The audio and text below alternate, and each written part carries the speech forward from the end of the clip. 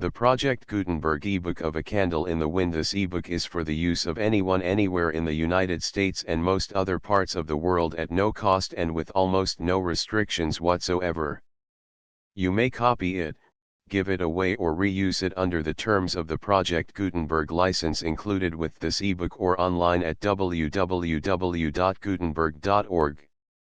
If you are not located in the United States, you will have to check the laws of the country where you are located before using this ebook.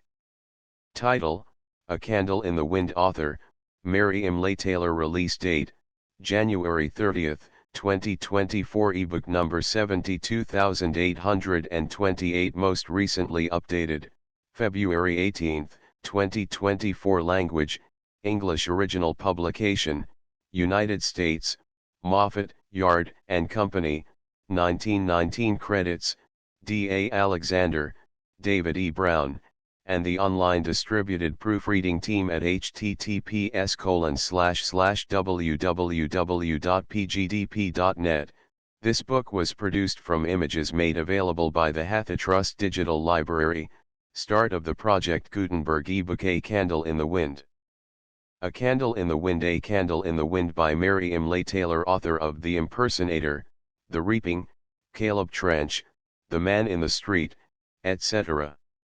New York: Moffett, Yard and Company, 1919.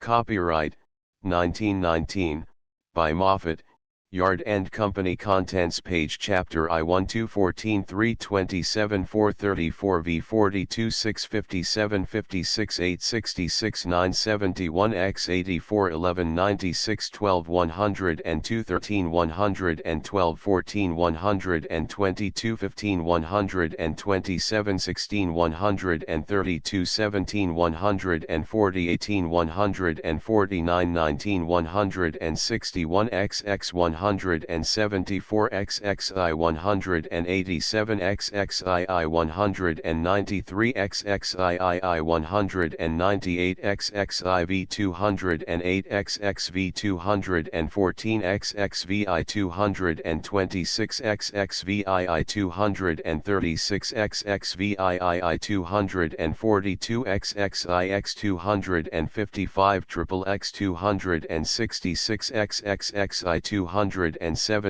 xxxii 285 xxxii 297 Thursiv 309 xxxv 316 3323 xxxvii 334 38 346. A Candle in the Wind. A Candle in the Wind. Diane controlled the secret distress which the mere mention of Overton's name made immeasurably keen, and tried to give her undivided attention to the entertainment of her father's guests. She had a fine discrimination in social matters, and she felt that this occasion, however simple and domestic, was made important by the presence of Arthur Founch, the young hero of the recent Antarctic expedition.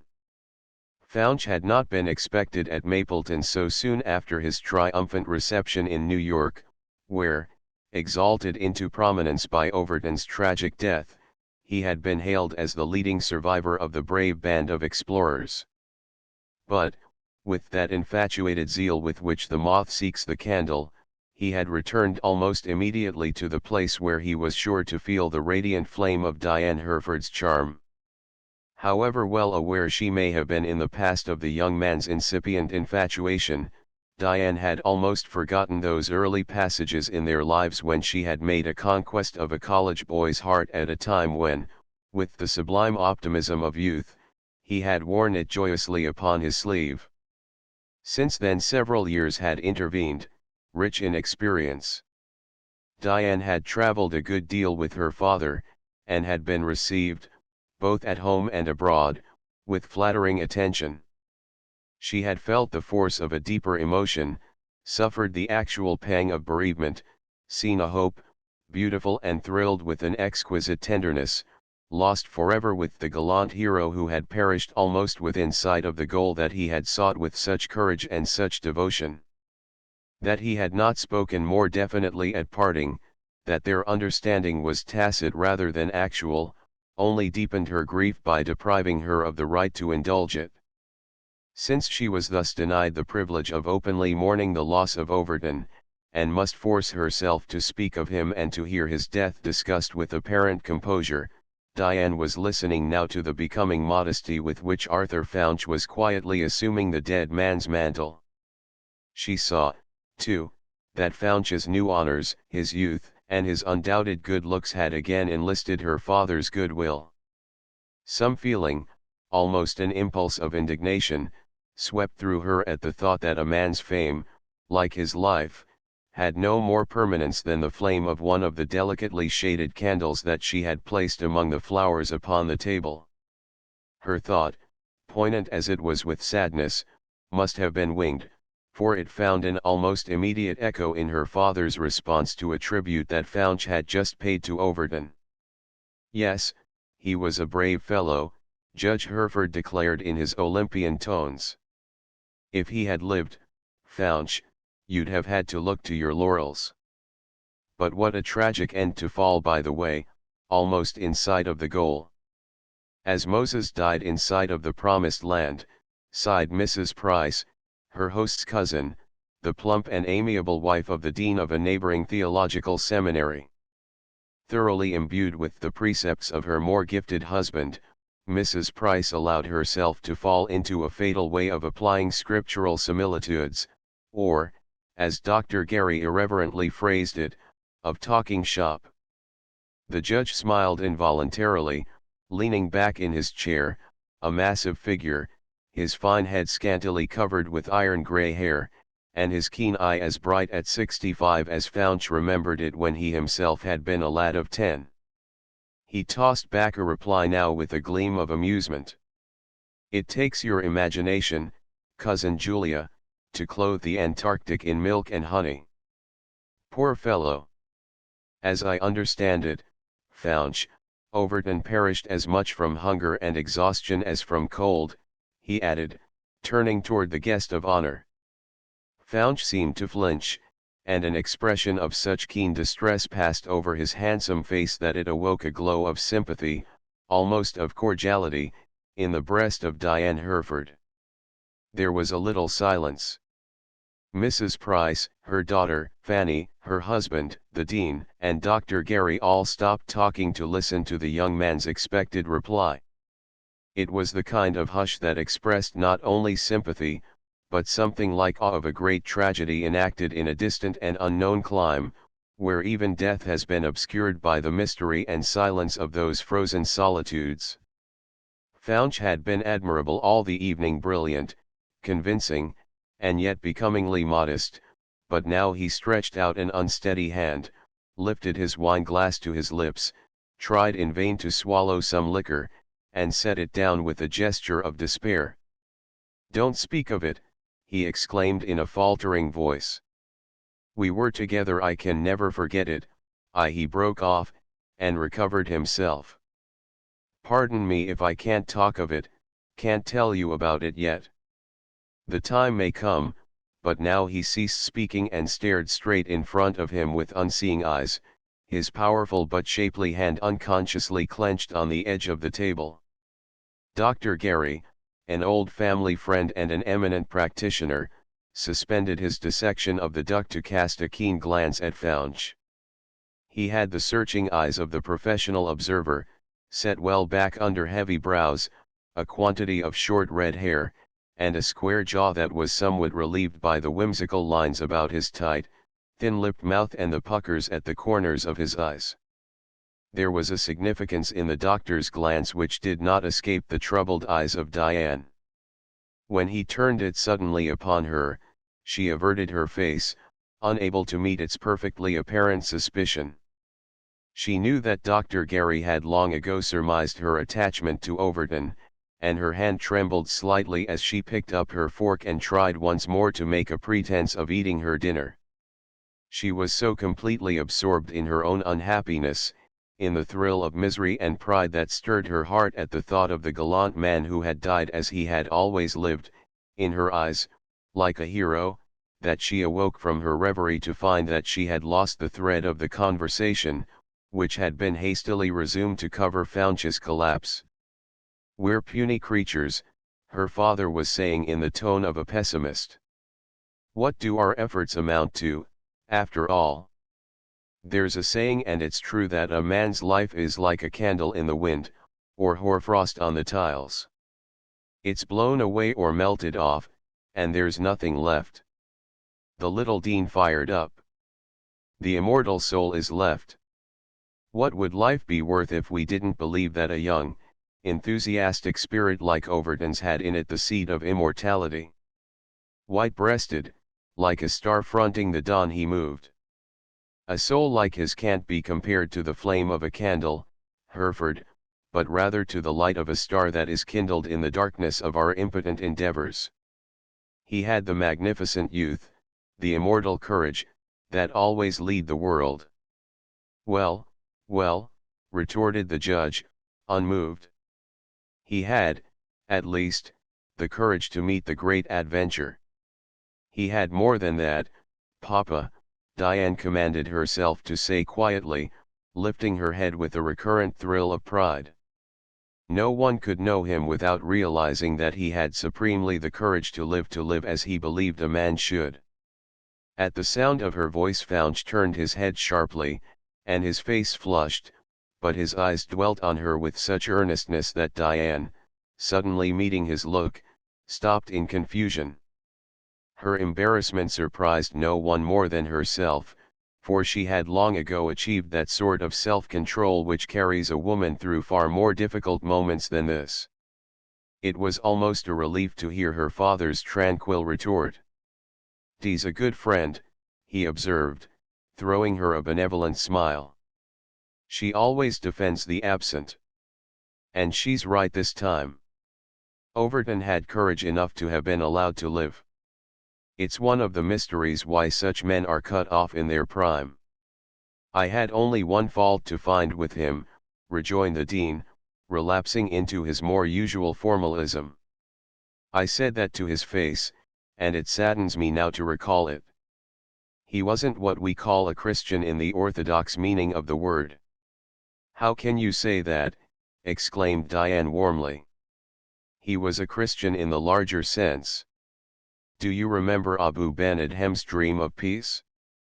Of no man could it be said more truly than of Overton that he loved his fellow men." Dr. Gary nodded. "That's so, de. I fancy you can endorse her sentiments, Faunch." Again all eyes turned in the direction of the young explorer, and he roused himself with an evident effort. "He was one of the best friends a man ever had," he exclaimed with feeling. "I don't know much about his religious beliefs. I'll leave that to Dr. Price and to Miss Hereford," he added, inclining his head to Diane, "but he had courage enough to stand by anything that he believed." "That only brings us back again to the original proposition," rejoined Judge Hereford. "It's an affirmative verdict. We've established his courage." "Haven't we got an example of that right before us?" cried Mrs. Price, with a little bubbling sound of enthusiasm like the pleasant hum of a tea kettle. "Here's Mr. Faunch." "That's right, we haven't forgotten you, Faunch," smiled their host. "You can't escape your role of hero here." Faunch murmured a confused acknowledgement, blushing suddenly like a schoolboy. Dr. Gary, who had been listening attentively, his keen eye studying the young explorer with professional curiosity, interposed now, giving the conversation a new and unexpected turn. "Courage takes on strange streaks sometimes," he remarked slowly, leaning back in his chair in an apparently reminiscent mood. "I remember a queer case out in the Philippines. A young private, the fellow came somewhere from the big grain fields of the Northwest, and had never seen service before, went into action out there and got honorable mention 3 times. One day he carried a wounded comrade off under fire, and some of the women heard of it and wrote home, trying to get the Carnegie Medal for him. About 10 days after that the cholera broke out in a camp in Mindanao. I was down there with the regimental surgeon when Private Bruce was ordered on hospital duty. He begged to be excused, he turned as white as a sheet, and his teeth chattered. He wasn't afraid of bullets, but he was afraid of cholera. Of course he didn't get off. He had to go on duty, and he was sent out with a stretcher to bring in a dead comrade. A little Filipino, one of Uncle Sam's new recruits, went with him. Presently the Filipino came back. He said he couldn't do it alone, and the white man had run away. It was true, too. Bruce had bolted. He ran all the way to Manila, and they had to comb the place to find him for the court-martial. He simply couldn't face a quietly unpleasant death, and pestilence got on his nerves. Faunch, who had been listening with his eyes on his plate, looked up now, and his glance kindled with something akin to anger.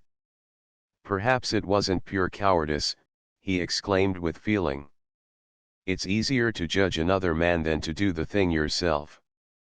He stopped short, aware of the silence around the table, and then ended lamely, "I've seen men do strange things under the stress of circumstance." The doctor chuckled. "So have I. I once saw a burly blacksmith faint dead away at the mere sight of a tortoise-shell cat. He'd inherited a prenatal aversion to that kind of a feline, and he'd never been able to conquer it." Faunch threw him a darkened glance. "There you have it, prenatal influence," he retorted, thrusting away his coffee cup, the dinner having reached its final stage. "Mayn't a prenatal influence excuse a sudden and inexplicable and unconquerable impulse? In a lunatic, yes." Diane looked quickly at the speaker. It seemed to her that he was purposely goading Faunch. He leaned back in his chair again, watching the younger man, his rugged face and upstanding reddish hair thrown into sharp relief in the midst of the group at the table.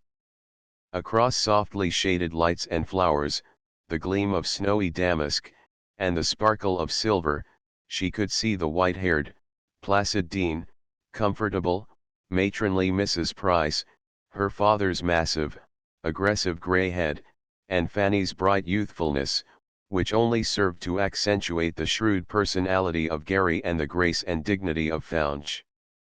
For the moment these two were pitted against each other. Then the younger man, perhaps aware that he was being baited, dropped the debate with a shrug. "According to your idea, then, Private Bruce had an insane impulse, instead of simply losing his nerve, as I've seen men do 1,000 times, and they weren't cowards, either." "You're not exactly the man we should expect to defend any form of cowardice," interposed Judge Hereford, smiling.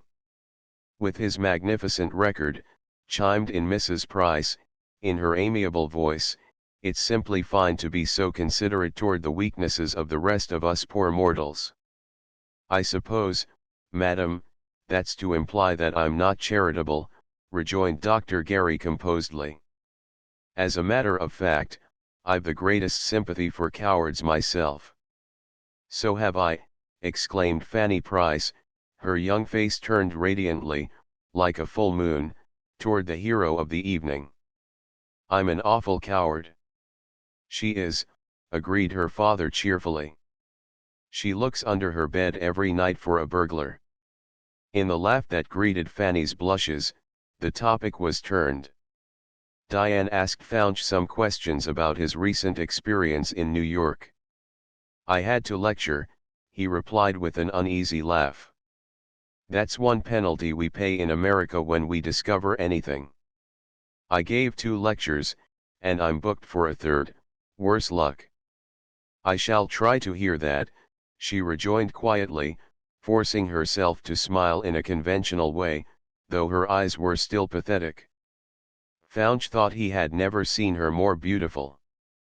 The delicate hollows in her cheeks, and the white brow under her dusky hair, made her charm assume an elusive and spiritual quality that was rather enhanced by the simplicity of her low-cut, sleeveless black dress and the filmy draperies that floated about her shoulders and blended with the long, soft folds at her waist. The beautiful lines of her slender figure, and something in the grace and harmony of her whole aspect, reminded him of a splendid Reynolds that had once enthralled his eye. You would be an inspiration, he began, in a tone intended for her ear alone, but he hesitated for an instant, bending his dark eyes upon her. I wonder if I could keep on making a fool of myself with you there to see me do it? Something in his tone brought the color to her cheeks, and she passed his remark over lightly. I'm sorry if I'm a discouraging listener. I think I'll have to give you a chance to discuss that with the dean and Papa. Dr. Gary is too critical, she added, laughing at the doctor as she rose from the table. Come, Cousin Julia and Fanny dear, these men are pining to talk politics when we're not here to insist on suffrage. Oh, I'll give it to you any time, flung back the doctor. But she did not answer him. She was smiling at Founch as he held open the door for her to pass out. Please come soon and give us a lecture, she entreated. He made no reply, but his eyes were bent so intently on her that he entirely missed the girlishly admiring gaze of Fanny Price, who followed her mother and Diane out of the room. Leading the way into the small, old-fashioned drawing room, Diane seated her guests around the bright fire on the hearth, taking care to select a chair for herself that would put her face in the shadow. Mrs. Price took the low seat opposite. Her plump, round little body spread out comfortably and settled into the cushions with the genial softness of a pudding. Her lustrous black silk, which the dean approved as the most suitable and stately dress for a lady, seemed to billow over the curved arms of the chair, and decorously veiled her white stockings and old-style, low shoes. Fanny, pretty and fair and barely 18, with only a suggestion of her mother's button nose and her father's tranquil brow under a fluffy mass of fair curls, dropped on a low cushion between the two. Isn't he splendid, she exclaimed rapturously, clasping her hands. He's so handsome, isn't he, He looks just as I've always imagined heroes did. He's very good looking, my dear, her mother admitted amiably. I couldn't help thinking of that picture at the seminary, you remember it, Fanny, of David? You must know it too, Diane. I don't think I've noticed it very much, Diane replied vaguely. Of course, Mr. Founch seems a hero just now, and people are making a great deal of his exploits. It's right that they should, but what hurts me, what seems to me so strange, is the way they forget that Overton led the expedition, that he made all these great discoveries, that it isn't right to forget him while they're applauding the things he did. My dear, nobody forgets him, Mrs. Price reassured her.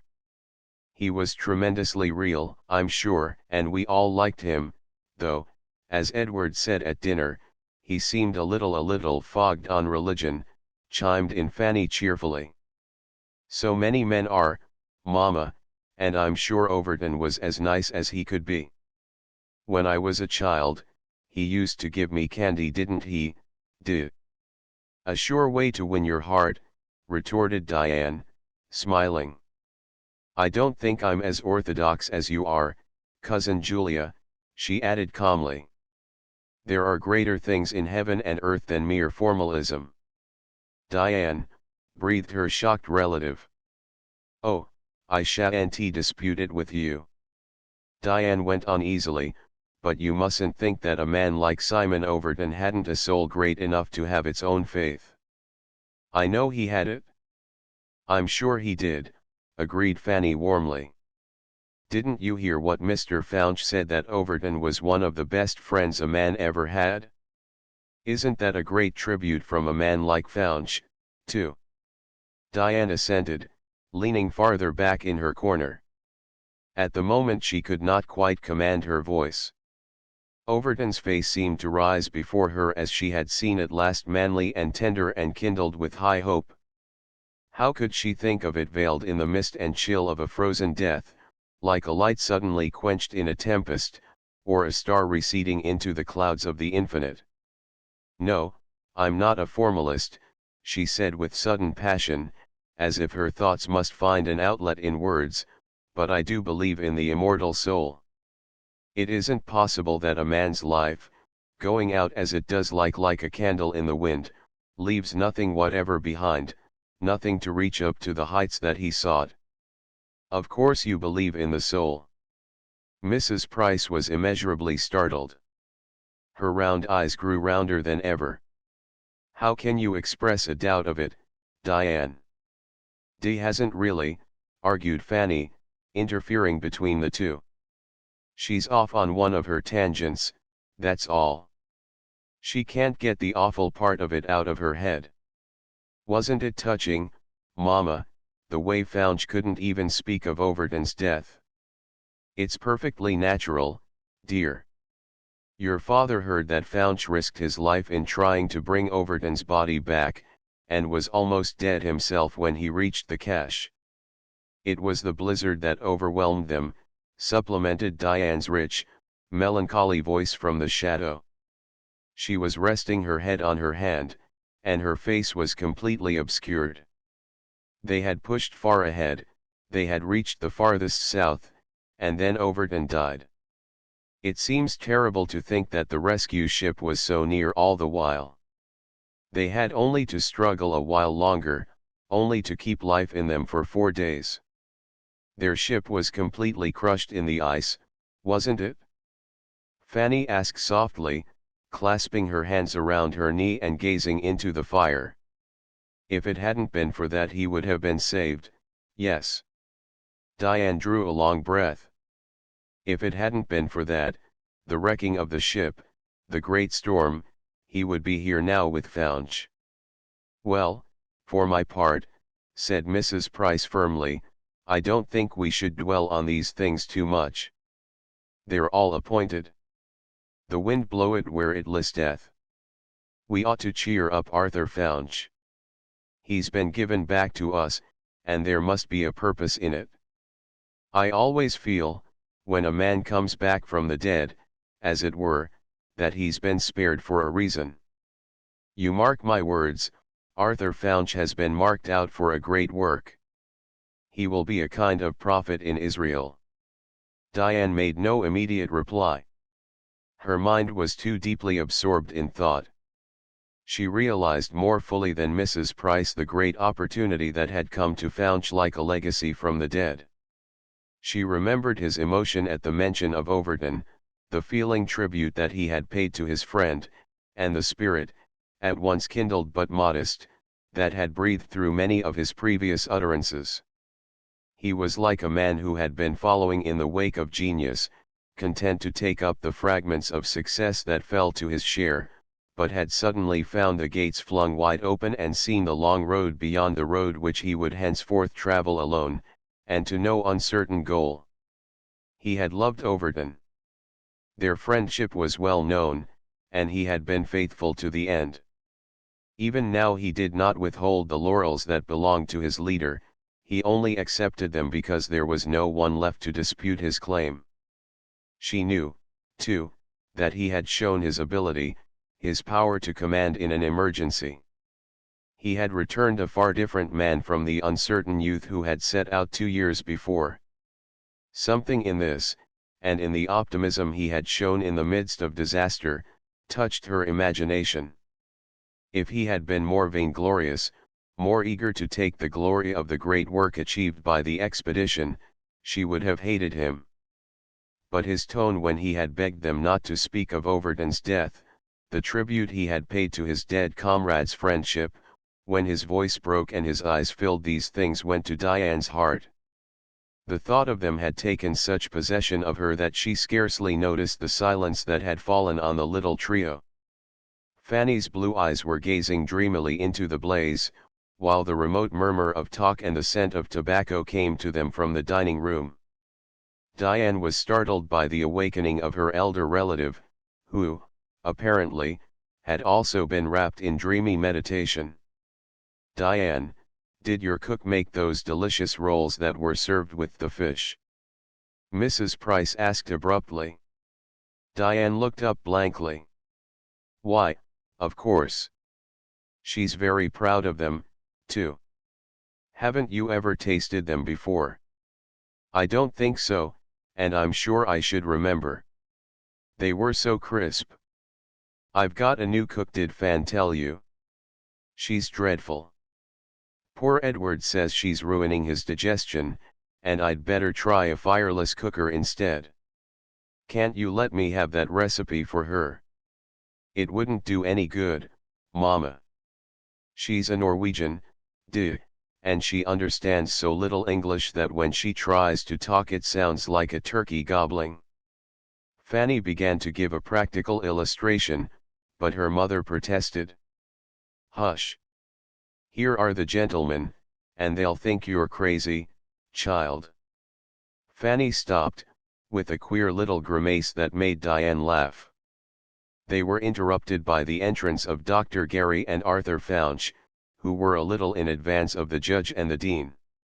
Diane found herself engaged in conversation by the old doctor, who began by remarking that she was too pale, and that he suspected she sat up half the night to read novels. Diane, who knew that this was merely an excuse to give him an opportunity to probe her inmost mind, parried it lightly, and engaged him in an animated discussion of the latest bestseller. Advertisement, nothing but advertisement, he declared brusquely. In my young days a novel had to be good to be read. Now it's an even thing between the man who's written a book and the man who's invented a bunion eraser. It all depends on which gets the most advertising. Iconoclast. Won't you leave us the illusion of fame, retorted Diane, laughing. It isn't fame men want these days, it's money. Filthy lucre, said the dean. Don't let that pessimist destroy your enjoyment of life, Diane. Send him off to play billiards with your father.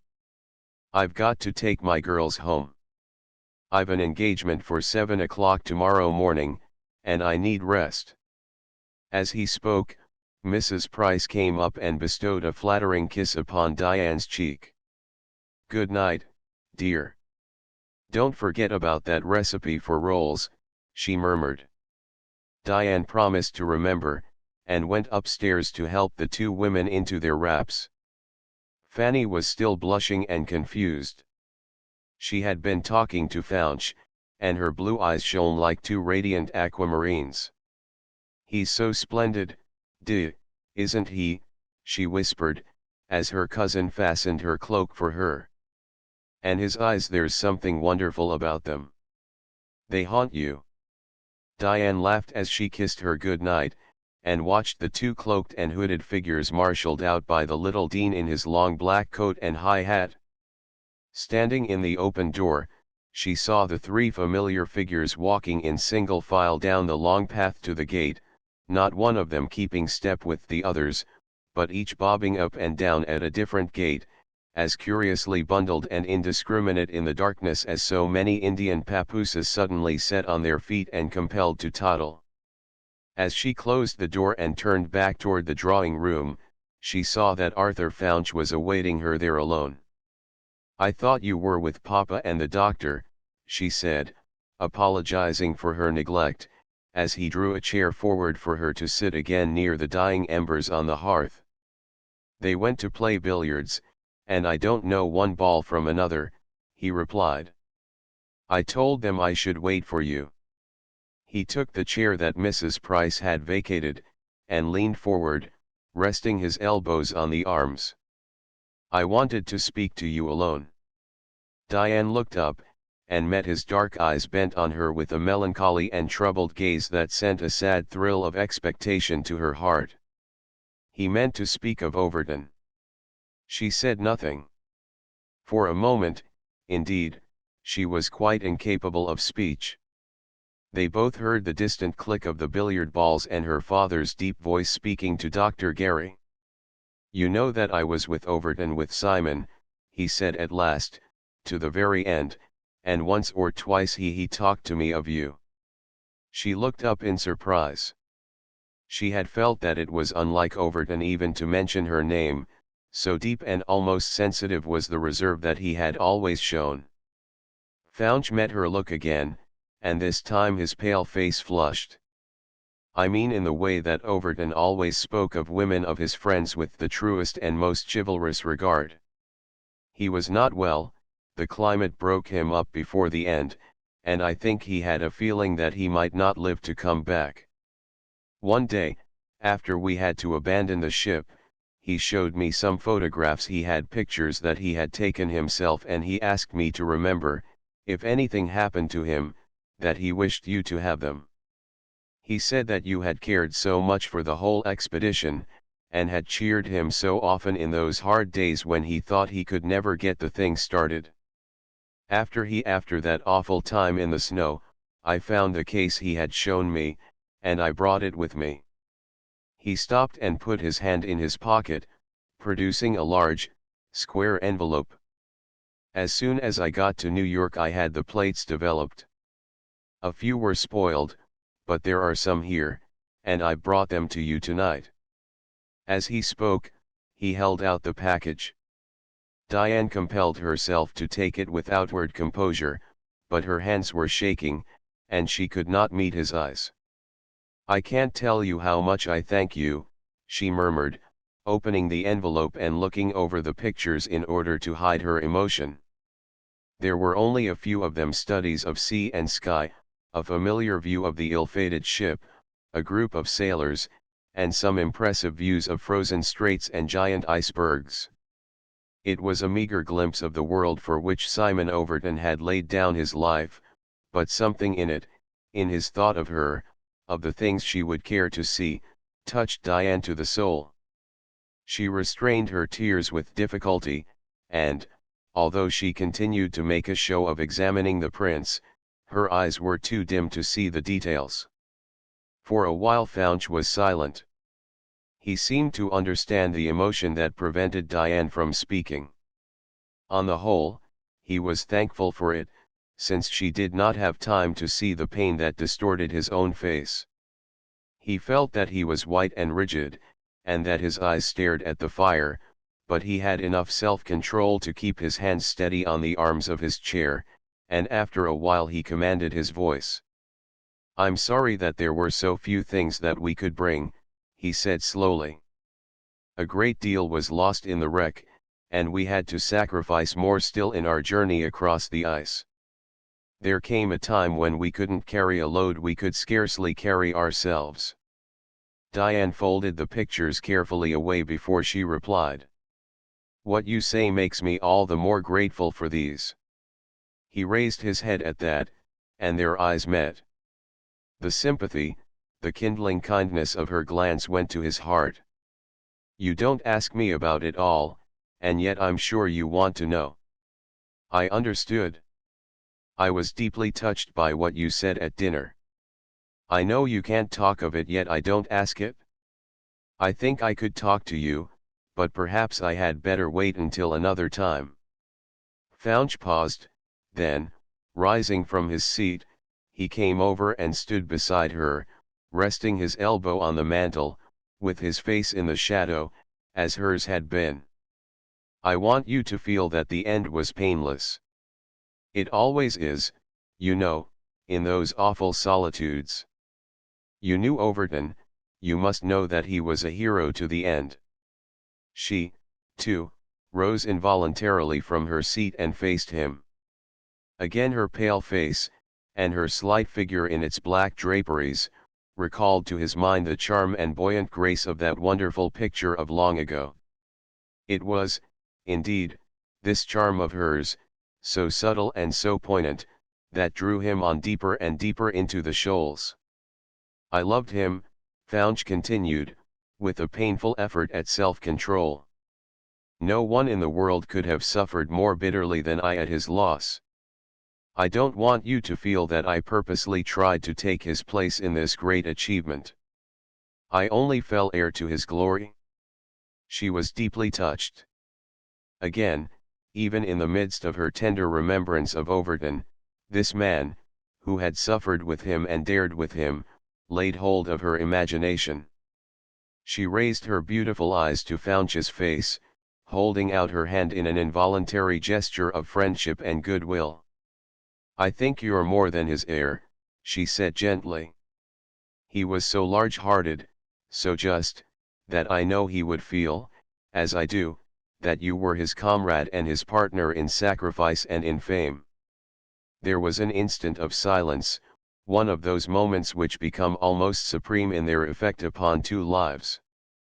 Then, as Founch seemed to have no words in which to reply, he took Diane's hand in both of his and lifted it gently to his lips. Half an hour later, Judge Hereford stood on his front steps, bidding his last two guests good night. "Come again," he called after them in his deep bass. "You'll always find us prepared enough for the pair of you. By the way, Founch, I suppose it's too much to expect that anyone so famous as you will hang around Mapleton long." "I don't know any better place to hang around, Judge," Founch replied. "When a man's been in exile 2 years, the old places look good to him." "That's right. Then be sure you don't forget the way here." "He won't." Dr. Gary flung back, as he plodded toward the gate. "You're not the only attraction at this house, Hadley. For my part, I only come here to see Diane." They heard the judge's laugh following them, and saw his large figure still outlined against the light, the big gray head and massive shoulders and long body looking a little too heavy for the short legs. If Hadley had been sawed off at the waist, they'd have said he was a perfect model for a Roman emperor, observed the doctor, as they passed out into the road and heard the judge shut his door for the night. Founch agreed with some amusement. "It's strange, isn't it, how some men seem to lose their proportion when they stand up? They're not put together in equal parts. A good many who are put together right outside are out of joint inside. How about the mental proportion, or shall we call it the spiritual? That depends upon how much you follow the Dean. A mental twist is pretty nearly certain to go hand in hand with moral lopsidedness, though." Founch reflected on this for a moment, while they made their way under the interlacing branches of the big trees that arched over the country road. It was late in October, and the fall of the leaves had already stripped the big elms and left them in spectral outline against the moonlit sky. "I take it, then, that you hold a moral shortcoming as a sign of an unbalanced mind." "I didn't say that. That's the other way around, but it's true, too, though I shouldn't cite it as a reason for getting off a criminal. We've had a little more of that lately than is good for us." "Then you don't think that the mental condition palliates crime?" "I think a good many people commit murder or highway robbery, and then, about the time when they get caught, they decide that they must have been crazy." "You argue, then, that the insanity is synchronous with the discovery?" The doctor nodded, trudging sturdily forward toward the turn in the road which led to his own house. The autumn air was chill with frost, and Founch seemed to shiver as he buttoned up his coat. Dr. Gary, observing the young man from the tail of his eye, remarked it. "Feel a chill, eh? I shouldn't think you'd mind it, after the South Pole. Any touch of cold that reminds me of that is enough to make me shiver. I can't close my eyes now without seeing those livid wastes and hearing the wind. It's a frozen hell. It's on your nerves. How many hours do you sleep at night?" Founch gave him an uneasy look, in which surprise and something like apprehension were strangely mingled, but the street lights were poor, and he could only half discern the old man's face as it emerged above the heavy collar of his greatcoat. "I don't sleep at all." "How did you find that out?" "I've seen a good many in the same plight before, for one thing, and you're a pretty easy case to read." "Am I?" Founch laughed harshly. "I didn't know it." "Perhaps you can tell me what to do, then. Stop taking narcotics, to begin with, and then get control of your nerves." "So you've discovered that, too?" "What?" "The narcotics. I had to try something. I haven't had 3 continuous hours of sleep since, not for 5 months, anyway." "Humph. The doctor stumbled on a stone and stopped to kick it out of the way. "That'll lead you on the same road with old Henry Jersey, down in Featherbed Lane." "What's the matter with him?" "Well, there's some divergence of opinion, but his neighbors call him Bughouse, if you know what that is." "Crazy?" "Pretty near it. He took drugs, too, for a while. I've only taken small doses, enough to get a little sleep. I had to have it." "Perhaps," he laughed unsteadily, "perhaps you can tell me what I've taken." "Oh, it might be anything," the doctor replied carelessly, "but I should call it chloral." "You've hit it?" "I shall begin to think you're a mind reader." "I am, in a sense. The fact is, I can tell you what's the matter with you now. It's your nerves. You've got something on your mind, and you won't be any better, you won't sleep any sounder, until you get it off." Fouch was startled. He glanced around again, but could only make out a dim outline of Jerry's blunt profile between the old man's collar and the big soft hat he had pulled comfortably down to his ears. For a moment he reflected on the doctor's words in silence. It was evidently true that Gary had an unaccountable way of hitting the nail on the head. Fouch wondered how much the old man had already divined of the trouble that was harassing his soul. If he was indeed so palpably easy to read, how could he screen it from the curious gaze of every inquiring eye that he met? They were almost in sight of the doctor's white gate before he roused himself to reply. "That sounds like saying that honest confession is good for the soul," he said with his nervous laugh. "I should never have suspected you of commending that course." "I been father confessor for a good many," retorted the doctor crustily. "What I meant to say, though, was much simpler. You've got to free your mind. When a man lets anything bite in as your trouble seems to be doing, he soon comes to the end of his tether. His nerves break down, he can't sleep, and then he can't eat. It's an old story. I can give you something to ease up the body, but I can't do anything for the mind. You'll have to look after that for yourself." Fouch stopped at the gate. "How about the soul?" he asked dryly. "I'll leave that to the dean or to Mrs. Price. She'd have a quotation that would fit it to the letter. Will you come in?" he added, opening his gate. "Not tonight. I'm going to tramp for a while. When I'm tired out, I sometimes sleep a little without the chloral." The doctor grunted, went into his front yard, and let the old white gate swing to behind him. "I suppose you know the risk you're taking?" Fouch nodded. "Oh, I shan't kill myself." He laughed again, rather loudly this time. "I haven't the courage." "It doesn't take courage when you've got enough of the stuff. It's as easy to slip off as it is for a frozen man to sink into the final stupor." For a moment they stood peering at each other through the night. A fitful moon vanished behind a cloud, and left each one in doubt of the other's attitude, but the doctor was aware that Fouch pulled himself together and moved away from the fence. "So you think that's easy," he said in a hoarse voice. "I know it is at the end.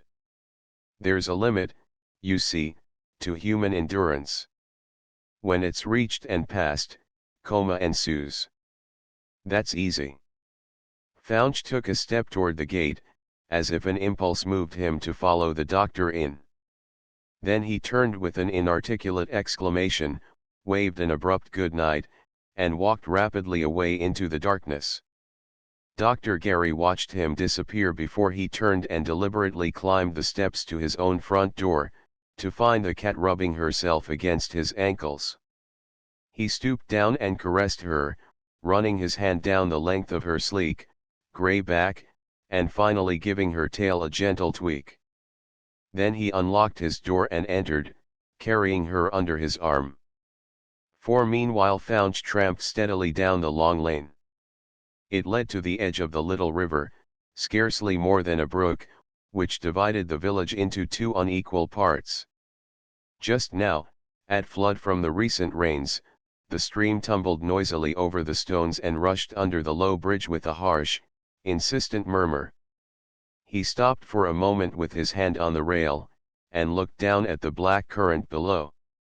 Then the clouds broke, and he saw the moon reflected in the water, while the rising wind suddenly showered the falling leaves until they fell with a patter like rain. Beside him an ancient willow stood like a stricken giant.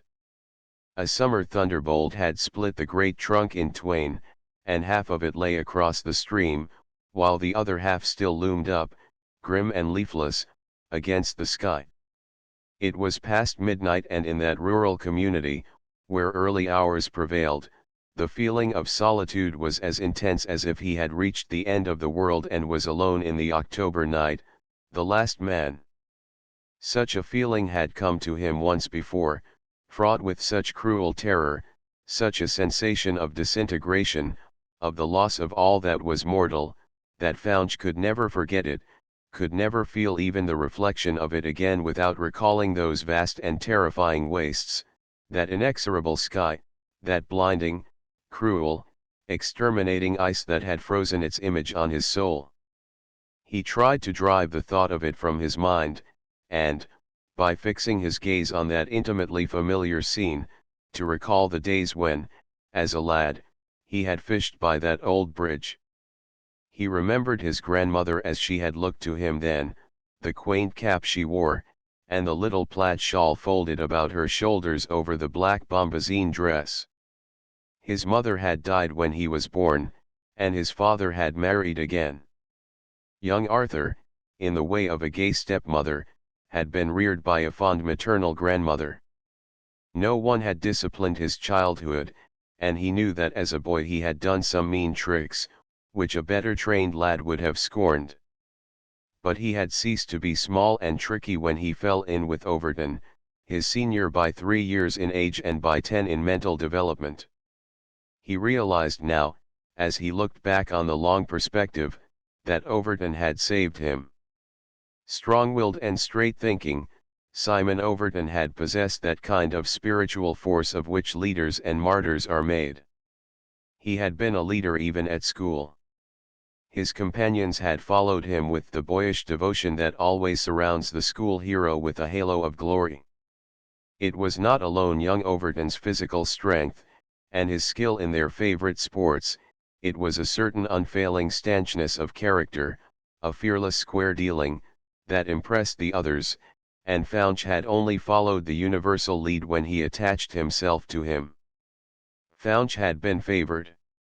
Overton had seen that the lad was without a real friend, that his old grandmother could do little more than wrap him in a figurative blanket, spoiling and scolding by turns, and the elder boy suddenly took hold of the younger. A friendship was formed, protective on one side, almost adoring on the other, and from that time their fates had moved forward in an inseparable course.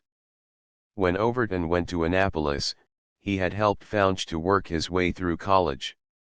When Faunch's father died and left his estate a small one to his widow and Arthur's stepsisters, Overton had tied Arthur over, until he got a place, and his grandmother's death left him the sole heir of her modest fortune. It was this old bond that had drawn him into the first expedition to the South Pole. Overton, as a lieutenant in the Navy, had organized the great adventure, which was financed by an old friend of his father. He had selected Faunch to accompany him, and the trip had been successful up to a certain point. Then the inexorable conditions of polar exploration had worsened their efforts, and they had been forced to turn back. Bitterly chagrined, Overton had returned for another year of preparation, and then, flushed with new hope, and with that kind of fateful vision which pursues the most difficult and dangerous chimeras, he had set out for the second time, determined to plant the stars and stripes at the farthest south. In the interval between the two expeditions much had happened. Overton had become an acknowledged force in the world of adventure, and Fouch was aware that he had set his heart on the one girl who had remained to both of them the sweetest and most charming reminder of their young days at Mapleton. That Diane, too, had outgrown their early environment and matured into a gracious and accomplished woman of the world seemed only fitting and natural, and Fouch knew, long before the ill-fated ship sailed from New York, that the young leader had left his heart behind him. Fouch had felt a thrill of satisfaction, too, that under that supreme test he had not failed to keep his faith with his comrade and benefactor. Loving Diane himself, he had stood aside and left the field free to his rival. Whatever misunderstanding had obscured their parting, he had not been at fault. He had found some consolation, in the midst of his discomfiture, in the fact that he had demonstrated his own spiritual growth, and had proved to himself that he was now above those mean devices which, in his boyhood, had sometimes won for him immunity from punishment, or a reward that was not rightfully his. The expedition had sailed amid the thunder of salutes from the warships in the harbor, and for the second time Overton followed the ill-omened star that led him toward the South Pole. All these things came back to Fouch with fatal clarity as he leaned there, under the pallid October sky, his hand on the worn railing of the old bridge that he had crossed many a day on his way to school.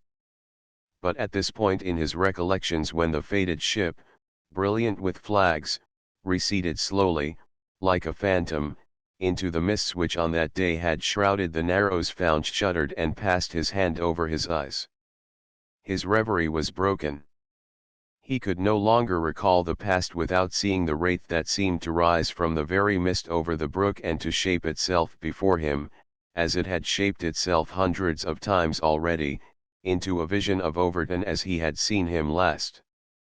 There, in that secluded spot, under the fitful moon, that face rugged, strong, beautiful with spiritual power rose from the vapors. Fouch saw it as he had seen it last, stricken with the awful look of death, pallid and calm, a smile on the lips, the eyes closed. Solitudes, vast, white, inexorable, the peaks of blue ice, the mirage that mocked and deluded, only the shriek of the wind to break the silence that drove men mad. That drove men mad. That was it. That must be what possessed him now, Fouch thought. Madness. He could never escape that vision, never quite cast it out. All the laurels he had won, the applause, the eager friendships that seemed to await him, were but empty mockery when he had only to close his eyes to find himself in the presence of that terrible vision, to feel the deadly chill strike again to his heart, to hear the howl of the wind on those polar wastes. What had tempted him to go there a second time? What infatuation had led him to follow Overton? Fouch had never shared his leader's enthusiasm, had never had his courage, but he had followed him like a little dog at the heels of a big Saint Bernard, led by admiration rather than love, held by fear rather than zeal. He remembered what he had just said to Diane, his assurance of his devotion to Overton, and it seemed to him now like an attempt on his part further to imperil his own salvation by deliberately deceiving her. Yet he had really loved Overton. It was his love for the dead man, the remembrance of his boyish gratitude, that was driving him on, goading him to misery. Of what avail was the rescue that had brought him and his surviving comrades out of that frozen inferno, and had crowned him with the laurels that Overton had sought, if he could reap no reward, not even grasp the triumph of their success, their victory over a rival English expedition, without paying the price in a mortal agony that had all but extinguished the light in his soul? He had returned to find himself a hero, to be feted and honored in New York and in Washington, to be mentioned with mingled envy and praise in London and Paris, and he could not sleep. At first he had thought that he could conquer his weakness, that there was courage enough left in him to force forgetfulness, but there was not. The thing possessed him, pursued him, harried him, and he had come to the end of his endurance. He began to dread night as a condemned man must dread the final summons. In the daytime, and among his fellows, he believed that he bore himself almost with the air of a hero. He had, indeed, thought his performance perfect, but Dr. Gary had discovered a cleft in the armor, had put his finger on a sore spot. Was it possible, then, that others saw it, too? That Diane herself might have suspected it when she forbore to question Founch? The thought, laying hold of him, added a fresh pang to his misery. He turned with a gesture of disgust and plunged into the night. He could not sleep, and here, in this quiet spot, he could walk until the day broke, unseen and unsuspected. In the weeks that followed, Founch drifted restlessly from Mapleton to New York, from New York to Washington, and then, assured of Diane's continued presence there, back to Mapleton. Meanwhile he had been signally honored, as the surviving leader of the successful expedition, both at home and abroad. A medal had been voted to him by Congress for his distinguished services, and he had been notified of his election, in London, as a Fellow of the Royal Geographical Society. Praise and emolument poured in upon the young and handsome explorer, while only one man, the chief financier of Overton's 2 expeditions, devoted any large sum to a memorial tablet for the lost leader. Like the proverbial candle in the wind, Overton's life and his reputation had been extinguished together in the eternal snows, but they had not been exiled from the mind of Founch. He was fully aware that his honors rightfully belonged to his friend, that he was in much the same position as the mythical jay in the peacock's plumes. He could think of no simile less tried to express his misery. If Overton had lived, Founch might have been envious. He knew that he was not free from that taint, but he could at least have accepted any tribute that came his way with a light heart. As it was, his honors were so many millstones about his neck. He grew pale and thin, and the dark shadows under his eyes made their expression take on a haunted look, but his very modesty, his evident hesitation to accept the full measure of applause, and the growing melancholy in his handsome face, only served to increase the interest in a personality so attractive and so reserved. It appealed most keenly, perhaps, to the imagination of Fanny Price. Her girlish fancy clothed the handsome explorer in all the attributes of the favorite heroes of romance. The fact that she perceived, only too clearly, his infatuation for Diane Hereford whetted her admiration by removing its object from the proximity of her own possible adorers. A pretty young thing and a great favorite, she had no lack of beans, to use the familiar language of the inhabitants of Mapleton, but none of them, in Fanny's mind, could be compared to the hero of 2 Antarctic expeditions and the probable commander of a 3rd. Talk was already current that the same great financier who had furnished the sinews of the Overton expeditions was about to equip another and more perfect ship to be placed at the command of Arthur Founch.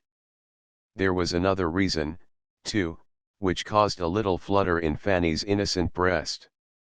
She was well aware that a heart is often caught on the rebound, and she knew that, next to Diane, she was an object of interest to Founch. The question therefore resolved itself into the more complex problem of the state of Diane Hereford's heart. Did she, or did she not, care for Founch? If, as Fanny suspected, Diane had loved Overton, she might be unable to reconcile herself to a man who must inevitably recall a dead lover. On the other hand, this might also be Founch's strongest appeal, the fact that he was Overton's chosen comrade, his closest friend, and the man who had last seen him alive. The 2 girls were fairly intimate, but the younger had never dared to encroach on the quiet reserve with which the elder screened her inmost thoughts, and she could draw no positive conclusions from the vague glimpses that Diane's rare moments of deep emotion gave her. Those moments indicated a strong but hidden feeling which might, at any moment, find an outlet in some fresh channel, and what could be more likely than the awakening of a new and living love? The probability of this termination of the affair chilled Fanny's joy in her hero's frequent reappearances in the quiet neighborhood of Mapleton. He would never come here at all, she reasoned shrewdly, if he wasn't in love with somebody. He isn't in love with me, that's certain, so it must be Diane. This conclusion, which seemed to overlook all the other charming girls in the suburb, was less self-centered than it appeared. Fanny knew that Founch had practically ignored the rest of the world, and had concentrated his attentions upon the Hereford house, when an occasional invitation did not divert him to the seminary. But those occasional moments when either an actual invitation, or the courtesy of a visit after one, brought him into the Price's dingy drawing room were always fraught with a tremor of excitement for Fanny, not unpleasantly mingled with the refined tortures of hope deferred. It was just about that agreeable hour which is devoted to drinking a sociable cup of afternoon tea that she actually saw Founch coming up the broad driveway which led from the seminary gates to the dean's modest Queen Anne cottage. She had thought him in Washington, and his sudden appearance, pale and tall and graceful, on his way to her own door, sent a thrill to her heart. For a moment she leaned forward, with both hands on the sill of the bay window, and watched his unconscious approach. She was quite composed when he entered the room, a few moments later, and found her rearranging her little tea table with deft and graceful hands, while a sudden shaft of afternoon sunshine touched the little fair curls that clustered about her small, pink ears and nestled on the white nape of her neck. She was very glad to see him. Her large blue eyes would have told him so, if he had not been so preoccupied, but it was not Fanny of whom he was thinking. He dropped into a comfortable chair beside her tea table, accepted a cup of her tea, and began at once to talk about Diane. The irony of this almost made the girl smile, but she controlled herself, and turned a sympathetic face toward him, glad that her back was to the light, and that he seemed more occupied with staring absently at the fire on the hearth than in looking at her. "I just heard that the Herefords might go to Florida this winter," he observed, balancing his cup in a way that would have wrung Mrs. Price's housewifely heart with anxiety for her best rug. "I suppose Dr. Gary told you?" He nodded. "It's on account of the judge's rheumatism, isn't it? I think Dill likes to play golf. She doesn't seem to care for it here. I asked her to go to the links the last time I was home, and she refused." Fanny elevated her delicate brows. "Perhaps she had another engagement. You know Dee's the most popular person in Mapleton." He set the neglected cup down on the table and looked at her with preoccupied eyes. "She's perfectly charming, isn't she? But do you think does she seem quite happy?" Fanny temporized, aware of a sinking heart. "She should be. She's got everything, and the old judge adores her." He leaned back in his chair, toying with the spoons on the table. "Has she got everything? That's what I want to know. Do you think you're great pals, you and Diane? Do you think she cared for Overton?" Fanny was silent for a moment. Her hands were trembling a little, and she thrust them out of sight under the table. "That's not a fair question. I couldn't answer it, could I, if I knew? And I don't know. Diane never talks about herself like some other girls. She wraps herself up the way I don't know how to describe it, but you've seen some flowers, the more delicate ones, fold their petals together at nightfall and hide their golden hearts. I've always thought of them when I've tried to pry into Diane's soul." He reflected, looking thoughtfully into the fire. "That's a beautiful idea, isn't it, that her heart's like a delicate flower?" The thought seemed to please him so much that he remained silent, dwelling on it. Fanny, keenly aware of the cause of his preoccupation, poured out another cup of tea and tried to drink it. Then he returned to the subject. "I know that Overton cared for her. I knew it before he went away. That's why he stopped, the color mounting painfully to his hair. Why you didn't speak," she concluded gallantly. He turned a flushed face toward her. I say, I didn't mean to give myself away like that. Tea always makes me gossip like an old woman. Old women aren't always gossips, Fanny corrected him, calmly looking at his full cup, and, moreover, you've only just tasted your tea. Then it's your fault. You made me blurt out the truth. I felt your sympathy. Do you know, it's a beautiful thing, the way you can sympathize. It's a gift. You've made me feel that I have a real friend. Fanny lifted her cup firmly and drank a little tea before she managed to answer. That's really a tremendous compliment, she said, smiling at him. I'm very proud of it. Well, since I've let the cat out of the bag, I might as well tell you the whole truth, hadn't I? He exclaimed with that open and engaging manner that had so often won his way. I've been in love with her ever since I was a little shaver. I can't remember a time when I wasn't in love with her. And you stood aside because you were loyal to Overton, she ventured. He paled as suddenly as he had reddened. Yes, I knew he loved her. I owed him a great deal, you know. I let him have his chance first. She lifted her eyes bravely to his. I think that was magnificent, she said in a low voice with a tremor of emotion. The girl's words had a strange effect on Faunch. They seemed to strike like a goad into his flesh. He sprang to his feet and began to pace the room with his head down. Fanny Price followed him with an astonished gaze, but she was too much concerned with her own emotion, her own folly in caring at all, to attempt to analyze his moods. It was enough for her that he loved Diane. She did not want to go beyond that, for it utterly crushed her hopes. Nothing I've ever done is magnificent, he declared in a choked voice. I'm not such a bounder as to let you think it. I would have tried as hard as Overton, I know I should, if I hadn't been sure that she loved him. Fanny struggled with the last remnant of her self-love. Then she answered in a weak voice, why does it matter to you so much if she did then?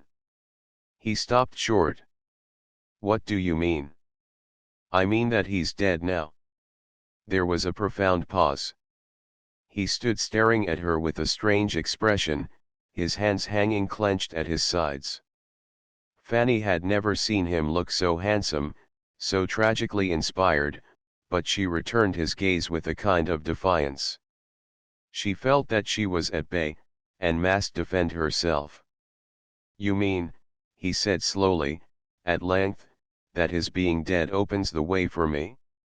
That perhaps she might care for me now because of that? Fanny nodded. Good heavens! He drew a deep breath. That would make it impossible. I couldn't do that. I don't see why, she said blankly.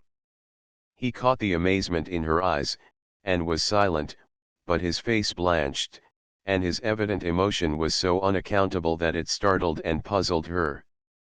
She rose from her seat and went to the window, averting her face. It's natural, isn't it? I don't think you should feel so dreadfully about it. But Faunch still seemed unable to master himself. I can't help it. He stammered again, relapsing into silence as he began to walk to and fro. Fanny did not turn her head, but continued to look out of the window with unseeing eyes, which did not even recognize the boys who were playing football on the campus, not 50 yards away. She was aware of their plunging, dodging figures, of a blur of multicolored sweaters and brown corduroys, but she was not thinking of them, and even their shouts came to dull ears. Before her the long driveway to the gate was arched with naked elms, and even the hedgerows began to take on the somber hues of early winter. Far in the west a heavy cloud had broken, the widening rift showing a space of translucent light that shot out oblique shafts of glory, like a shower of golden arrows darting through the leaden sky. A sudden gust of wind sent the brown leaves scampering wildly across the lawn, and swept them at last into a frantic dance below the window. Fanny's mind remained absorbed in the exhibition of emotion that she had just witnessed. Her heart swelled with grief and mortification as she realized how little she mattered to Arthur Founch, how useless it was for her to try to console him, when he cared only for Diane. "I can't tell you," he managed to say at length, "how I feel about that terrific end to the expedition." He threw out his arms with an almost frantic gesture. "I'd give not only my life, but the hope of her love, to bring him back." Fanny turned from the window with a strange look on her face. "Hush," she said in a low voice. "Here she is, here's Diane." She gave him time to recover his composure, then, going swiftly into the hall, she opened the door for her visitor. "Papa has been out all day, and I was lonely," Diane explained. "I thought I'd come in for a cup of your tea, Fanny." The two girls kissed each other, and Fanny whispered, "Arthur Founch is here." She thought Diane colored, but she was not sure. A moment later they entered the room together. Founch was standing by the fire with his back to the door, but he turned as they came in. Fanny saw that he had entirely mastered his emotion, and his handsome face lit up with a ready smile as Diane greeted him. "I was sorry to miss you this morning," she said gravely, "but Papa gave me the package." I haven't tried to read it yet." "I couldn't." He gave her an eloquent look. "I wanted you to read it first." She bent her head in graceful acknowledgement, and moved slowly across to the fire, drawing off her long, soft gloves. She was thin, but the long lines of her slight figure had the slender grace and delicate suppleness of the Reynolds portrait that haunted his memory. Her head, small and spirited and covered with a shadowy mass of soft, brown hair, was set on a slender, white throat which carried it proudly, with an air of stateliness and pride that became her, even in the simple, dark dress she wore. Founch followed her with a glance that neglected Fanny as she bent over her little table again. Even Diane seemed for the moment to forget the younger girl. Her clear eyes turned on Founch, and she made an evident effort to speak with ease. "You kept his diary, too?" He assented. "A part of it? He gave it to me when we left the ship. The rest was lost with him." Diane turned sharply away, averting her face as she pretended to look into the fire. "It's wonderful that you preserved so much. As soon as I can, I'll read it. Yours is the first copy. The authors, the publishers sent it to me last night, and I took it over as soon as possible." She thanked him simply. Then, looking up, she saw Fanny's flushed face as she bent over her table. Diane sat down beside her. "Mr. Founch brought me a copy of his diary," she explained, "and I can't read it yet." The other girl put out her hand involuntarily, and Diane clasped it under the table. They looked at each other, and Fanny saw that Diane's eyes were full of tears. She withdrew her fingers and turned to Founch with a gay little smile. "I wonder if you'll drink that cup of tea now," she said lightly. "I've made another hot one. There are 3 cold ones standing around in different localities, one on the mantel, one on the cabinet, and the third somewhere beside the fender. I saw you put it there. Mr. Founch is devoted to tea, Diane." They all laughed. Fanny bravely opened her little tea caddy and began to measure out a fresh supply.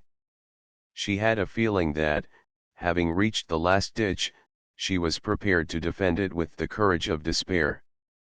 7 It was toward the end of the following month, when the winter had set in, that Judge Hereford was seized with one of his bad attacks of lumbago.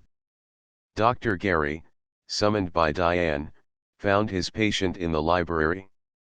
The judge's figure, which had the habit of appearing so massive when seated, still retained its large dignity of pose, for the deep cushions of his chair concealed the humiliating twist which the disease had not failed to inflict on its victim's aristocratic muscles, but his temper, never of an amiable turn, had gained nothing under the visitation. He did not hesitate to scowl openly as his old friend appeared carrying, as usual, the small black bag with which the rural practitioner arms himself for the worst emergencies. "No pills for me," he growled. "I've got a hot water bag and a plaster enough for any poor devil." "I suppose Diane sent for you." "Diane has more sense than you have," replied the doctor, taking off his greatcoat with the utmost composure. "What are you staying for?" demanded the judge savagely. "I tell you I won't be pilled for a muscular twist." "Put out your tongue, Hadley," responded his visitor, mounting his spectacles. "The color of it is more important just now than the way it wags." In spite of himself, the judge laughed in a sour way. Then a twinge overtook him, and he swore under his breath. "If you could cure this infernal disease, I'd give you $10,000. Keep it for Diane. She'll need the money about the time you kill yourself with hard work." The judge eyed him. "Trying to intimidate me into taking your drugs, eh?" "That's my business," replied the doctor, drawing his chair to the fire and looking over his open case for an appropriate dose. The other man lay back in his cushioned chair, free for a moment of the teasing ache, and regarded Gary in silence. His appearance of great strength, the florid flush on his skin, and his iron-gray hair, defied both age and weakness, but the doctor's words had set him thinking, and he strummed on his chair arms with angry fingers. A bright fire was burning on the hearth, and the flames made fitful shadows in the small, comfortable, book-lined room, a room that had an intimate air of having associated long with a man of affairs, and of having acquired, even in its old, dilapidated bindings and its well-worn rug, the full measure of dignity and reserve which befitted a judge. "I've got a great deal to do before I'm ready to go," he remarked at length, in his deep voice. "They've mussed up the political situation in this state. If I died or resigned, they'd put in that fool, Henry Runes, as judge." Gary selected a glass bottle, and, opening it deliberately, shook some pink pills into an envelope. "Henry Runes? Isn't he a cousin of Overton's?" the doctor asked. "Is there anyone who isn't a cousin of Overton's, since he got famous?" snapped the judge. "Has he got famous? I thought he had only died." "It's Founch who's famous. That's the way of the world. A man's got to be very much alive nowadays to be famous overnight. I hear that you have undertaken to be his political sponsor. They say he's nursing a boom for Congress. He'd better do that than go to his death like Overton, hadn't he?" "I don't think I've ever confused him with Overton. He isn't of the same mental caliber." "What's the idea, Hadley?" The judge twisted in his chair with a wry face. "If he doesn't take up a career here, they'll put him in command of the new expedition. He's booked for it, I believe. I'd rather have him settle down and go into politics here. There's good stuff in him, and he's got what the newspapers call personal magnetism." "He's got a good many things besides that," retorted the doctor dryly, adjusting his glasses as he started to write directions on 3 sets of envelopes. "You seem to take his affairs to heart. Got any special interest in the boy, Hadley?" Hereford was silent for a moment. In his large and more judicial aspect he seemed to be weighing an important question, and his eyes dwelt moodily on the fire. The doctor, without apparently observing him, finished his hieroglyphics, put back his little glass bottles, and closed his case with a snap. As he did it, he heard the judge's voice in an unwonted key. "The truth is he's taken me into his confidence, not a word of this to Diane, Sam, and I know he wants to marry my daughter. I'll admit that at first it was rather a shock. I'm selfish enough to want to keep her, but gradually I've reconciled my mind. I suppose it's inevitable. Besides, if anything happened to me, she'd be alone, and well, I haven't any objection. I've been considering, instead, some way to keep him out of that infernal South Pole business. Does Diane know that he's in love with her? I suppose she does, girls do, as a rule, I think. But he hasn't spoken to her yet, I know that, and I've held my tongue about it. He made me promise. The doctor whistled softly. His patient turned a suspicious eye on him. What's your objection? The judge asked. Why don't you ask Diane if she has any? She's the important person. I think she likes him. The doctor laughed dryly. Take it from me that she has a mind of her own.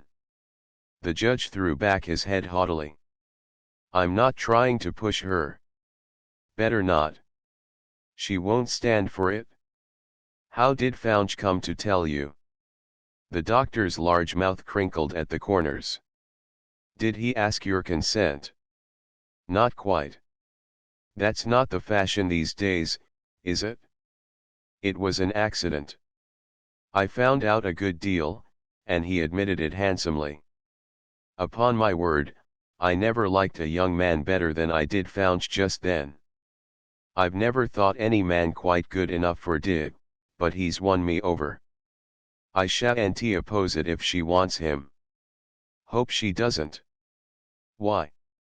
The doctor rose and pulled himself into his greatcoat. He isn't fit to tie her shoe. You're prejudiced.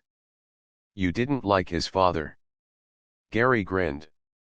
I remember you did like his mother. Lily Blake. The judge smiled reminiscently.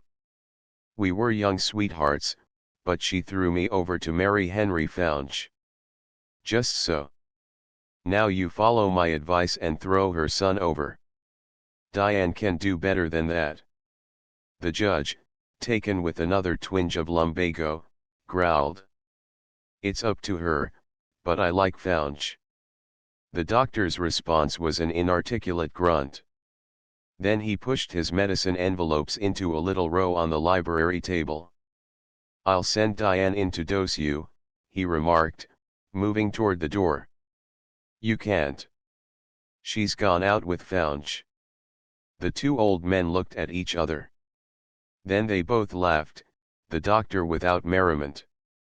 Hadley, if you weren't a judge, I'd say you were an old fool, concluded the judge grimly. The doctor nodded and went out, shutting the door rather sharply behind him. On the front steps he encountered Diane and Fouch, just returned from a long walk. It was a cold day, and the wind had brought a brightness into Diane's face. Her eyes sparkled with something of the latent fire of her father's, and her cheeks were aglow.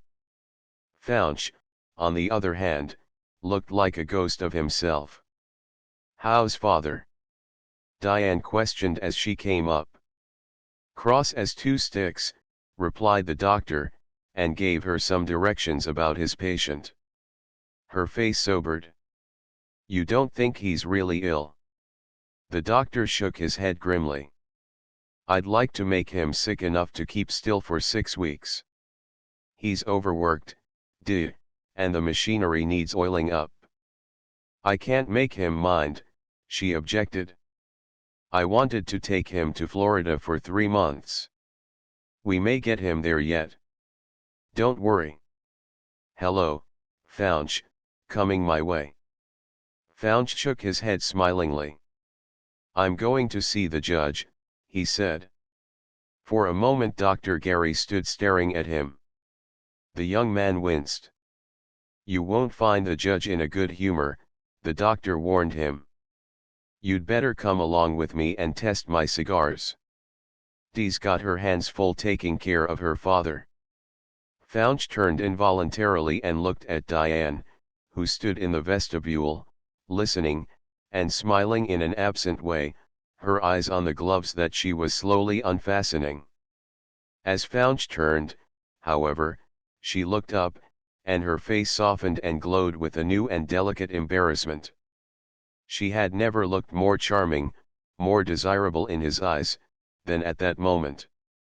Dr. Gary, following his glance, caught the look on her face, too, and his hand tightened its grip on his little black bag. "I think I'll stay for a while and risk the judge's lumbago," Founch said without turning his head. Gary went slowly down the steps. At the foot he turned and looked at Founch again. "You're risking a good deal more than that," he observed dryly, and with this enigmatical remark he plodded steadily down to the gate without once glancing over his shoulder. Diane laughed. "The doctor's so full of crotchets. I suppose he and Papa have been quarreling again." "They always do." Founch, to whom Dr. Jerry's look had conveyed a very different meaning, made no immediate reply. Instead, he followed Diane into the drawing room, and waited there while she went to carry out the doctor's instructions and administer a dose of medicine to the querulous patient. Founch moved over to the long French window and stood looking out, aware of the judge's voice in the distance, before Diane shut the door between. In a long vista between the hedgerows he saw the doctor's sturdy figure trudging toward the automobile that he had left at the end of the lane. He recalled the night, now nearly 2 months ago, when they had walked home together, and he had admitted his insomnia. Since then he had more or less avoided the older man. Gary had been so quick to divine his use of drugs that he dreaded a more searching scrutiny, which might fathom yet another recess of his inner mind, or surprise some secret that he was still determined to hide. Yet, as he stood there alone in the warm and fragrant room, a room that seemed to express so much of Diane's rich personality, her refinement and taste and spirit, he recalled Dr. Jerry's words, "You've got something on your mind, and you won't be any better, you won't sleep any sounder, until you get it off." A sudden impulse gripped him, a potent longing to rush out of the house, bareheaded as he was, and, pursuing the older man down the lane, to pour out the misery that was destroying his soul. It seemed to him that the relief would be more than commensurate with the humiliation, that the very sound of his own voice unfolding his terrible story would break the dread spell, release his spirit from thraldom, and expel the specter that haunted his brain.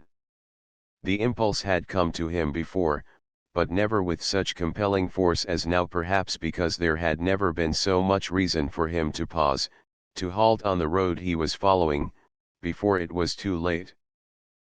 But even while the feeling, keen in itself, and searching, was passing through his mind, Arthur Founch knew that he would not yield to it, not now.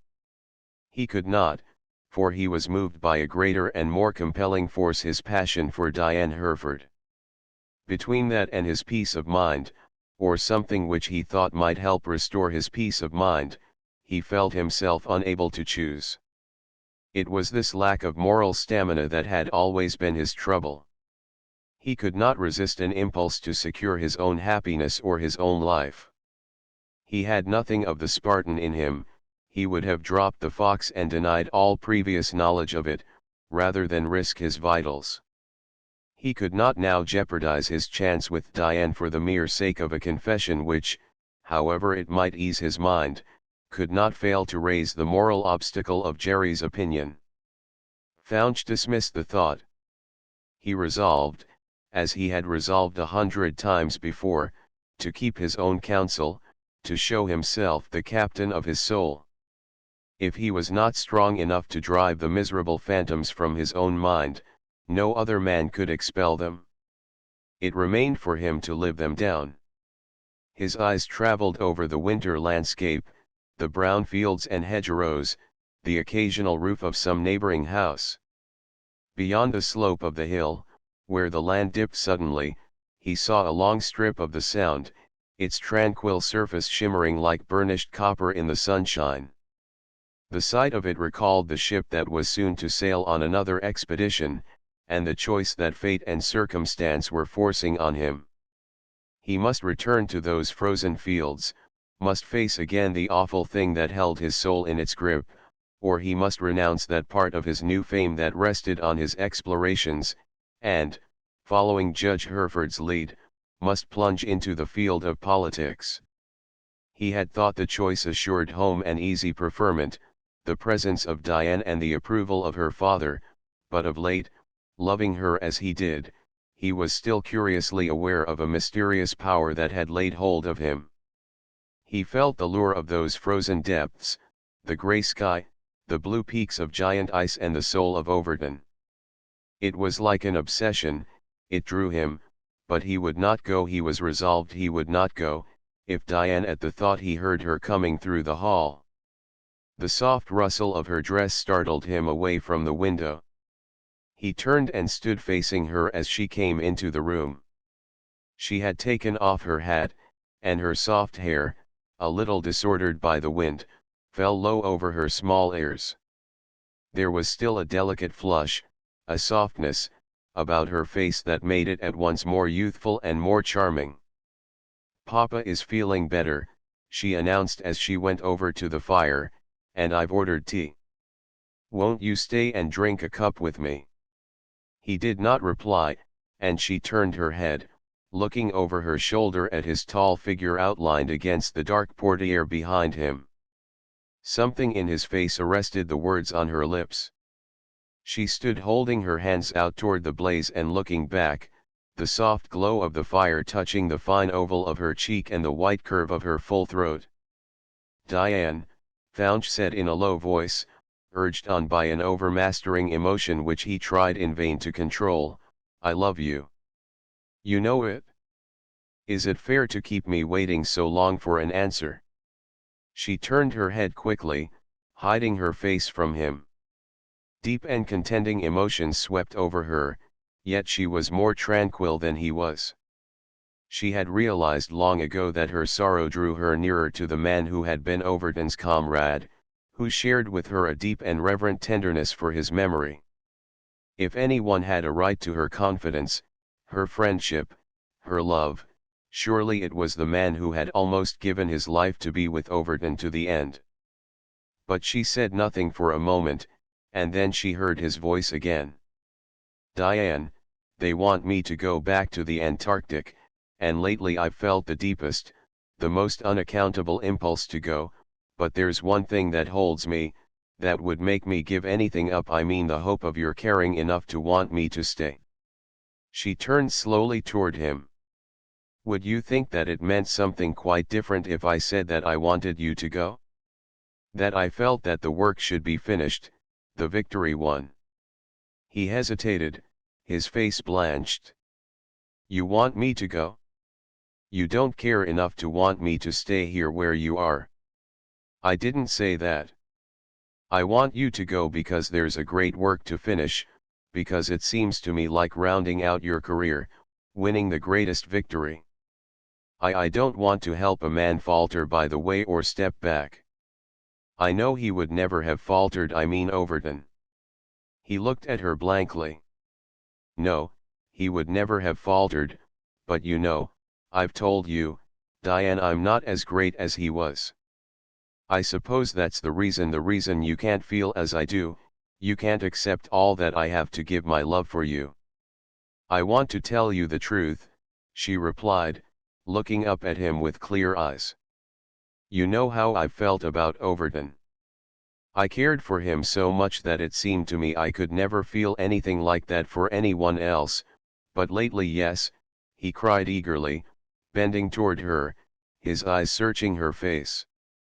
"Lately I've begun to feel that I did care for you." 9. It was late that evening before Fouch left the house. As the door finally closed behind him, a biting wind drove the first flakes of a snowstorm into his face. The touch of it, the sting of ice on his flushed cheek, roused him.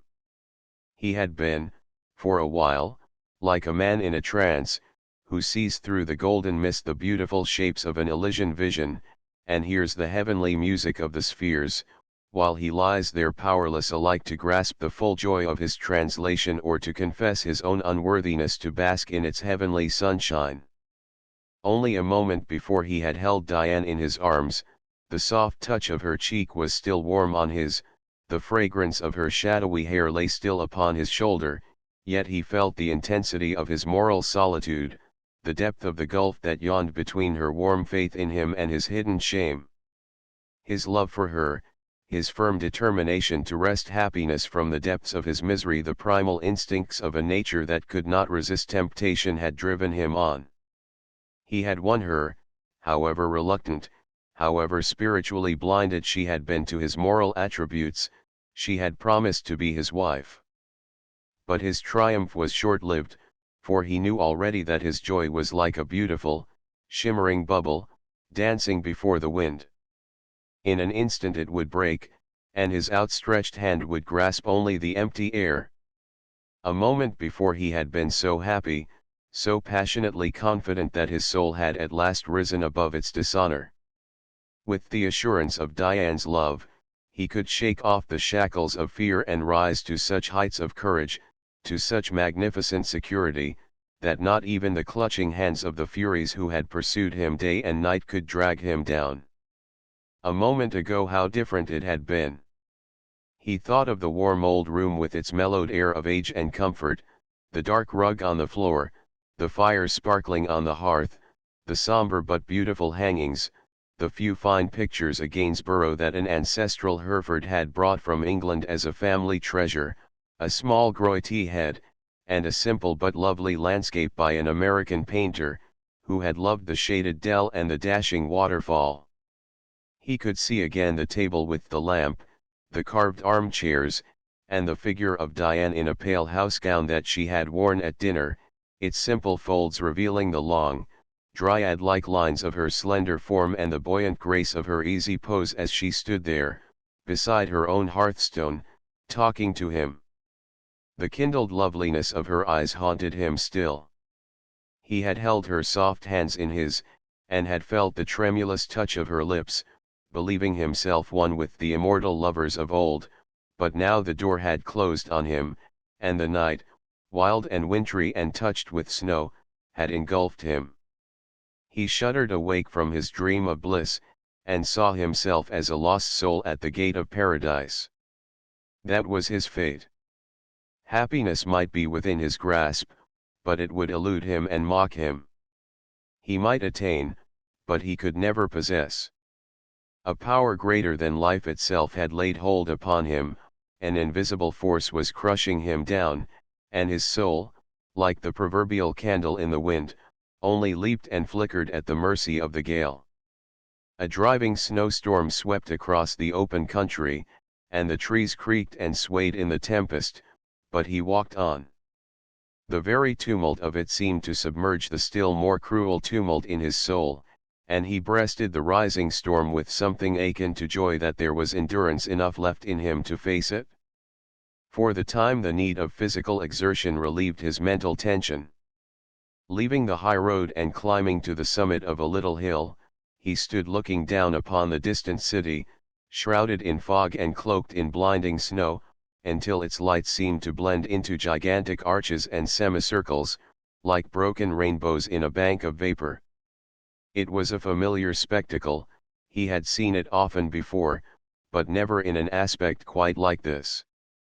The strange effect of the lights in the sky, together with the snowflakes that were driving into his face and whitening his arms and shoulders, recalled the frozen wastes of the polar ice fields, the curtain of death-like fog that hung over those bleak solitudes. He remembered Diane's words, her faith in his high endeavor, her hope that he would complete his task and win, at last, a certain claim to the glory that was now but the fallen mantle of a greater man. He must go back. He recalled the impulse that had been so overwhelming, the keen desire to return. It had seemed to him sometimes as if unseen hands had grasped him and were drawing him back to those haunted seas. Diane had voiced his feeling, she, too, had urged him to go. But now, alone in the night, he fell into one of his bitter moments of revulsion. The whole thing filled him with horror. It was strange, he told himself, that she should so insist upon it. It was unlike a woman to bid her lover go into such perils. He began to believe that she did not love him. It was Overton still who stood between. Jealousy laid hold of him and rent him. A prey to contending feelings, he turned and fought again with the gale, plunging on into the drifting snow. She had told him that she loved Overton. He was second in her heart, second in the great expedition, second in the very honors he had won. Yet a shudder ran through him. What right had he to be jealous of Overton? What right had he, indeed, to any honor, or to high repute, or to Diane's love? An hour before he had lifted the cup of life to his lips and tasted joy, now he was draining the bitter dregs in a spiritual agony that laid bare his own soul.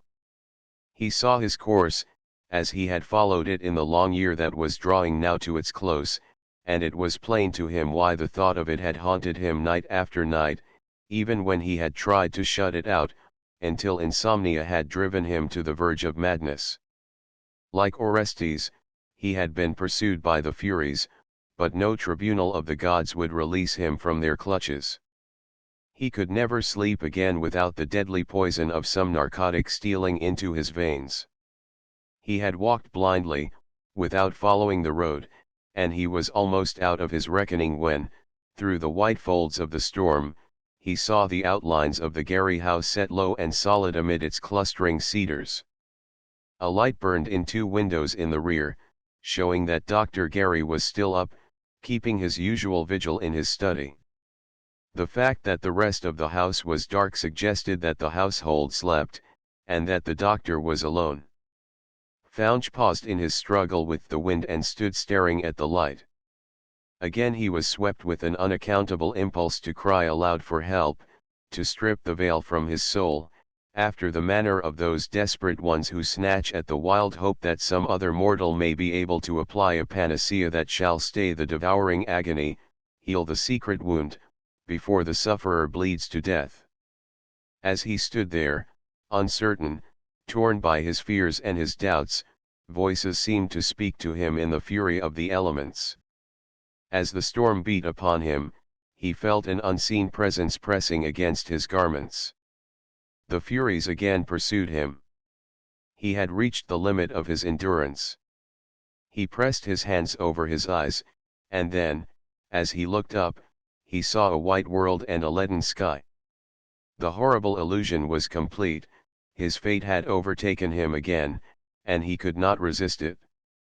Trembling from head to foot, stricken with an overwhelming horror and dismay, he turned and made his way through the drifted snow to the old house, climbed the short flight of front steps, and knocked at the office door. The doctor himself appeared in answer to the summons. "Is that you, Fouch?" he asked, holding open the door. "I expected you come in." But the words fell on deaf ears. Fouch did not apparently heed them as he entered, still dazed by the long struggle with the storm, and his tall figure whitened with snow. He suffered himself to be stripped of his greatcoat and ordered to a seat by the fire. The warmth of the room, the glow of the lamplight, the familiar aspect of the place, lined as it was with the doctor's books and medicine cabinets, the slight aromatic odor of drugs that pervaded it, awoke him from his stupor.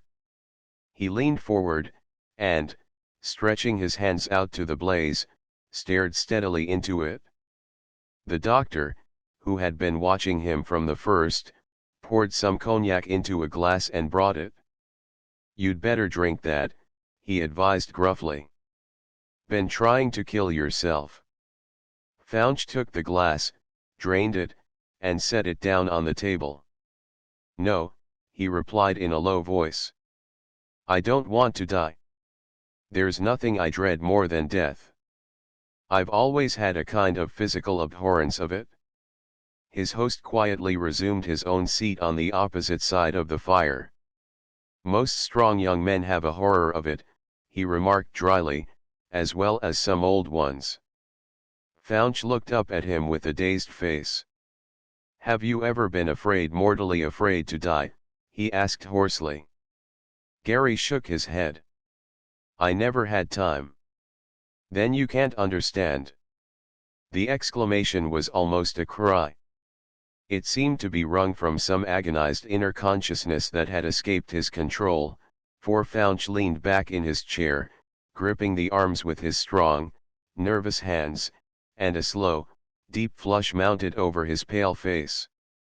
The doctor refilled his old pipe and lit it with elaborate preoccupation. "Was that what ailed you down there at the pole?" he asked between whiffs. Fouch, fully roused, started. "How do you know that anything ailed me? Why have you hung on to that idea?" "Because I've seen for one thing that you've got something on your mind. I told you so before. And your theory is that if I get it off I'll get rest." The doctor nodded. Fouch rose from his chair and began to walk the floor, his arms hanging at his sides, his head bent. As he walked, he clenched and unclenched his fingers.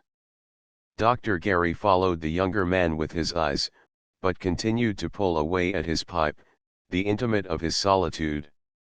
He noticed, too, in his cool, observing way, that the cat avoided his nervous visitor, rising from his path with elevated back and moving to a place of security beside the hearth.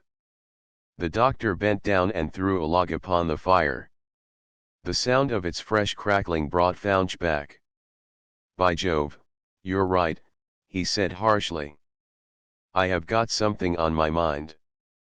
The doctor smiled grimly. Fouch dropped into his seat and, leaning forward, laid his hand on the older man's knee. "Do you know that this afternoon, after I saw you go, I asked Diane Hereford to marry me?" Gary took his pipe out of his mouth and laid it down. "You had no business to do it," he retorted sharply. "You're a dope fiend already. What right have you to ask any woman to trust a man who can't sleep without chloral?" "Chloral?" Fouch swept that aside with a gesture of contempt. "That's nothing compared with the rest." The doctor eyed him, looking at him from under heavy brows. He saw the mounting passion in the other man's mood, and waited. After a moment Fouch went on. "I've been in hell for the last few hours. I've lived in it for months, or I thought I had, but the last of it has been too much. But I won't give her up. I wouldn't give her up if Overton came back from the dead." He stopped and sat staring in front of him, his face distorted with emotion.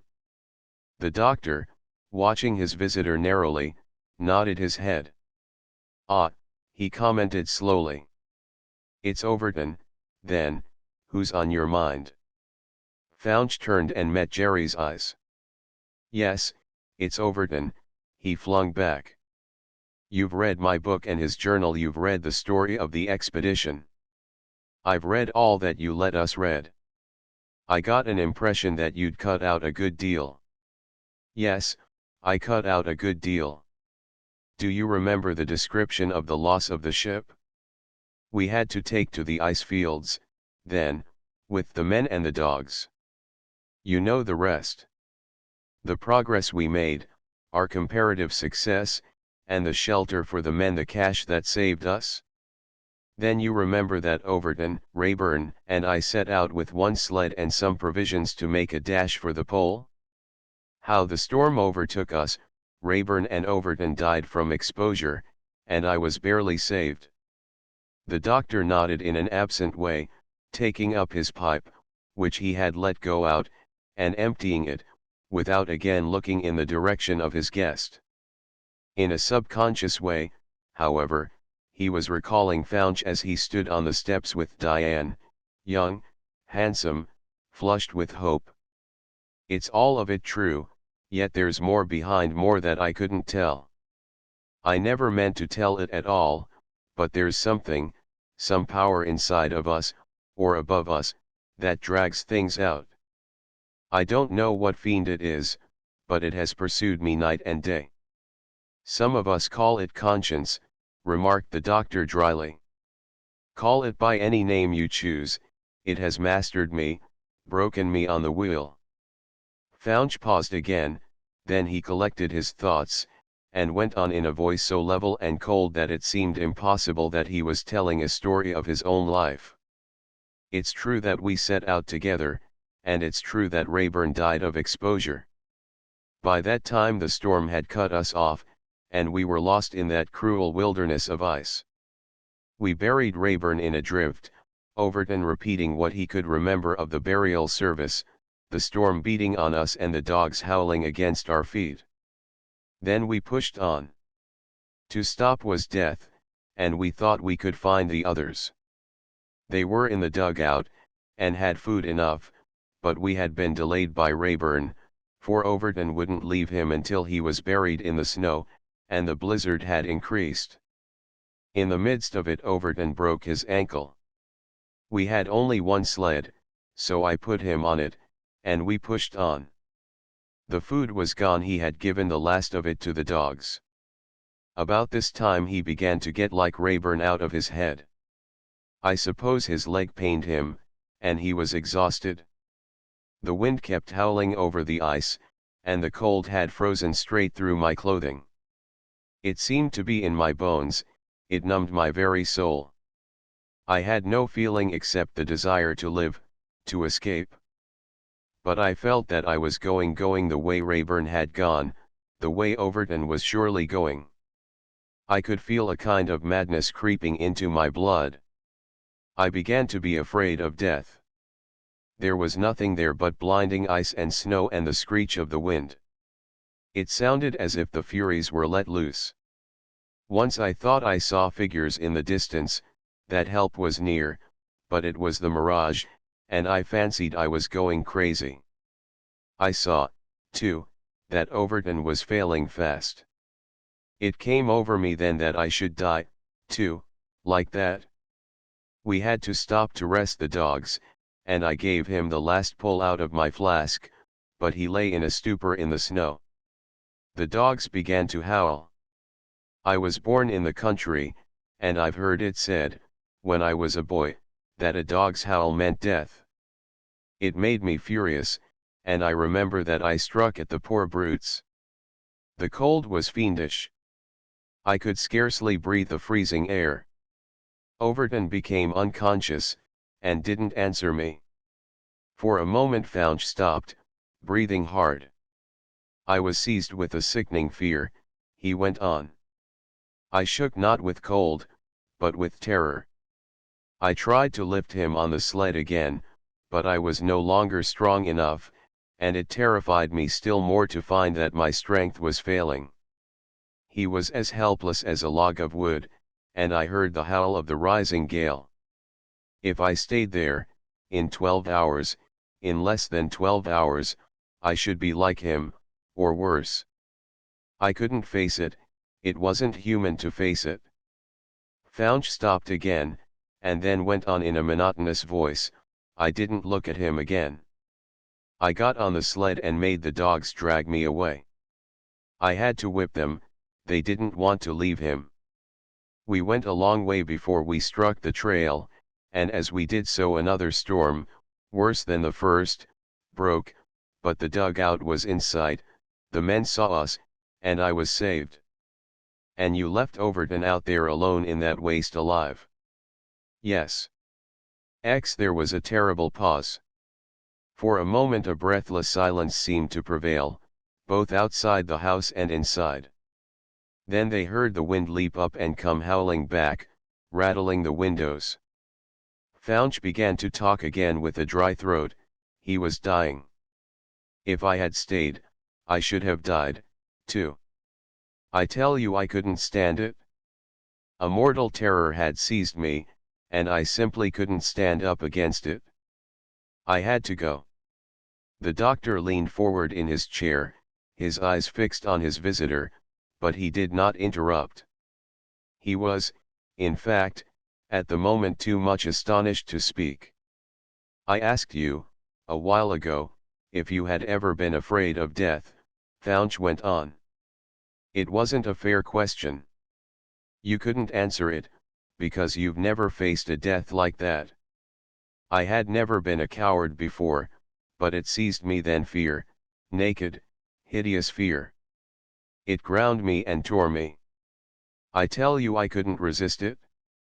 I had to go, he repeated again. You left him, you got to the cache, Dr. Gary managed to say at last, and then you and the men returned. You must have returned to find his body. Yes, I went back. Oh, God. Fouch shrank with a gesture of horror. Why do you ask me? Of course, we went back as soon as we could. But what did we find? Drifted snowbanks, ice, ice, ice. There was no trace of the body. He lay deep down in that awful waste. The doctor had pulled himself still farther forward in his chair, peering at the younger man curiously. Do you think you found the place?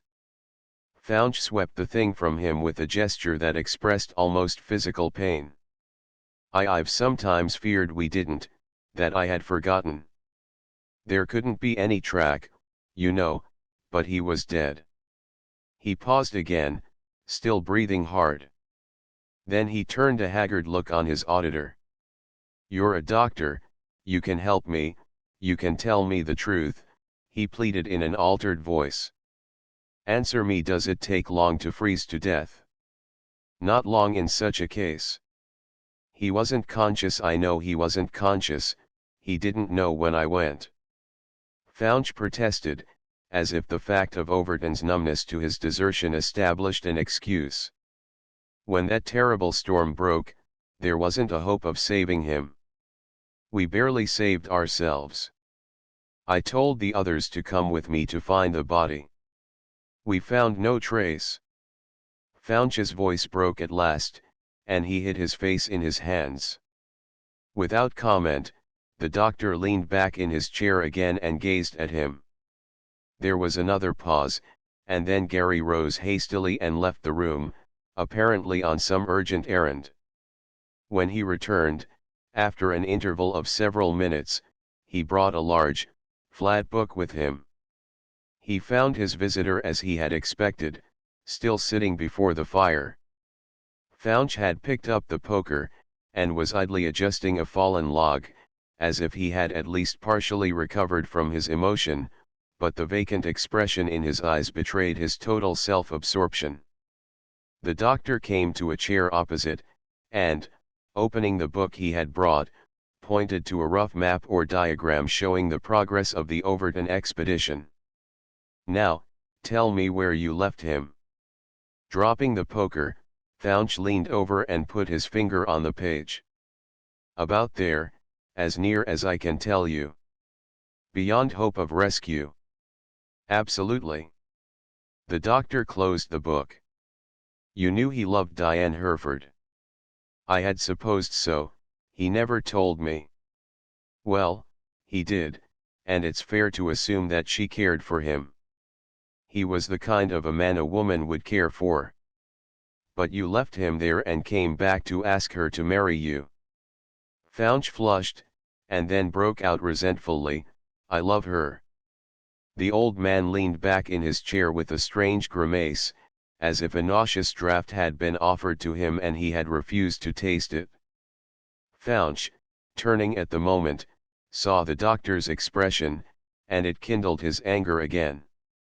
I told you that I love her, that I wouldn't give her up if Overton came back from the dead. You knew he couldn't come back, retorted the doctor. You saw to that. Fouch stared at him in blank dismay. My God, do you think I killed him? Do you imagine that? There are some fine shades, then, between abandoning him to die and actually killing him. I'm not a murderer. Dr. Gary laughed bitterly. I may be a coward, Fouch pursued with rising passion, but I'm no murderer. I swear to you, on my soul, that I never thought of Diane there. I never thought of anything but flight. It was a kind of madness. If it had been my brother, I should have had to do the same thing. I was mad, mad with fear. The doctor uttered an inarticulate sound, stooped, and, seizing the tongs, picked up a smoking log that had rolled out to the fender and pitched it back into the fire. The physical action seemed to relieve the tension of his feelings. He settled back in his chair and waited for Founch to go on with his confession. Dr. Jerry's view of the tragedy seemed to have destroyed some remaining stronghold in the younger man's mind. Founch kept reiterating his protest in one form or another. "Listen, I'm not a murderer. If I had killed him, I never should have returned here." "Oh, yes, you would. 99 men out of 100 return to the scene of their crimes. But I tell you, I didn't hurt a hair of his head. It was a choice between his life and mine, and I left him. It might not even have been a choice, for we should both have perished. If I had stayed, I should have died with him. It would have been heroic, but I didn't." "How many men would? Did he leave Rayburn?" Founch reddened. "No. He had a kind of bull-headed obstinacy he would stay." "Ah. You tried to dissuade him." "I told him that we were risking all 3 lives, instead of 1, by staying." "But he stayed." "He offered to stay alone."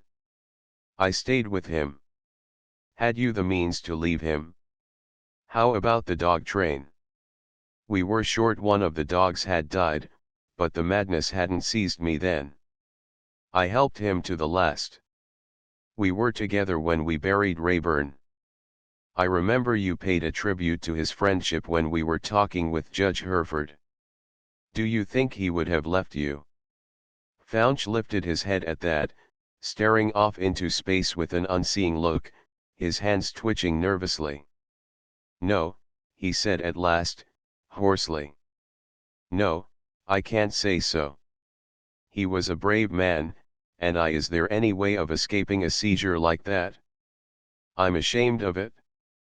I've suffered horribly, but I have a horrible feeling that I might do it again, if I had to face it like that. I couldn't have stood up to a fight." Did you suspect me when you told that story of the soldier in the Philippines?" The doctor was sitting with the tips of his fingers nicely fitted together. He seemed, at the moment, to be deeply engaged with them. "I can't say I did. I don't think I had ever imagined just your situation, though I saw that you had something weighing on your mind. It has nearly driven me mad. I can't tell you why I did it. I obeyed an impulse, a madness. If I hadn't, we should both be down there now. My staying wouldn't have saved him. You see how it was? You understand?" "I understand that you obeyed a pretty universal instinct of self-preservation." "That was it," cried Founch eagerly. "It was an impulse. I wanted to live. God knows I wanted to live. I was willing to fight to live." The doctor nodded, silently watching him with a kind of curiosity that suggested a naturalist's minute interest in a noisome insect. "I wanted to live," Founch repeated. "It didn't seem to be wrong to want to save myself. Does it seem so now?" Founch raised a haggard face. "It's no longer a question of right or wrong with me. It's no longer a question of life or death. I'm haunted." Gary gave him a keen glance. "I see it has reached a point that's worse than staying behind to die." Founch rose and began to walk the floor again. The lamp on the table had nearly burned out, and the corners of the room were gloomy. The odd bits of pottery and an old skull brought from some ancient excavations gleamed uncannily in the shadows. The doctor, before the fire, refused to look in his direction now, and Founch came back at last with a cry of desperation. "It haunts me," he repeated with a smothered groan. "I've told you in hope that I could exorcise the demon. I had to tell you. When I sleep I dream of it, when I'm awake I can still see it, that frozen waste and Overton." Gary nodded his head thoughtfully. "It's killing me," Founch went on. "I can't sleep naturally. I've increased the dose, but I can't sleep long. Look at my hands now." As he held them out, they were shaking like the hands of a palsy patient. Dr. Gary eyed them, Then he looked up keenly into the haggard face and wild eyes. "And you've just asked a young girl to marry you?" Fouch was silent. The older man's tone was tinged with a contempt that stung him. He seemed to rally his forces, to pull himself together. "I was a fool to tell you all this, a fool. It got hold of me. I don't know what I'm doing when it gets hold of me. I came here to ask for something to make me sleep, and I've stripped my soul naked." He was shaking again. The doctor rose and put his hand on the younger man's shoulder. "Go over there and lie down on the lounge. I'll give you something. If you don't sleep, you'll presently go to a madhouse. Lie down." Fouch stared, at first unyieldingly, but he was exhausted, and long hours of sleeplessness had wrecked his nerves. He turned without a word and threw himself on the lounge, burying his head in his arms. A smothered sob shook him from head to foot. The doctor, measuring out a dose and approaching him, touched his shoulder sharply. Fouch groaned. "My God," he cried wildly. "Why did I do it? Why did I do it?" The doctor bent down and held the glass to his lips. "Drink this," he commanded sharply. Fouch looked up with glazed eyes, took the cup, and swallowed the narcotic. For a long while afterward he lay there, tossing restlessly. Once or twice he uttered a hoarse exclamation, of which Gary took no notice. The doctor sat by the fire, feeding it and listening. After a while he heard the sound of heavy and measured breathing. The narcotic had done its work. The tortured man slept. Gary rose quietly, extinguished the lamp, and pulled aside the curtains. It was morning. The storm had passed, and the earth lay under a white mantle. Every tree and every branch bore its feathery burden of snow. Through an exquisite lacework of sparkling ice he could see the wonder of a magnificent sky, still pink with sunrise. He turned back and looked at the sleeper on the lounge. Fouch lay with one arm above his head, the other across his breast, an elaborate seal ring on one of the white fingers. His face was slightly flushed, and the beauty of his regular features and fine head had never been more keenly revealed. He might easily pose as a hero of romance. He had all the outer attributes: physical strength, unusual beauty of features, and grace of manner, and he had won distinction by his service in the Antarctic. The doctor turned with a gesture of bewilderment and started to go upstairs. As he did so, he heard someone at the door. Concluding that it must be an early patient, or perhaps a more or less urgent call, he went back, and, shutting the door of his study, locked Fouch in. Then he went himself to answer the ring. On his doorstep, muffled in furs, radiant and sparkling, stood Diane Hereford. The doctor was guilty of a start of surprise. She saw it and smiled. "The storm has torn down the wires, and I couldn't phone," she explained. "I want you to come over to breakfast. Papa's not so well." He was aware of a feeling that was almost panic. Nothing on earth could be worse than that she should suspect Arthur Fouch's state at that moment. "I can't come over to breakfast, dear," he replied gruffly, drawing her out of the frosty air into the little entry. "What's wrong with the judge? He was better yesterday. He got excited and tried to do too much. He's all bent over, and you know how he hates that. You've really got to come." She was standing in the hall, almost leaning against the study door, her dark furs enhancing the beauty of her bright skin and the charm of her eyes. "I'll come over presently." "Put a hot water bag on his back," advised the doctor, with a haunting subconsciousness of the man on the lounge. "Oh, but I want you to come to breakfast," she argued. "Why can't you come?" He pretended to be angry. "Why can't I? "I've been up all night, my girl, and I want my own way this morning." She commiserated him. "I'm so sorry, what a shame." "Of course you must rest. Papa isn't really so ill, only I." She hesitated with a charming smile. "I've got something to tell you." He turned a searching look on her. "Yes. I'm engaged to be married." She paused, waiting for him to guess her fiancé, but he remained obstinately silent. "To Arthur Founch," she told him. The doctor forced himself to hold out both hands to meet hers. "You want me to congratulate you?" he demanded brusquely. "I shan't. I'm going to congratulate him, instead. That's the way to look at it." She laughed. "Papa's pleased, and I'm so glad that he is. But I won't keep you from your rest now. Come over to lunch, instead of breakfast." She moved toward the door, her eyes smiling at him. There was something about her that seemed, to the doctor, not wholly happy. There was a tremulous note in her voice, and her eyes were too bright. They were at the door, and he suddenly laid his fatherly hand on her shoulder. "Diane, do you love him? Are you following your heart?" She did not answer immediately. Her gaze dwelt on the wide, snowy landscape before them. Then she looked up, and an exquisite blush softened her face. "Yes," she replied slowly, but with an engaging candor. "I couldn't marry for any reason but that. I'm following my heart."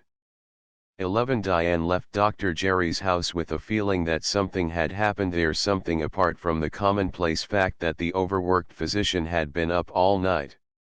There had been a hint of it in the doctor's face as he stood in the doorway watching her departure, his shrewd old eyes peering at her from behind his spectacles, while his close-shut lips seemed to be withholding something.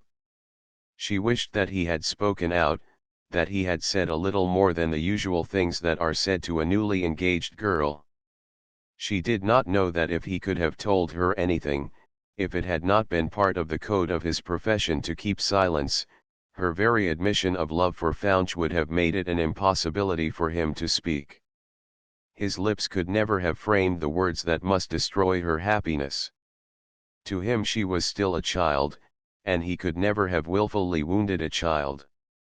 The mysterious something in his face, however, had arrested her flow of spirits and checked the joy with which she had set out. As she turned to make her way back in an almost untrodden sheet of snow, the brilliant sparkle of sunshine on the frozen crust dazzled her sight so much that she stopped for a moment and pressed her gloved hands over her eyes to shut it out. Then she walked on rapidly, feeling the crisp cold, and aware that nothing had traveled that road before her but the milk wagon, which had left deep ruts in the snow. The atmosphere was translucently brilliant. It sparkled and scintillated, cutting out clear outlines and sharp shadows. Beyond the wide slope of the snow a long, dark line of woodland formed a background against the intense blue of the sky. On either hand the houses, large and old, were set well back from the road, with an independent detachment that gave an impression of stately indifference to the passer-by. But Diane knew that they had never been indifferent to her. She was Judge Hereford's daughter, and she had shown herself more than worthy of certain social traditions that had made her family an important one in the county and the state. Some members of it, indeed, had achieved international distinction, and it had been rather expected that the beautiful daughter of a distinguished lawyer would make a brilliant marriage. It could scarcely be said that she was doing this in marrying Arthur Founch, but there was a glamour about the young explorer, a prophecy of still greater achievement, that made him perhaps the most picturesque figure of the day. It was not this notoriety, however, nor even the promise of his success, that had won Diane. It was some subtler, more complex influence that had swayed her mind, while her heart had been touched at first by the very bond that had made him Overton's comrade and the heir of Overton's greatness. As she walked homeward along the frozen road, she was trying to collect her thoughts, to bring herself fairly face to face with this new crisis in her life, to find the real key to that sudden emotion which had swept her into the arms of Founch. As she had looked about her in the brilliant morning, on her way to Dr. Jerry's, she had felt so sure of her love that she could allow herself to dwell on the memory of Overton as something at once beautiful and sacred, but remote. She had told herself that he had never been an actual lover, only a figure that her girlish imagination had clothed in those attributes. He had left her free, and she had a right to suppose that he would not have greatly cared if she married a man who loved her so much that he had told her he could never be happy without her. She knew, of course, that such a declaration was exaggerated, yet she could feel the positiveness of Founch's actual devotion, as she had felt the charm of his good looks and his winning ways. But now, as she slowly and soberly returned, with the chilly memory of Dr. Jerry's face, she began to question herself a little. She wondered if she had indeed followed her heart so faithfully, or had only yielded to a love that had touched her very deeply at a moment when she felt solitary and bereaved. Her eyes followed the long, unbroken reaches of snow until they rested on the dark blue line of the distant water. As she sensed the intense cold and saw the sparkle of ice, her mind went back to the polar wastes, and she found her eyes filling with tears as she thought of the man who had fallen exhausted and alone. The face of Overton, so unlike the face of Founch, rose before her. The strong, irregular features, the clear, dark blue eyes under the straight, slightly frowning brows, the decisive mouth and chin, how well she remembered them. Though they lacked Founch's classic beauty, they possessed an absolute assurance of strength and repose. Where the more facile and graceful Founch would break or yield, Overton had exemplified those granite qualities of soul and body that belong by right to the leaders of men. He would always be that to her, Diane thought pensively as she walked more slowly, prolonging her return journey. He would always be a splendid figure at the horizon of her imagination. If he had not loved her, and perhaps he had not, after all she could think of him more openly, sure that Founch would understand. For Founch had loved him, too. It was that, she remembered with a thrill of relief, it was that which had drawn them together. She could still hear the touching tone in Arthur's fine voice when he paid his tribute to Overton that first night at the dinner, which seemed now so long ago. The best friend man ever had.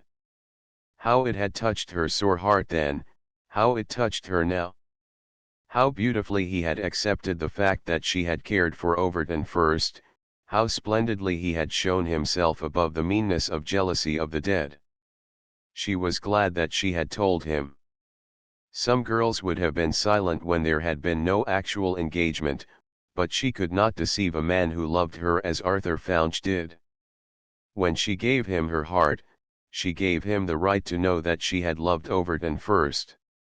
Yet could he, really understand how very much it had mattered to her? In the midst of her walk Diane stopped short. "What am I doing?" she cried to herself. "What am I doing? I've just promised to marry one man, and I'm crying out here in broad daylight over another." "But you told him, you warned him," replied an inner voice. "You have a right to go on feeling just the same as you did before." "But I've no right to marry Founch if I love another man more," she cried again, arguing with the unseen ego. Then, in the rustle of the wind in the bare trees, and the crash of ice falling from their boughs, she seemed to hear and answer a sublime voice that reassured her. Overton was dead. He was only a dim and glorious presence now. He had entered that sphere where they neither marry nor are given in marriage. How could it matter to him what she did? She went on, quickening her steps, trying to reassure herself. She recalled Founch, the warm certainty of his affection, the nearness of his presence. She told herself that she was happy, that she was right, that she had followed her heart. 12. That assurance remained with her later on, when she and the judge sat down to a slightly belated breakfast. It had so far tranquilized her mood that she could chat with him across the table about Dr. Jerry's sleepless night and the storm, while she poured out his coffee and put in the requisite amount of sugar and cream with a firm and graceful hand. "I saw 2 telegraph poles down," she said. "The drifts have completely filled the hollow below Scarry's Hill." The judge looked up sharply from his breakfast. "Founch had to cross that bridge. I wonder if he got home all right." She was a little startled, and then she smiled reassuringly. "Why, of course, Papa. It was early when he left. It was only snowing a little then, don't you remember?" "How did I know?" her father retorted with something like a growl. "This lumbago keeps me doubled up like a jack-in-the-box. It's too bad. I did hope Dr. Gary had got the better of it, or had helped you to get the better of it, but I suppose this dreadful weather is sure to retard the case. There isn't any cure for it? I've told Gary so a dozen times. If it stayed continuously, I should only be fit for a menagerie, but it's intermittent, thank heaven. By the way, where's the newspaper? It hasn't come. I suppose the trains are stalled. They said something about trouble on the line between here and New York.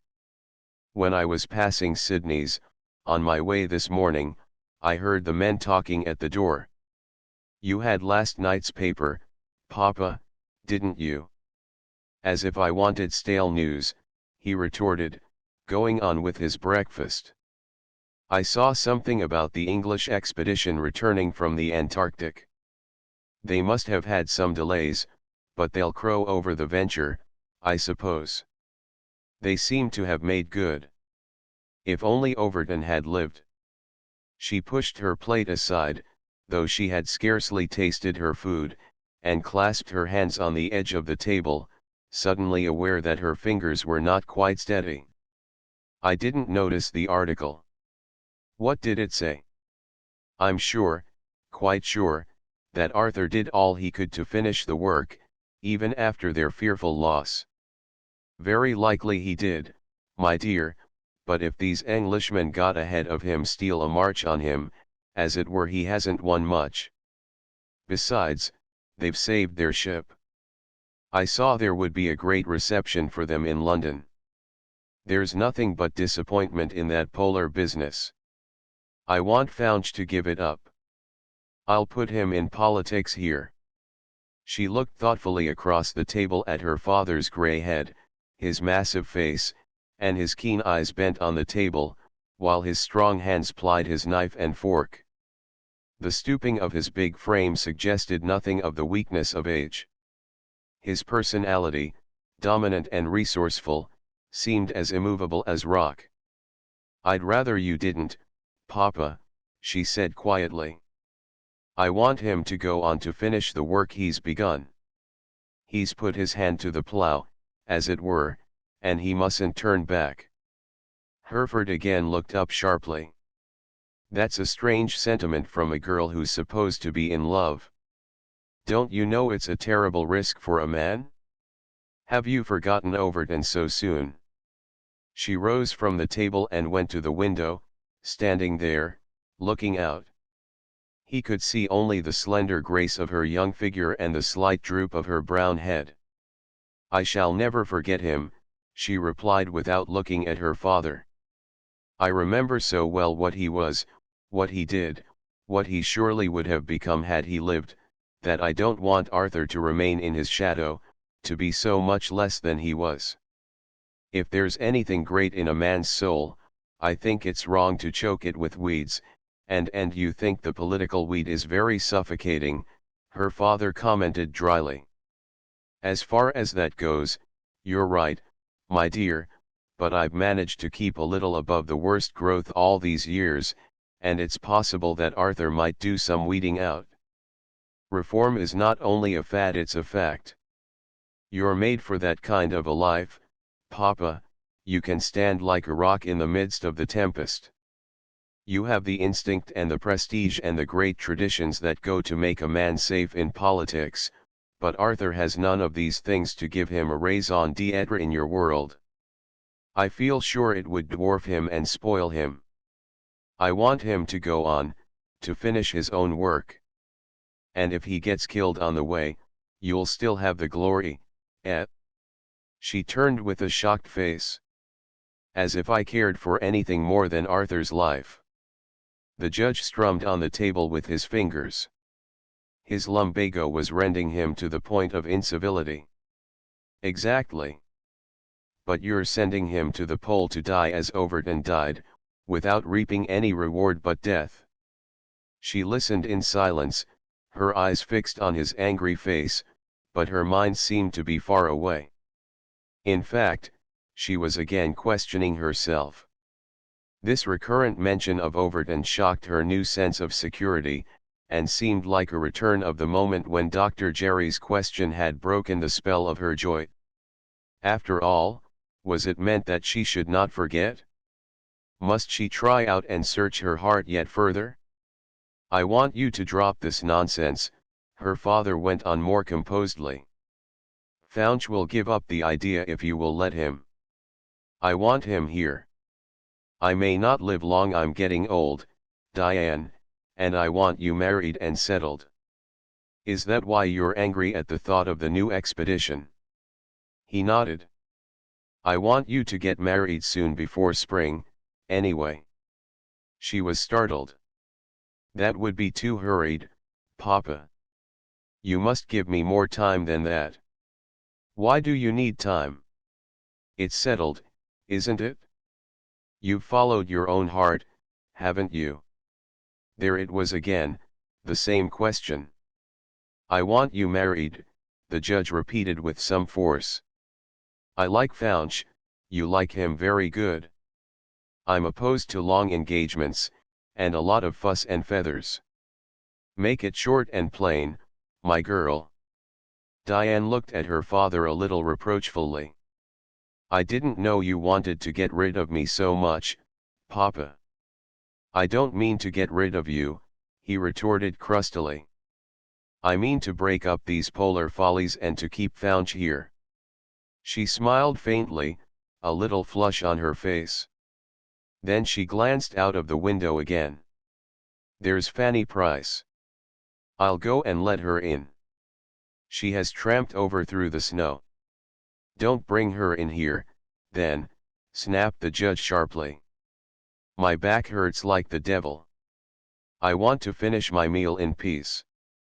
Diane reassured him and stepped out of the room, thankful enough to be released. She began to see vaguely, and with some little alarm, that her father had been quietly bending her to his will, that he had purposely thrown Fouch in her way, that he was, in fact, making the match. The thought of it, in this light, was so distasteful that she was glad to go to the door to let in her visitor. Fanny, muffled in furs and submerged under a big hat, was not as visible to the eyes as usual. She seemed to evade observation by withdrawing into the recesses of fur and felt, but she pounced upon Diane with a swift, bird-like motion, and kissed her. I came right over, she said in a rather high-pitched, nervous tone, to wish you joy, dear. Diane looked amazed. How in the world did you know? Fanny laughed softly. Your father phoned to Papa last night before the wires were down that you and Mr. Fouch were engaged. Oh. There was a low note of surprise and dismay in the exclamation, but Diane said no more. She drew Fanny into the sitting room, where a fire had been kindled on the hearth. Mama sent her love, Fanny went on, trying to appear cordial, and of course Papa must have said something over the phone, but, you know, Papa has to think twice before he says just the right thing. Diane was trying to remove Fanny's hat and furs, but the latter resisted. Oh, no, I can't stay, really. I just ran over to wish you joy, dear Diane. There was a suspicion of a quiver in the girlish voice which, at another time, would not have failed to attract her friend's attention, but, at the moment, Diane's mind was occupied with the vexatious thought of her father's haste. She knew him so well, knew how skilled and subtle he was in his political manipulations, and she experienced a new and unpleasant dread that he had used his skill and subtlety on Arthur. Was it possible that Arthur's haste was due to her father? A deep blush mounted to Diane's hair, transforming and beautifying her face so much that Fanny was startled. "How beautiful you look, Di. Are you? Is it because you're so happy?" "I don't think that's just what I feel, Fanny. It's too new to think of like that. It only seems to pervade everything, and to change my point of view. I'm not used to it yet, and I can't think why Papa was in such a hurry to announce it." Fanny hesitated, looking down at the fire so as to keep the brim of her hat between her eyes and Diane's. "Well, you know they're great gossips, Papa and your father. I suppose he called up for something else, and then added that. Men are awfully casual about our dearest concerns. Papa's been asking the judge's advice about the changes at the seminary, you see." "Perhaps that was it," Diane admitted with a feeling of relief. "He's anxious to have me settled down, too. It seems I've been on his mind," she added with an odd little laugh. There was a second of hesitation before Fanny answered, and this time Diane noticed a strange tone in the girl's voice. "You're going to be married soon, then?" Diane busied herself rearranging two old bronze vases on the high colonial mantel. The storks and the coiled dragons that surrounded them in high relief had been among the wonders of her childhood. "I don't know how should I. You see, Fanny, Mr. Founch is going to be made the head of the new expedition, but Papa doesn't want him to go. He wants him to stay here and go into politics." "Oh," exclaimed Fanny, just above her breath. "But I want him to go." "Oh," her visitor gasped again. "Why, he might die, too. If I were you, I'd never let him go." Diane's eyes kindled with the look of one who visions far-off glories. "I would gladly go with him." There was a little pause, and then Fanny spoke with an effort. "I hadn't thought of that." "Of course you could, Di, you're so heroic. You measure up to all this great endeavor." "That's what I told him just now." "You told him? Where did you see him, Fanny?" "I met him as I came past the Gary house. He and the doctor were just coming out together, and I congratulated him." Diane stopped her play with the bric-a-brac and stood with one hand still on the tallest vase, looking down on the top of Fanny's big hat. "Was he with Dr. Gary this morning? How did he manage in the snow, I wonder? Did they have the sleigh?" Fanny looked up, and their eyes met. "He said he knew very little about the storm. He spent the night with Dr. Gary." Diane made no reply. In the ensuing silence she turned to the mantel and, lifting down the vase, began to wipe a little dust from the elaborate design at its mouth. It was quite a long time before she replaced it. 13 Diane's engagement created a stir of pleasure and pride in Mapleton, but very little surprise. It was said on all sides that it had been expected. New York and Washington would find it news, and it might do to cable to London and Paris, where Founch was already recognized, but Mapleton had been anticipating it for weeks. Of course, both young people were overwhelmed with felicitations.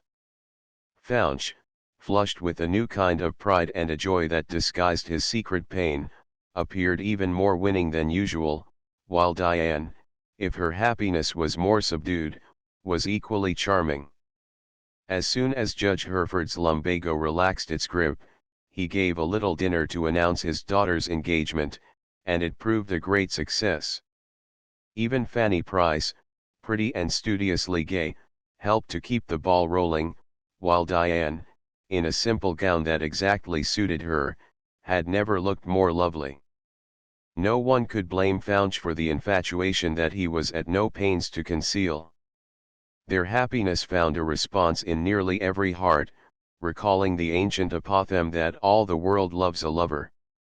Almost immediately after this occasion, too, there began to be a report that the marriage would take place within a few weeks, for Arthur Fouch, in spite of his recent engagement and Judge Hereford's political dreams, had accepted the command of the new Antarctic expedition. He was to succeed not only to Overton's work, but to Overton's honors. If it seemed strange that he should elect to leave his prospective bride so soon, all gossip was silenced by Diane's own enthusiasm.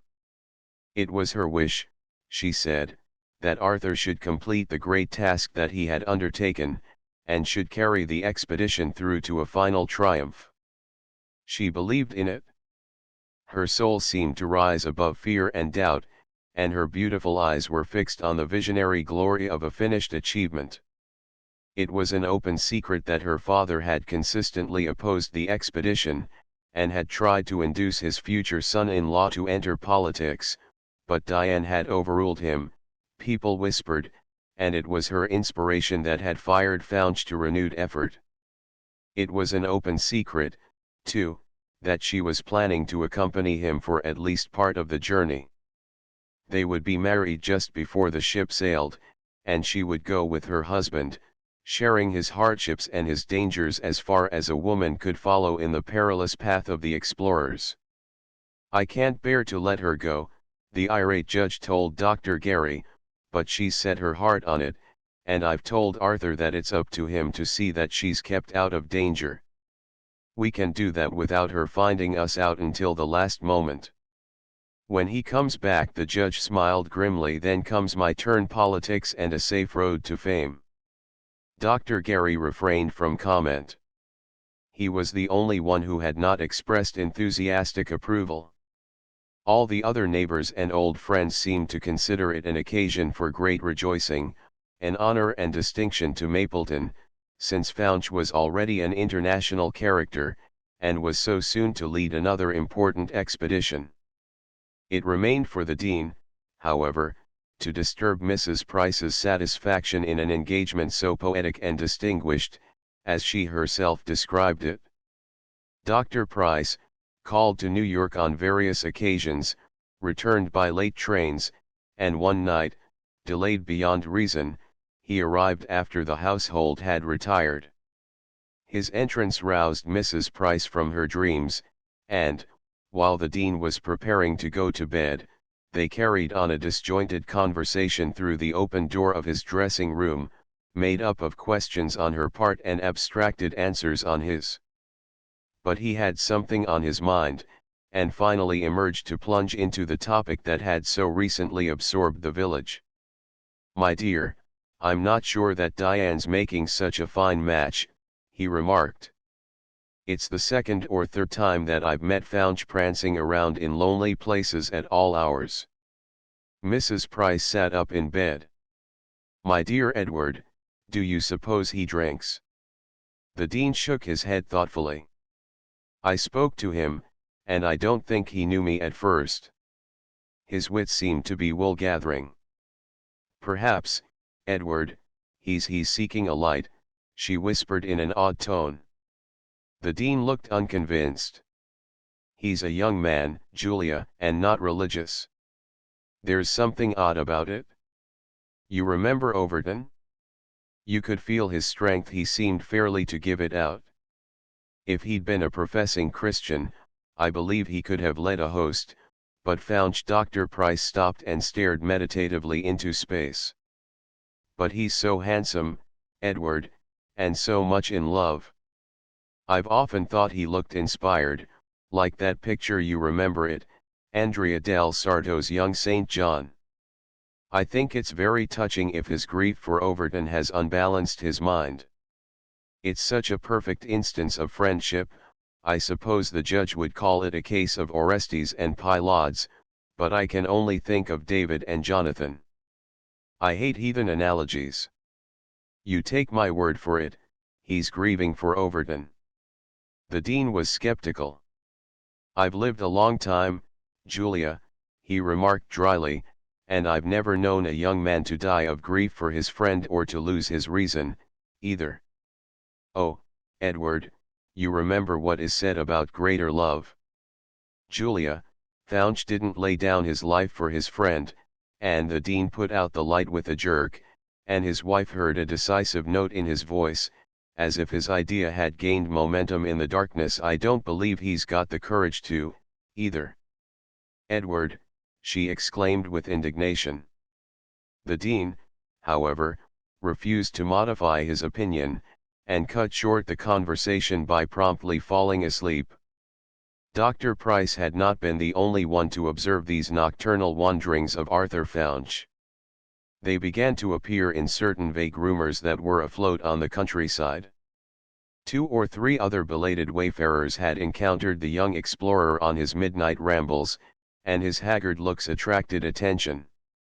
That he was not well showed in his brilliant eyes and the habitual pallor of his face, which was flushed only in moments of excitement or pleasure.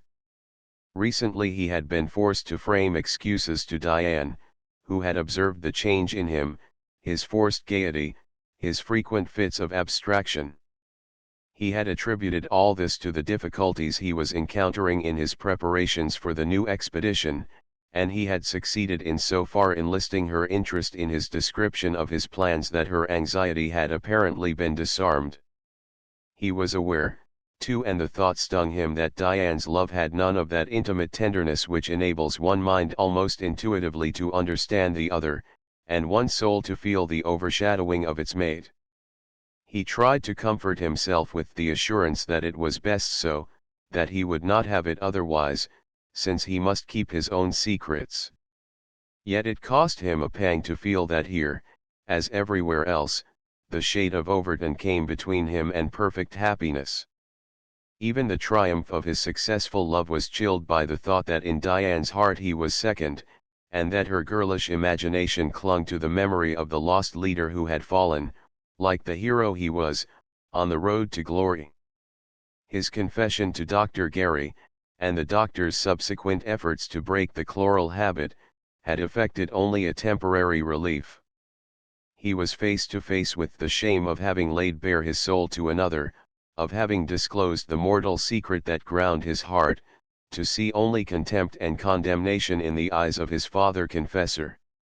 Nor had the doctor been content with secret adjurations. He had tried his utmost to make Fouch release Diane, and, by some act of self-immolation, to offer a kind of spiritual expiation for his crime. To the sturdy old man the whole matter was intolerable. He had no sympathy with complex natures like that of Fouch. He would have declared that the possibilities of such a soul had to bear some proportionate relation to the general economies of value, that to try to expand Arthur's spiritual horizon would be attended with the difficulties encountered by the frog of the ancient story, which lost its life in trying to expand its dimensions to the size of the neighboring cow. As for Fouch, the frantic impulse that had carried him to the height or the depth of confession had expired almost as soon as the words were uttered. It had seemed to him that confession would ease his conscience, that the mere act of telling of his cowardice would wipe out some of the score against him, but it had not proved so. He was still haunted, and he had the added humiliation of the doctor's knowledge, the uneasy fear that an accident might lead to betrayal. All these months his silence, so easy and so secure, since there was no living man to contradict him, had covered his error. That was what he called it to himself, an error. He could not call it a crime. Dr. Jerry's idea that it was like murder was inexpressibly shocking. Fouch told himself that he was incapable of murder, that Overton had been as good as dead, and that he left him sorely against his own will to save himself from the same fate. Was it necessary that both should die when one could be saved? Was it right that a young, strong man should lay down his life rather than desert a frozen comrade, who had barely enough vigor left in him to keep his heart beating an hour? The idea seemed monstrous, when he thought of it. At the time he had not thought of it, he had merely obeyed an overwhelming instinct and fled for his life. It was not his fault that Overton's honors had fallen upon him like a mantle of glory, that he had succeeded to Overton's command. He knew that old Dr. Gary condemned him still more for grasping these honors which would never have come his way if he had returned with the bare story of his flight, but he was not strong enough to decline them. He knew that he would have been ruined forever had the truth been known, but he had succeeded in saving himself. He had chosen to let the snow and ice cover his desertion, and out of the wreck of his peace of mind he had snatched at the mundane honors that came to him. They were all he had, for his conscience was in agony, and the face of Overton haunted him.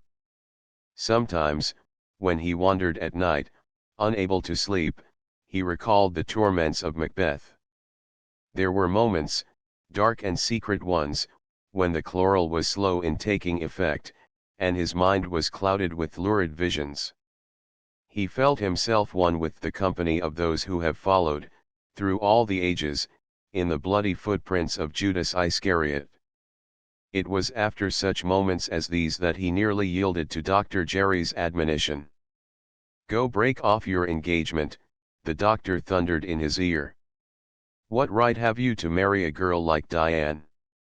If she knew, she'd never forgive you. I tell you you've got to break it, you shall." But he did not. Instead, he pursued his course with a peculiar obstinacy, a tenacity of purpose that amazed his counselor. He loved Diane. It was the strongest passion he had left in the wreck of his moral consciousness. He meant to snatch at happiness as he snatched at honors and high repute, and to hold them almost by force. He was tortured, too, by the thought that delay might in some inexplicable way result in disaster, and he urged on Judge Hereford's inclination toward an early marriage. They had planned, at first, that it should take place just before the new expedition sailed. It was welcome news when he was informed that the ship would be ready a month earlier than had been expected, and that it remained for him either to change the date of departure or to wait until the time originally set. The message sent the blood to his heart with a mad rush of joy. He would make Diane consent to an earlier wedding. Then he would feel secure of her at last, and he could set out as soon as possible. Alone, he would dread the frozen wastes, but with her courage and high endeavor must be inspired by a love like his. He would rise to the height of achievement, would expiate his past failures in brilliant success. Then his conscience would surely absolve him for not having uselessly laid down his own life because another man had to die. 14 Fouch hurried to Diane at once with his tidings. As he approached the house, he let his eyes rest on it with almost a feeling of ownership, not unpardonable in a man who was soon to be united to the only child of the owner. It might be said that after that he, too, would have a claim upon it. The house was old, it had been in the Hereford family for 200 years. Looking at it, Fouch could distinguish the older portions, the slant of the wide gables from the high ridgepole, the small, diamond-paned windows, and the stoop, which suggested a Dutch origin. One of the ancient chimneys still towered high between the main building and the sprawling extension, but modern taste and increased family fortunes had added a bay window or two, and a wide southern veranda had increased the dignity and importance of Judge Hereford's mansion, as it was called among the townspeople when they remembered to drop the more familiar synonym, the old Hereford house on Broad Street. Fouch liked it. He liked its air of dignity behind trim hedgerows, its embowered vines, and the widespread branches of the elm before the door. He went up the path with the feeling that here, at last, there were peace and security for him. He found Diane in the library, bending over some sewing, which she put away as he entered. She laughed softly as he bent to kiss her. "You mustn't come so often," she chided, "if you want me to be ready 2 months from now." He held her, looking down into her eyes. "I want it sooner. Diane, the ship is ready." Can't we be married in 2 weeks? She did not reply. Instead, her eyes sank under his, and he felt a quiver run through her. He thought of Overton again, with a pang of jealousy, and tightened his hold. Diane, you'll say yes? I must go, but I can't go without you. You're not going to refuse, he pleaded urgently, clasping her with one arm, while with his other hand he lifted one of hers and pressed it fervently against his cheek. She did not withdraw her hand, but he felt that it lay cold and still in his clasp. She was a long time in replying. Of course you'll go, Arthur, but not so soon. I couldn't go so soon. It seems too horribly hasty, as if I were in such a hurry to get married that I couldn't wait for any kind of dignity and ceremony. It's I who am in a hurry, he rejoined quickly. My darling, I can't feel secure. I keep thinking that you don't really love me, and that you'll slip off and leave me at the 11th hour. She laughed softly, a little tenderly. The warmth of his affection seemed to enfold her in such a new security that she could not understand what seemed to be, on his part, a haunting fear. I'm not like that, Arthur. I've always tried to be rather a loyal person, dear, but I don't like haste in weddings. But you must in ours, he pleaded. The ship can sail so much sooner. I mean that it shall never sail without you, Diane. You don't want to make me more unhappy than I am. She withdrew herself a little from his embrace, looking up into his face with serious eyes. Are you unhappy? Then something that she saw there moved her deeply. Arthur, you're not well. What's wrong? Tell me. He hesitated, then he thought of using her evident anxiety to further his purpose. I'm sick for the sea, dear, and to be off again finishing the work. Every day of delay tells on me, but I vow I shan't go without you. She looked at him then, a light in her eyes, the charm of her face, so delicate, so elusive, lending it a peculiar softness and glow. I don't want you to go without me, but you must give me a little time. Why, Arthur, I was working on wedding finery when you came in, she admitted with a shy little laugh, glancing at the mass of fluff and lace in the basket beside her. You don't need it. You're too charming for finery. Diane, he caught her hands again and drew her, half resisting, toward him. Make it Wednesday at the latest. She shook her head. Shocking. I couldn't. Then something in his look, in the troubled, handsome face bending toward her, swept away her scruples. If she meant to marry him at all, why quibble for delay, why beg off? She softened, and he read her yielding in her eyes. Wednesday, he repeated eagerly. Wednesday week, she corrected. Nor could he coax her to advance that day. She declared that she was ashamed of such haste. They might as well run away and be done with it. That would be heavenly. No fuss, no feathers. I'm ready. Will you come, Diane? There's a parson across the road. She smiled absently, her eyes still on his face. Arthur, you're not well, or you're worried, she declared irrelevantly. Won't you tell me? I can see that there's something on your mind. He was startled, and reddened under her look. There's nothing on my mind now, except Wednesday week, he protested steadily. That's far enough off to weigh upon me, isn't it? She shook her head, not altogether reassured.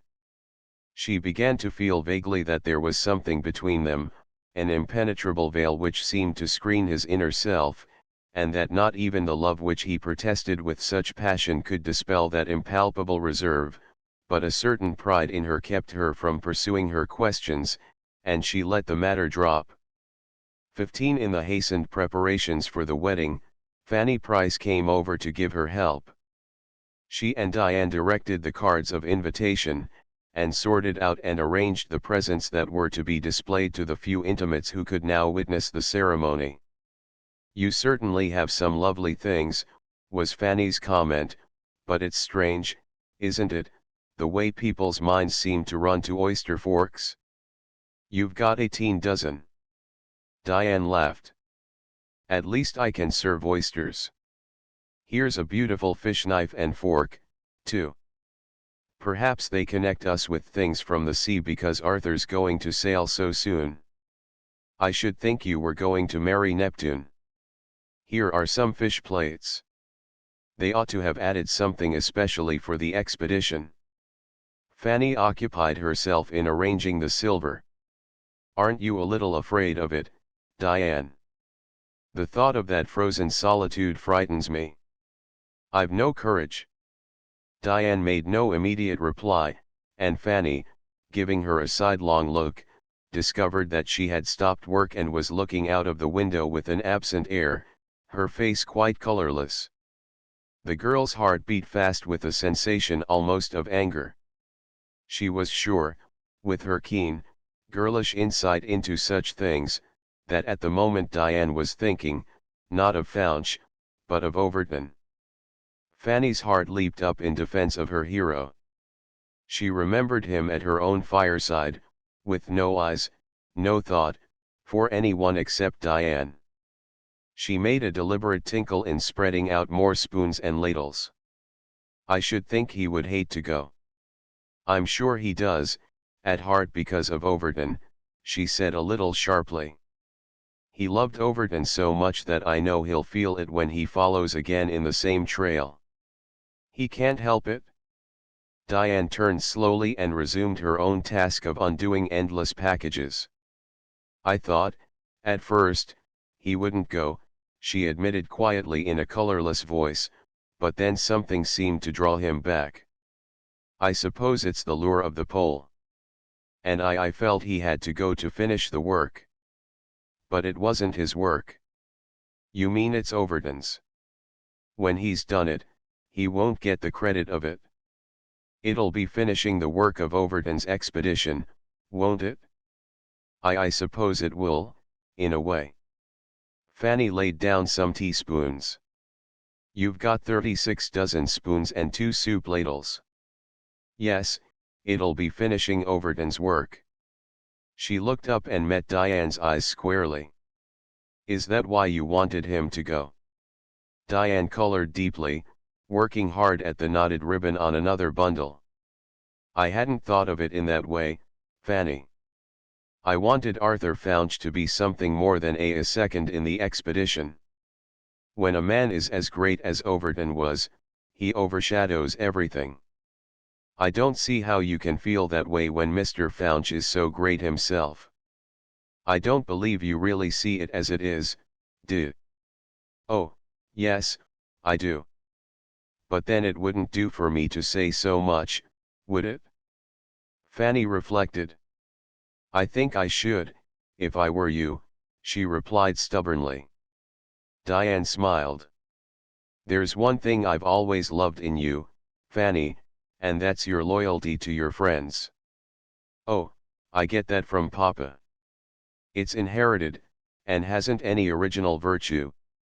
I've always said that Papa would stick up for Satan himself if he happened to be an old acquaintance." It gave Diane a feeling of relief to laugh.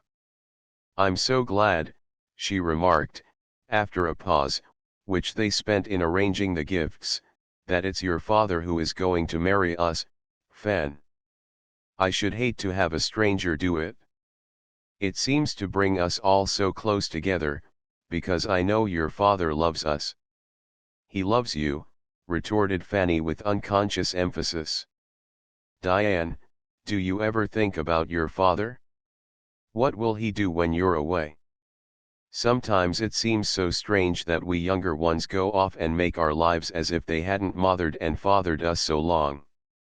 It's like birds going out of the nest, isn't it, Fanny? I suppose it's the law of life, what the scientists call evolution. But I do think of father. I hate to leave him. I shouldn't leave him, if I didn't know he would be well cared for. You know old Martha understands just how to cook for him. She knows what he likes better than I do, better, I think, than Mama used to know, and old Henry takes care of him as faithfully as Dr. Gary does. Besides, you're all so near. It seems to me as if he would be better off. Arthur and I are going into a new land, a land of mist and mirage. I feel," she was looking across at Fanny without seeming to see her, "that I am indeed setting out on a long journey. I'm taking with me the man who loves me, but I'm not at all sure what's beyond the soft, impalpable cloud that hangs like a veil just above the open sea of my dreams." Fanny was silent. After a moment Diane turned and went on with her work, but, as she picked up another package, she added in a more natural tone, "Why don't you answer me, Fan? Don't you understand?" "Yes, I think I do, but if I were you, I'm certain that I should know. I mean, if I were going to marry the man I loved, I'd be sure that the sun was shining behind that cloud." Diane slowly and carefully unwrapped the tissue that enclosed an ancient Venetian vase. It was a beautiful thing in design and workmanship, but she made no comment on its perfection as she set it carefully down on the table. "But I'm not sure," she confessed softly. Fanny had now reached the limit of her endurance, and her silence left Diane free to pursue her own train of thought.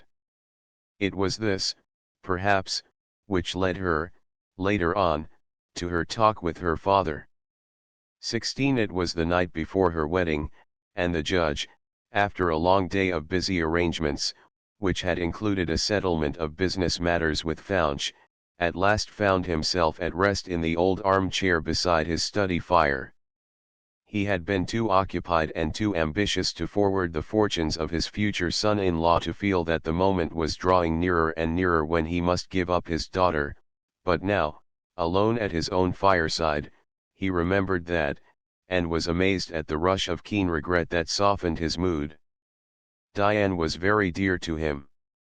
He had been a busy man, a man beset with cares and ambitions, but the girl, who had come to him instead of the son for whom he had prayed, held a warm place in his heart. He would miss her, he confessed that to himself, with a kind of pride in his own tenderness. He had, indeed, planned to keep her near him, to set his son-in-law on the path that he had already made a beaten track to political success, but Diane herself had held Faunch to his infatuation. She was actually leading him in this wild venture in the Antarctic seas. Vaguely, but with a certain pride of blood, Judge Hereford began to recognize the instinct of race in her. She had sprung from a long line of adventurers on sea and land. A Hereford had been with Sir Francis Drake, a Hereford had fought at Marston Moor, a Hereford had followed the Star of Empire westward across wintry seas and founded the family fortunes in the colonies. The judge himself had retrieved the losses of his father and his grandfather, and now, in his strong middle age, saw himself nearly at the top rung of the ladder he had set himself to climb. He could afford to take the future in an easier frame of mind, to slacken his gait a little, but he had lacked a son to follow in his footsteps. His fancy, fixing itself on Faunch, on the brilliant promise that seemed to dawn in the young man's career, began to build new castles in the air. He felt a certain satisfaction in knowing that he had furthered Arthur Faunch's fortunes, and had been a factor in the making of the marriage that was to take place on the morrow. Faunch was neither so famous nor so wealthy as the judge could have wished, but he was young, able, and already surrounded with the heroic halo of his hardships and his services to science and his country. In a recent public address an eminent man had said that America was proud of mothering such sons as Overton and Faunch. That Arthur was placed second seemed, after all, a graceful tribute to the dead, and Faunch had succeeded now to the full leadership in place of Overton. On the whole, the judge felt satisfied and even happy.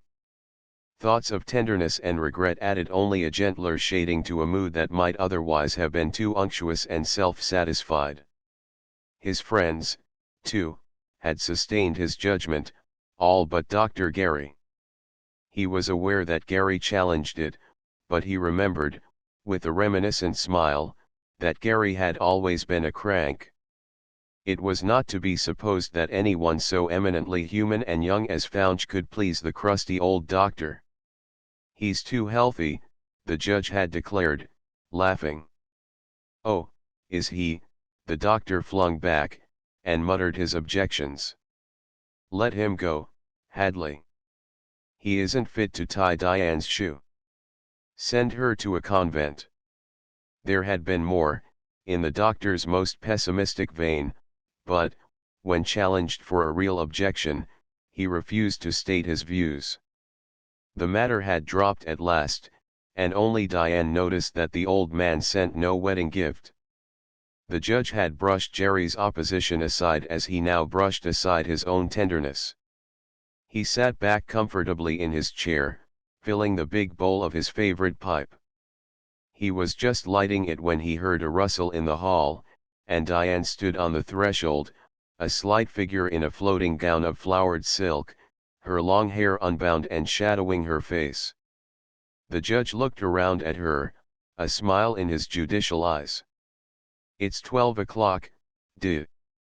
You'll certainly see the dawn of your wedding day, at this rate." "I couldn't sleep, Papa, so I came to sit with you a while." He made room for her to bring a low seat to the fire by his side. With a new paternal aspect, he laid his arm gently around her shoulders.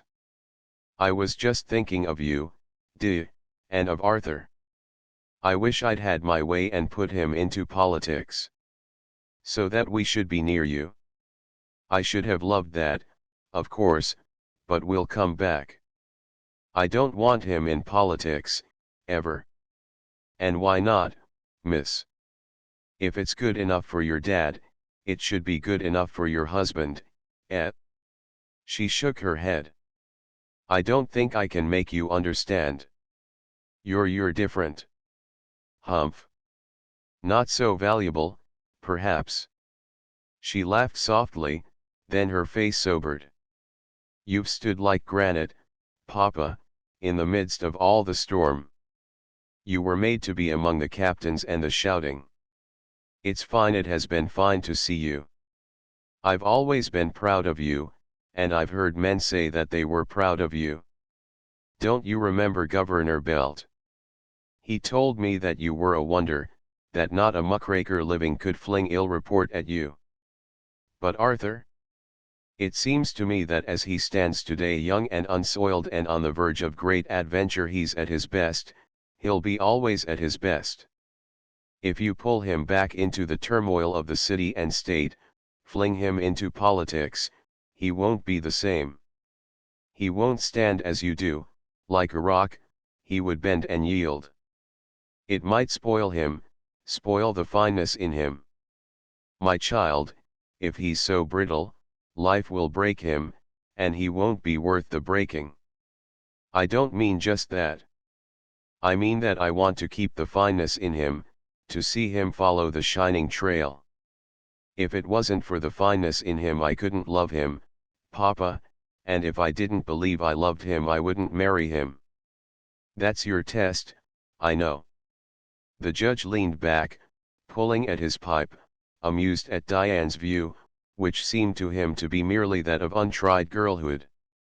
"There's been many a marriage without love, my dear, that's turned out well enough. I couldn't do it.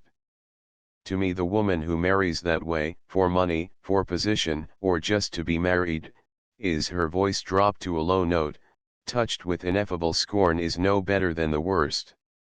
The judge patted her shoulder. "A high view, de. I'll agree with you thus far. If he wasn't fine and honest, I'd never let you marry him if I could help it. In these days we fathers can't help much, in my opinion, but I'll help you out of it, my child, if ever he shows himself less than we think him an honest man. We're alike in that, Papa." That's the unalterable test, his honesty. I couldn't live, day after day, with a man whom I knew to be a liar and a thief, as Mabel Gardner does. Yet it's noble in her, too. She stayed with her husband to try to hold him up, to keep him from falling to the lowest level.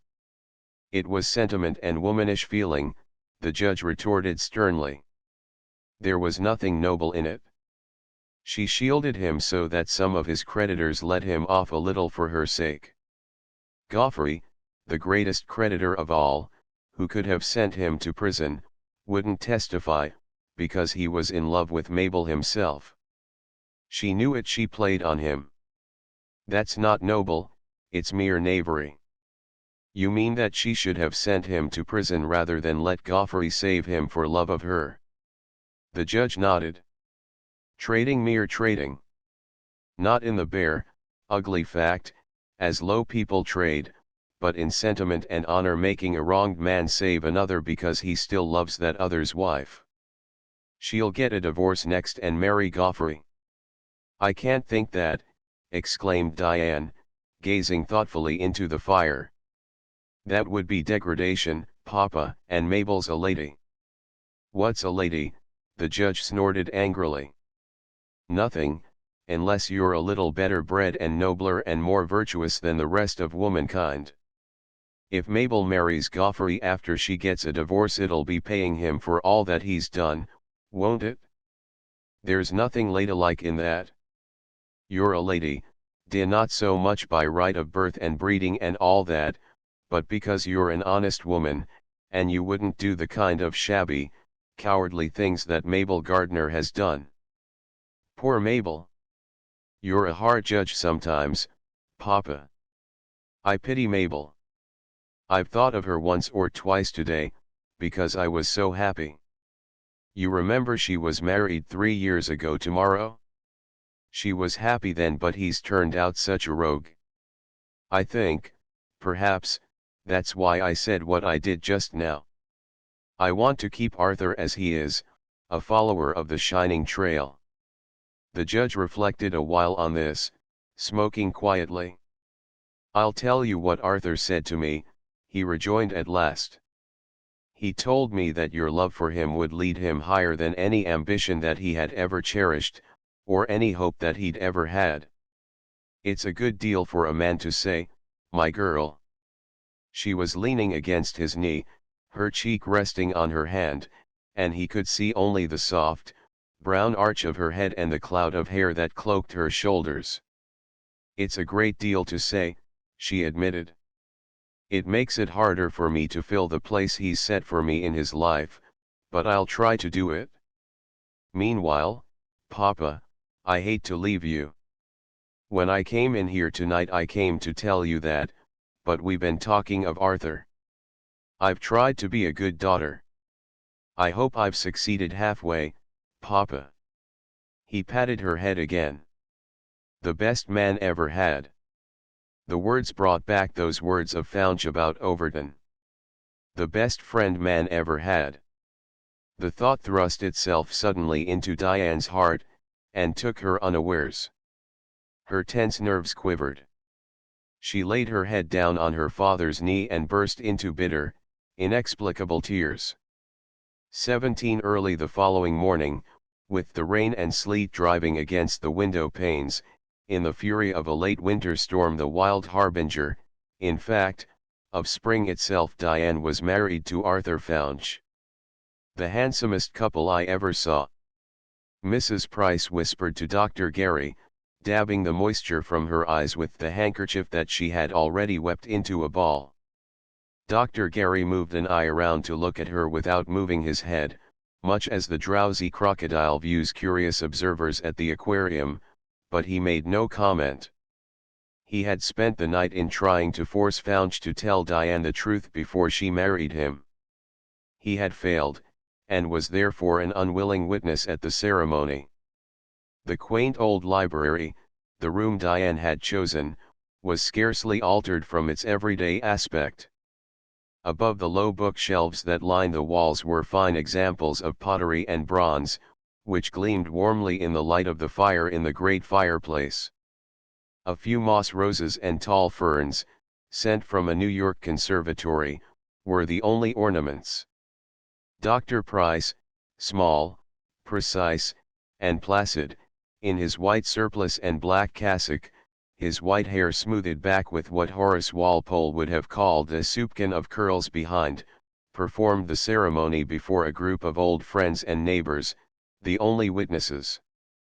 Mrs. Price lifted her plump, wrinkled face and kissed the bride on both cheeks.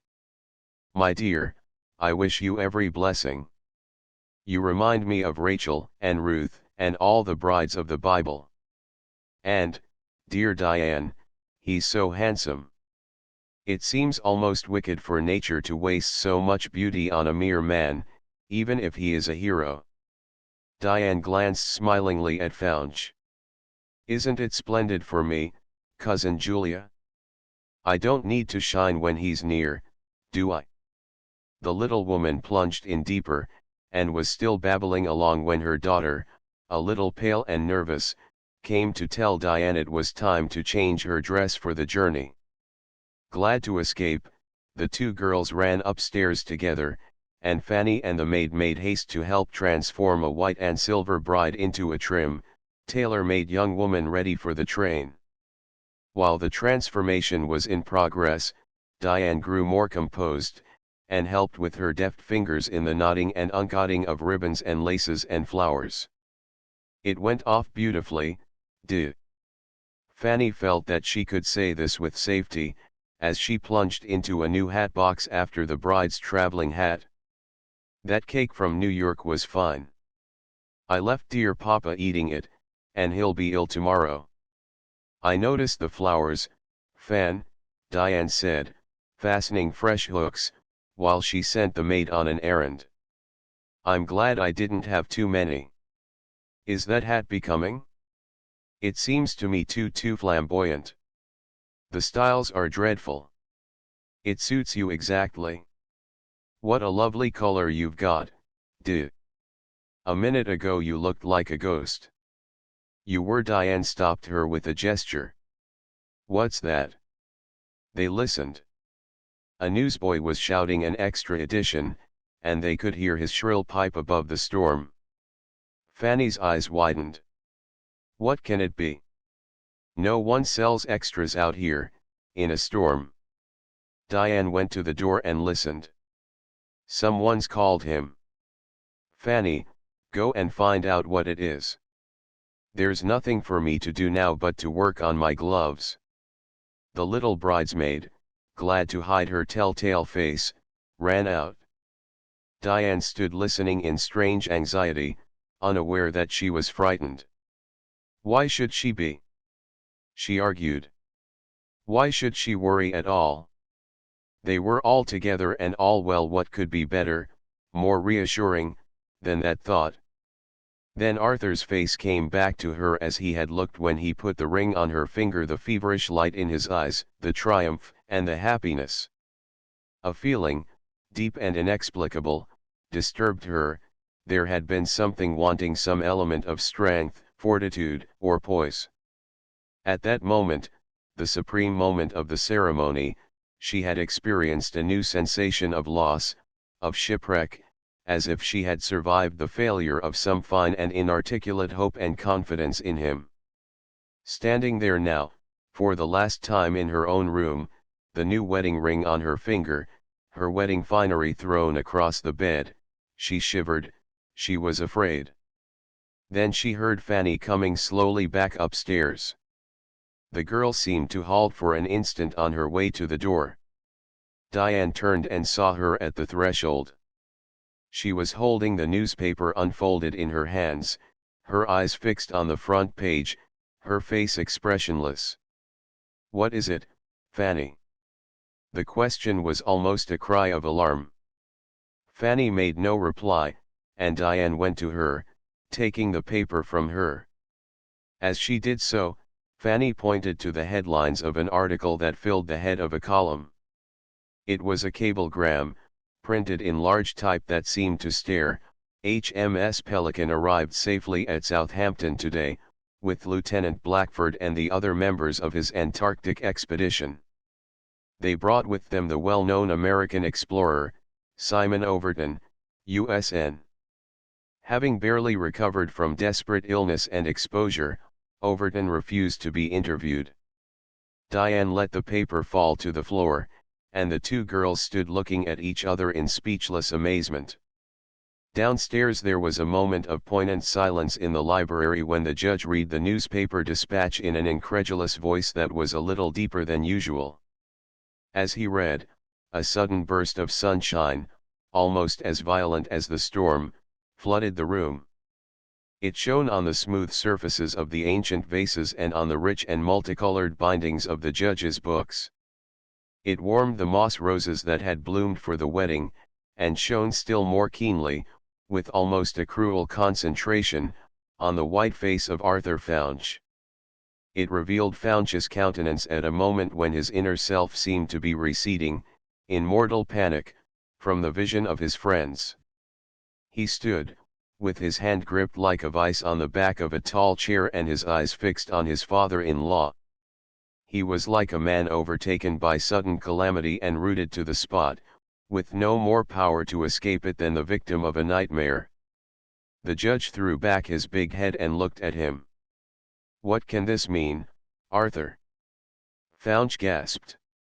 His mind was still reeling, and his voice sounded a long way off to his own ears. "It must be a mistake," he replied slowly, "a mere newspaper story or the wrong name. Overton is dead." The judge looked again at the paper, and then cast another searching look at Founch. "It's strange," he remarked, "that a thing like that should be cabled from London from the correspondent of this paper, too, and they think it important enough for an extra.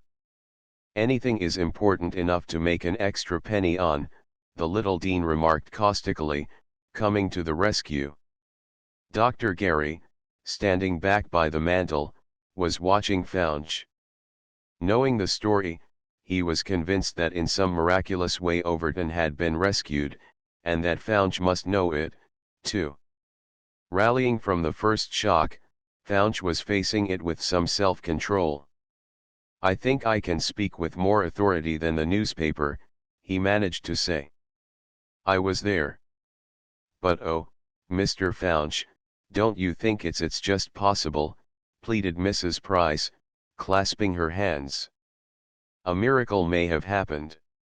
It would be so beautiful. It would make Diane so happy, it would make us all so happy, if dear Simon Overton could come back." Her little bubbling voice, like the pleasant singing of a teakettle, brought relief to a tense situation. "That's the way to look at it," rejoined Dr. Gary. "Let's rejoice in the hope." Judge Hereford bent his heavy brows. "There can't be any hope, Gary," he said flatly, "if Founch has told us the truth." Founch smiled, but with a wince. "It's not a thing about which any man would want to jest," he replied slowly, purposely misunderstanding Hereford's speech. "We believed him dead. If a miracle has happened, the body must have been recovered and resuscitated. I can't believe a word of this." Hereford, however, pursued his questions, the lawyer in him roused to ignore his new position as a father-in-law. "Then you admit that his body might have been found?" Founch hesitated. The others, his father-in-law, Gary, who knew the truth, Dr. Price, and the wedding guests all waited. The moment before he had been the hero of the occasion, the bridegroom at his own wedding. Now, strangely enough, he stood alone in the center of the room facing them, much as a prisoner might stand at the bar. He looked up and met Dr. Jerry's eye, and it revealed the full force of the situation. Gary believed that Overton lived. Founch experienced again the terrible sensation of the world falling to pieces around him while he still survived. If Overton lived, he was delivered from the hideous remorse that gnawed at his heart, but he was ruined. No power on earth could save him from public shame. He rallied his forces again. There was a terrific blizzard, we were rescued from an avalanche of packed ice and snow. How is it possible that these Englishmen could find and resuscitate a dead man? If they did, where were they? Why didn't we meet them? The thing's absurd, he climaxed, with an actual thrill of relief as he remembered the situation. Yes, it was absurd. No living man could have reached Overton after he left him. The Dean nodded his head slowly and thoughtfully. Of course, of course. You must be right, Faunch, you were with him when he died. This is a cruel mistake. It's more than cruel, it's a mockery of death, Faunch declared with renewed force. He was determined not to believe it. He was convincing himself, and he was regaining his control of the others. Judge Hereford folded the paper and put it down. We'll hear more of it tomorrow or they'll contradict it. Of course, if you were with him until the last minute, you know, Arthur. Yes, I know. Faunch returned, a feverish light in his eyes. He stopped abruptly, looking toward the door, and they all turned and followed his eyes. 18 Fanny Price, a pale-faced little creature, in her bridesmaid's finery, stood there looking at them. Conversation had begun again in a faint-hearted way, but it hushed as she spoke. Diane wants to know, is it true about Overton? Faunch crossed the room and took Fanny's hand in his, trying to reply to the challenge of her eyes. She was shaken, horribly shaken, with the remembrance of his book and Overton's, and of that black gap in the narrative which could easily be filled with Overton's death. Tell Diane that it's a story, a mere newspaper story, he said firmly. It couldn't be true, you know that. She assented, drew her hand hastily out of his, and ran back upstairs. The Dean exchanged a meaning look with his wife.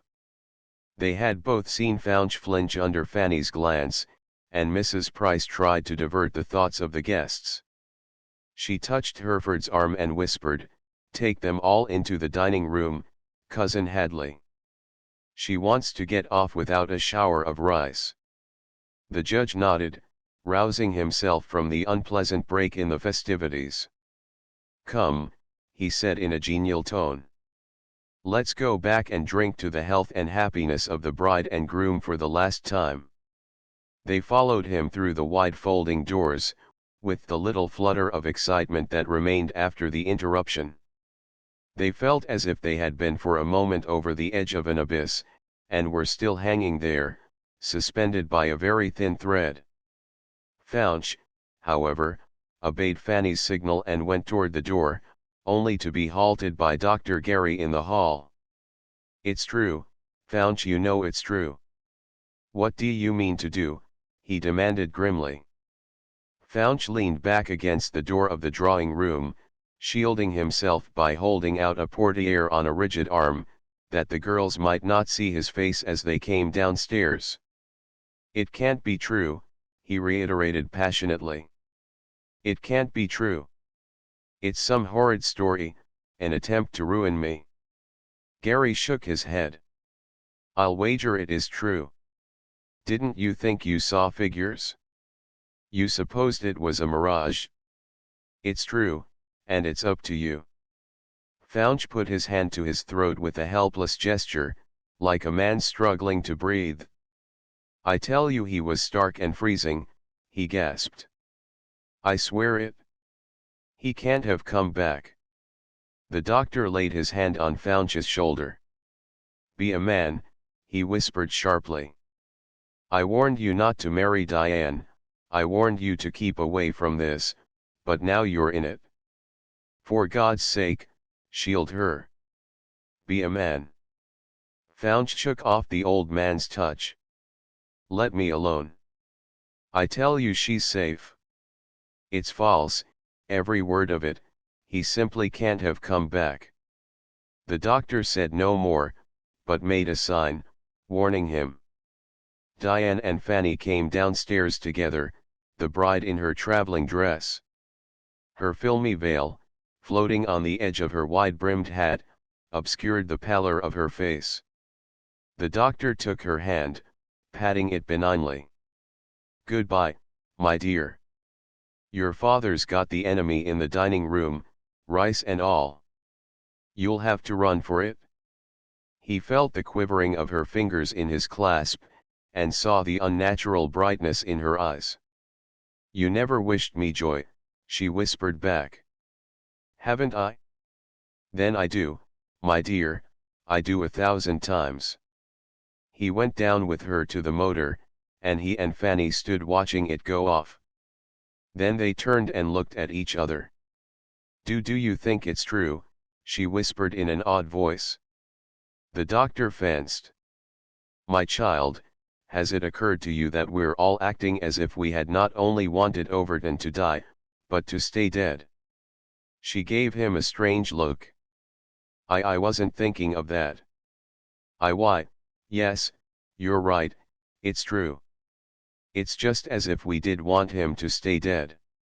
Gary took her by the arm. "Come into the house, child. You're standing out here in the wet, in a ridiculously flimsy dress and slippers."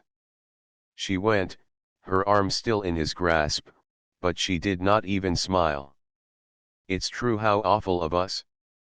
Just as if we wanted him to be dead, because of Faunch," concluded the doctor dryly. "Don't worry, my dear, not about that, anyway, for I've an idea it's true." "You mean that Overton isn't dead at all?" "Oh." It was a little syllable, but it voiced Fanny's awful thought, a thought which had, as she had said, nothing to do with Overton, but all to do with Faunch. Faunch himself, on the way to New York with Diane, found the situation almost beyond endurance. The long strain had so racked his nerves that he flinched at this crisis. His belief in Overton's death still survived. He had too keen and harrowing a memory of that awful climax in the ice and snow to be easily persuaded that there could have been a rescue, yet the mere fact that such a rescue meant his certain ruin overwhelmed him. Even while he assured Diane that it was a mere newspaper story, his heart sank with sickening fear. Racked by conscience in the long months since he had left Overton to die in the polar snows, he had again and again cried out to the night and the solitude that he would give his soul to feel that Overton lived, that he had not abandoned his leader and friend to death, that his conscience was clear. Now, when the thought of Overton's return was weighed in the balance with his personal disgrace, he was not strong enough to face it. He saw, in a flash, all it would mean to him: the personal shame, the ruin, the loss of his new won honors and of Diane's love. He felt certain that she could never love a man stained, as he was, with a cowardice that was in itself a crime. A feeling of terror seized him. He had put himself outside the pale of mercy. He knew not only that no word could ever be spoken in his defense, but that the world would be eager to revile him. The veriest wastrel in the street would find an excuse to fling a curse at his cowardice. He had abandoned a prostrate comrade, leaving him to face death alone.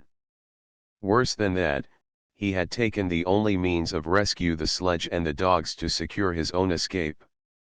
He had sacrificed Overton to save himself whole and without a scratch. If Overton had survived, if he knew anything, he must know this. If he had had the strength to live to be rescued, he might know much more. He could not have been so far gone as Faunch had thought. Day after day, night after night, the horror of that frozen waste had haunted him. The death-like face of Overton had appeared to him at nightfall and at daybreak. When Faunch, against his own better judgment, had undertaken the new command, he had merely yielded to the mysterious lure that draws a murderer back to the scene of his crime. He had felt as if unseen hands clutched at him and drew him, as if a shadowy presence, standing at his elbow, demanded this sacrifice, this hideous march back on the trail, as if Overton, dead or alive, held his very soul in thrall. And now, if some miracle had happened, if the grave was about to give up its dead, Fouch could not escape. He was facing a shame that would be more terrible than the death he had fled. Coward as he had proved himself to be at that supreme moment, he might better die now than face the truth that Overton would be sure to reveal, if he lived. On the reality of his death, then, hung Fouch's only hope. Once more he tried to brace himself up with the thought that it was impossible for Overton to have survived. Yet it was in perfect unison with what he had already endured that this renewed horror should quench his new happiness and make his wedding day a nightmare. If the shade of Overton, a thirst for mortal vengeance, still haunted him, this last exquisite torture was its supreme accomplishment. His broken spirit quivered under the visitation. It was a mockery of fate to have to act the bridegroom at such a moment, to protest his happiness and reply to Diane's questions. She had spoken to him about the newspaper story almost at once, and had expressed her amazement that such a dispatch could have been sent from London. Then she had let the matter drop, but her very acquiescence awakened a keen alarm in the mind of Fouch. He suspected that she, too, was suffering, that the thought of Overton had broken in on her agitated mind like a blow from the unseen. She was marrying a man who had declared to her that Overton was dead, that he had stood beside him while he was dying, yet, at the very moment when she had finally ratified her belief in him, the doubt took shape and clothed itself in an almost visible semblance. As the train rushed on, Fouch watched her. He observed the pale outline of her profile against the rosy light of a sunset sky, illumined and touched with glory, like a face carved from the delicately tinted pearl of the abalone shell. Something in the averted eyes, the softly parted lips, and the slight, scarcely perceptible quiver in the white throat, suggested an emotion too deep and too sorrowful for such a moment. Again he had the curious sensation that the shade of Overton stood between them, its outstretched hand thrusting Fouch away from his bride and slowly but surely toward the edge of that frozen precipice where he had left his comrade's mortal body, abandoned without pity and without help. At a moment when he should have been supremely happy, Fouch was miserable. He had lifted the cup at Circe's banquet, and felt as if he had been transformed into some hideous monster that must return to his lair. Sitting beside Diane on the train, their close proximity accentuated by the soft touch of her sleeve against his and by the faint, elusive perfume of her hair, aware that his ring gleamed on the slender finger of her left hand, he felt no thrill of exultation, only an intense bitterness of soul. He could never look his wife in the face without fear that she would read his soul, find the hideous secret hidden there, and scorn him. If some trick of fate, inexplicable as it was inexorable, had indeed brought Overton back from the dead, Fouch could already foresee the end. He began to thrash it over in his brain, to piece together every fragment of news he had of the English expedition, and to try to convince himself that it was humanly impossible for any of its members to have been so near that they could have reached Overton before he died. His own knowledge of the vast spaces of those frozen regions went to strengthen his hope that he was safe. He told himself, almost wildly, that it was not a hope that Overton was dead, but that he himself was safe from public shame. Diane, unaware of her bridegroom's agony of mind, sat looking deeply into the glow upon the far horizon. She had proudly accepted his word. If he said that Overton was dead, she must believe him. She had not forced the issue by asking questions, she had assented to what he said. As she looked out in silence, she was not thinking of Fouch. Then she became aware that he moved restlessly, and she turned and met his eyes. The agony in them was so intense that she started, but before she could speak, she saw it retreating, as if he withdrew his soul from her sight. It struck a chill to her heart. The look had been distraught, like a wild animal peeping out, and at the alarm, rushing backward into its hiding place. "What is it, Arthur?" she exclaimed involuntarily. Before he could reply, a porter came through the train, holding up a telegram and calling out the name Arthur Founch. Founch took the envelope nervously and tore it open, his face changing perceptibly as he read the dispatch. "Our holiday is prolonged, Diane," he said, turning to her with a forced smile. "There's been an accident in the shipyard, the ship won't be ready to sail for months. Instead of 3 weeks, it may be 3 months." They had planned 3 weeks or so in Florida, a touch of the tropical atmosphere before they began the long, hard voyage to the Antarctic. To his surprise, she showed regret. "I'm sorry, Arthur, I really want to go soon. To me it's the great adventure, and now we've months to wait. Shall you stay all that time in Florida? I think I'm really a little sorry even for that." He was not. Secretly he had long dreaded the arduous expedition, the overwhelming presence that he must face with courage, too, or fall forever in her eyes. "For my part I'll be glad of the rest. You see, I've been in those frozen wastes, Diane, and I know we'll need a stock of sunshine to carry with us. And 3 months in Florida with you seems to me pretty near paradise." As he spoke he smiled, and his dark eyes softened with that charm which had gone so far to win her heart. Then he added, "But if you don't want warm weather all the time, we'll come back north before we go. Wasn't there some place, I think your father suggested, a cottage where we could have at least 10 days of peace?" She thought a moment, her eyes looking dark and dreamy under their black lashes. "It's a little house of father's. We could go there, of course, and I'll keep house." "Yes, I think it would do you good, Arthur. You need rest. I've seen how fagged you were. After the heat and sunshine, that bit of cool mountain air will brace you up. I should like it, too." Again he looked around at her. "Would you rather go there now?" She shook her head. "I want our bit of Florida and then this. We can go quite easily, and not be out of reach of your last arrangements. It's in the Catskills, you know." "Where?" She named a small place where the Herefords had long owned property. He hesitated, regarding her absently. She turned as she spoke, and smiled. Her face seemed thus, in the partial shadow of the car, between daylight and dusk, had a peculiar charm, and her eyes held a tenderness that went to his head.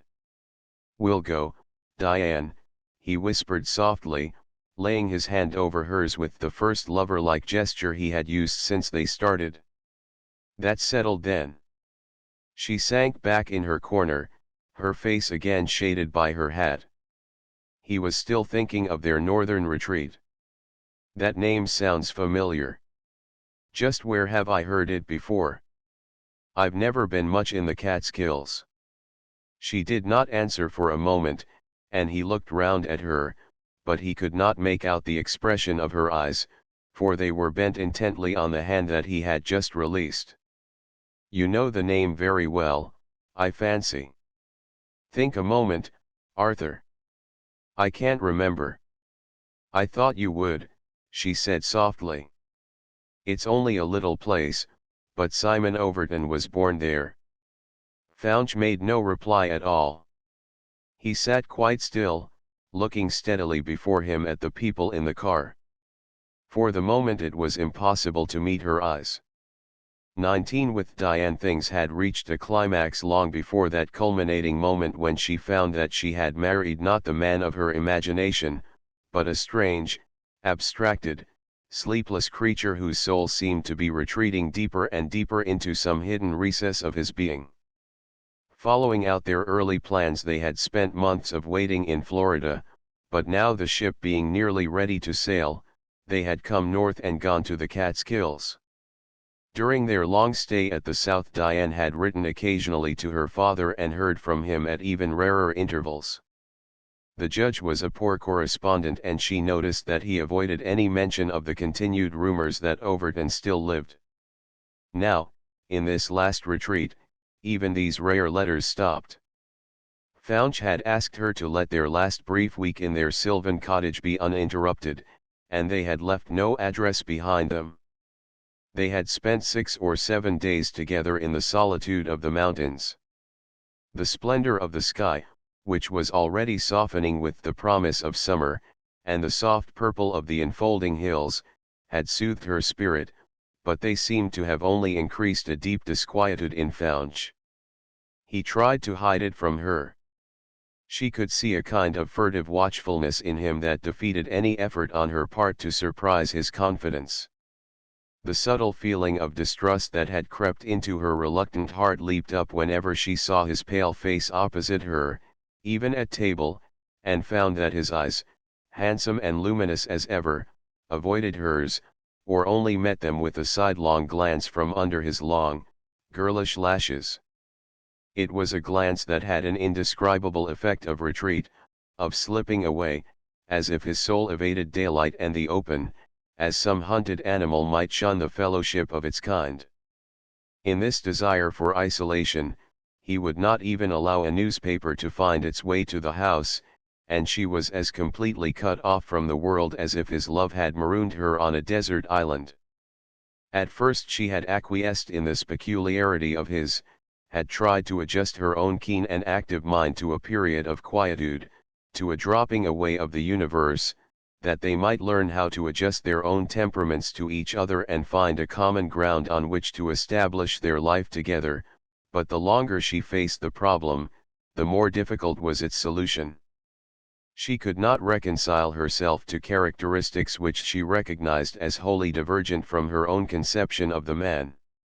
He was not frank, as he had seemed to be, nor cordially disposed, nor courageously bent on high endeavor. He was secret, complex, and perilously evasive. He had never once, since their arrival in the mountains, spoken the name of Overton, yet by the swift and unerring instinct that comes to a woman at such moments, Diane knew that his former leader was never out of her husband's mind.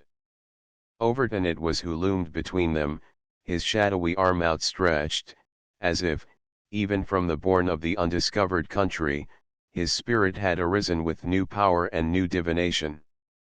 Diane had accepted Founch's word. She had declared that she would believe her husband, and no whisper from the world beyond those shadowed hills had yet broken her resolution. But there were moments in the depth of night, or in the solitude of some early morning stroll that made her heart sink. When she had hoped to find candor and stability, she had encountered a silence as perplexing as it was evasive. It was a relief to her when, on the 8th or 9th day, he announced his intention of returning to the city. They were sitting over a belated breakfast, which Diane herself had prepared, with scant assistance from the little mountain maid who had come to the Hereford cottage to help in their haphazard housekeeping. The small dining room, built for summer uses, jutted out from the house, and was almost part of the large veranda which overlooked a magnificent prospect. The scene, flooded with sunshine and touched with the peculiar beauty of morning, lay before them in a panorama of spring. The distant mountains, outlined against a brilliant sky, were blocked out in every shade of violet and ochre, while near at hand the brown woods of winter were exquisitely veiled in a delicate haze of pale green and rose. Here and there a wide glimpse showed a fallen tree spanning a mountain brook, or some tall pine raised its dark green shaft, like a forest spire, pointing the way. In the wonderful clarity of the atmosphere even the most distant objects stood out in vivid outline, as if the whole scene had been painted by some Titan artist who had used the universe for his canvas and the colors of heaven for his brush. It had a fascination for Diane, it even comforted her, and she sat looking at it, forgetful of the neglected meal. She was a little startled when Founch spoke. "I think we've reached the end of it, Diane. We'll have to begin to face our great expedition. I've got to go to New York today." She looked up with a feeling of relief, but she met again that retreating glance of his. "I knew we couldn't put it off much longer, Arthur." I've expected you would be growing impatient as the days passed. But why today? It's such short notice. I shall have to close up everything at once. He pushed his cup aside, and she noticed for the first time that his coffee was untasted. I got a telegram last night. I didn't tell you. I thought no one knew where we were, she replied slowly, averting her own eyes from the confusion that she could not help seeing in his face. No one but Asher. This was the man who was to serve under Faunch in the new expedition. I had to accept him, of course. Last night I got a dispatch, and I must go to New York today, but you needn't be hurried, dear. I'll come back tonight or tomorrow morning, and we'll have a day or two more together before we start. Diane understood now his frequent lonely strolls at nightfall. He had gone to the post office for mail that he had concealed from her. She had a strange sensation, which involved no jealousy of her husband's private affairs. She felt as if the universe moved beneath her feet, confirming her feeling, too, that there was some new and impalpable barrier between them, but she made no sign of it. Instead, she put her elbow on the table and rested her chin in the hollow of her hand, while she regarded him with a quiet gaze. I wish you had told me. He moved restlessly in his chair. Why should I? It was such a simple thing to do, so obviously necessary. I had to keep in touch with Captain Asher. Except for that, you've been the whole world to me, he added, with that subtle gentleness which no man knew better how to use. She smiled almost tremulously. I'm not jealous. Only she rose abruptly and went to the window, looking out again on the hills. He followed her and put his arm around her. Only what, sweetheart? She hesitated, then she turned and met his eyes. Their faces were so close together that she felt his breath warm on her cheek. Only that I felt, almost from the first, that there was no confidence between us, Arthur. We're not starting right. We can't stand still, we shall keep on growing either together or apart. You know it, I know it, but there's something, it's like a veil, impalpable and yet impenetrable between us. What is it? Help me. She half withdrew herself from his arms and laid her hand lightly on his shoulder. Help me to solve this riddle, dear, or he was a little pale, but for the first time his eyes held hers, and she was less conscious of the retreat in them. Or what? He asked. His tone seemed expressionless, yet her quick ear caught a guarded note. Or we shall lose each other, she finished bravely. Don't you see? We're two souls reaching out to each other through this thing that we call love, but if we can't find any meeting point, we shall pass our two souls, I mean like ships in the night. I'm not jealous, I'm not curious, but I want to feel that you and I stand face to face in spiritual confidence, that I know your heart as fully as I'll try to make you know mine. He snatched at the chance she gave him, a chance for evasion. Oh, I know it, Diane, it's a heart of gold. Beside it mine seems as commonplace as lead or pewter, but I love you, never doubt that I love you with all my soul. As he spoke, he folded her close with a reiterated protest of his devotion. There was a moment of silence. Diane hid her face on his shoulder. It was useless to try to reach him. She knew it now, knew that in protesting his affection with kisses and vows he had used the commonest weapon of defense against a jealous woman.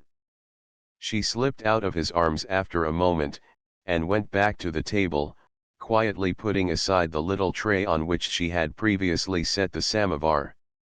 He looked at his watch. I'll have to go at once, dear, to get my train. No, I shan't need any bag, I'm coming back so soon. She looked over her shoulder. That's all right, Arthur, don't delay. I've got to see to so many things, if we're to break up in 2 days. But you don't mind now if I write to father?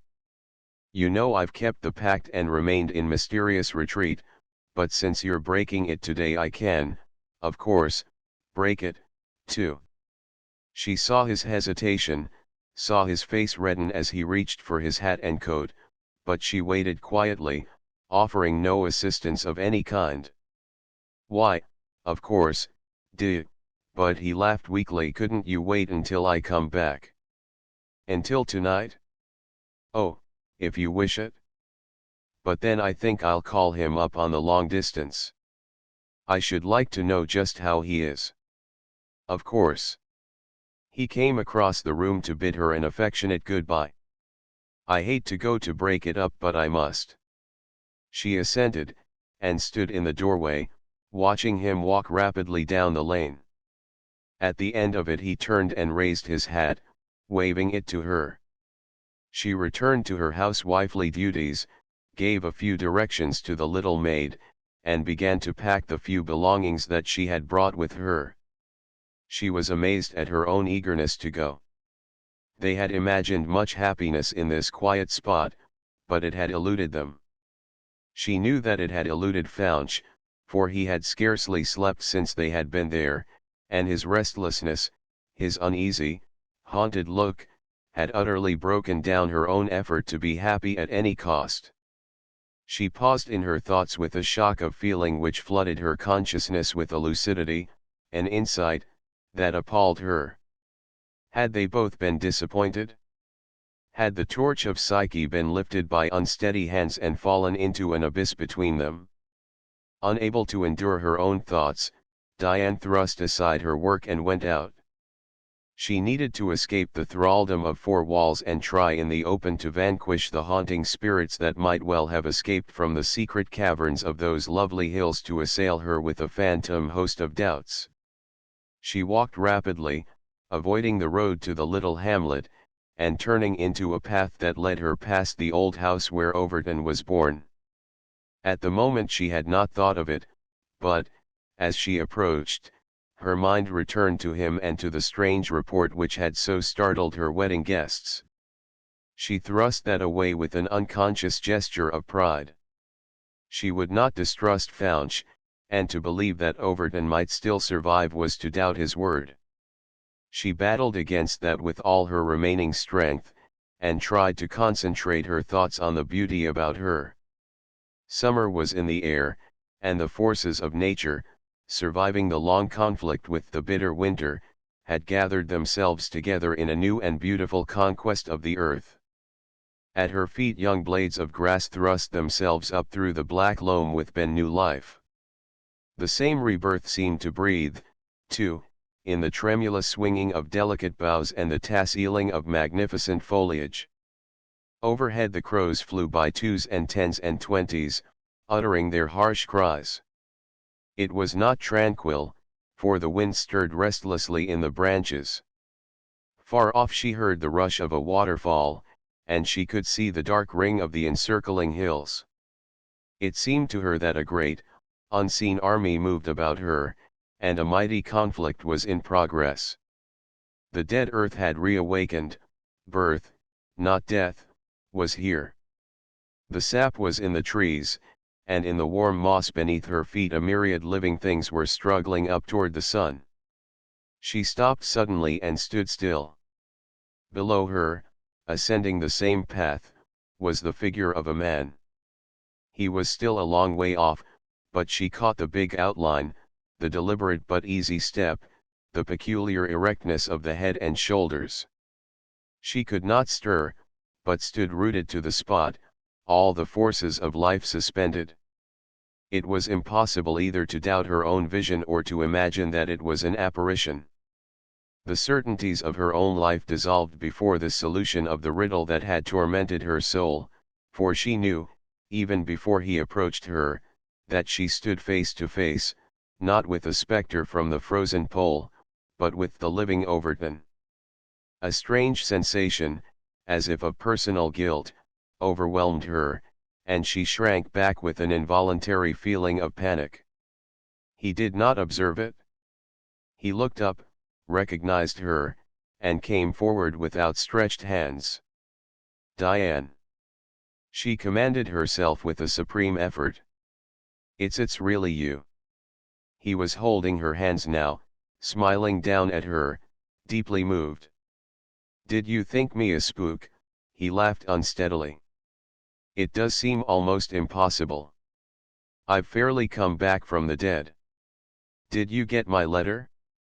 I wrote you from London. No, I've had no letter. I could scarcely believe that you had come back. She was trembling, she saw the look in his eyes and knew that he loved her. And how wasted he was, how pale. Here was a man who had indeed been near to death. She fought for time. I had given up all hope long ago, she faltered. The others were rescued, they believed you had been lost. As she spoke, she again raised her eyes to his, trying to find some reassurance there, something that would refute the horrible fear that wrung her heart, but what she saw made her look down, and a deep flush mounted slowly and painfully over her pale face. I was as nearly dead as a man could be and live, he answered soberly. I can feel the frozen horror of it now, the creeping drowsiness, can see that bleak, inexorable wilderness where I was deserted and left to die. He paused, as if the mere thought of it made utterance impossible, as if he had faced a crisis so terrible and so death-like that it must remain forever inarticulate. Left to die, she repeated in a broken voice, feeling that the very earth sank beneath her feet. Deserted? What can you mean? She was trying to be calm, but a nervous chill shook her from head to foot. He saw it, he caught her hands in his again. Diane, you care, he breathed with deep emotion. What does anything matter, then? I've come back and I've found you, my love, my love. She swayed and he caught her in his arms, holding her, his wasted face changed and lit with joy. Diane, I've come back to you, he cried. She pushed him away from her with both hands and stood, still shaking, supporting herself against the vine-clad trunk of an ancient oak. Don't, she gasped in a low voice. You've made a mistake, I'm married. There was a moment of intense silence. He straightened himself with a shudder, like a man who had been shot but could still keep on his feet. You're married? And you're your husband, Diane. Who is he? She watched him. She felt as if life itself hung on the look that she would see in his eyes when she answered. Arthur Founch, she murmured in a low voice. Founch. It was a cry of horror, of dismay. She could not mistake that. Overton stood still, a deep color flaming up in his face. He was apparently incapable of speech, but the look in his eyes, as they met hers, was a revelation. It showed neither anger nor jealousy, but only a deep and horrified consternation. It was a long time before they left the spot where they had met. Unconsciously and unbidden, he turned back with her. They were silent.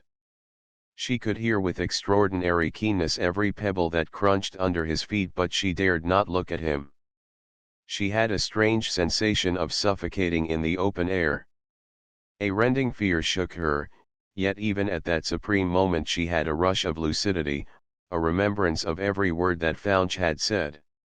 He had been with Overton when he died, that much had been clearly understood by all, and now, when they knew that Overton was not dead, but had been rescued by the gallant English sailors who had followed so closely on his track, what explanation remained, what defense for Founch? Where I was deserted and left to die. Overton's words rang in Diane's ears. Suspense was intolerable, she must know the truth, even if the truth meant ruin. She forced herself to speak. You said just now that you were deserted and left to die. Please tell me what you meant. There was a perceptible pause before he answered. Did I say that? He hesitated. I've nearly forgotten what I said. She managed to raise her eyes to his face, and was relieved to find that he was not looking at her. She felt like one lost in a trackless desert. She must find a way out of it, she could not give up, could not believe herself lost. If she did, she would perish. She forced herself to speak again. But I haven't forgotten. How could I? Will you tell me? He shook his head. Not now, give me a little time to think, please. You must know that it's all confused, I've been so ill and delirious. You mustn't ask too much of a sick man's memory, he ended lamely, trying to smile as he turned at last and faced her. She met his eyes and felt the full power of their love and their renunciation. Their message was so clear that it made her feel faint. She put her hand out involuntarily and caught at an intervening branch, steadying herself. He started toward her. What is it? You're ill. She shook her head, recovering herself with an effort. She knew that he was hiding from her something ruinous to her husband. There was a second in which she still struggled with herself, then a strange vicarious acceptance of guilt made her face burn. She had cloaked herself with the iniquity of Faunch, if iniquity it was, and she could no longer speak or act as a separate entity. They began to descend the steep path again. This time the pebbles tumbled ahead of them in a little shower as they scrambled down. Diane tried to talk casually, not looking at Overton again. How is it you're here, in this out-of-the-way place, so soon after your return? My aunt, my mother's only sister, is living over there. She's nearly 80, and she wanted to see me. I found her still in the black she'd worn for me for months. It's a strange thing to return from the dead. I needed rest, too, just for a day or so. You look ill. He smiled. I've just pulled through, and yet it's strange, isn't it, the fever that possesses me to go back. The lure is on me. It draws men back, I suppose, to their doom. It does. My husband is going again. So they told me in New York. I was there a few hours. Of course the newspapers besieged me, and I heard that much. Then I escaped. That's why I didn't hear of your marriage. He was unable to maintain his tone, and his voice broke on the word. She winced. It was a quiet wedding, not much was said about it. My father has been ill. He expressed his regret, and asked for the latest news of the judge's health. She colored deeply. We haven't written. It was agreed, when Arthur and I came up here, that no one should write to us. You see, he's been so much pursued about everything. I've been shut up here, out of the world, and I know nothing. He turned quickly, and their eyes met with a shock of feeling. She knew intuitively that there was a reason why she had been kept in the dark, and that he fathomed it and was indignant for her. Once, when Overton was a lad, he had thrashed a comrade for maltreating a lame dog. She had seen him do it, and she remembered the look in his eyes. She saw the same look now, flaming up in tranquil depths like a torch in the dusk. She hurried on. A little ahead of him she could command herself, to meet his look just now was more than she could bear. Shall you go down to Mapleton? She managed to ask him. The Prices and Dr. Gary will want so much to see you. So will Papa, you know that. I did intend to go there at once, but now yes, I suppose I shall. A man goes home, doesn't he, for the same reason that a cat returns to the old house? It's habit. They'll all be so glad to see you, you shouldn't call it just habit to go back there. It is your home, isn't it? He laughed a little bitterly. I haven't a home in the sense that you mean. I think I'll be henceforth a nomadic creature.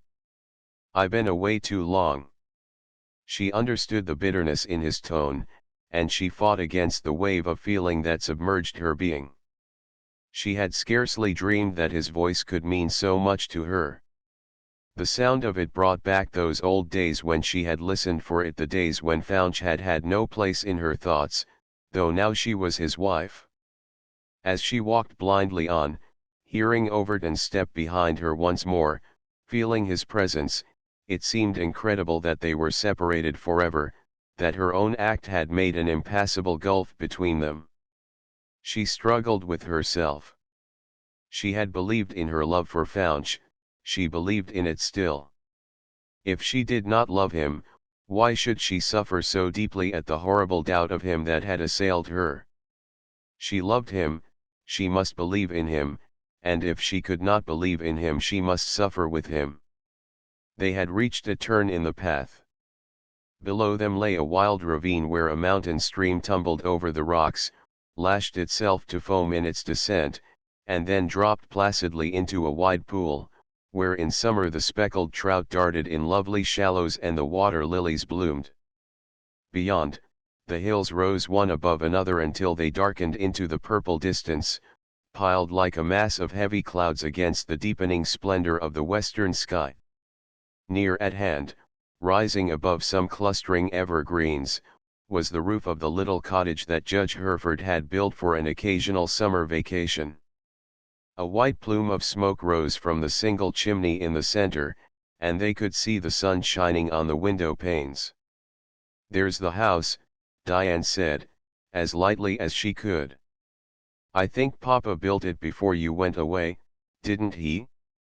It's only a rambling affair, but we've done very well there, and it's really cozy and warm. I knew it was here," but he hesitated. "It's strange, isn't it, that my aunt never spoke of your being here? Perhaps she didn't know it. We've been very quiet." She colored again as she turned toward him. "Won't you come in and take a cup of tea? I can give you that, though we're roughing it." He hesitated, then, aware, perhaps, that the moment was an awkward one for both, he assented, and followed her down the last slope to the road. They crossed the little bit of lawn together, and Diane's mountain maid opened the door for them. While she and her mistress went to make tea for him, Overton entered the living room, and stood looking down at the few logs that were smoldering in the big, open fireplace. The room was quaint, planned much in the style of a shooting lodge that Judge Hereford had visited abroad. A gun and a rod swung high over the stone mantel shelf. An old turkey rug covered the floor, and a couch in the corner suggested that it was sometimes used for an unexpected guest. On the table Overton saw an elaborate cigarette case with the initials of Arthur Founch, and on the mantel, almost under his hand, was a pipe that Founch must have left there. Nearer, on a chair, were tossed a bit of Diane's needlework and her work basket.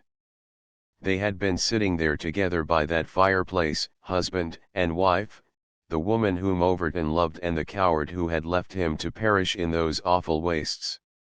The touch of intimacy, of actuality, drove the naked reality home. Overton turned from the fireplace with a smothered groan and began to pace the room.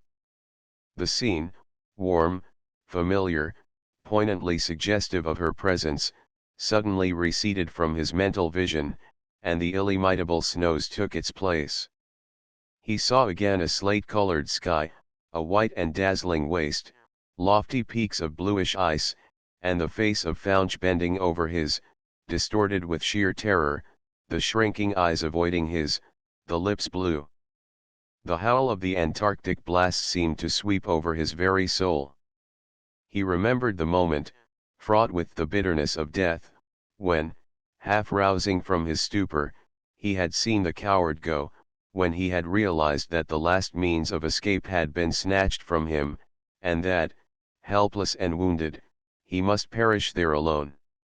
Overton recalled his rage, his hatred of the man who had deserted him, the violence of the spiritual struggle that had torn and wounded his soul until, in one wild moment, he had almost cursed his Maker.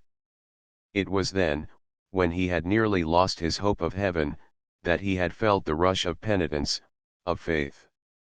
In that illimitable space a greater presence had been revealed, and he had felt the gripping power of things unseen and eternal. He had known that, though forsaken, he was not alone, that a spirit greater than the universe itself was with him.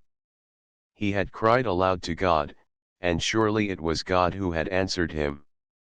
Out of the stupor, the terrible frozen mist that had at last benumbed him, body and soul, had come the rescue, the sound of human voices, the touch of strong human hands, and he was saved. But his anger against Faunch, his scorn of the traitor, had survived. Now, as he tried to clear his recollection of it, Overton felt sore that he had not spared him, but had told his rescuers the truth. He remembered their indignation, the indignation that brave men feel against a coward and a weakling. Later, when the illness had left him, he had said less, had been reserved in his references to Faunch, and he knew that on his landing in New York he had refrained from describing the details of his narrow escape from death. It was a chance, perhaps, that he had not betrayed more, and he was thankful that, so far at least, he had spared Diane, for Diane, as Faunch's wife, must be the one to suffer. But could he do more to spare her? His mind was confused with the horror of it. The loss of the woman he loved was bad enough, but to see her the wife of such a man. It was significant that even in that moment of despair his thought was for her, and not for himself. He must shield her if he could.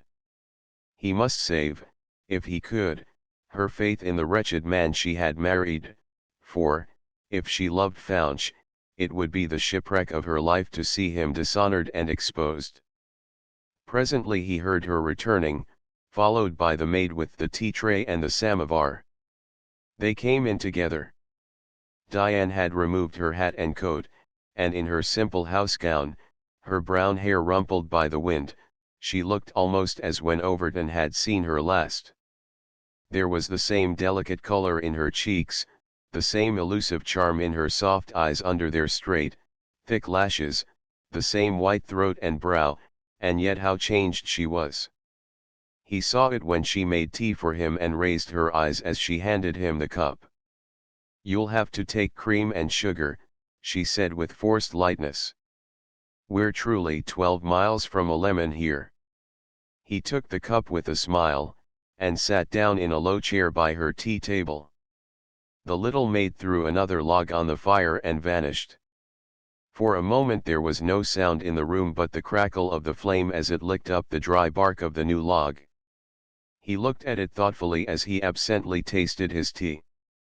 "It's good to see a fire again. I don't believe I'll ever get past the joy of feeling warm." He forced a laugh. "Do you remember that late autumn when we were all on the shore in Connecticut, and you and I gathered driftwood?" "Yes, and it was beautiful." "What flames shot out? And have you forgotten Mrs. Price and the ghost story?" They both laughed. "She thought it wasn't scriptural." "How's Fanny?" "She was in school when I left. She's been out nearly 2 seasons, and she's a very pretty girl. Nothing could be more amusing than to see her with the dean and her mother. They flutter behind her like 2 proud, fat sparrows watching a fledgling. The dean's all right, he was good to me when I was a boy." "How's Dr. Gary?" "Just the same." Diane stopped to offer more tea, but Overton refused it and set his cup down. She intuitively felt the effort he was making to skim the surface of talk. The strain was too much for her. She rose and went to the fire, kneeling on a low cushion by the hearth, and pretending to watch the blaze, that he might not see her face. There was a brief pause, and then she spoke without looking around. "Shall you go back? To the Antarctic?" "God knows. The new expedition sails very soon, in a week, I think." "Oh, no. I heard this morning that it had been put off." He spoke without thinking. Diane turned, her face flushed. "Arthur went to New York today." Why, it's because you've come, isn't it? He was on his guard again. I hope not. I've nothing to do with it. I shouldn't go now, of course. Do you mean you wouldn't go with Arthur? I didn't say that. But you meant it? She rose slowly to her feet. I know you meant it. She stopped, for he had risen, too. Perhaps I did mean that, but can't you understand there may be other reasons why I can't go? His face flushed no less deeply than hers, but he raised his head, and she was again aware of the fineness of his presence, his air of strength. There are many reasons why I can't bear to go, he went on slowly. There are reasons which at this moment are doubly painful. You must forgive me, have a little patience with me. She did not answer. She was trying to control herself, but she could not. Tears suddenly rained down her cheeks. Diane, he exclaimed in dismay. She put her hand up, as if to ward off a blow. Oh, if you feel like that, if you still feel so, I entreat you. She stretched out her clasped hands toward him in a gesture of supplication. I beg of you to tell me the truth. I can't bear it any longer. I've tried not to speak, but I can't help it, I must. Tell me the truth. What is this thing? What happened? Who deserted you? He averted his face, but she was aware of the struggle in his mind. He spoke at last with an effort. I can't, I mustn't. What there is to tell, Fouch must tell you himself. Say to him that I have been here and I want to see him. He may want to come to me. Tell him that I'll wait until he does come. He'll understand that. She did not speak again, but stood looking at him, the color slowly leaving her face.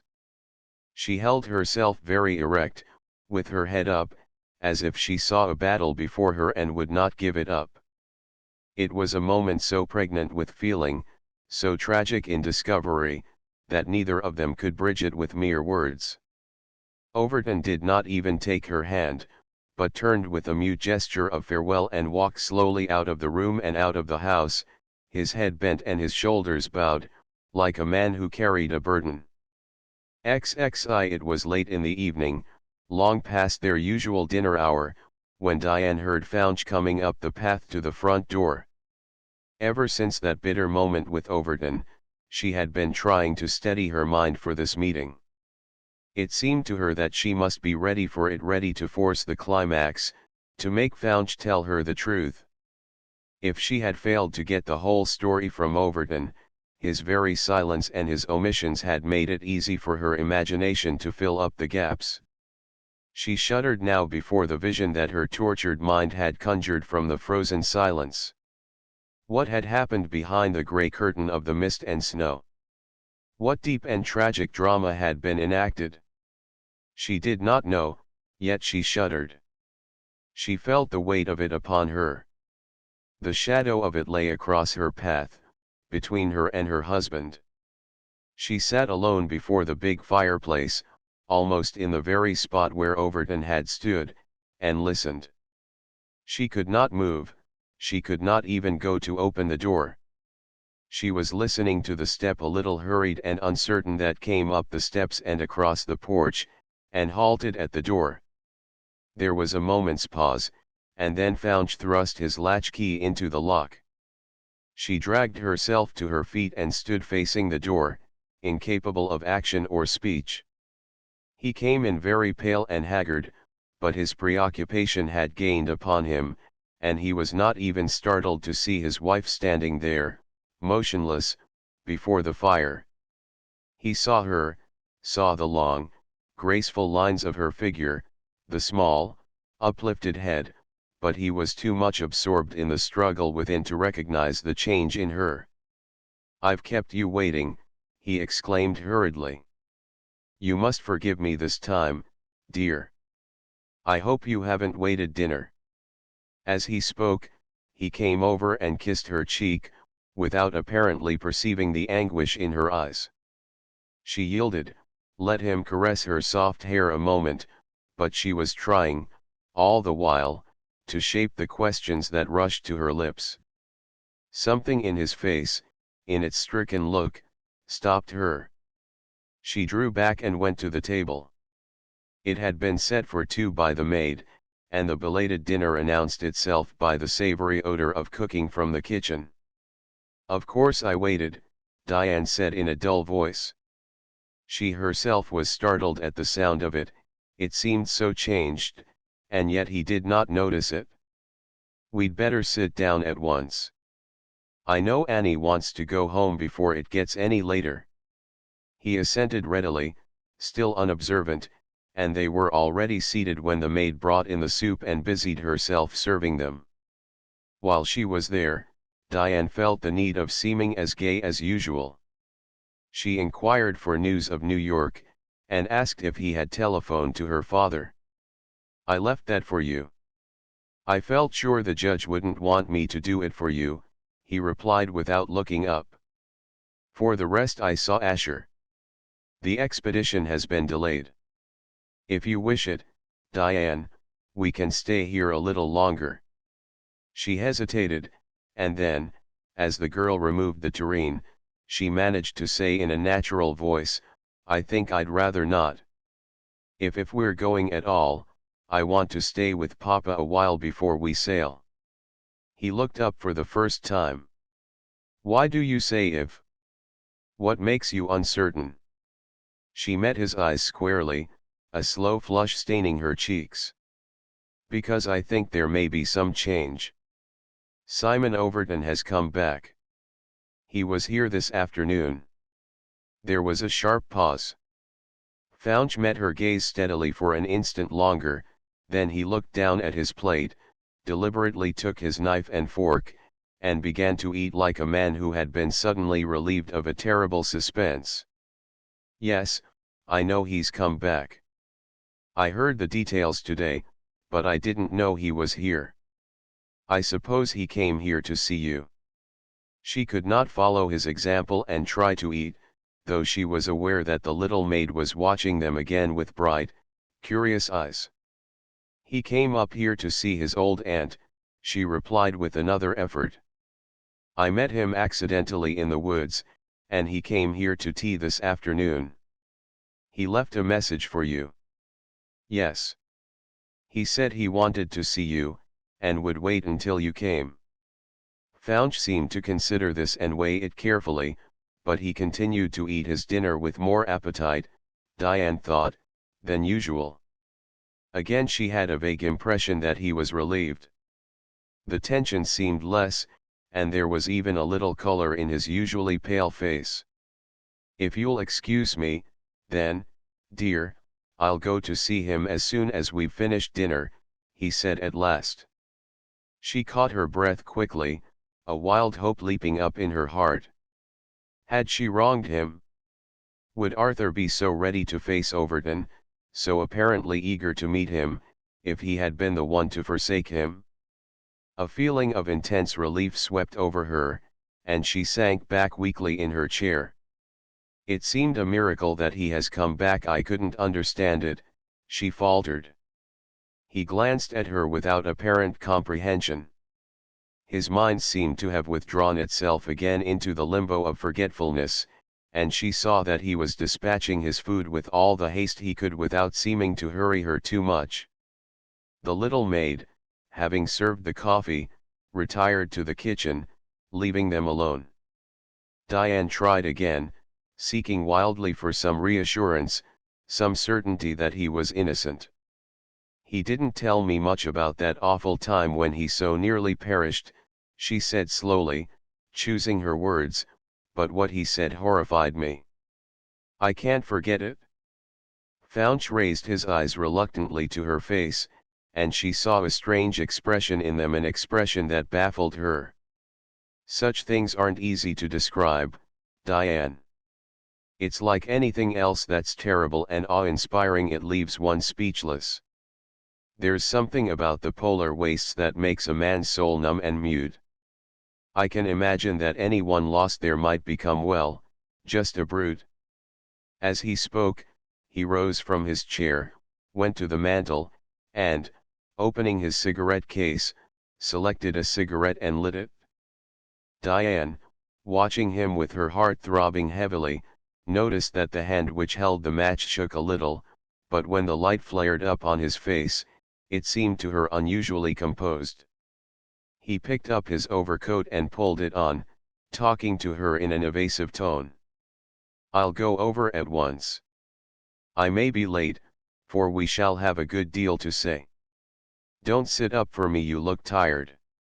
She had remained seated at the table, and she busied herself pouring out another cup of coffee. "I hope you won't be too late. You're so restless, Arthur, and you sleep so little. I don't see how you live." "I think I shall sleep tonight." Again his tone had in it the suggestion of relief that had reassured her. She watched him as he went out, and then mechanically lifted the cup to her lips and drank the coffee. It seemed to steady her nerves a little. She rose and, going to the hearth, knelt down and stretched her hands out to the blaze. She had not been aware before that she was cold, but she was shaking with a chill that reached her very heart. XXII. Meanwhile Founch pursued his way along the road that led to Overton's stopping place with a steadiness that would have amazed no one more than it amazed himself. He had come to the end of his rope, or, to change the analogy, the game was played out, he had lost, and he must pay. He had believed himself safe. No matter how much the hidden shame corroded his soul, he had believed that his secret was as safe as death and the polar snows could make it. Like a mantle the inexorable ice had covered his cowardice, and he had returned, not a craven in men's eyes, but a hero. In his own eyes he had become a thing so miserable and so dishonest that his daily life had been filled with exquisite torture. The love that had driven him on to make Diane his wife had, in the end, been only a knife to cut deeper into his quivering flesh. Every word of hers, every caress, every evidence of her character, had only served to reveal the light in which she would be sure to regard him if she knew the truth. She had married the hero of her imagination. If some untoward fate ever revealed the actual man to her, she would recoil in dismay, perhaps in horror. Founch had seen this from the first, but he had believed that he had a right to keep his secret, to live it down, to let the dead past bury its dead. Now, when a miracle had happened, and the grave had given up its dead, there was no power on earth that could save him. She must know the truth. She might know it even now. He recalled the look in her eyes, her coldness and abstraction. She might know it already from Overton, and only be waiting for him to enlighten Founch. If she did not know it now, she would know it tomorrow or the day after. It could not be long delayed, the end was close at hand. As Founch realized this, he drew a long breath. He was amazed to feel relief. In spite of all it meant to him, his first feeling had been almost one of dizziness, like a man from whom a weight has suddenly fallen, and who reels back light-headed and unable to adjust himself to the change in his equilibrium. If Overton lived, Founch was no longer responsible for his death. No man could brand him with the mark of Cain. He was liberated from the thing that had hung upon him as fearfully as the slaughtered albatross once hung upon the neck of the ancient mariner. There was relief, then a relief that sent the blood rushing to his heart and the fire to his brain, but with the relief came the awful certainty of ruin. He could never hold up his head again among the men who had so lately hailed him as a friend and a hero. It might be worse to be a confessed craven than a secret felon. There could be no delay, no escape. His fate had passed out of his own control, and the God whom he had ignored in the polar wastes would shape his destiny now. Founch was powerless, he could neither hasten nor delay it.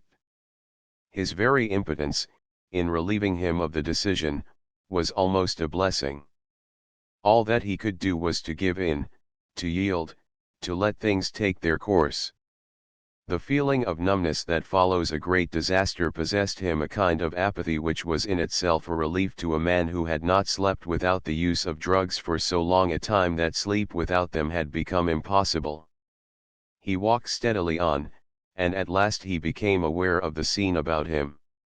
It was a wild night.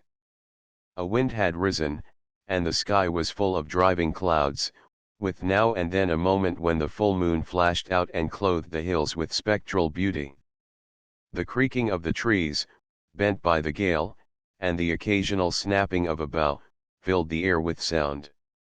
Here and there a light shone in the scattered houses, and far off a dog bayed incessantly. Fouch climbed a sharp ascent, and, turning into a wider path, suddenly found himself before the house where Overton was visiting his old relative. As he rang and stood waiting, his apathy suddenly left him. A feeling of staggering humiliation succeeded it, and he had difficulty in controlling an almost overwhelming impulse of flight. Then the door opened, and he found himself asking for Overton. The servant, a gaunt, pale-faced woman, evidently an old standby, led him down a long, narrow hall to a portion of the house which had been added as unexpectedly and unreasonably as some perverse imp might add an extra wing to a chicken or a fifth leg to a cow. Being lightly built, it was tonight nearly as tremulous and uncertain in the wind as the pendulum of the ancient clock in the entry. The woman, preceding Fouch, opened a door, and asked him to sit down and wait in the library while she went to announce him. He entered reluctantly, aware of a brilliant light from the reading lamp on the low table in the center, and looked about him, glad of a few moments' added reprieve. The room was low-ceiled and rather narrow. Heavy crimson curtains covered the windows, while a straggling arrangement of bookshelves and an ancient desk suggested that it had once been the sanctuary of the master of the house, the old aunt's husband, who had died, if Fouch remembered right, about 10 years before. Above the shelves stood a bust of Shakespeare, a little crude in outline, and on the wall hung an engraving of Webster, making one of his famous speeches. The low mantel was covered with a hideous hanging of crewel work, which suggested another generation as keenly as did the crocheted tidy still on the backs of the armchairs. On the table, amid a litter of books and papers, an old pipe lay beside the open inkwell. Near it, lying open, was the book that Fouch himself had published, which contained the rescued sheets from Overton's diary and Fouch's frenzied efforts to patch together the broken record, to force 1 and 2 to make 4. The sight of it there, the evidence that Overton must have been reading his version of that fateful journey, affected Fouch deeply. He moved slowly to the table and looked down at the open page, sure before he saw it that it must be the one on which he had inscribed his own story of Overton's death, had lied, in black and white, to save himself from shame. Yes. He was not mistaken, it was the very page, and a deep pencil mark accentuated the most damning paragraph. He straightened himself with a sickening feeling of shame, and drew back, trying to steady himself. At that moment he heard a step outside in the hall, and Overton entered, shut the door behind him, and stood looking at Fouch. XXIII. It seemed an interminable moment to Fouch that they stood thus, looking at each other. He had time to note the terrible change and waste in Overton's face, the face that had haunted him so long with the veil of frozen mist upon it, fixed and unconscious in its awful tranquility. Now that he saw it alive and hollowed with suffering, it gave him a strange feeling, or, rather, a confusion of feelings, in which relief was for the moment uppermost. However he had failed, however he had played the craven, the man lived, he had no death on his soul. But his feeling of relief was succeeded by swift and overwhelming humiliation, which increased when Overton amazed him by advancing calmly across the room and holding out a hand. "Well, Fouch, I'm glad you came, although I suppose you had very little wish to come." Fouch colored deeply, his hand falling away from Overton's with a growing feeling of shame. It was hard to come, for I don't know what to say. Indeed, there's nothing for me to say. I know, of course, what you think of me. The other man put this aside with a significant gesture of weariness. Let it go, Founch, I'm tired of it. For a while I believed I hated you and reviled you in my thoughts, but afterward, looking back at it, I couldn't blame a man for wanting to live. That was, of course, the size of it. As he spoke, he sat down in the armchair by the table, signing to Founch to take the seat opposite. His manner was easy and unaffected. He had evidently prepared himself for this meeting. Besides, he had the immeasurable advantage of being the injured party. Founch, who had expected reproaches and condemnation, was staggered by Overton's attitude. He could not fathom it, and he tried to face it with a shrewdness and acumen that might cover his confusion and discover the other man's motives. I don't believe you feel like that, he said harshly. You can't. I've often pictured it to myself, and felt that in your place I should have cursed the man who left me. To use a sailor's phrase, you've taken a strange tack. What are you driving at? What do you want of me? Overton smiled a little grimly, but he opened a box of cigars and pushed them across the table. Have a cigar? Here's a light, we'll talk it over. I'm not driving at anything. I can only say with truth that having been so near death down there, and knowing the horror of it, I can understand that you wanted to live. It's merely an elemental instinct, anyway. Founch, who had not lit the cigar he had selected, sat staring in speculative silence.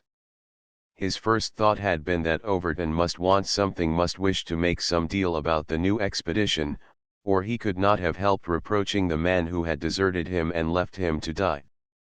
But, looking at the other's face, ennobled and spiritualized by suffering, Founch began to realize that Overton was still too great to fall to the level to which he himself had fallen. His own feeling of humiliation swept back on him, wave upon wave, until he felt like a man who was slowly drowning and knew that little by little the water would rise above his head. He sank back in his chair with a shudder. It may have been that, he admitted reluctantly. It came over me with such a rush of horror that I couldn't stay. I never meant to leave you, Overton. I meant to behave like a man, to stay by you as we'd both stood by Rayburn, but I had seen him die. I thought I saw you going the same way, and suddenly it seized me, that feeling, God knows what it was. It was impossible for me to stay. I don't try to excuse myself, I had to go. Overton nodded. That's panic. I know the feeling. I've had it myself once or twice, in those solitudes, but he hesitated, carefully holding his cigar over the little ashtray on the table, and knocking the ashes from it with a deliberation that hid his eyes from Founch. Well, I haven't yielded to it, that's all. I did. I don't want to excuse myself, I know well enough that you're not the man to excuse what I did. I've often thought that I must have been mad, stark, staring mad. Overton smoked for a while in a silence that seemed to Founch a good deal worse than speech. Suppose we let that drop, he said at length. It's over and done with, and if we're to go on at all we've got to forget it. But there's another side to it, a side that I wanted to see you about. You're married. There'll be some danger of this thing injuring you. Now, what I wanted to say, and to say strongly, is this: we mustn't let it hurt your wife. Founch raised his head with a look of such sudden anguish that it astonished Overton. He had not been considering Arthur, only Diane, but now he turned in his chair and looked attentively at the man himself. Founch, meanwhile, forced himself to speak. You saw her today. Did you tell her? Of course not. I'm not cad enough for that. You might well tell her without being a cad. There's no reason for you to spare me. I didn't spare you. There are a great many reasons why I should spare her, though. Overton retorted dryly. Fouch bit his lip. The implication was plain. Overton had more consideration for Fouch's wife than Fouch had himself. It's useless, he said bitterly. She's sure to know, now that you're back. Is she? That's just what I wanted to know. I've been trying to recall all that I said when I first regained consciousness, how far I gave it all away. Lately I've said nothing. How much has got out already? How much can we suppress? We must spare her if we can, you must see that. Fouch stared in sheer incredulity. He had come to face recrimination, to deal with an angry and righteously offended man. He found, instead, a hand stretched out to help him cover his own shame, but the price of it would be a moral obligation as great as the shame. He shuddered. You mean, he spoke slowly, haltingly, that you want this to go on? That instead of avenging yourself on me, you're disposed to help me hide what I did, and that I'm to keep on as I am to save my wife? Overton assented, stopping to look attentively at his half-smoked cigar, that he might again avoid looking at Fouch. My God, I can't do it. Fouch's cry seemed to be wrung from an inner agony too great to bear. Overton started and looked up as the other man rose from his chair and began to pace the room with disordered steps, his head down. I tell you I can't do it. Fouch continued in a choked voice. I've been in hell for months. I came back here with a lie on my lips, and I've lived a lie ever since.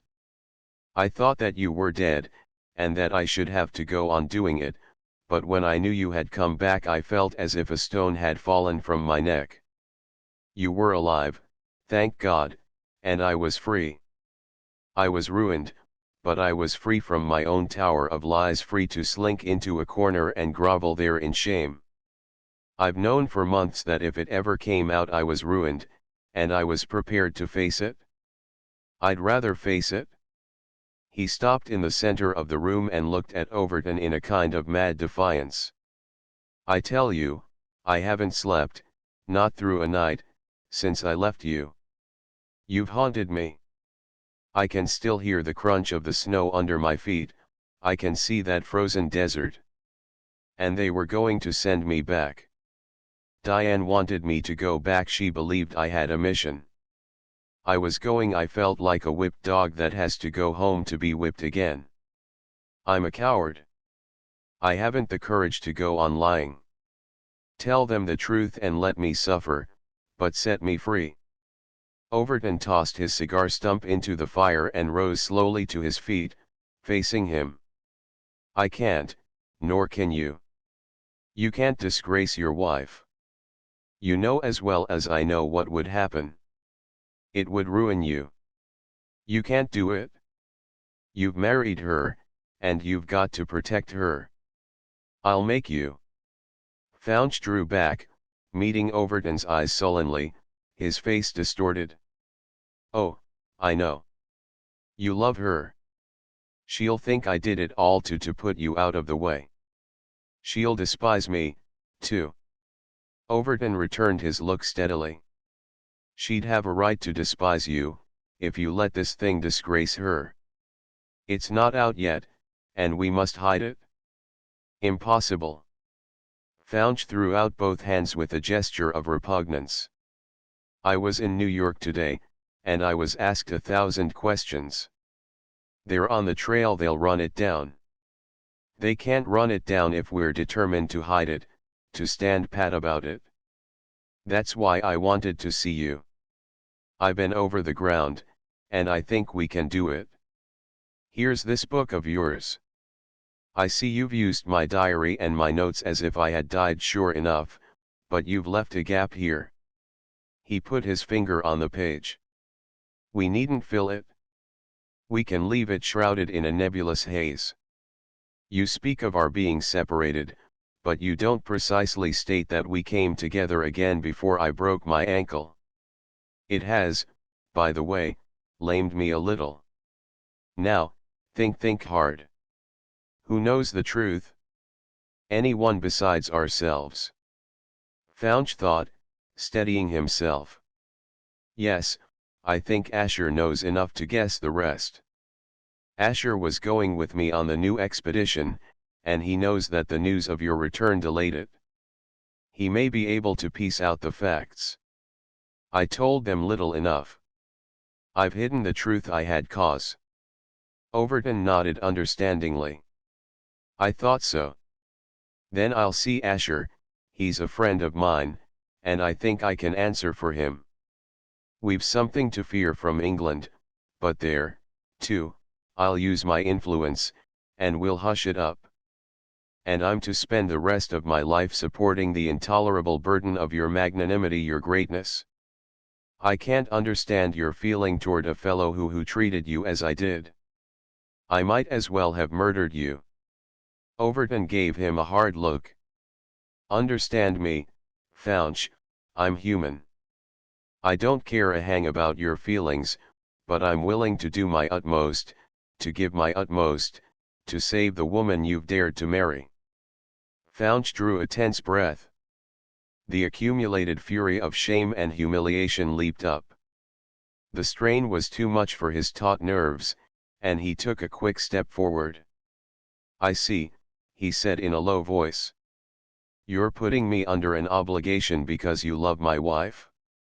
I may have been a craven, I admit that I was a craven, but I have never tried to make any woman hate her husband. Like a flash Overton's right arm shot out, and his fist struck Fouch full in the face. The blow was as sharp as it was unexpected. With the same violent impulse, Fouch leaped at him and hurled him back against the wall.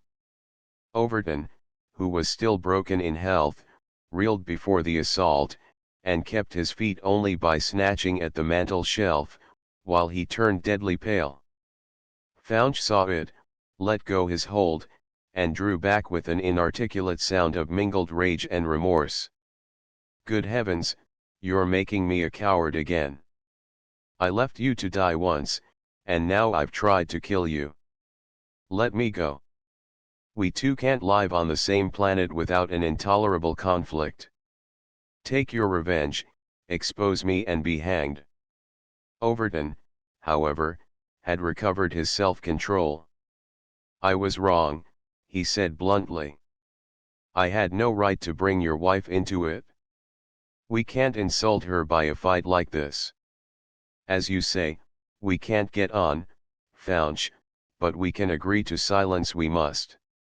To speak now does no man any good, and it will bring misery to some.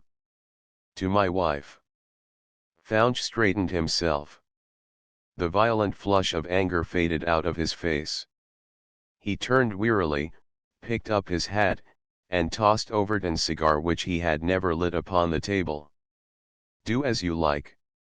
To force me to go on is about the worst punishment you can inflict. I've reached the limit. Overton, bent on saving Diane the humiliation of her husband's disgrace, followed him to the door. I'll speak to Asher, and I'll write to England. Let the thing die out. It's agreed, Fouch, who was already on the little old-fashioned stoop, looked back, and Overton got an impression of a white face and haggard eyes, but Fouch made no reply in words. He merely nodded his head and disappeared into the shadows that were gathered thick under the cedars in the path. Overton stood a moment longer in the door, staring blankly into the night, which was again fitfully lit up by the moon, and listening to those retreating footsteps. They weirdly recalled the moment when he half revived from his frozen stupor and saw the one human figure that he had clung to receding in a white mist. It cost him again a supreme effort to control the rush of his contempt and hatred for the man who had just left him. XXIV As Overton went in and shut the door, Fouch found himself once more in the road, and turned mechanically to go back to the cottage. He had almost lost his mental bearings, and for the moment he was incapable of coherent thought. The march of events had been too swift, the revulsion of feeling too strong. In his soul, at that instant, there was neither hatred, nor contempt, nor even shame. He was numb. He had passed through a long agony, and had paid in his heart's blood for his craven act. He was still paying, doubtless he would pay until the day of his death, but a strange apathy had come over him. His emotion had spent itself in his attack upon Overton, and now shame had drowned him so completely that it had submerged even his resistance, and he was only intensely weary. The physical man, worn down by want of sleep, racked by tortured nerves, keyed up to defend himself from discovery, to keep the place at which he had snatched with desperate hands, was ready to give up. He felt an intolerable longing for sleep. He could have thrown himself down by the way and slept like a dog. Even about Diane he was troubled no longer. He believed that she had loved Overton best, he knew that she would side with Overton, but he had no more strength to battle for her. He was ready to surrender.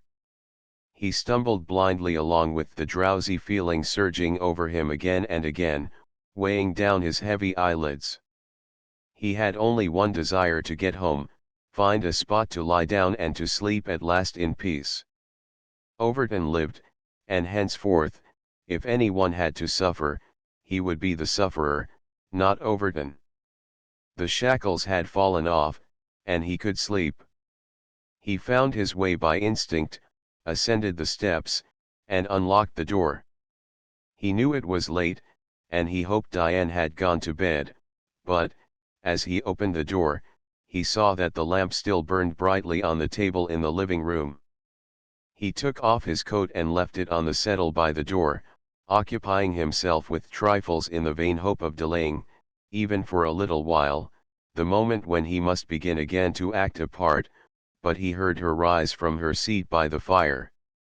When he entered the room, she was standing near the door, swathed in a delicate pink silk kimono, her soft, dark hair falling about her shoulders. Her eyes, feverishly bright, looked dark and almost wild in her pale face. "I sat up for you," she explained brokenly. "I couldn't sleep. I can't bear it any longer, Arthur. Tell me what it is. What are you hiding from me about the South Pole?" He did not reply at once, for he was, in a measure, taken by surprise. He came slowly into the room and walked past her to the fire, his head bent. He was trying to rally his thoughts. She turned back with him and stood watching him, scarcely daring to breathe. At last he threw back his head. "I think I'll tell you," he said deliberately. "Overton thinks it can be kept a secret, and perhaps he's right, but I say that you have a right to know, to decide for yourself. Anyway, I can't go on. I've got to a place where I can't go on." She was breathing quickly, a horrible fear dragging at her heart. "What do you mean by keeping a secret? What has Overton to do with it?" He turned and looked at her. She thought she had never seen such a strange expression on any man's face, a look as if he had let go of everything, as if he no longer cared. But he spoke collectedly, even coldly. "You were wrong in marrying me, Diane. You married a coward. Overton's a great man, a greater man than even you have thought. He's willing to cloak your husband's craven fear to save you, to hush it all up for your sake." She gasped. "To hush it up? What? Oh, Arthur, tell me what it is. I don't know what you're saying." Then he told her, slowly, deliberately, not sparing himself, as he had told Dr. Gary months before. "I left him to die," he ended in a hard voice. "He was alive, I knew he was alive, but I was afraid to die like that. I didn't see a hope of saving us both, so I saved myself." She drew away with a shudder, her large eyes fixed on his face. He saw the recoil, the outraged incredulity in her face. You couldn't have done that, Arthur, it's impossible. You're ill, you're not telling me the truth, it can't be. He saw how she took it, saw that he had struck a death blow at her love for him. Something seemed to give way in his heart. He turned and sank into a seat by the hearth with a groan. It's true. You know it's true, Diane. Overton's here, isn't he? You've seen him, and you remember that I told you myself that I was with him when he died? He isn't dead. Don't you see it was a lie? I tell you I'm a coward.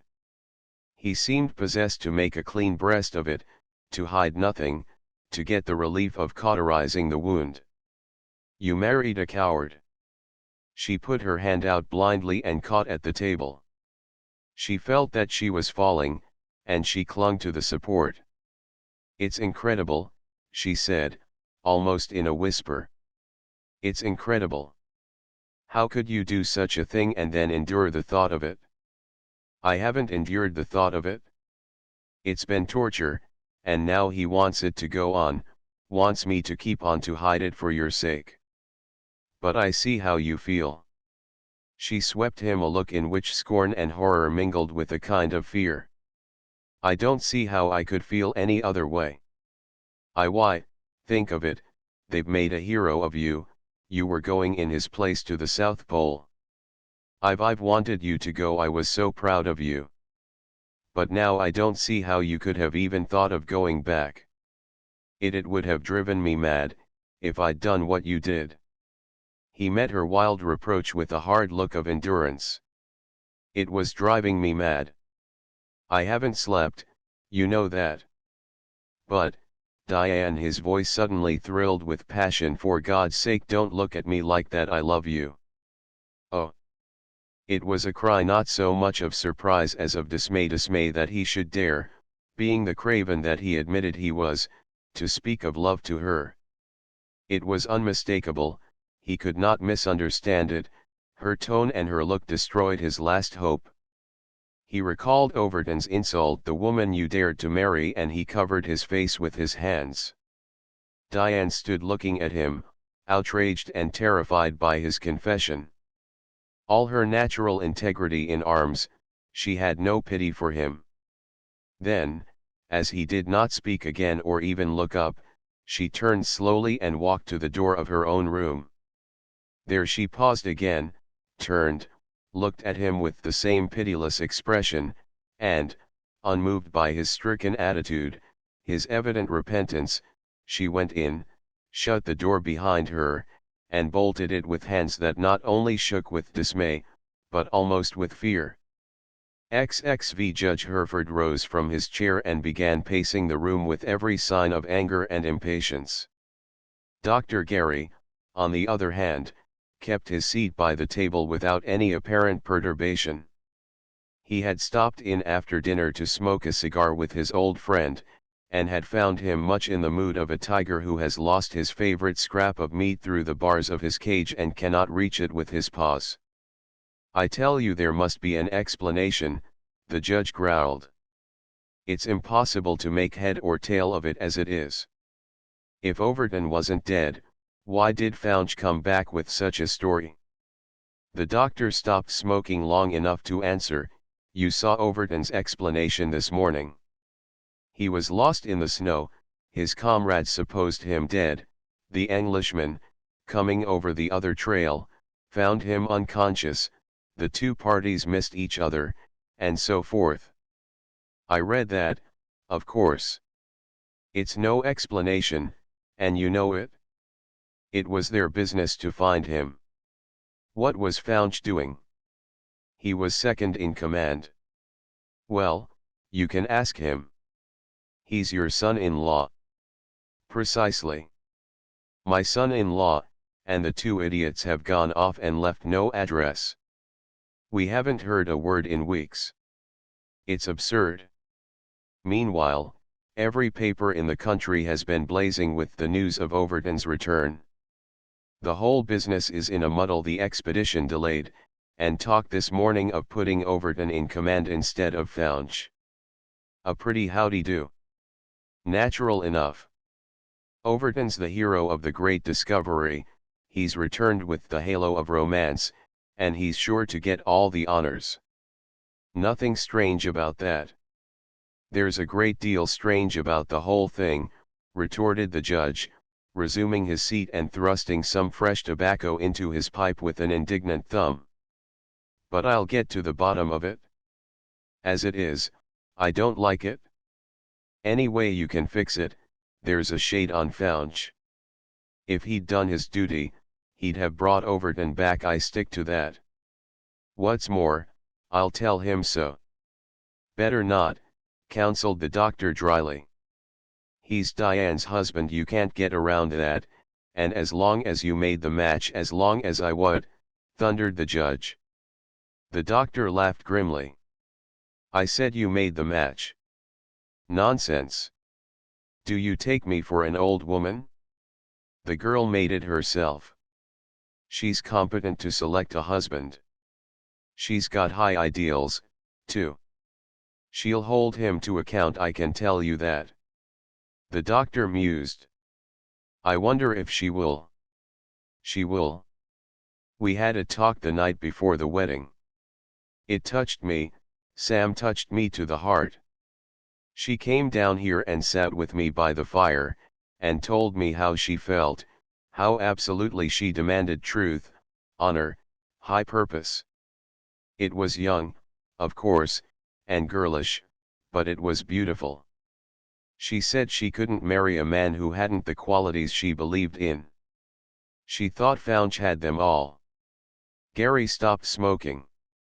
He quietly laid down the stump of his cigar, and, leaning forward, his elbows on his knees, gazed thoughtfully into the empty fireplace, for it was too warm now for a fire.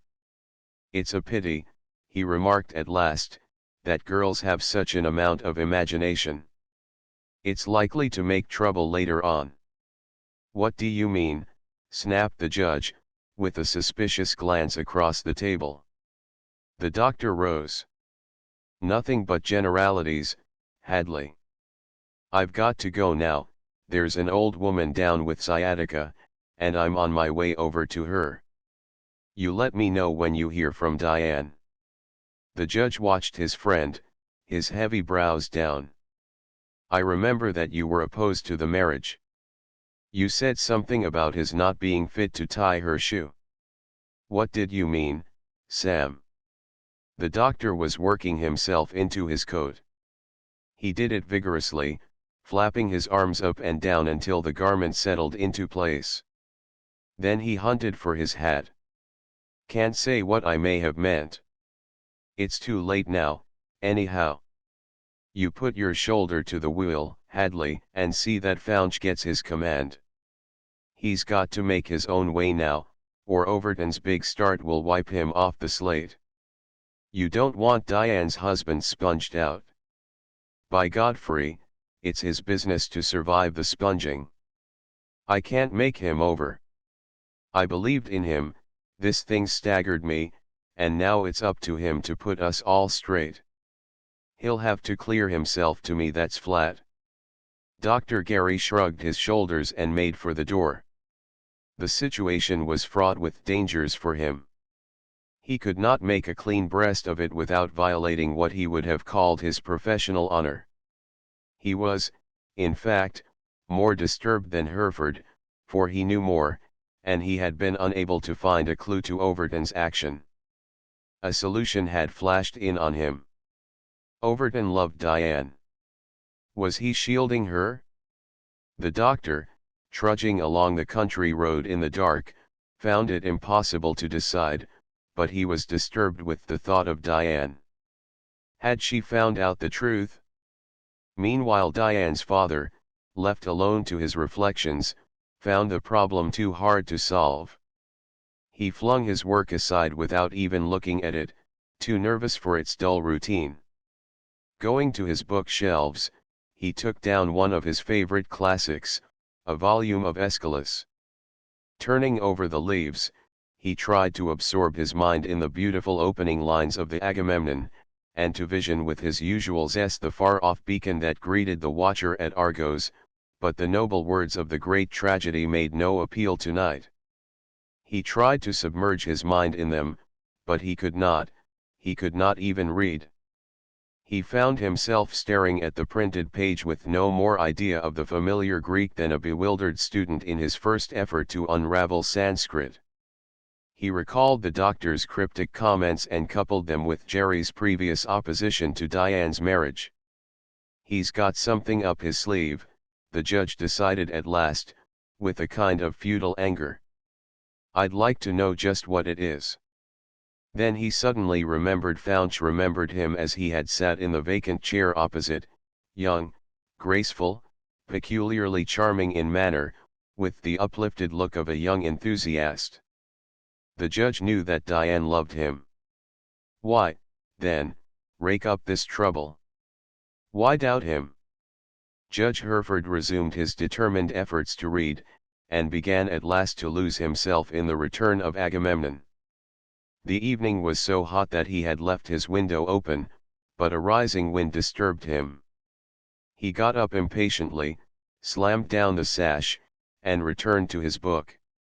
He had been reading half an hour longer when he heard a carriage stopping at his door, and then a step on the porch outside.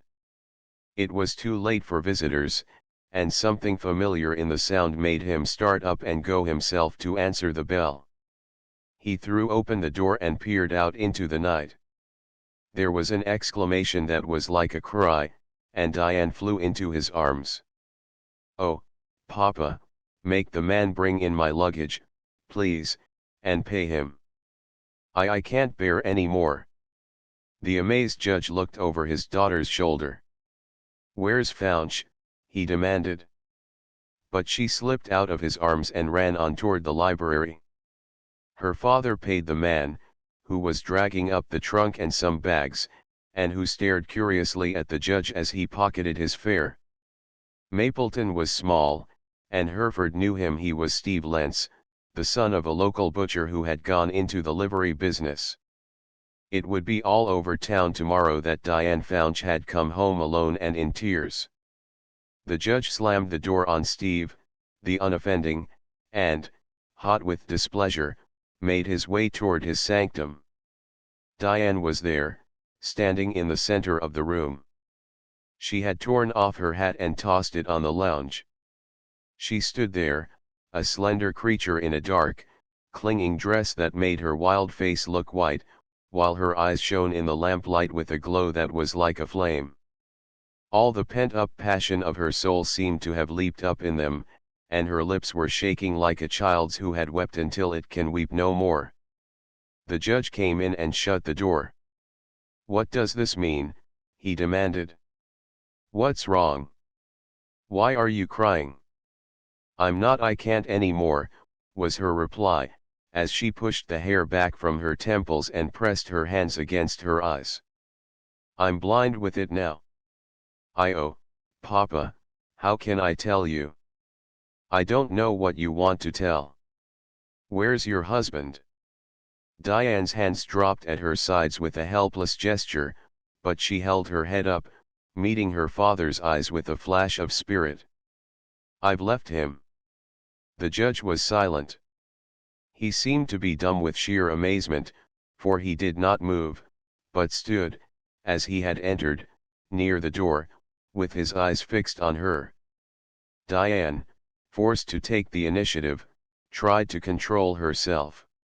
She had been passing through a fiery ordeal, and she felt too bruised and broken in spirit to battle any longer, but she knew that her father was as inexorable as she was. She would have to make it clear to him, to make him see it with her eyes, or he would take sides against her. But she knew that he would not do so if she told him the whole truth.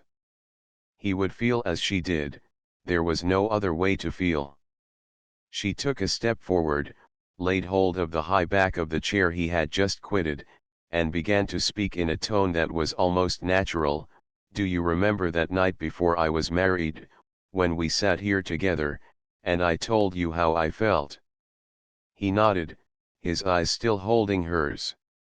"I told you that the one supreme test of a man, to me, was his honesty, that I couldn't go on as Mabel Gardner did, living with a man I knew to be false. I can't. It's just that, Papa, I can't go on. I had to come home to you. You mean that Founch is dishonest? He managed to ask, after another moment of silence. She caught her breath, her eyes dilating with pain. Yes, it's worse than that. Oh, Papa, how can I tell you? She held out her arms to him with a cry like a child in pain. But he held her off with his uplifted hand, still searching her face. Is it about Overton? Yes, yes. She turned and sank down in the chair, hiding her face in her hands. I'll try to tell you, she went on in a choked voice. Overton came back, he came up to the Catskills. We went, I didn't tell you, Arthur didn't want any letters. We went up to the lodge 2 weeks ago, you know I had the keys. While we were there, Overton came to see his aunt, who lives nearby. We met, and as soon as I saw him I knew that something was wrong. He wouldn't tell me, but I knew. A woman knows those things about her husband. That night Arthur came home, he had been down in New York, and he went to see Overton. When he came back he told me. She stopped, choked with her sense of shame. Her father, greatly moved and changed, came slowly across the room and stood beside her, his hand on her shoulder. Go on, Diane. I must know it all. She stopped and lifted her white face toward his, twisting her handkerchief with frantic hands. Papa, I can't tell you all, but Overton and Arthur were alone together. Overton broke his ankle, he couldn't walk. Arthur took the sledge and the dogs and escaped, leaving Overton in the blizzard, helpless, to freeze to death. The judge made no response. He stood looking down at his daughter without the power to reply. She seemed to think he had not understood, and she repeated her story with a kind of agony which showed him that she felt a vicarious participation in her husband's act. He left him helpless to die. Overton wasn't even entirely unconscious, he lay there and saw Arthur go. The judge could not believe it. Whatever his fears had been, the fact was past belief. You must be mistaken, you can't have understood it all. He must have left him to go for help, and then returned. She shook her head. I asked him, he never went back until it was too late. Founch admits this? He told you this himself? She nodded, she could not speak. Her father groaned aloud. My child, my poor child. She looked up at him, saw the grief and anger and sympathy in his face, and her lip quivered pitifully. She tried to speak again, but words utterly failed her, and she flung herself into his arms, weeping dreadfully. The judge clasped her and held her close, stroking her brown hair, tears scalding his own eyes. What had he done? Married his child, his daughter, the pride of his heart, to a coward? The rascal, he said below his breath. The craven rascal. She clung to him sobbing. I loved him. Oh, Papa, I loved him. It's broken my heart. He tried to quiet her, but his indignation kept breaking out in angry mutterings and threats against Founch. Apparently she did not hear them. She was satisfied to feel his arms around her, to be sure that she was safe in that harbor. She only turned her head a little as she nestled closer, clinging to him with hands that still shook. I was afraid you'd be angry with me, that you'd want me to go back, because he's my husband. Go back. The judge's pent-up wrath broke out with some of his old thunderous bass. Go back to that coward. If you did, I'd go after you and pry you out of his house with a writ of habeas corpus. I'd sooner see you dead than the wife of a coward. I'll free you, if it takes my last cent to do it. She shivered. The assurance was what she wanted. She had craved it for hours, she had prayed for it ever since she ran away from the little mountain house in the dark and stormy night, and braved a midnight journey to come to her father, yet it did not comfort her now. She shook from head to foot, and a feeling of sheer loneliness and desolation, a feeling that might have come to Hagar when she was driven out into the desert, came to her. She was at home, in her father's arms, safe in the old familiar room. The same warm light shone from the shaded lamp on the multicolored bindings. His old pipe lay on the table, and the old clock that she had loved as a child drummed out the hour, but it could never be the same again. She had passed through an immortal crisis of agony and shame. She could never take up the old life again at the same place, for the subtle change that had taken place in all the relations of that life had dissolved the very foundations of it beneath her feet and left her adrift. XXVI It was soon after this, in fact, no later than the following afternoon, that Mrs. Price hurried up the long driveway to the seminary. She was going home, and, being small and round and oldish, she panted and bubbled a little in her haste. Even her exactly appropriate garb, patterned closely on correct and distinctive styles for more mature figures, and her very sober little hat, shaped like a sugar bowl, palpitated with undue excitement. She burst in upon the Dean and Fanny, who were quietly enjoying a cup of tea in the sunny little sitting room, where a yellow rose showered its golden buds against the wide stone sills of the bay window. Fanny, looking up as she entered, recognized something amazing in the expression of her mother's round face and rounder eyes. "Why, Mamma, what's the matter?" she exclaimed, suspending the cream pitcher over her father's second cup of tea. Mrs. Price dropped into the nearest chair, and, stretching out a plump hand, gave the Dean a sudden prod in the arm that happened to be within easy reach. "Edward, do you remember what you said that night about Founch?" The Dean, still waiting for his cup of tea, looked around at her with an absent air. "What night? What?" "Just before he was married. You said he was prowling around at all hours of the night." "Oh, yes, I remember. He was. Give me that tea, please, Fanny, before you upset the cream pitcher into it." Fanny recovered herself and hastily passed the cup over to her father, while Mrs. Price resumed. "You were right, Edward, you always are. There's something wrong. Diane has come home alone." "Humph. What of that?" "He's probably in New York, closing up his business before they sail." "She's left him." "Eh?" The Dean jerked around in his chair and gazed at his wife in open-mouthed incredulity, while Fanny suddenly reddened and then paled. Only Mrs. Price, having recovered her breath, remained mistress of the situation. "I said, she's left him." "Nonsense. Your imagination always runs away with you, Julia. They haven't been married 6 months.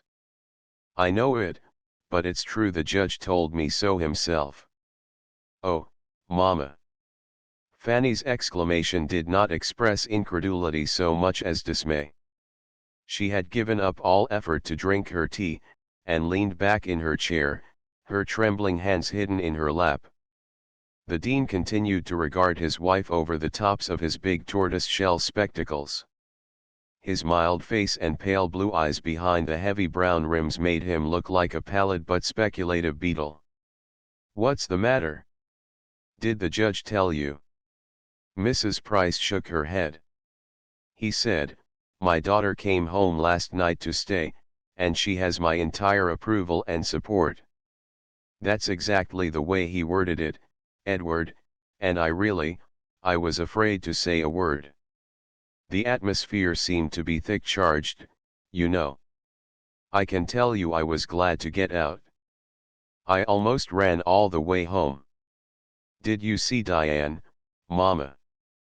Fanny managed to ask in a voice which at another time would have arrested her mother's attention, but at the moment Mrs. Price was absorbed. "Just for a few minutes, dear." She went right upstairs and left me to the judge. "You know I never am at home with him. I always feel well, just the way I did when I was a little girl and my father made me fire off a Roman candle. I was so frightened when it exploded. You know I went over there to return those books Papa borrowed, and I got right into it. As soon as De went upstairs, he began. I saw there was something the matter before. She looks as if she'd been drawn through a knothole.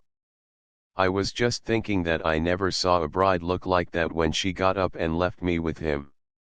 Of course, I began to get ready to leave, too, but he made me sit down and sprang this thing on me just like that. Somehow I felt as if I'd done it myself. I know David never felt a bit worse when Nathan said unto him, Thou art the man. I felt as if I were either Founch or Founch's mother, and I got up and ran." The dean smiled grimly. "You're not to blame, my dear, unless you want to shoulder a vicarious responsibility because I married them. It's an awful responsibility, Edward, to marry people these days. Fanny, give me a cup of tea. I feel a little faint. Was that water boiling, child, when you made it? Some of the tea leaves are floating." "Elfrida brought it, Mama." "I suppose it was. Very likely it wasn't, if she brought it. These Norwegians will be the death of me yet. I've no doubt that they made perfectly beautiful Vikings so crude and bloody, you know, but they're deadly cooks. Edward, don't you think you ought to do something, or say something? It's so unscriptural." "What, the Norwegian?" His wife stared at him in exasperation. "You know perfectly what I mean. It's shocking, the way people act. You really ought to talk to Diane." "Or to Founch," retorted the dean dryly. "Very likely he's to blame." "Oh, no." Fanny's cry was so sharp that both parents looked at her, amazed, and she blushed painfully. "He was so much in love with Diane," she faltered. "He told me so.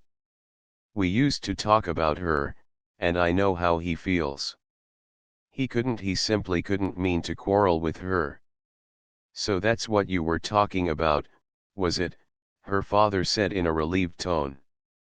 "I sometimes thought, Fan, that he was trying to flirt with you at the same time that he was making love to Diane."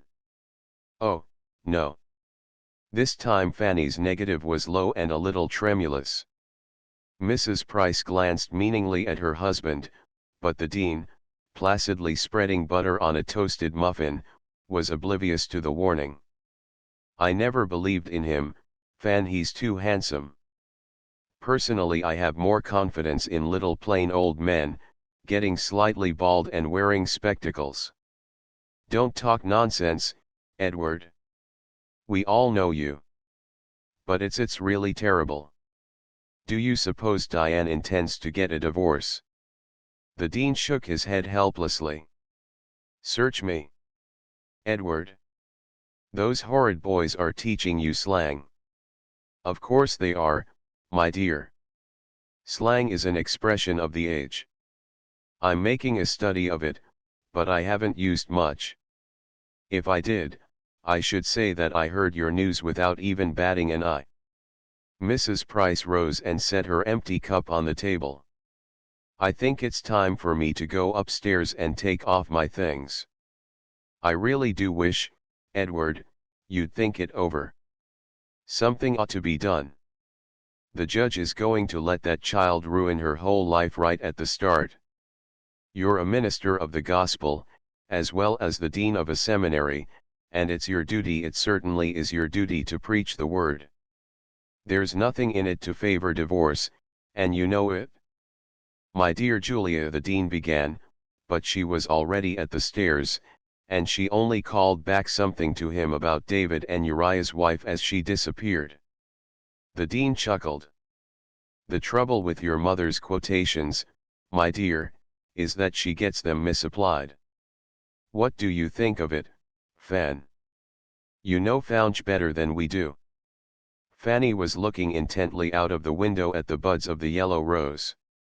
I don't think I do know him very well, Papa. You see, he was so much in love with Diane that he talked about her more than anything else. I felt, after a while, as if I stood on the outer edge. You understand, don't you?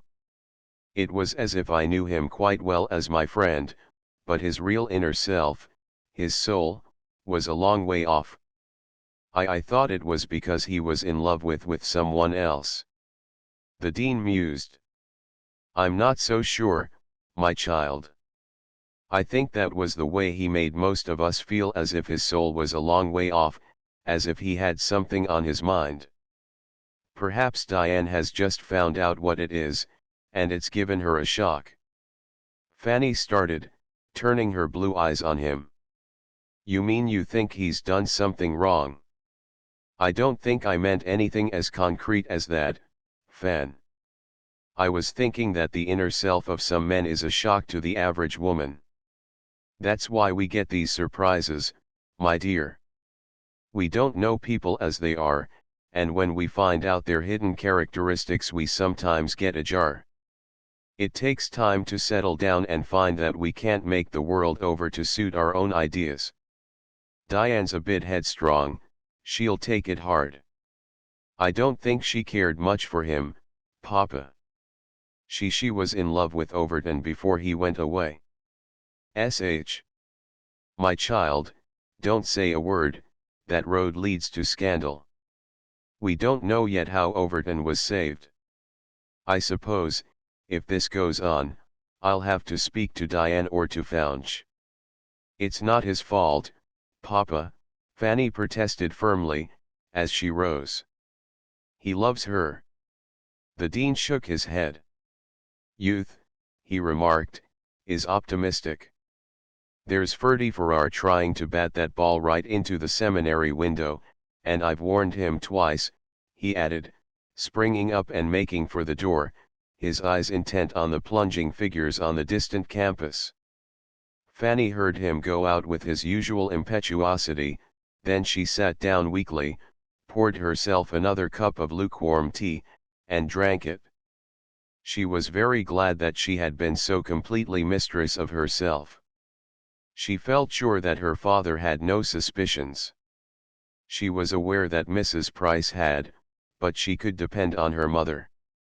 Mrs. Price had her failings, but she was loyal to her little girl, as she still called her daughter. If she knew that Fanny had suffered when Founch married Diane, she would not betray her knowledge, even by sympathizing with her. There was relief in that. It would be all the harder to drag her poor little secret out and dissect it, when it was a plain duty to let it die of inanition. But it was like turning the knife in the wound to see that Diane could not get on with Founch. Of course, they would patch this quarrel up, unless it was about some vital matter, but they could not go on as they had begun. At least Fanny could not believe it possible. She had, besides, an intuitive knowledge of Diane's frame of mind. Diane had loved Overton, and had been drawn to Founch because of his association with Overton. He had won her consent to the marriage, but Fanny did not believe that he had ever completely won her heart. And now Overton had come back. Fanny started as the thought took shape. Overton's inexplicable return, the questions that it had raised about Founch, the gossip, and the scandal were synchronous with Diane's flight. Was this the meaning of it? Fanny rose slowly from the tea table and went to the window. She felt a little giddy with the rush of troubled thoughts, and she blinked as the sunshine flashed full into her eyes. The window faced west, and the day was nearly done. Against a yellow mist she saw the striped and barred figures of the ball players on the distant field. Their lithe forms etched against the orange tint of the horizon reminded her of the Greek figures on one of Judge Hereford's glazed porcelains. The trees were scantier here than in the hills, but their green leafage formed a graceful screen between their lawn and the campus. A mass of daylilies bloomed under the window, and she could see the little stars of the blue-eyed grass. She leaned forward, both hands resting on the sill, and looked out, the summer air touching her hot cheek and moving the delicate tendrils of fair hair on her forehead. XXVII. She was still leaning there with a dumb kind of resistance to her inner restlessness, when she saw a visitor coming up the walk. Looking more closely at the tall figure, she recognized Overton with a shock of feeling. She knew that it was not unnatural for him to come to Mapleton, but the unexpected sight of him made her mind flash back to Diane, and she experienced a sensation akin to panic. He had seen her, and she could not escape. She had to stand there bravely until the Norwegian maid opened the door and led him clumsily to the sitting room, her square, peasant figure appearing in the background as he entered. Fanny greeted him, trying to say something correct and conventional. She was secretly appalled at the thought that his resurrection from the polar snows had in it almost an element of tragedy. He seemed to have lost his place among mortal men, and to have assumed the guise of the departed. His return had put their little world all out of joint. She felt as if he must know it, must feel awkward and out of place, even when she invited him to be seated and offered to dispatch the hovering Norwegian for some hot tea. He shook his head at this, however, and Fanny disposed of the attendant by sending her away with the tea tray. Then she came over to a seat nearer the window. "Papa's just gone over to the seminary," she explained. "I'm sure he'll want to see you very much." "Not as much as I want to see him," Overton replied warmly. "It's very good to be here and to see my friends again." Fanny felt a pang of guilt, and looked up at him for the first time with a seeing eye. He was, indeed, greatly changed. His strong face was worn, his eyes hollowed, but there remained the old look of genius that had glorified all he did. It was, indeed, accentuated. There was something in his tranquil, unstirred gaze that reassured her, and she felt at home with him again. "We all thought you were lost," she said simply. "Your coming back seems like a miracle, and no one quite understands." He was at once on his guard. "That seems to be the trouble. There has been a great deal of misapprehension. I was lost in the ice, given up for dead, and finally rescued by my English friends. I can't tell you how good they were to me," he hurried on. "I was so nearly gone that they had no hope at first, and I was so ill and delirious afterward that they didn't know who I was. I had left my papers with my men, and I happened to have one of poor Rayburn's diaries on me. They thought I was Rayburn, that's why no word came back about me. It wasn't until I recovered enough to know myself that the English nurses found out who I was." Fanny turned uneasily and broke off a spray of yellow buds that lay at the window ledge. "Mr. Founch told us how terrible it all was. He couldn't bear to speak of the worst of it. He said you were the best friend a man ever had. I think," she looked at him, "the thought of your death nearly crazed him at first." She caught the expression in Overton's eyes, but she could not fathom it, only the tension in his face increased. "I've just seen Founch. They were up in the Catskills when I went there to visit my old aunt." "Oh." She pulled the yellow buds off one by one. "Then you've just seen Diane, too?" "We didn't know where they went." "Yes, I saw her. When I met her I didn't know that she was married. You see, we'd had no news." Fanny sank back in her chair. "I never thought of that." He smiled grimly. "It's like being dead, you know," he remarked, thinking how pretty she had grown to be, how slender and graceful. He noticed how prettily her fair hair grew on her forehead and on the nape of her white neck. He was the more surprised when she turned a strangely searching look on him, and her face flushed. "Did you know that Diane had left him?" "What?" She nodded. "It's true," the judge told Mama. Overton made no reply at first. He seemed incapable of speech, and Fanny saw the blood rush up to his forehead. "Are you sure?" he managed to gasp out at last. "Oh, yes, Mama just heard it from the judge. I shouldn't have told. Please don't tell her that I did." He commanded himself again with difficulty. "She wouldn't mind your telling me, Fanny. Of course, I shan't give you away, though. You and I were always good pals, weren't we? The trouble is that I can't quite believe it. I saw them both only 2 days ago, and I know he's in New York now. She's here with her father." He rose from his seat and began to walk about the room. Apparently he did not care what she might think of his agitation, which had returned with full force. "You're fond of her, you know her well. Has she told you what's the matter?" "I haven't seen her." He stopped short. "Has her father anything to do with it?" Fanny hesitated. "I suppose he has, you know he's always so domineering." "I don't know anything about it, but there's been talk about the expedition. I believe they had set their hearts on Founch commanding it, and, of course, it's yours. It couldn't go to anyone but you now." "Yes, it can, for I've refused it." She gave him a startled look, her heart warming toward him. She knew well enough why he had refused. "I've asked to have Founch go," he went on. "There's no question of that, if she it isn't that with her." Fanny interrupted. "I thought you said you hadn't seen her." "I haven't, but I'm a woman, and I know that much myself." He stood looking at her, a little reassured, but with a keen subconsciousness that recalled Diane's white face and her outstretched hands when she pushed him away. He had believed then that she loved Founch.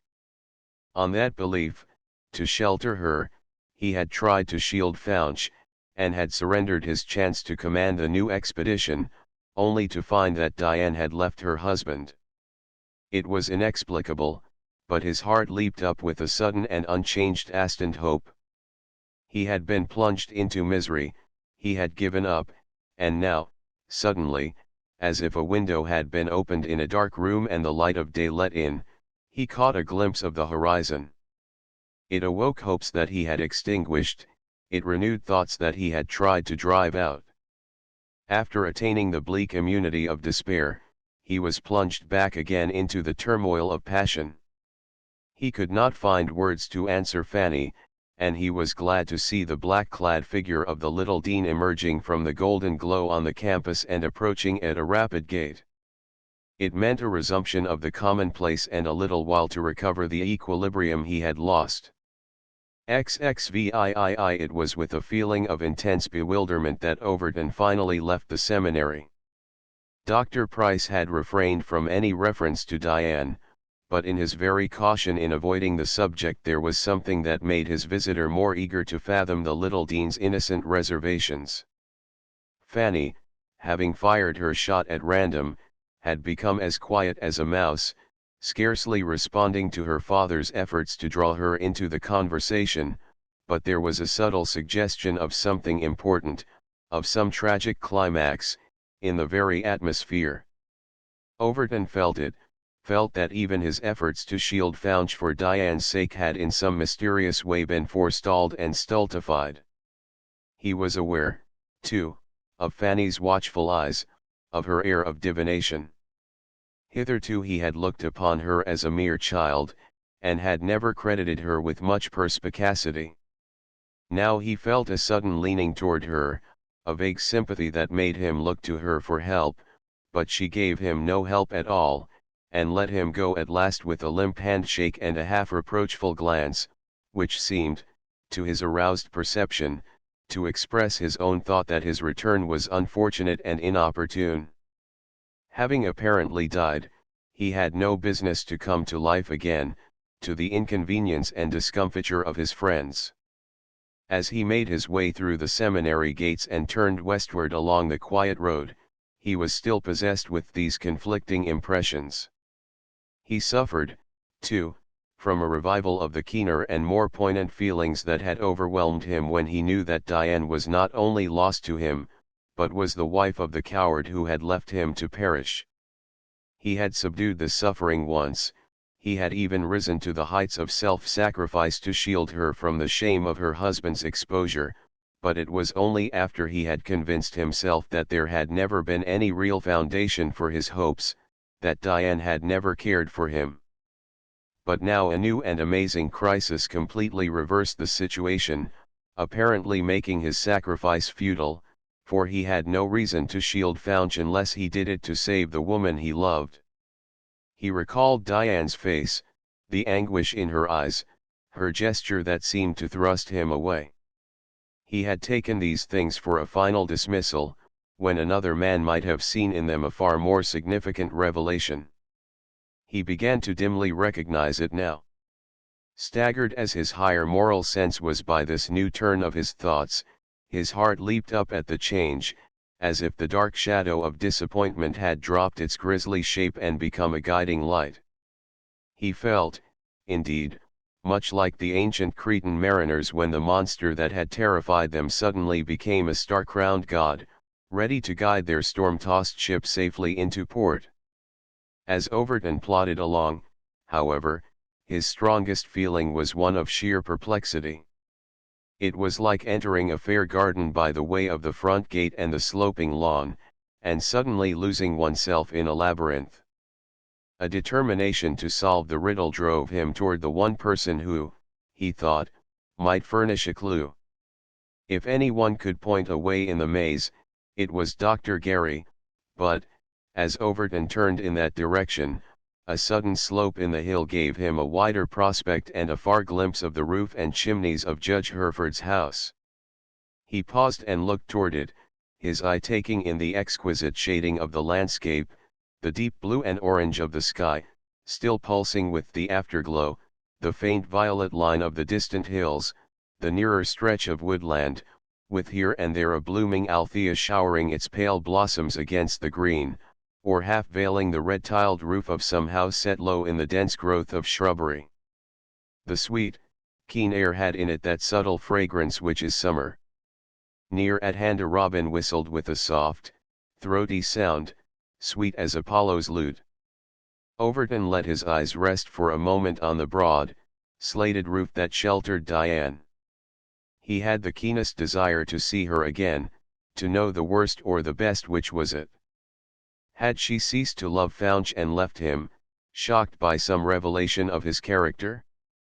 Or had his own return revealing the falsehood of his death broken her happiness? This thought stirred him with profound emotion, and he turned and went on.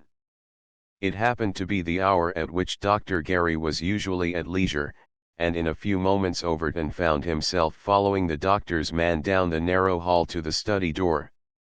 He remembered the place well, the old striped paper on the walls, and the 2 or 3 ancient prints in narrow black frames. They had been there when, as a boy, he had tiptoed reluctantly down the hall to have the doctor look at his tongue and administer some unpalatable dose. Nothing that he had seen since his return had done so much to recall him to himself, to the familiar surroundings, to the people he had known from boyhood. The horrors of his experience in the Antarctic, the nearness of death, and the desertion of Founch, became unreal. He was at home again. He was not surprised when the door opened on the old scene, the small, stuffy room, smelling of drugs, the lamp on the table, the doctor, in a flowered dressing gown and slippers, reading a novel. It had been Jerry's favorite den since his wife's death years before, and it was the one place in which he seemed to fit exactly. As Overton entered, he looked up over his spectacles, took in the big, gaunt lines of his visitor's figure, and held out a cordial hand. The greeting had in it a moment of intimate feeling. The old man quickly detected the ravages in Overton's face, and his eyes filled with tears, of which he was immediately ashamed. He bustled about and thrust forward a chair to hide his own emotion. "Sit down, my boy," he said brusquely. "Have a cigar? Now tell me all about it." "Had a close shave, I know. I was told so a long while ago." Overton started with surprise. "What do you mean?" "Founch told me." "There's no use making a secret of it to you, I reckon." His visitor gazed at him blankly. What possessed him to do that? Conscience, maybe. Personally, I should call it nerves. He couldn't sleep, and he got to the point where he had to speak. He was too pent up to endure it any longer. It's the kind of thing doctors and ministers run against occasionally, a sort of almost hysterical desire to get it all out, to make a clean breast of it, and to lighten the load in that way. It's about on a par with sending conscience money to the treasury. Overton slowly lit his cigar. "I'm amazed. Founch said nothing about this when we talked together the other night. I wonder if he's told anyone else." The doctor shook his head with a dry laugh. "Not a bit of it.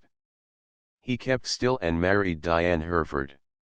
I advised him against it, I tried to stop it, but he wouldn't listen. The result has been just what I expected." "You mean she's found it all out and left him?" The hand that held the cigar shook so badly that Overton quietly lowered it out of sight. "I knew she'd left him," he said huskily. "Fanny Price just told me." "Oh, yes, the judge isn't making a secret of her homecoming. He consented to hush up the rest about Founch, I mean until he sees you. There's no need, is there, to make the scandal any worse? How do things stand? Are you going to expose him?" Overton shook his head. "I thought we had come to an agreement about that to save his wife, but I can't understand why he told her. It changes everything. Meanwhile, I've refused the command of the new expedition and urged them to retain Founch. So as to bolster him up for her sake," the doctor mused. "That's like you, Simon, but she'll know that, too, and it'll only make her think more of you. I'm afraid the cat's out of the bag to stay." Overton turned troubled eyes upon him. "Why in the world did it come off? Who let it be? She never should have married him." The doctor picked up an old stump of a pencil from his table and began to whittle it to a fine point. "For one thing, I think she was a little in love with him. He's very handsome, and has a way that wins with women. Then the judge was set on it. He believed that Founch was going to be a great man, cut on your pattern, you see." Overton interrupted him in a tone of sharp impatience. "I'm not great." "Well, we'll let it go at that, anyway. Diane has imagination, and she married Founch. Now, her imagination being rudely shocked into realities, she's left him. The judge is frantic. He's seen his son-in-law today, and Founch tells him he'll offer no opposition to a divorce. That means that Diane ought to be free before a great while." Overton jumped up and began to walk about excitedly. "It's incredible. I happen to know that he loves her." Gary nodded. "Just so. If he didn't love her, he'd refuse to let her go. It's the supreme test, isn't it?" Overton was apparently deaf to this, his mind was absorbed with his own problems. "It was an agreement. I understood it as an agreement that nothing should be said. I've hushed up Asher. He was the one who might have known that I couldn't have been even near death when Founch left me. It never occurred to me never that he'd tell her. It's incredible." "No, it isn't. I know the man. He's crazed with remorse. He was probably glad to be relieved from his secret. The thing has preyed on him, and weighed him down like a yoke on his shoulders. He was glad to get it off, I'll wager. He had no right to consider himself, Overton broke out. She was the only one to be considered. The doctor sank back in his chair musingly. I think he's considered her in the best way at last. She had to know. What was wrong was not telling her at first, but he's willing to right it, and he has righted it as far as he could, by confessing. The judge is bent on freeing her, and she'll be free in a few months. That's the only way out of it, except death. Overton came back to the chair opposite and sat down. He was strongly moved. Nothing that Gary had said had taken much hold upon him but the bare fact that Diane would be wonderfully set free again. It seemed to restore the old order of things, to put him back where he had been before she told him that she was married. His heart leaped up in a new and keen desire for happiness. Then he became aware of the doctor's voice. It's just as well you let him go in your place. It'll hush up scandal, and make people think the separation is only a lover's quarrel. The question is, can you keep it quiet? Won't these Englishmen tell the story? They don't know much of it, I've thought of that. I took some measures, too, as soon as I knew that he'd married Diane. Overton assented without looking up. It's strange to me, strange and perplexing, Dr. Gary remarked thoughtfully. I knew when I first saw him that he had something on his mind. Then I discovered that he tramped all night. Some of the boys thought he was a spook. He was taking chloral to make him sleep. I guess he's taking it still. One night he came in here and told me. Overton took up another cigar and lit it mechanically, without seeming to be aware of what he did. I hated him for it at first. I kept seeing him go off through the snow with the sledge and the dogs, but afterward I couldn't blame him altogether. It was a question of being willing to die with me, I suppose, and I had no right to ask it. Yet, at the time, numb as I was, it amazed me, for I had thought he was fond of me. He was. It was one of those curious cases where a man is seized with panic. It may be as much physical as moral. Practically speaking, he had lost his mind. He was of no more use than a frightened child. When he first told me, I thought it was one of the most cowardly things I'd ever heard of, but he's suffered for it. He's suffered the tortures of the damned. Overton was silent. He did not say he pitied Faunch. In fact, he was grimly recalling that terrific moment when he had been abandoned to die. Like Faunch, he visioned the polar wastes, and, unlike Faunch, he felt the drowsy approach of a frozen death again steal over him. I suppose there's no reason, he said, hesitating, why I shouldn't go to see Judge Hereford. You're the best judge of that. Overton looked up. I see no reason why I shouldn't, unless you think she would rather I didn't go. A quizzical light showed in the doctor's eyes. Are you still in love with her, my son? Are you going there to help matters along? I'm still in love with her, Overton replied, coloring deeply. I told her so when we met. That's the worst of it. I had no idea she was married, and she let me know she didn't care for me. Because she was married. Overton thought deeply. I'm afraid it was because she couldn't. Then I should think you have no reason to stay away if the judge wants to see you. I want to see him, but I want to see her more, that's the truth. It's an infatuation, of course without excuse, too. She let me know that when I saw her in the mountains. The doctor sat up in his chair. She saw you just before she left him. Yes. The two men looked at each other for a moment, and the older one smiled grimly. Then it seems to me that you can cry quits with Faunch, Dr. Gary said. You've hurt him nearly as badly as he hurt you. You've made his wife see the truth about him. You know I should scorn to do that. You couldn't help it? You can tell her all about it after the divorce. I don't see what you mean. The doctor smiled enigmatically this time.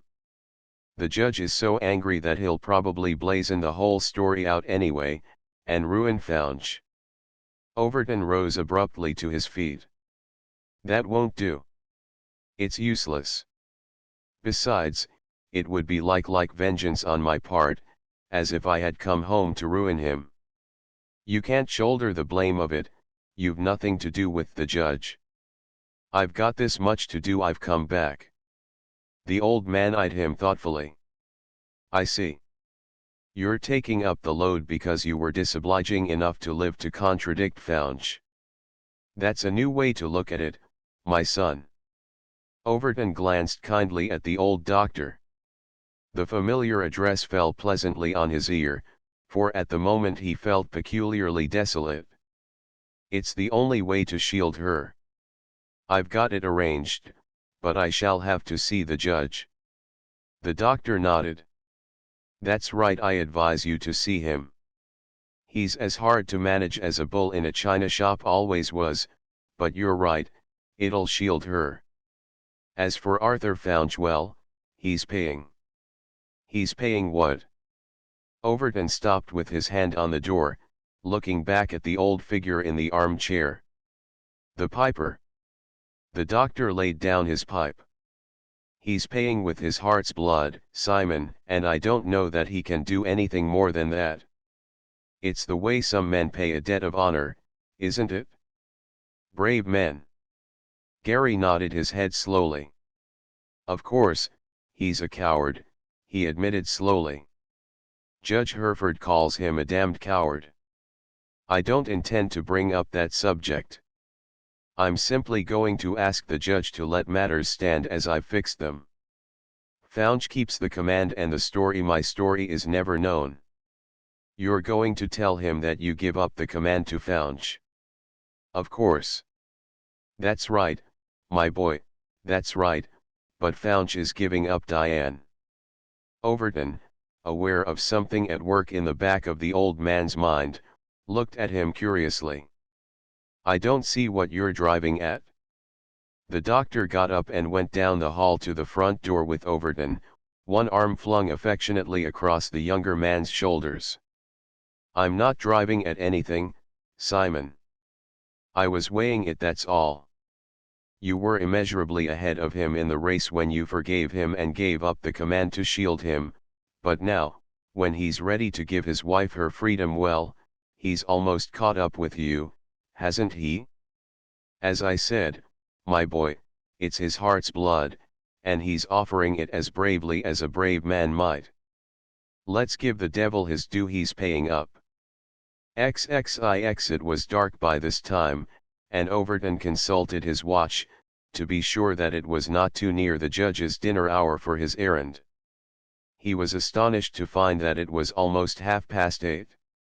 He had not felt the need of food. He dismissed it entirely from his calculations, and tramped steadily on in the moonlit mist. Through it he could see the lights twinkling in distant houses, while the trees loomed up in feathery, indistinct outlines, downy with foliage. Something in the effect, the weird brightness of the white sky and the elusive lights, reminded him of the mirage that had so often mocked him in his polar quest.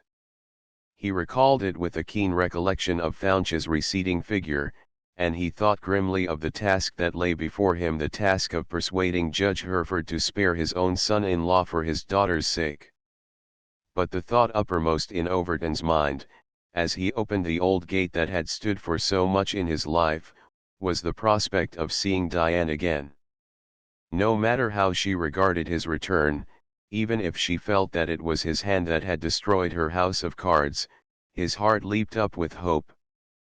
The insistent demand for personal happiness is not only a primal instinct of human nature, and as much a constituent part of it as the flowers and birds and bees are evidences of springtime and summer, but it is also the hardest aspiration to kill, surviving blows that would destroy the strongest impulse of endeavor or ambition.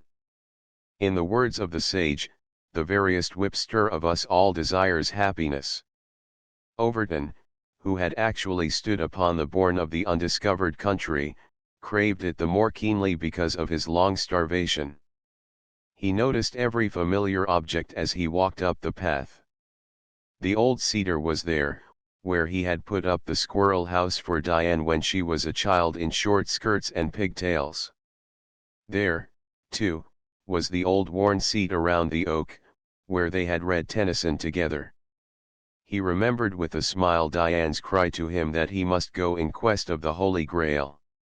Had her insistence, her inspiration, indeed, sent him on that quest which had led to this fatal climax? He went slowly up the steps, rang, and stood waiting, almost expecting that she would open the door with the same inspired look she used to wear, the same mystic charm of girlhood and dreamland which had always clothed her, to his imagination, in a beauty more spiritual than mundane. But she did not come. A servant ushered him in, and, after a moment's delay, conducted him to the judge's library. The room was vacant when he entered, and he had an opportunity to look about him, to recall the familiar objects, the rich old bindings, and the glow of the ancient bronzes. The fireplace was not empty tonight. A large porcelain jar stood inside the fender, filled with a profusion of blossoms, their pink and white sprayed delicately against the dark chimney place, and their fragrance, subtle and sweet, pervading the room. The old reading lamp was burning on the table, and the judge's big shell-rimmed spectacles lay on the open pages of the Eumenides. Overton stood still, keenly moved by a rush of recollections. He might have left the room yesterday, it was so unchanged, yet, between his last sight of it and now, the whole world had changed to him. The interval had been filled to the brim with suffering and emotion, the gap was not even bridged. On one side of it stood Diane, on the other he found himself condemned to wait in the uncertain ground, no longer possessing a right to cross over and resume his old place at the fireside.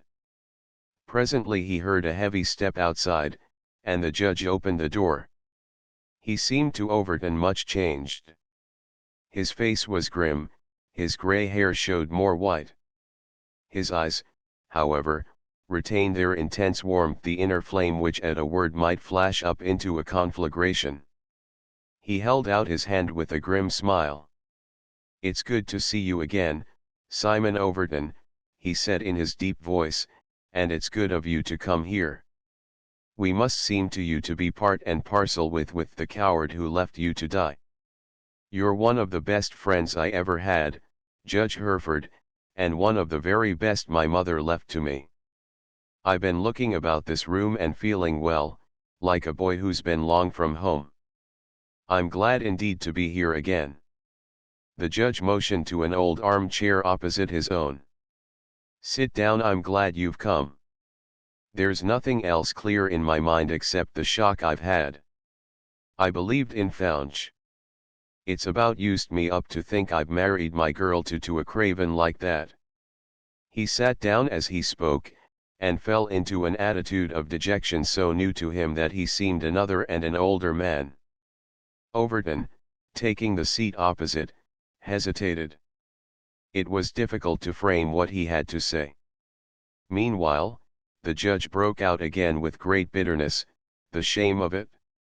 I'd rather take a whipping than have Diane exposed to all this talk." The opening was obvious, and Overton took it, his face flushing deeply as he met the old man's troubled eye. "I came to speak to you of that, Judge. There's no need of publicity.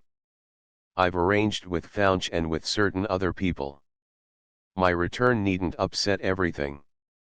The trouble can be so glossed over that no one will know of it. I think I can fairly say that I've succeeded in arranging that much already." The judge eyed him keenly. "You mean that you've arranged all this to shield Founch, to hush it up, to let the public think you were found in some mysterious way?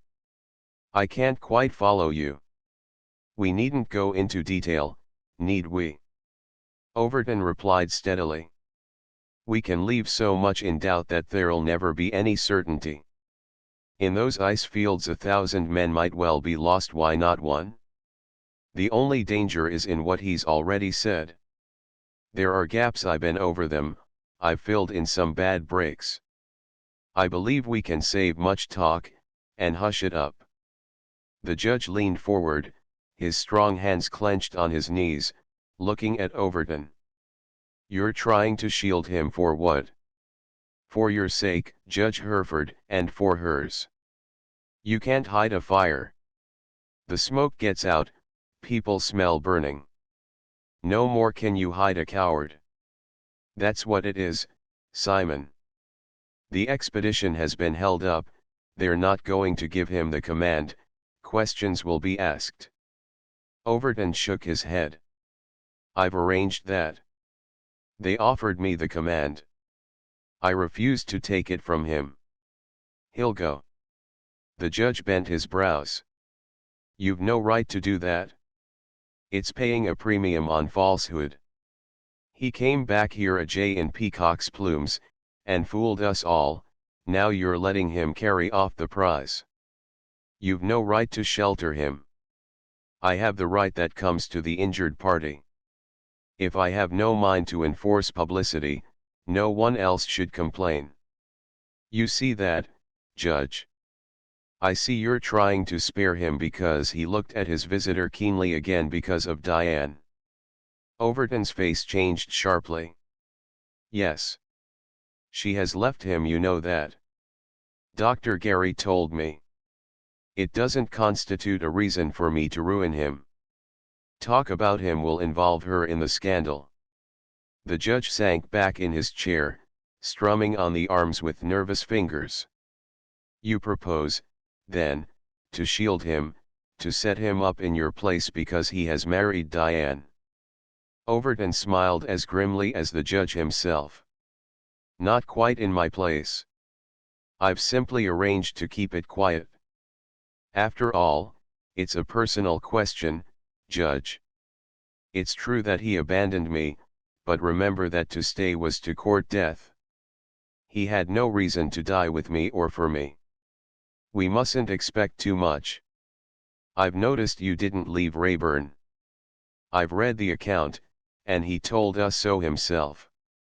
I could forgive him. The old man laughed harshly. I could forgive sheer fright. Gary says it was physical panic, but I'll never forgive him for marrying my daughter.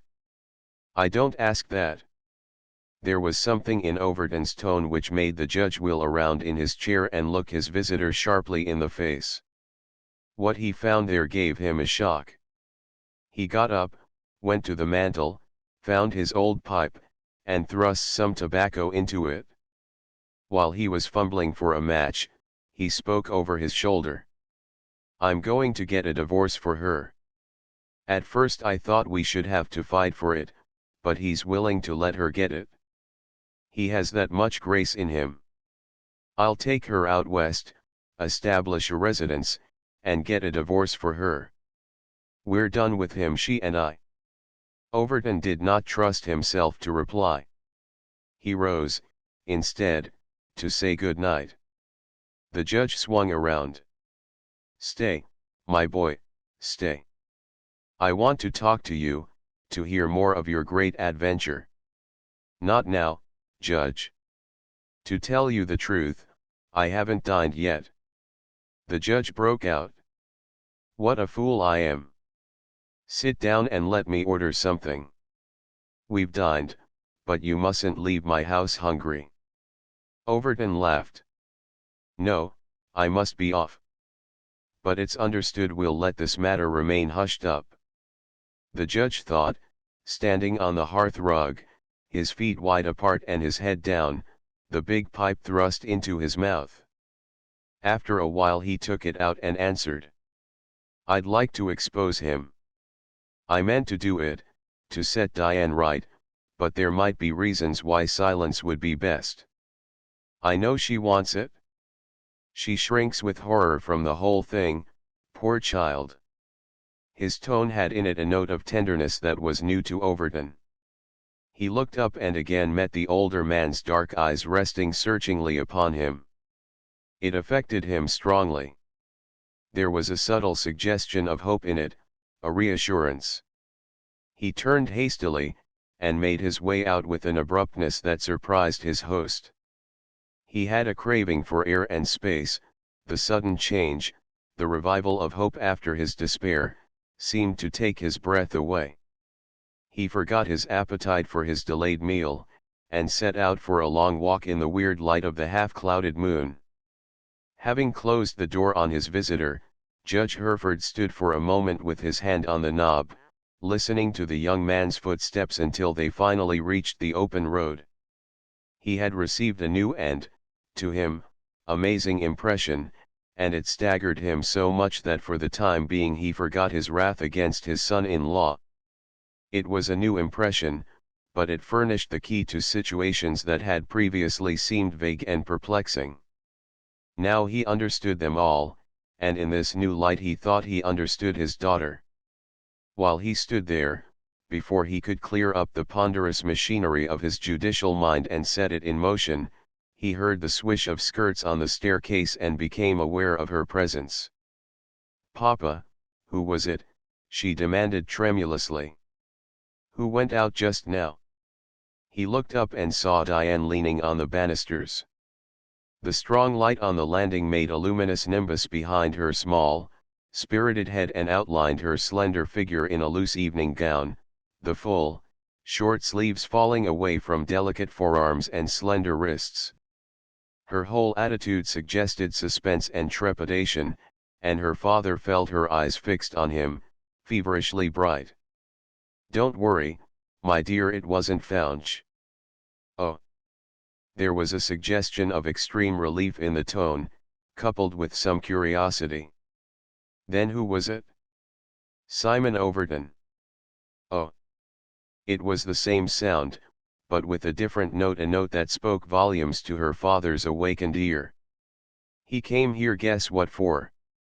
She relaxed her hold on the banisters and sat down on the steps, her face in the shadow, but her large eyes shining luminously through it and making her face seem singularly white. "I can't guess. I give it up unless he came to see you." The judge moved slowly over and stood near the foot of the stairs, watching her. "He came to ask me to keep silence, to shield Fouch. He's determined never to tell the true story." She did not say anything for a while. When she spoke, it was in an odd tone. "How noble of him." Her father nodded, his hand on the pillar at the foot of the banisters, as he looked up at her. He had seen Fouch and arranged for silence. "He wants to let the whole thing blow over, he's afraid of injuring you with the scandal."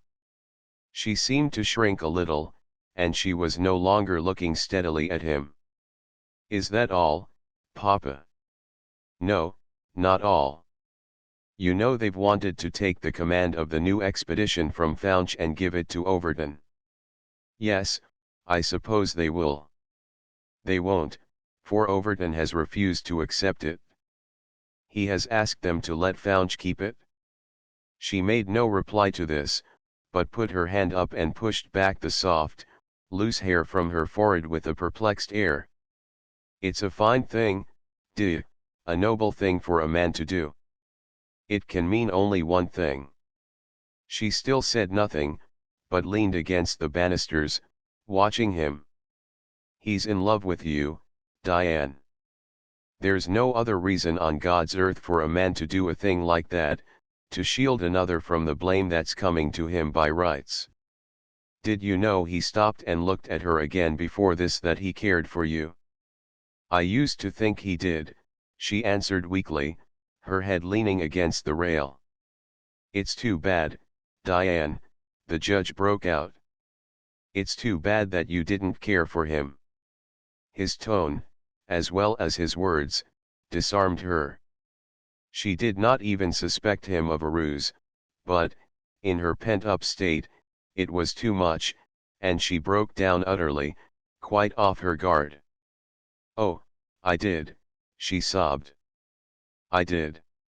She turned her head and hid her face on her arm, bursting suddenly into wild tears and sobs.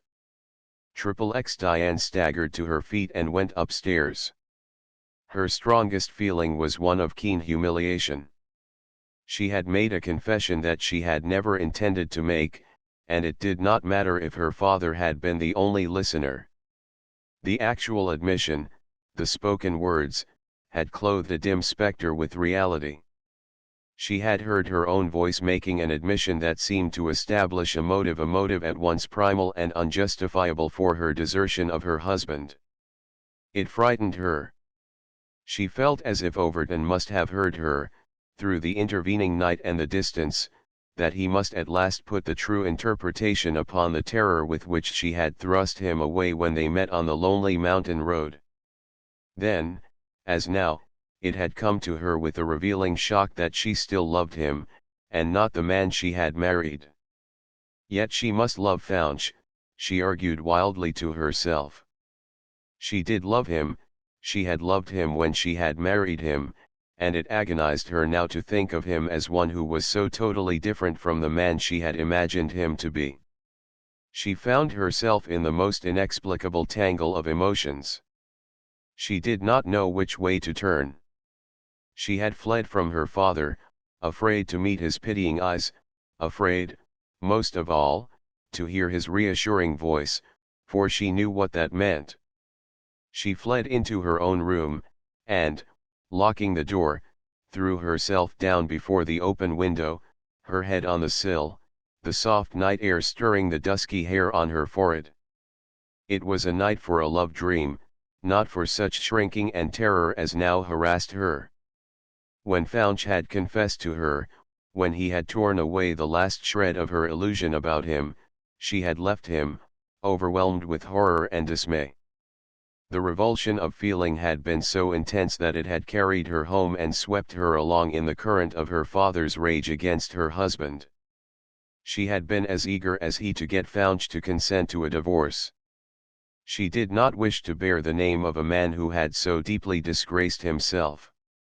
When he had assented to Hereford's demands, when he had declared that, if she wished it, she could have her freedom, the tension had snapped, and she had collapsed. She had been ready for conflict, ready to fight for her liberty, but when she found that there was to be no opposition, she experienced a sudden feeling of helplessness. She was adrift on a shoreless sea.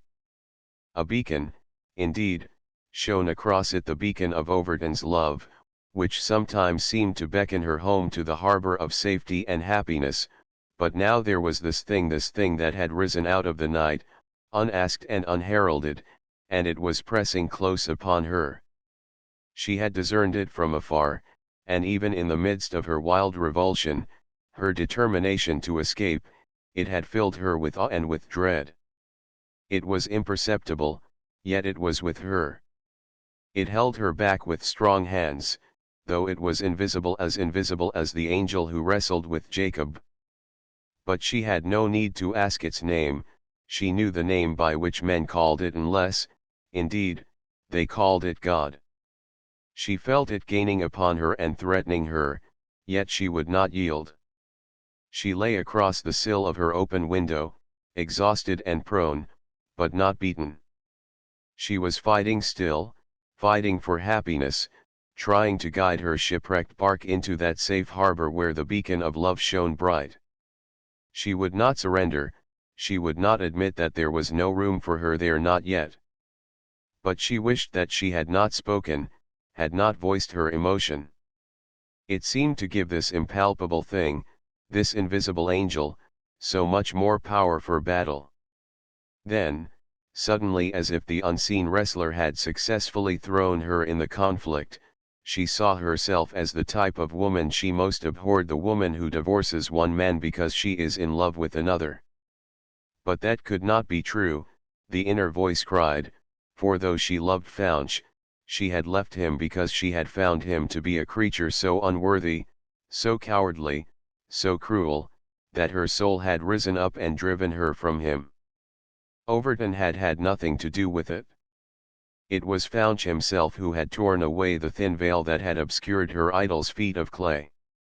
As she tried to force herself to think of her husband, to recall him in his better aspect, she could only remember his face as he had lifted it, haggard and ashamed, to confess that he had left a brave man, his friend and his commander, to die, that he might be sure to save himself, be sure to reap the profit and the glory of the fallen leader's labor and sacrifice.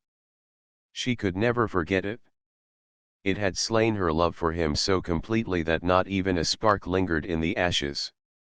It was not that she loved Overton now. It was her remembrance of the fact that she had loved him. The thought of what he was, compared with the man she had married, had plunged her into deeper self-abasement. It was a fine distinction, a spiritual difference between the grosser facts of life and the old, sweet memories that were dead. She understood it, she would not forget it, but would her father understand it? She knew that he could not. He had the hard legal acumen, the keen discernment, but his strength had the quality of granite and not of crystal.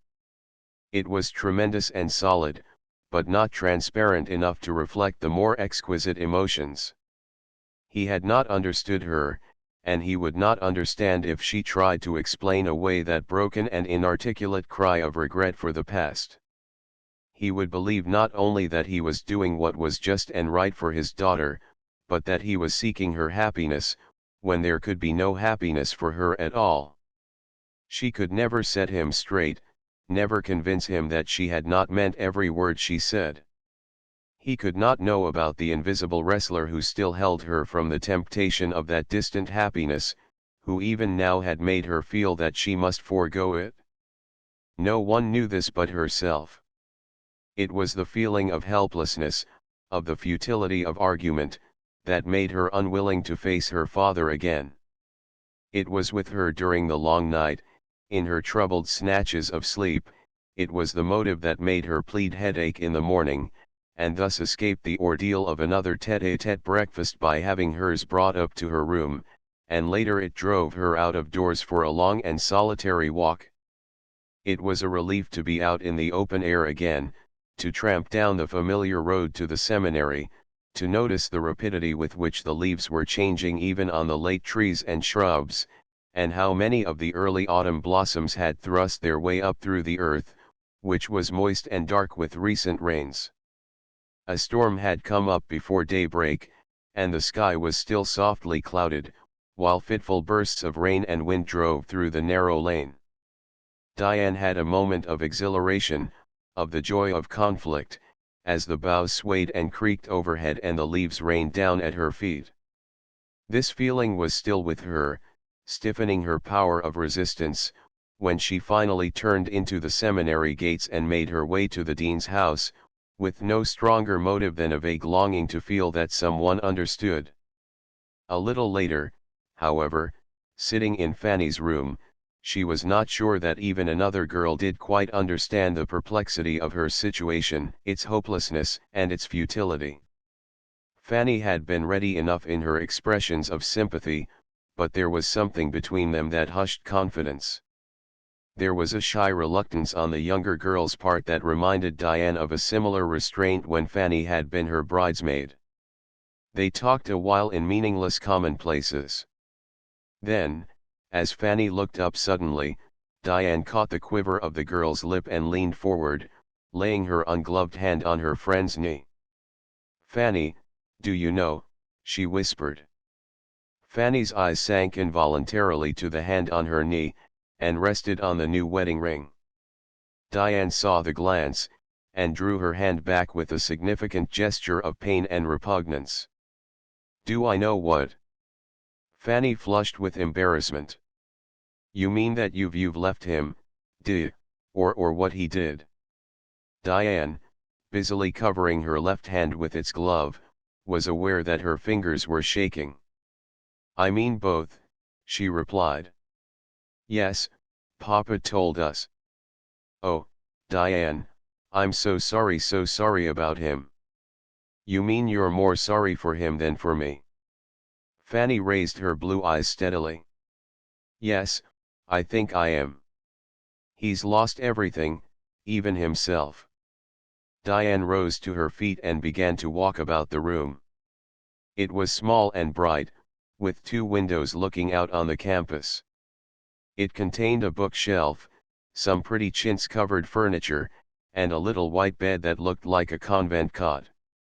There were also unnumbered girlish belongings, favors, bonbon boxes, photographs, and knickknacks. Diane walked about restlessly, lifting up and setting down first one thing and then another, unaware of what she did. I couldn't stay, Fanny."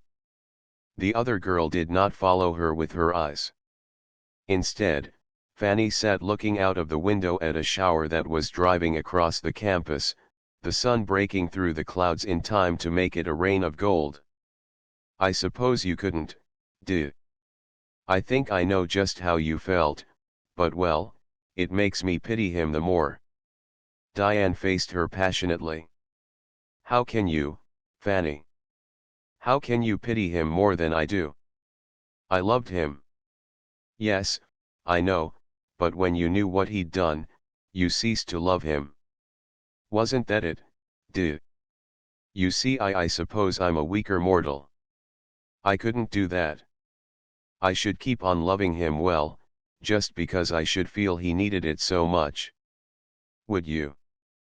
Diane came slowly nearer, looking at her friend imploringly, her face colorless. "Fanny, do you think that's it?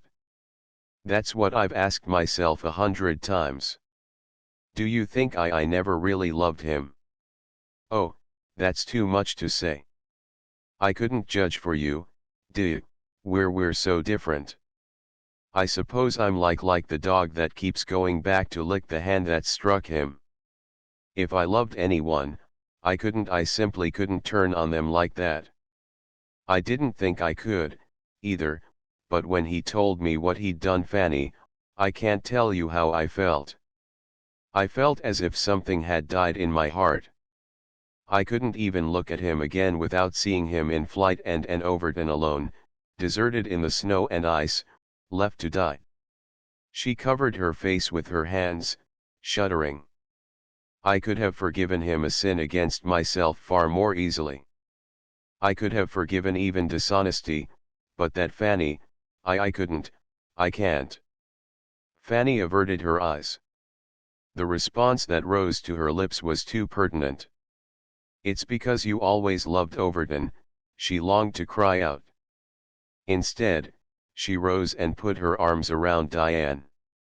"If you feel like that, dear," she said, "there's only one way out." Diane clung to her, trembling.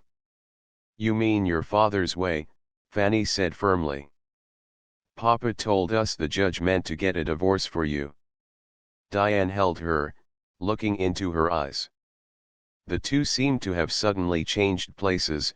Fanny was the more composed and confident now. "Then you don't think it would be wrong?" Diane implored. Fanny shook her head. "I think it's better than to feel as you do. I know Mama's fearfully opposed to divorce, and Papa is, of course. But, no, dear, I think it would be right for you and for him, too." Diane's hands fell from Fanny's shoulders, and she walked slowly over to the window and stood looking out. For a while they were both silent. Fanny felt that instead of reassuring her friend, she had only added to her distress. Through her very words of encouragement, Diane must have felt the subtle suggestion of Fanny's mind, her belief that Diane's love for Overton made her marriage not only intolerable but impossible. She was conscious, too, that her own emotion dictated her pity for Faunch, that even now she could not quite forget the hold he had always had upon her mind and heart. She was flushed and tremulous when Diane turned suddenly and kissed her. "Goodbye, dear," she said softly. "I can't stay here now and face your father. I know what he'd think. Oh, Fanny, I wish I had never been born." The two girls clung to each other for another moment, neither of them quite able to be coherent. Then Diane ran downstairs and made her way out into the rain. XXXI. It seemed to Diane that her emotion, like the storm, had nearly spent itself, and the few fresh raindrops that fell on her face helped to cool its feverishness, just as a sudden revival of pride and strength helped to quiet the tumult within. Torn by conflicting emotions, she had stretched out blindly for guidance or, at least, for some sort of sympathy that would steady her purpose and point a way in the maze. Fanny had furnished it, not so much by what she had said as by what she left unsaid, and Diane felt the sting of mortification at her own weakness. She had gone out like a mendicant asking the alms of sympathy, and she had received not bread, but a stone. Suddenly, too, she perceived a fact that had long been only a vague idea in the back of her mind. Fanny had been fond of Faunch. She saw it plainly now, with a passionate feeling of rebellion. If love awaited him elsewhere, why had fate delivered him into her hands? It was all confused, all at cross purposes. If he had married Fanny, there would, perhaps, have been no question of his confession. Fanny would have helped him where she had failed. That was the cruelty of it, a cruelty that involved him as well as herself. Why had he been so blind? She cried angrily to herself. Why had he passed Fanny by to pursue her? If he had only left her alone, she stopped short and stood still. Again she saw herself going over the edge of the abyss. She tried to steady herself, to find the guiding light, the lamp to show her the way out.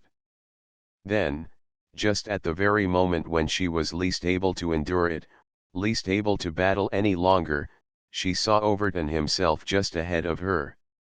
He was walking fast.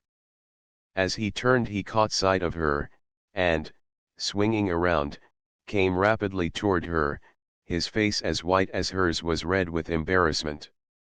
As he drew nearer, she stopped, more because she did not know what else to do than from any wish to see him.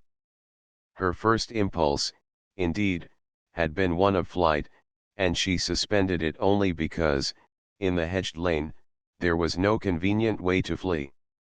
Something of what she felt, her trepidation, which almost amounted to sheer fright, showed in her eyes and her reluctant attitude, and he saw it. He halted a few yards away and stood looking at her. "You don't wish to see me?" The note of pain in his voice sent a thrill of answering pain through her heart. Unconsciously she held out her hand. "I do, only it's hard after all I've been told." Her broken words touched him deeply. He realized that she felt a vicarious share in her husband's guilt toward him, and he caught her hand in both of his. "He should never have told you. I tried to save you that," he exclaimed. She drew her hand gently away. "You did wrong, then. He was right to tell me, I had to know." "But why?" He had turned with her, and they walked on through the light rain. She looked up, her mind clearing. "It was wrong of you to urge silence on him. If he's ever to be anything, he mustn't be silent. A thing like that must be confessed and atoned for. Besides, he knew that I should know in the end. I couldn't help it. I've felt that there was something wrong, something terrible behind it all. And it has made you wretched, I see that. Why can't you forget it? I should never have come back. It's I who have ruined your happiness." "Oh, no, no. Think how infinitely worse it would have been if you had perished and I had known too late that he had left you. I couldn't have borne that." The passion of her tone moved him again, and for a moment he did not reply. He was keenly aware of her presence at his side, her delicate profile against the light mist that was rising like vapor about them, the curve of her brow and the oval of her pale cheek under the dusky sweep of the brown hair that waved upward under her wide hat, the meticulous simplicity of her dark dress, her grace and slightness. She seemed so young, so girlish, and she was facing a situation so tragic and humiliating. Overton was himself a proud man, and he felt her humiliation, felt that he must lighten it. "I've wanted to speak to you about this," he managed to say at last. "You mustn't think that he did something unpardonable. It isn't unpardonable to anyone who's ever been at the pole. No man has a right to expect too much from his fellows there," and he hesitated. "When a man drops behind, why, he's got to perish. The stakes are too great, the price too much, to lose all for one life. I fell in my tracks, and it's only fair to him to think that I should have stayed where I dropped. The expedition couldn't be imperiled just for me. I wasn't worth so much. He did what 9 out of 10 would have done in his place." She stopped and faced him, her large eyes dark with emotion. "Did you leave Rayburn?" He flushed under her eyes. "That was different. Faunch was with me. There were 3 of us. It was different, of course.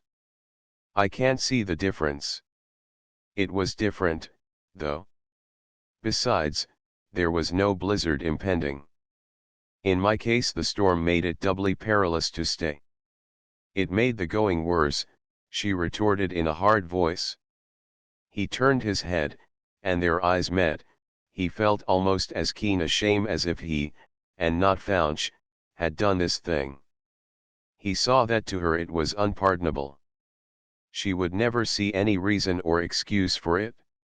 If she had loved her husband, then Overton's return had wrecked her life. "I've made you wretched," he exclaimed with profound emotion. "It's come to me again and again, since my return, that it must be dreadful for a man to come back from the dead. When we die or people think we're dead, our places close over our graves, there's no niche left for us anymore. To come back is to disrupt the tranquility of the life that's begun to flow in new courses over the surface of the grave. That's what I've done. I've come back and wrecked your happiness." She shook her head vehemently, tears rising in her eyes. "No, I never had it. I know now, I only imagined.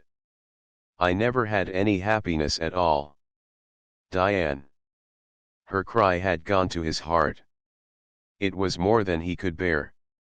He caught her hands in his again and held them. "Don't say that, for I can't bear it. No man who loved you could bear to hear you say that." She did not answer him, but stood still, her hand quivering in his grasp. They were alone under the trees, and the sun, breaking suddenly through the clouds again, illumined the moist atmosphere until it seemed shot with golden motes. "I've no right to say it," he went on passionately, "but I'm human, and I can't keep silence.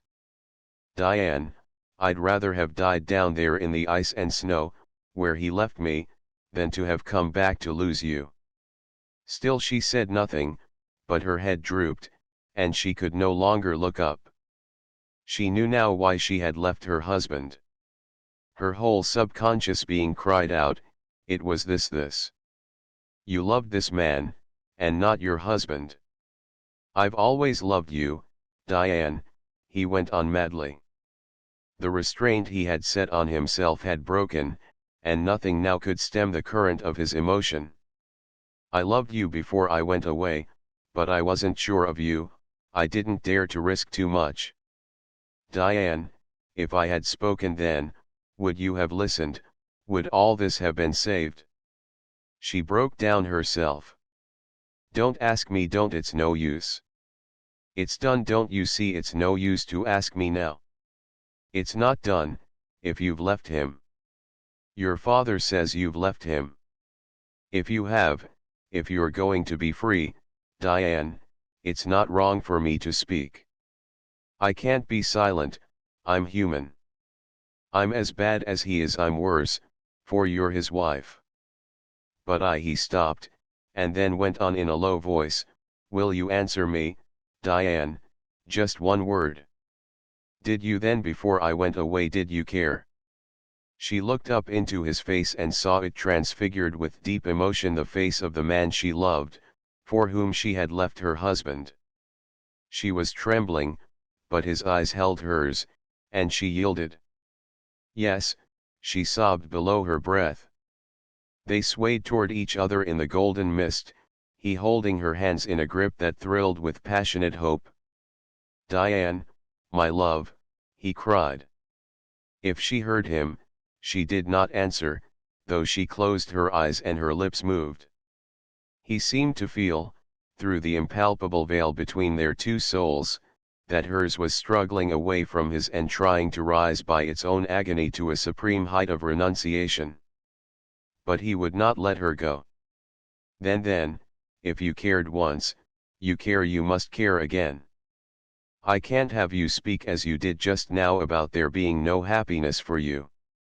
I can't bear that, for I'd give all that I have, the best that's in me, to make you happy. Speak to me. It's not wrong, I know what you think, but it's not wrong if you're going to begin life over again. It's not wrong for me to try to win you again, to make you happy." With a sudden effort she dragged her hands from his and moved on blindly, hurrying away from him. "Don't," she sobbed. "Don't make it worse. It's all wrong, I know it, I see it, I left him because he had caught up with her now and walked beside her, as pale as she was." "Because what? Tell me, I must know, I have a right to know." She staggered again, her hand going to her throat with a strange little gesture, as if she felt strangled. "Because I loved you. I see it now and it's wicked. I hadn't any right to judge him, for I was worse than he was. It's one of those things that make it wrong, Simon, that make it wrong even to have cared once. No, it's not wrong. We'll get you free. I'll say it now, Diane, he had no right to marry you. I was the one who did wrong as much as he did," she managed to say. I thought I loved him, I told him I loved him. I must have. If I didn't, I could never have married him. But you were mistaken. That's common, it happens often. You were mistaken, you didn't love him." She stopped again, and the misty sunlight illumined her face until it appeared to him to have a purity as luminous and fragile as an alabaster lamp. Her spirit, tried beyond endurance, seemed to be shining through it, darkening her eyes and softening her lips. "Oh, I'm not sure," she cried. "Don't you see how I feel? There are two roads, and I stand at the crossing. I'm bewildered, I can't see, I can only feel, but I know," he returned with profound emotion. "I know. My love is strong enough to find the way for us both. It's not wrong to love you, for you've given him up." For a moment, as she clung to him, he felt the slight weight of her body against him, the fragrance of her hair upon his cheek. Then she had slipped out of his arms and left him alone in the mist. XXXII. In a tumult of feeling deeper and more complex than ever, Diane made her way through a meadow that furnished a short cut to her own door. She was vaguely aware that the grass was long, and that she was getting drenched nearly to her knees, when she saw, in a half-conscious way, a cluster of asters blooming happily just at the spot where a lowered fence rail made it possible for her to scramble into the end of her father's garden. She was scarcely conscious of what she did, and she had a new feeling of guilt. Until now she had felt that she was as supremely in the right as Faunch was supremely in the wrong, but the whole attitude of her mind was breaking down. She felt a tremor of fear, though even at that moment she could not have told what it was she feared. Shaken as she was, she tried to let herself in without attracting attention, for she had as little courage as ever for an interview with the judge. However, she was not to escape. He heard the rear door open, and, looking out of his library, espied her at the foot of the stairs. "Is that you, my child?" he said in the deep bass that always presaged something important. "Come in here a moment before you go upstairs. I have something to tell you." She turned reluctantly and followed him into the old room, which was so full of memories that it made her shiver. Her father resumed his seat by the table, but she remained standing just inside the door, where a bit of sunshine from the window touched the edge of her wet skirt, but left her face in shadow. The judge mounted his spectacles and looked over some papers, refreshing his memory. "My dear, of course we'll employ counsel, you know that. I've just got a letter from Holt and Hickson, which seems satisfactory on the whole. Mr. Hickson, he's the junior partner, advises us to wait until the expedition sails. He's seen Founch, and, as far as he can ascertain, there'll be no opposition. Founch has modified his first assurance to me a little, but I suppose we'll have to expect changes and vacillations in a man like him." Diane tried to steady her voice.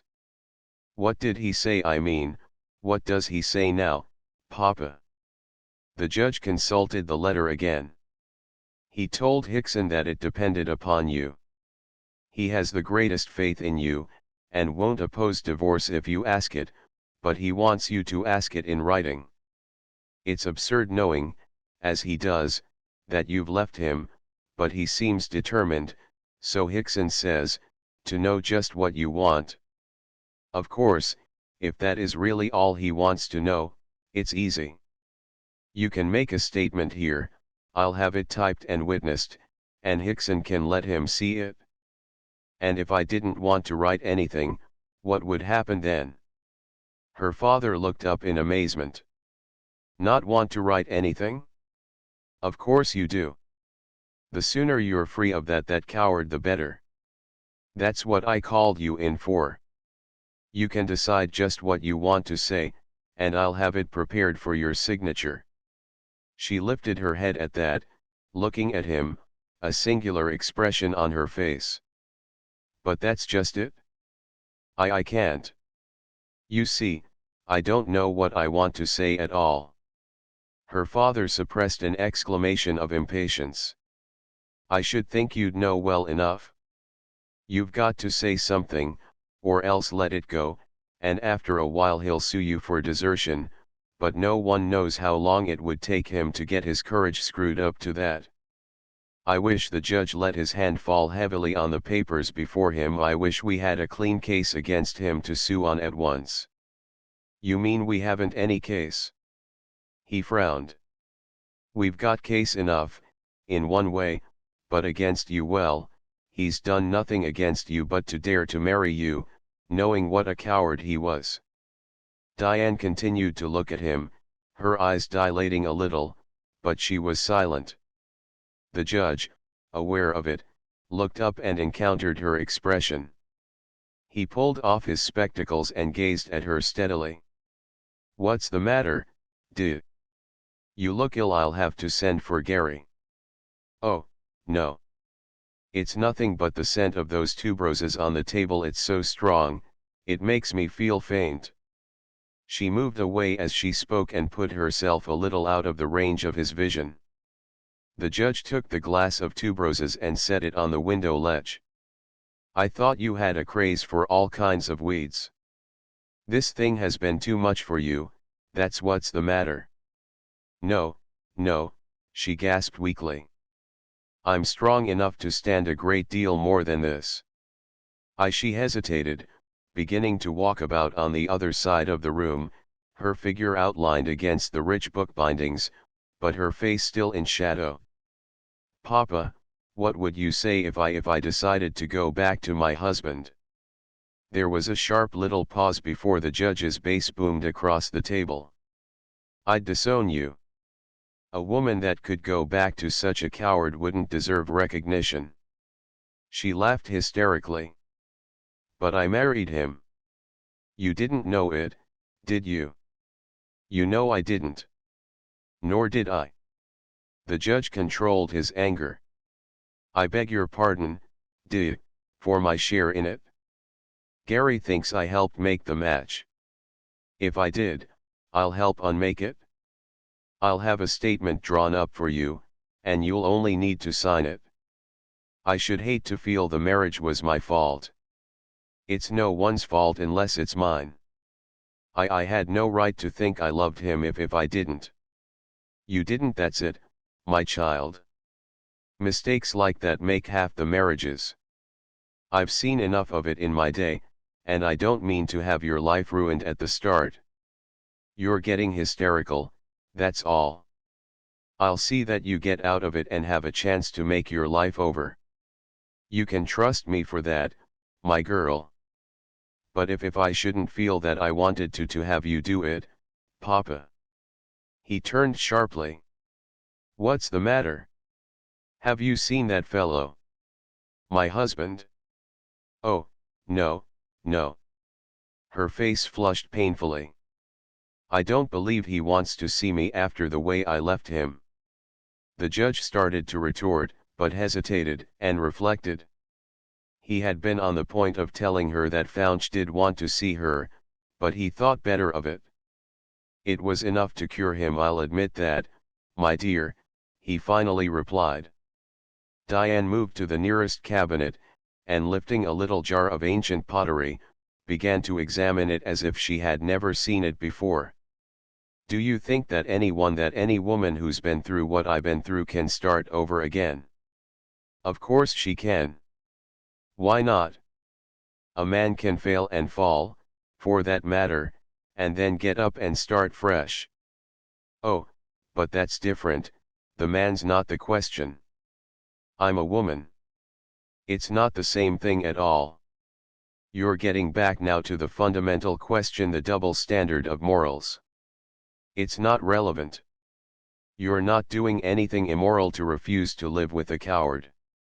I didn't even stop to think, she cried. When he told me what he'd done, she shuddered. I couldn't stay. Of course you couldn't. What's more, I won't let you go back to him. You understand that, do? You're nervous and broken down, and he may try to persuade you, but I'll never let you go back. But if I went, Papa. He struck his hand down on the table. Understand me. If you went, I'd never speak to you again as long as I lived. Don't you see what he did? He wasn't only a coward, he would have been Overton's murderer if the English party hadn't come along. It was a miracle that saved Overton. Fouch as good as left him purposely to die. Yet she spoke with an effort. Yet Overton doesn't blame him as you do. He tries to excuse him. You've seen Overton? Yes, just now. I met him on the way home, she stammered. A look of relief softened the judge's face. He rose from his chair and, crossing the room, took his daughter in his arms. My child, you're half sick. You've worried too much. Don't talk in this way again. You know you long to be free. His softened tone disarmed her again.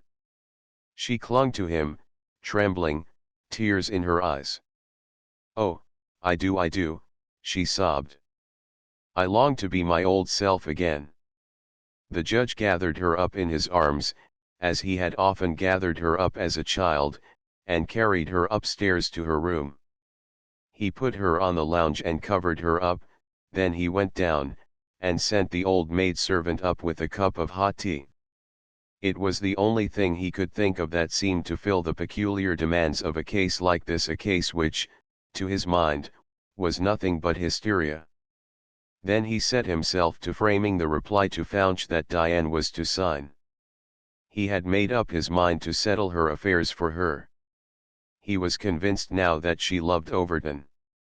Sternly as he might have viewed such a case where others were involved, he could see only one side of it for his own daughter, her right, the inalienable right of youth and love, to happiness. He did not permit the finer and more ethical questions to disturb his fixed determination to wrest her from the craven who had been capable of a crime as near to murder as anything short of actual killing could be. Indeed, to his own stalwart mind, it was even worse than murder. Meanwhile Diane, upstairs in her own room, drank the hot tea, and permitted the maid to help her with some dry clothing, but she was still shaking like a person who had been suddenly smitten with ague. All the while she seemed to see, through a mist shot with golden raindrops, the face of Overton, transfigured with his love for her. She wrung her hands together and hid her face in them, oblivious of the pitying eyes of the old servant who had come to take away the tea things. She was still sitting there, with her head in her hands, when she heard her father leave the library and go out, and knew herself to be alone in the house. She breathed more freely when she was not in immediate danger of being rushed into some new and terrible decision, a decision that might make her as wretched as that other one which had led to her marriage. She rose weakly from the lounge and went downstairs. It was now late afternoon, and the sun had come out with extraordinary splendor. It was flooding the western windows and dappling the lawn with a lovely lacework of rain-gemmed cobwebs that sparkled like frosted fairy veils. Diane went slowly across the hall, and saw the evening mail lying on the little table in the corner. It recalled with a sharp pang the days long ago when she had looked there in vain for a letter from Overton, then on his way to the South Pole. There were some letters there now, however, and she turned them over and started violently when she recognized her husband's handwriting on an envelope addressed to her. For a moment she leaned forward, her hands on the table, unable to make up her mind to open it. The aversion she had felt at his confession swept back over her in wave on wave of futile passion and shame. Then she took up the letter and, opening it, moved to the window to read more clearly the few lines that he had written in an unsteady hand. "Your father told me you wanted a divorce, Diane, and now his lawyers insist upon it, but it's hard for me to believe it of you. I know how you felt when you left me, but now I've done nothing against you, and I trusted you to help me to do better things. I ask you to come back, I entreat you to come, but I'll never try to force you. I have told them that you must answer me yourself. If you don't, I shall refuse to let it go on, for I love you still. I will not take an answer from anyone but you. If you still ask it, I will set you free. But even then I shall love you." The letter fell from Diane's hand and fluttered to the floor. She could see him as he had looked that night in the cottage, she could hear his voice making the confession. The letter was like him. It seemed to fall short, it had not even the courage of his love, and yet she knew he loved her. His very weakness in this hour, when he so needed strength, touched her woman's heart. Her abhorrence of his deed had clouded her own perception of his misery, but now, in a flash, she saw it. It was as great as hers. She was still standing there, her head bowed, when she heard steps on the piazza and her father's latchkey in the door. He came in, bringing with him a young man whom Diane recognized as the village notary. She stooped quickly, picked up her husband's letter, and stood, holding it behind her, as they entered. The judge looked at her gravely, unable to discern her expression as she stood with her back to the light. "That paper's ready, Diane," he said briefly, "and Mr. Mackay's come with me to witness it. All we need now, my dear, is your signature." Diane turned and acknowledged the young man's bow with a deep blush. She felt that all the world now knew of her flight from her husband. The judge went to the library door and opened it, young Mackay waiting at a respectful distance. Diane did not move, and her father looked around. "Are you ready, my child?" he demanded sharply. She hesitated an instant, and then turned and followed him into the room. He went to his table and spread out a typewritten sheet, dipping his pen in the ink, and holding it ready in one hand, as he pulled out a chair for Diane with the other. "Read that, my dear," he said briefly, "and then sign here." His daughter came slowly over to the table and sank into the chair he offered, drawing the paper toward her.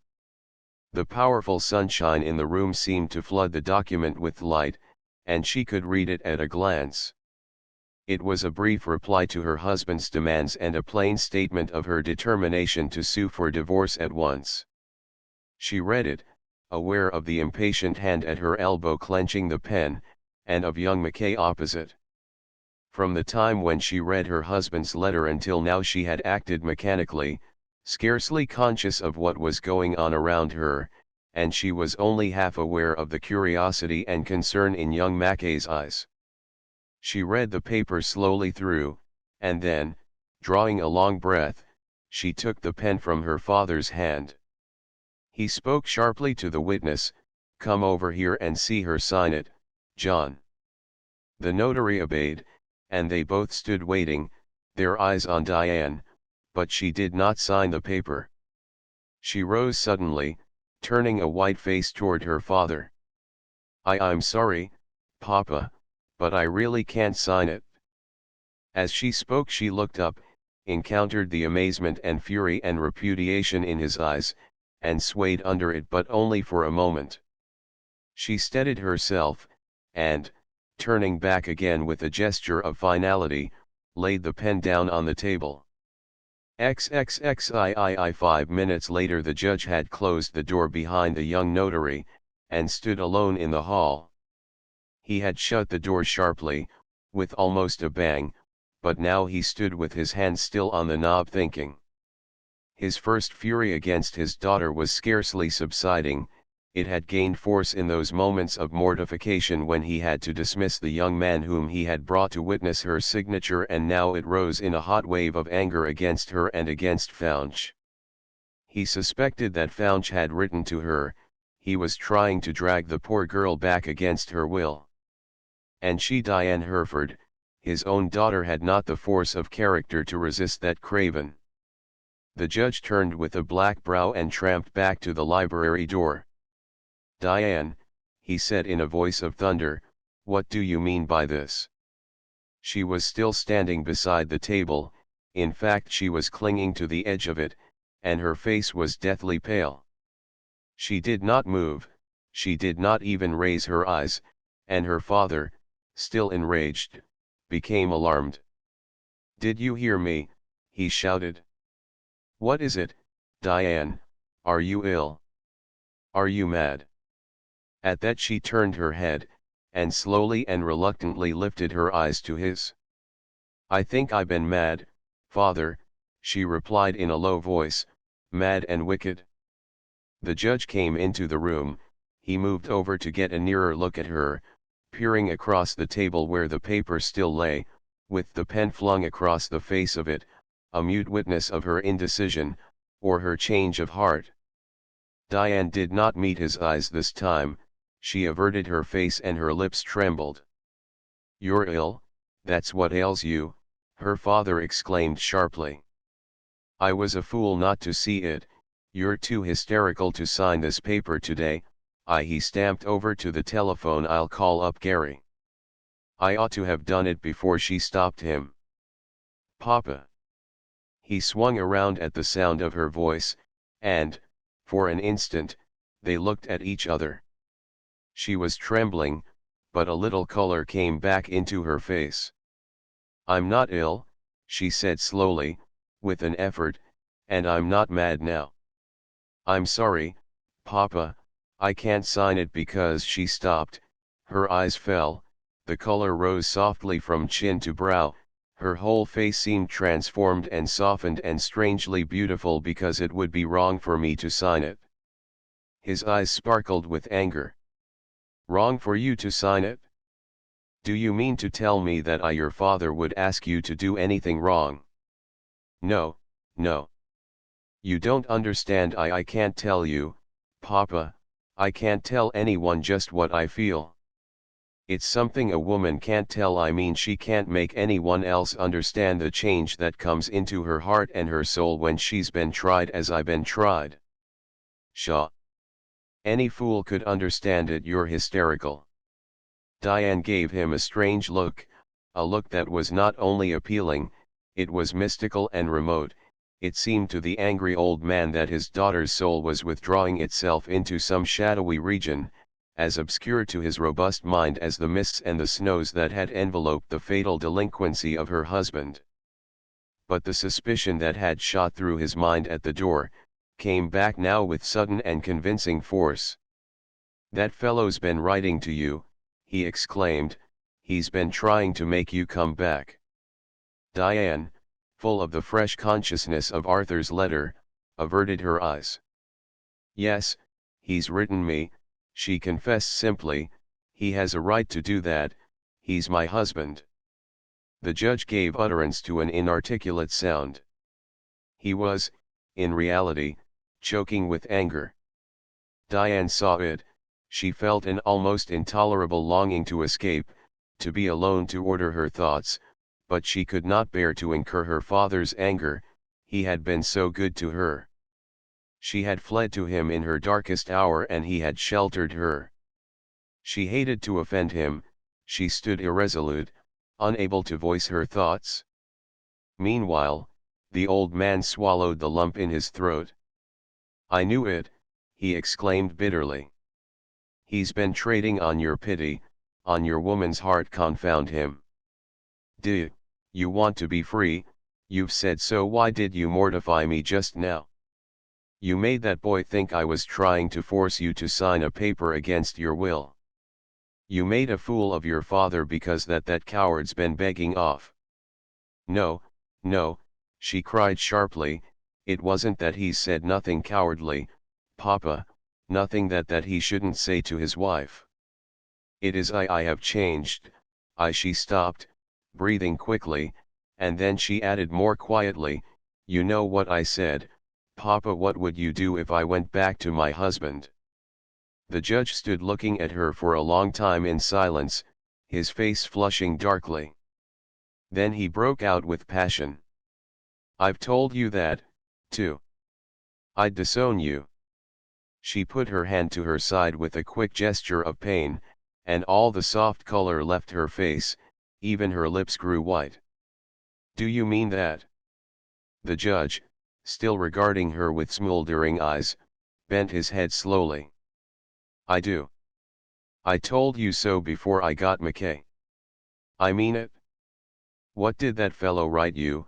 What did he say, to make my daughter behave like this?" She stood her ground firmly now, though she was still very pale. "It wasn't Arthur's letter, it was something else." "What else?" The judge's words snapped like a whip. His rage against Fouch was deepening to fury now. It was too much to see the power that coward had to make his daughter wretched. He meant to break it, he would break it, but first he must break Diane's will. He saw that.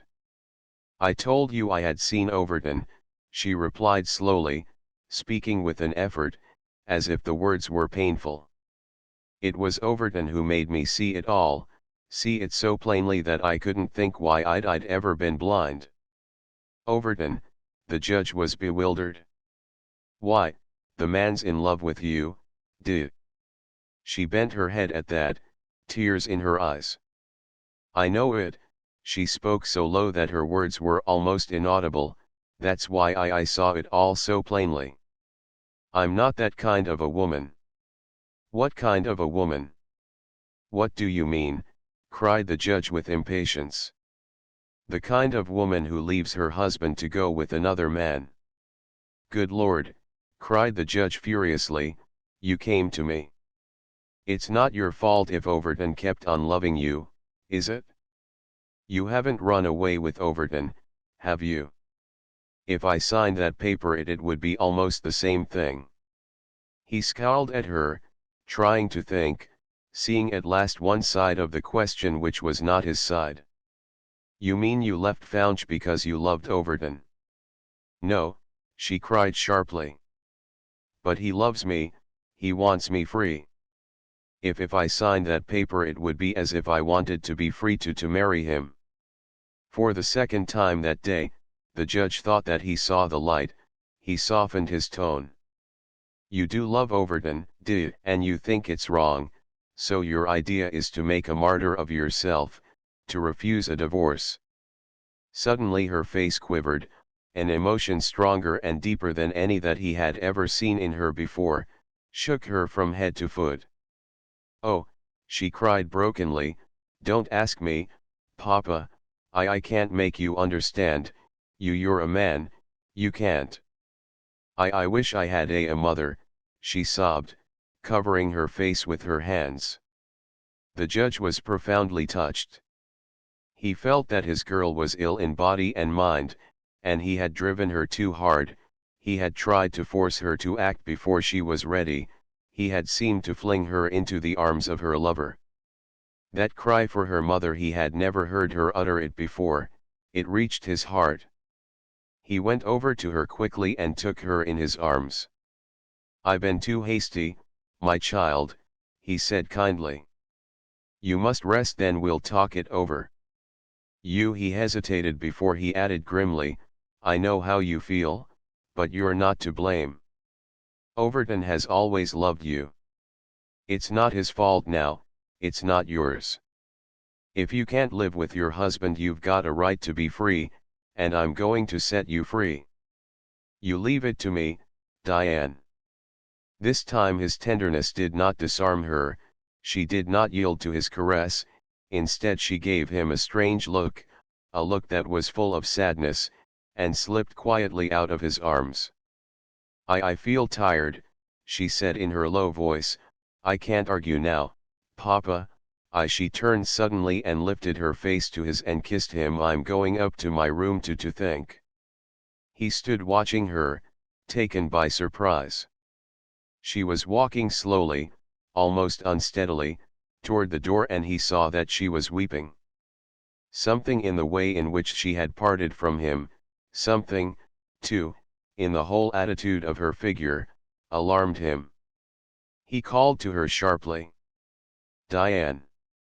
She stopped at the door and looked back, her face colorless again, and tears in her eyes. "Understand me," said the judge sternly, "I've told you before. There's but one thing for you to do, or for me to do for you. To get free of that coward. If you're dreaming of going back, if he's worked on you to go back, remember, I'll disown you." His tone, more than his words, sent a chill to her heart, but she said nothing.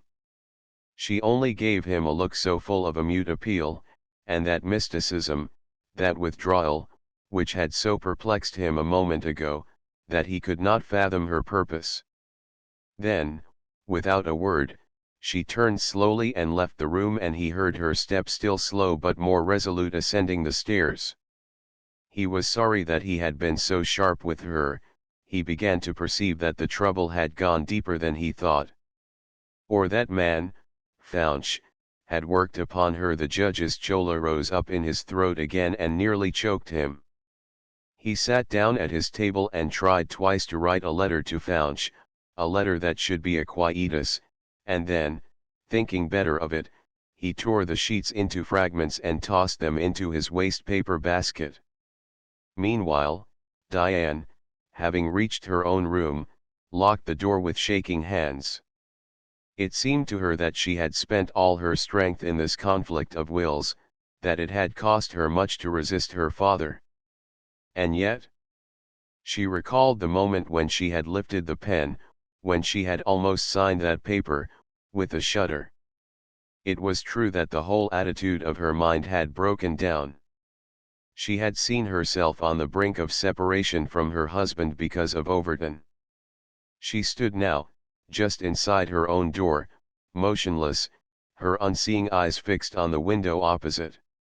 The long swaying bough of a tree swept across her vision of the sky, and it seemed to her that the leaves trembled and quivered as if some unseen hand had set them to shaking, as an unseen power had set her own heart to trembling at the thought of her own act. Had she fled from her husband not because she abhorred his deed, but because she loved Overton? The thought was hideous, unbelievable. Diane lifted her hot hands and pressed them against her eyes, to shut out the light. In the darkness she could think. She tried to recall all the old arguments that had seemed so plausible, that Faunch himself had destroyed her faith in him, that he had hurled her idol down from its pedestal. But she could not. She began to see that there was no argument that she could use to wholly excuse her act. Faunch had confessed to her, He had told her the truth, it was his plea for mercy, for forgiveness, and she had only thought of Overton. But now, in the solitude of her own room, in this moment when even her father had failed her, she felt her spiritual isolation. There was no one on earth who could help her solve the problem of life that confronted her but the man she had married. The bond was unbroken, neither her will, nor the crippling of lawyers could break it, for a power greater than these had laid hold of her soul. She felt again the strength of it, the invisible power that wrestled with her. She walked slowly across her room again to the window and knelt down, resting her hands on the sill, and looking out toward the western sky. The sun had set, and above the red cloud at the horizon she discerned a solitary star, keen and white and quivering, a spearhead of glory. She lifted her face toward it, the soft wind stirring the tendrils of hair on her white forehead, and touching her feverish cheeks and lips. Gradually, silently, with infinite beauty, the afterglow touched the soft sky with all the colors of rose and violet, and the earth below sank gently and deeply into the shadow, as if it had dropped from sight. It seemed to Diane that, in that silence, in the tenderness, the infinite beauty of that moment between sunset and twilight, the spiritual struggle ceased. A new thought came to her, or rather her inner consciousness shaped itself into a concrete form. She realized that she stood on the edge of an abyss while the power that had held her back had been within her own soul, hidden deep in her heart, at the mainspring of life itself. She was a woman, it was her province to build up and not to break down. She saw it now with a spiritual insight that sent a shudder through her. She had so nearly forgotten it. So nearly failed to fulfill the destiny that had come down to her through the ages. Today, when she had been with Overton, when she had heard his impassioned plea, when she had almost signed the paper that was to separate her from her husband, she had suddenly awakened from her dream. The tie that bound her to Arthur Founch was the primitive bond of all the ages. She had chosen him, he was her husband. What could her father do? What could Overton, or any other man do? Those whom God hath joined together, the words came to her with a new meaning, a meaning which shook her to her soul. For surely no man could put them asunder. The tie was too deep, it was rooted now in her heart, and she knew it. It was as deep as the instinct which was awakening slowly but surely within her, the primal instinct of life, of mating time, of the birds of the air, of the lioness calling to her mate in the jungle. Diane lifted her eyes slowly and steadily toward that keen star. It seemed to her that it penetrated the mists that had obscured her soul, as the star of old which guided the wise men to the cradle in the manger. The star was guiding her, too, guiding her into the tender mists and the soft glory of an unknown but beautiful land. Tenderness was born in her at last, a tenderness new and beautiful as the beginnings of life in the springtime, the budding of flowers, and the song of the bird to its mate. Alone on her knees in the twilight, Diane lifted her soul to that distant star, the thought of Overton passed away from her, the struggle ceased, even her father and his anger were forgotten, she remembered only her husband, and the eternal purposes of the Creator who had made them man and woman in the Garden of Eden. It was not until he got a clear look at Arthur Founch's face under the strong light of the reading lamp that Dr. Gary realized the full effect of the crisis, moral and physical, upon the younger man. The old doctor had come into New York on business connected with his practice, and in the evening, on his way to the station, he had looked up the apartment house from which Founch had phoned to him on more than one occasion. He had found him alone, completing his arrangements for the departure of the expedition to the South Pole. Founch had been glad to see him, had furnished some cigars and a light, and the two men sat on opposite sides of the table, both facing the open windows that looked out over a crowded thoroughfare not far from the heart of the city.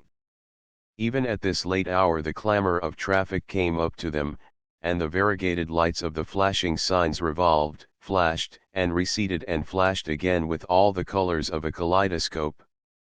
But the steady light of the lamp on the table revealed Faunch's face, its wasted look, the dark rings under the somber eyes, the drawn lines about the tight lips, the threads of white in the thick, dark hair that still curled slightly on the temples. The doctor's practiced eye traveled lower and rested on the lean, blue-veined hand that held the cigar. It was unsteady, even the fingers twitched occasionally. They had been talking, ever since Dr. Jerry's entrance, of the expedition. Faunch threw into what he said of it a show of force and even of enthusiasm, and the doctor had listened without showing that his own thoughts recurred persistently to that night long ago when this man had confessed to him in the old office at home. In his heart he pitied Faunch, as he noticed the feverish eagerness with which he talked of the new ship and his own plans. "I've got one thing pretty well shaped in my mind," Faunch said. "The last time I couldn't have a free hand, of course, and I always thought some of our mistakes could have been avoided. But Overton wouldn't yield, he has the kind of obstinacy that won't give up." He paused long enough to light another cigar, and then went on, "I've been pestered by some of the old men. I didn't want them, but there's one." He stopped abruptly, began to pull at his cigar, and seemed embarrassed. "Well, there's one." Gary gave him a keen glance. A dull red mounted in the white face, and Faunch frowned.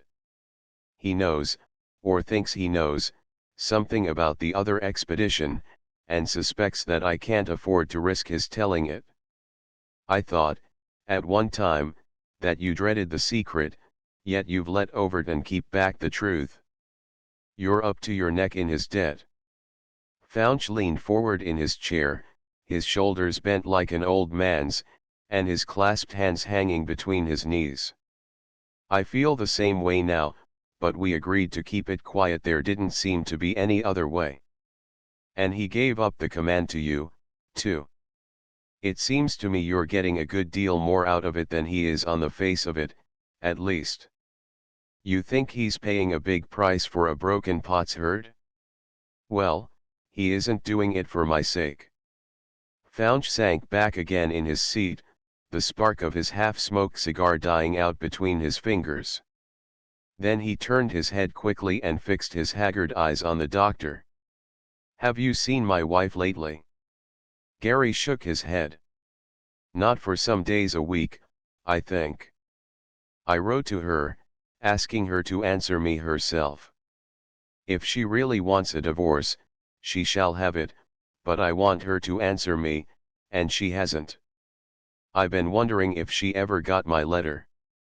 "You mean, you think the judge has kept it from her?" "He isn't capable of that. He would give it to her in any case." "That's what I thought, but he has insulted me.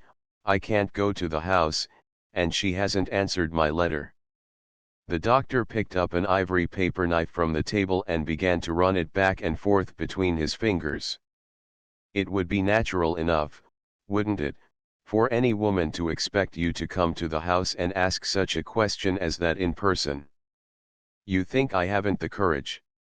I think you're taking chloral to an extent that'll soon send you on the long expedition. It's a dangerous drug, young man. A bit too much, and you'll travel the common road. Perhaps that's your idea." Faunch laughed bitterly. "You forget I'm a coward.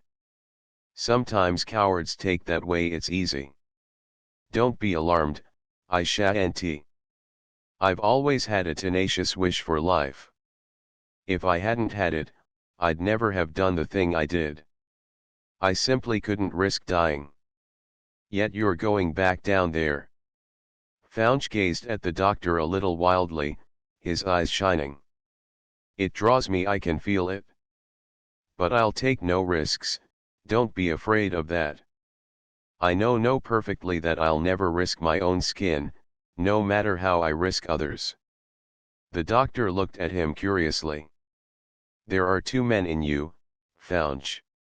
Dose out the one with heroic medicine, and the other would have room to grow. You'd find yourself a hero." Fouch turned a haggard face on him. When she left me, when I saw the look she gave me, if I'd dared, if I'd had a white man's courage, I'd have hung myself. He spoke with such passion and force that it shook him out of his apathy. He stretched out a shaking hand toward the doctor. For God's sake, man, give me a dose that'll deaden my nerves, so that I'll have the courage to kill myself. Dr. Gary grunted. You'll do that without my help, at the rate you're going. Fouch laughed bitterly again. You mean with chloral? I stopped it for a while, but I couldn't sleep. I can't, with this thing pursuing me. I thought I would pay off the score, and get free of it, but there's my wife. I had to think of her. If she stays away, if she will have a divorce, then he threw back his head and drew a long breath. Then I'll cut loose. You mean, you'll give it all away, and bear the odium, rather than stay bound to Overton? Fouch nodded, rising and tossing his dead cigar out of the window. As he did so, he stood for a moment staring out, his view commanding the long street, closely flanked with great buildings, which narrowed in the far perspective until the high walls seemed to meet in a blur of blazing lights.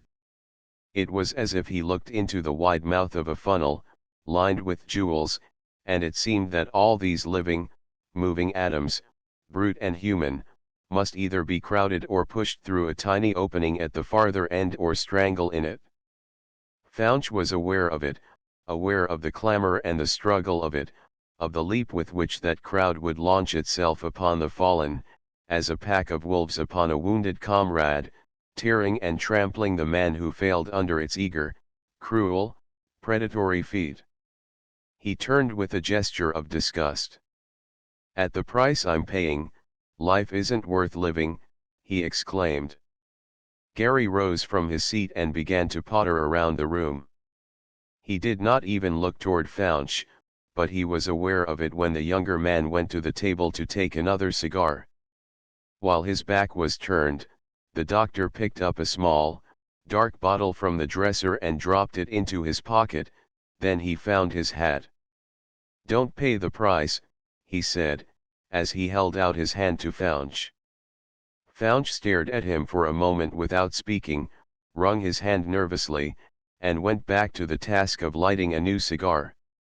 There are two ways of taking that, he commented, as the doctor reached the door. There's only one: live and get free of it. Fouch laughed bitterly. Free of it? How? I'll never be free of it until I give my life for his. That's the price they're asking. The doctor shook his head, but he offered no argument. He had, in fact, a vague feeling of uncertainty. Between the two, Overton and this man, which? That was it. If Overton took Fouch's wife, which? The doctor was unable to answer it. Instead, he went down in the elevator with his hand over the bottle in his pocket. XXXV left alone, Fouch moved restlessly about the room, still smoking. He had almost completed the business that had occupied him before the doctor's visit. Everything was, in fact, in good order. The ship would sail soon, and, in spite of a certain veiled objection on the part of the promoters of the enterprise, there was no real opposition to Fouch as the leader. The greatest difficulty was in his own mind. At first he had longed for it as a chance to vindicate himself, to assure himself that he was not wholly a coward, that he could earn the honors he had worn before Overton's return. He had felt the lure of those frozen solitudes almost as keenly as Overton himself. But now it was only one more shackle to bind his obligations to the man who had survived in spite of his cowardly desertion. He was aware of the feeling of superiority that seemed to emanate from Overton's personality with the sure touch of pride and conscious victory, and the obligation had become intolerable. In a moment of mortal agony, in the stress of a terror that freezes men's souls, Fouch had failed. He had sunk to the level of the veriest coward that shambled in the street below. By that one act, that one fall from the full stature of his manhood, he had slipped his neck under the yoke, he was Overton's bondsman. It was intolerable. As he reflected upon it, the alternative seemed almost merciful. What was shame compared to his present burden? He had suffered the worst, the mortal blow, when he had read his shame in his wife's eyes. Diane's abhorrence, her scorn, had shattered his last frail hold on hope. He could never retrieve himself, never come back absolved, not even by courage, by sacrifice, by self-denial. He doubted if death could wipe it out in her eyes, yet he loved her. The fact of his love for her had made him write to her, made him demand her own decision, not her father's, but he was well aware what that decision would be. He had lost her. There was a futility in his agony, a helplessness. There was nothing that he could do. Dr. Gary was right, he should never have married Diane. He had never been happy with her, for he had felt always that this thing, his cowardice, lay between them, that he was trading upon her belief in him, taking a love from her that belonged, not to him, but to the man she imagined him to be. Now, deeper than that, plunged the thought that it was Overton she had always loved, it was Overton who had taken her away, Overton whom she would marry in the end if Fouch set her free. It was in moments like this, moments of intolerable anguish and jealousy, that he vowed he would not give her up. Surely he had a right to demand her loyalty. There was nothing right or fine in what she had done, she was as bad as he was, if she left him for Overton. He even found some relief in the thought, in letting his jealousy loose, his pent-up rage, and in railing at her. What kind of a wife had she been to him? How had she kept her vows? Overton had returned, the man who had been, she had confessed it, her first love, and at a word, a nod from him, she had left her husband. Looked at in this light, it was black enough. Fouch felt that he had no need to feel so abased. He had not killed Overton, he had left him to return to steal his wife from him. It was bitter, it was degrading. Diane deserved no mercy at his hands. 100 times, since that night when she had left him, he had lashed himself to a fury like this, only to succumb at last to fresh misery, to fresh remorse. He loved her, he could not blame her, for she had done only what any brave woman would do. She had deserted a coward, left him to his shame, and he deserved it. It was the old argument, and it brought the old answer. Fouch stopped in his restless pacing to look at the clock. It was late, and he had not dined. He had long since ceased to heed meal times, but tonight he had a curious feeling of faintness. Perhaps he had better go out for food, and then, when he returned, he would drug himself and get a night's sleep. He had not slept for a long time. He had, indeed, been trying to break an ugly habit, but the horror of sleeplessness was greater than the horror of sleep. Sleep had its horror, for it brought dreams. Either he dreamed of the ice and snow and fog, of the unforgettable face of Overton, or he dreamed of sunshiny fields and the scent of spring flowers, and saw Diane coming to him, holding out her hands, with her eyes shining, as he had seen them shine once, with love as he would never see them again. Good God, what a price to pay for one act of cowardice, one break in the fair, clean record of his life. Nothing he had done before, nothing that he could do now, would wipe it out, nothing but death. It was too much to bear. He would go out, and he would get sleep when he got back. Then he remembered his chloral bottle. Was it full? He went to the drawer and reached for it. It was not there. He tried the dresser, the mantel, the table, the cabinet, finally his bedroom. It had gone. He felt like a child robbed of its favorite toy, or a drunkard denied his dram. Someone had taken it, and he began to plan a tirade for the chambermaid or the bellboy. Then he remembered Dr. Gary, and reddened with anger. Of course, the doctor had taken it. The thought made Founch stop short, sick with shame. Gary was treating him like a bad child, or a sick man who had lost control of his will. Small as the thing was, it gave him a shock. It did more to rally him than 1,000 arguments. It was a delicate way of making a lesson perceptible even to a diseased brain.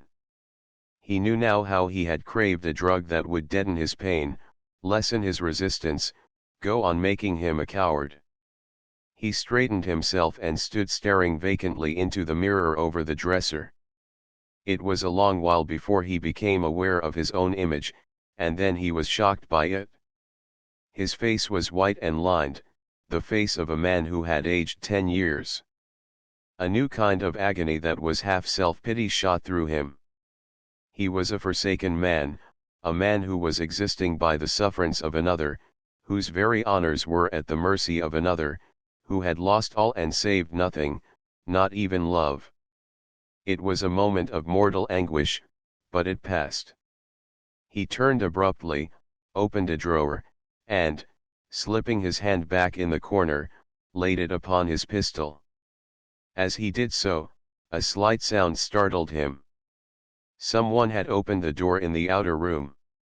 He remembered now that he had not locked it. He withdrew his hand quickly and shut the drawer. Then he walked to the arch between the two rooms. The lamp was still burning brightly on the table in the center, and his cigarette case lay open beside it. Beyond that circle of light the room was less brilliant. It seemed to be pervaded by the varied colors of the lights in the street below, by a breath of fresh air, and the clamor of the life outside. Beyond this, on the threshold of the outer door, stood a figure which seemed to him, at first, part of his own imaginings, a specter of his dreams. "Diane," he said blankly. At the sound of his voice she came slowly into the room and closed the door behind her, outlining the slender grace of her somberly clad figure, the delicate pallor of her face under her black hat.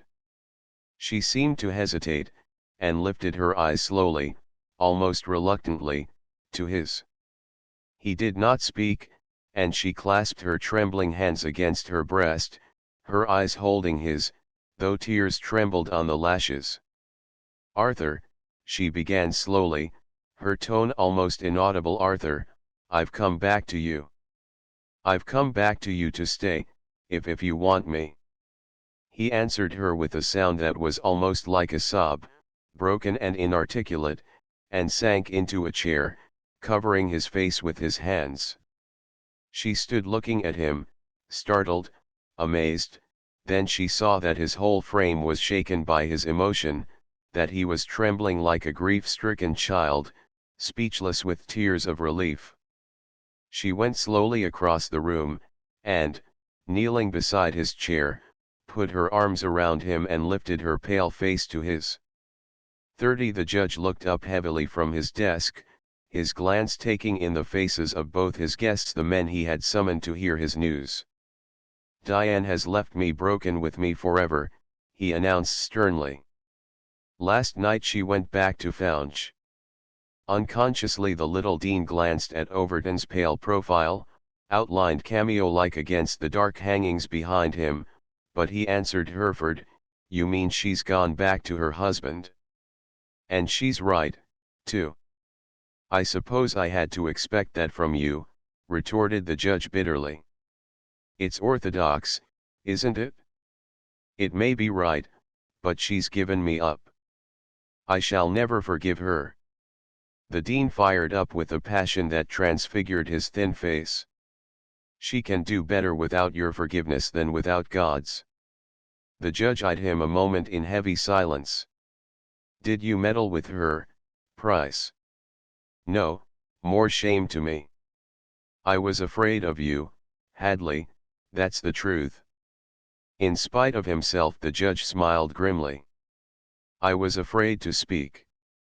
I waited my opportunity, a plain call to interfere, but all the while I hoped, I prayed, that she'd see the light, and she has." She's a fine woman. God bless her. Hereford turned slowly around in his chair and faced Overton.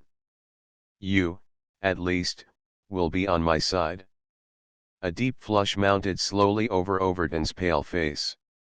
He felt both pairs of eyes upon him, and he had found it difficult, from the first, wholly to master his emotion, but he lifted his head now.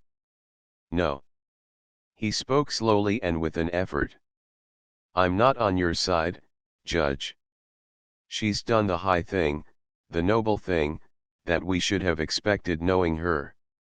You mean that it's noble to be a martyr? It's nothing but martyrdom to force a brave woman, and she's a brave woman to live with that man. She'll make him over.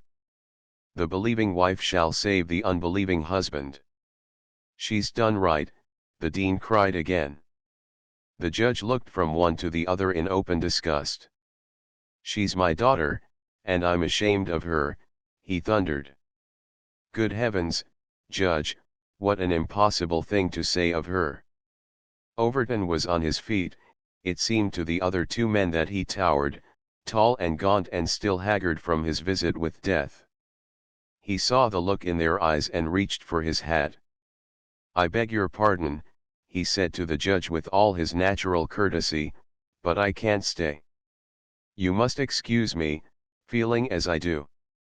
As he spoke, he held out his hand. The judge wrung it. Then, as Overton disappeared through the portieres, Hereford turned to Dr. Price. He loved her, she might have been happy yet, and she's gone back to that craven. The little dean looked at him with a shocked face.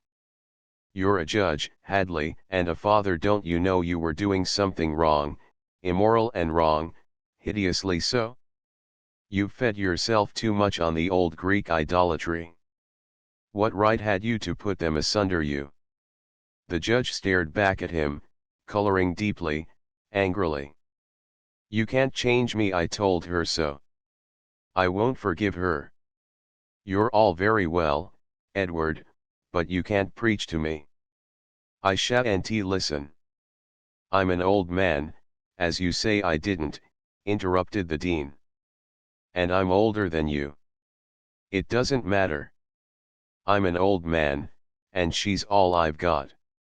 I felt I had influenced her, I had helped along the match. To get her free would have been to free my conscience of a load, too, and she knew it. She knew it so well that she ran off without saying goodbye. Ran off to go to him, and she doesn't love him. She married him, I think she does. The judge shook his head. She doesn't, he insisted. She admitted as much to me. Receiving no reply to this, the judge rose and threw open another window. He felt oppressed for breath. If it comes out, if it all comes out, and it may, it'll break her heart. If I'd had any idea of what he was, of how he was lying to us, trading on another man's achievements, playing on us, I'd have shot him dead before I'd have let him cross my threshold. Oh. I know what you've got to say, but you can save yourself the trouble. I shan't listen. The little dean got up. Like Overton, he sought his hat. Unlike Overton, however, he stopped to look mildly at the judge. She's done right, he persisted. At the first sign of trouble, you'll forgive her. Hereford turned slowly. He looked aged and shaken. I'll never forgive her while he lives, he declared with finality. Dr. Price shook his head. They did not shake hands, and the dean went out with a curious feeling of failure and helplessness. He had failed in his master's business, he had failed to go to Diane with any remonstrance, and his remonstrance with the judge had fallen flat. He hurried down the steps and out into the country road. As he got to the top of the hill, he saw Overton. Strangely enough, Overton was standing on the little bridge where Dr. Price had once seen Faunch stand at midnight. There was something in the attitude of the tall figure below him that made the little dean take the other path, for he knew he was not wanted there. He hurried home, instead, and Fanny opened the door for him. He noticed that she, too, was a little pale and shaken. "What is it, Papa?" she asked excitedly. "What did the judge want? Where's Diane?" Her father put down his hat and walking stick and started for the library, holding his daughter's hand. "I'm glad you're not married yet, Fan," he remarked irrelevantly. Then he told her, "Diane's gone back to her husband, my child. The thing's over and done with, I hope." To his amazement he felt her hand trembling in his, and turned, to find her lip quivering like a child's. She was trying to keep back tears. "Oh, Papa," she cried softly, with a little sob. I'm so glad. I know how he loved her." The dean looked helplessly toward the dining room, where the Norwegian was moving heavily around the table. "Please give me my dinner, my dear. I'm a little done up." At that hour of the day the sun had got down a little behind the tree tops, and was casting feathery and delicate shadows on the smooth water below the bridge. The flicker of light between them, the slender grace of the tall flags that thrust pale blossoms up through the lush grass at the edge, and the whistling call of a catbird, who was darting from twig to twig over his head, held Overton. He watched it all, tried to concentrate his attention upon it, until he should be able to wrestle with the foe within. Over and over again he told himself, as he had told Judge Hereford, that Diane was right, yet his heart leaped up in fierce rebellion against the fate that had overtaken him. He could not forget the look in her eyes, the tender beauty of her face, as she leaned toward him through the mist. He felt again the tremor of her hands in his, and he knew now that it had been the tremor of flight. She had been stronger than he. She had seen their danger, and she had turned her back upon it. She was right in the higher moral sense, right in the eyes of the world, and yet he loved her. He must give her up, too, to a man whom he despised, a man who was, at that very hour, trading upon his generosity, his forbearance, climbing upon his shoulders to a command that was not rightfully his, and doing it because his wife was shielding him. Contempt, deep-seated and remorseless, took possession of Overton's mind. He wondered what manner of man Faunch was, what manner of man that she could love him, go back to him. But did she love him? Ah, that tormenting question again. Overton left the bridge and sat down upon a stone, his big figure hunched over in a strange attitude, his chin in his hands. He fixed his eyes upon the catbird again. It was a delicate creature, grey-coated and black-capped. Its bright eyes had discovered him, and regarded him in a friendly way. It hopped from twig to twig again, its twitching tail accentuating its nervous little jerks. It screamed plaintively, like a kitten crying for its mother, but its eyes were keen. Overhead the soft blue sky was dappled with pink clouds, for the sun was setting. The trees began to rustle with a faint breeze, and he could smell the salt of the sea as the tide changed. It was very clear, yet he heard a far-off foghorn beginning to moan, there must be a fog outside. The thought brought back to him the longing for adventure, the lure of the sea. It had been in his blood from boyhood. If he had been born of poorer parents, he would have followed the sea, would perhaps have been a sailor before the mast. As it was, the very tang of salt in the air, the sound of the foghorn, stirred his blood as a bugle note stirs a soldier in his sleep. He longed to go back, to follow the trail, to finish his work. The expedition was ready, and he had only to raise his finger to take the command, but he would not. For her sake he was still willing to give up, for her sake he was covering her husband's cowardice with a cloak, giving him a share of the glory that his craven spirit had shamed. His love for her was so strong and so deep that he was willing to pay the price, to pay any price to save her, but she had fled from him after he had told her how deeply he loved her. He felt a kind of shame, now, that he had argued with her and tried to make her give up her husband. He remembered, oddly enough, some broken lines of Browning's. He could not have placed them, but they came back to him like a message and steadied him, were it not worthier both than if she gave herself in treason to herself to me. He repeated the words persistently, and in a way they helped him to compose his thoughts, to recall his conviction that she was right, that she had done the one thing that a good woman brought up as she had been in the close hedge of conventions would have done. No matter how her heart might have misled her for a moment, she could do nothing else but return to the man she had married, whose sin, if it had been a sin at all, was not against herself, but against another man, a man who also loved her. This feeling, this conviction, which was not new, but had all along been lurking in his heart, helped him to calm himself finally. He rose from his stone, which might well have been called a seat of repentance, and made his way back to the old lodgings that he always used on his visits to Mapleton. The house was kept by a widow, a woman whom his mother had long ago befriended, and she always set his room in order and kept his belongings together. In a way it was like going home. It was the only home he had known for years, and was likely to be the only one he would ever know now, he reflected, as he approached it. As soon as this expedition was underway, as soon as he felt free of the necessity of shielding Faunch, he would find some way to set out himself, he would plunge again into the mist and the mirage of the polar seas.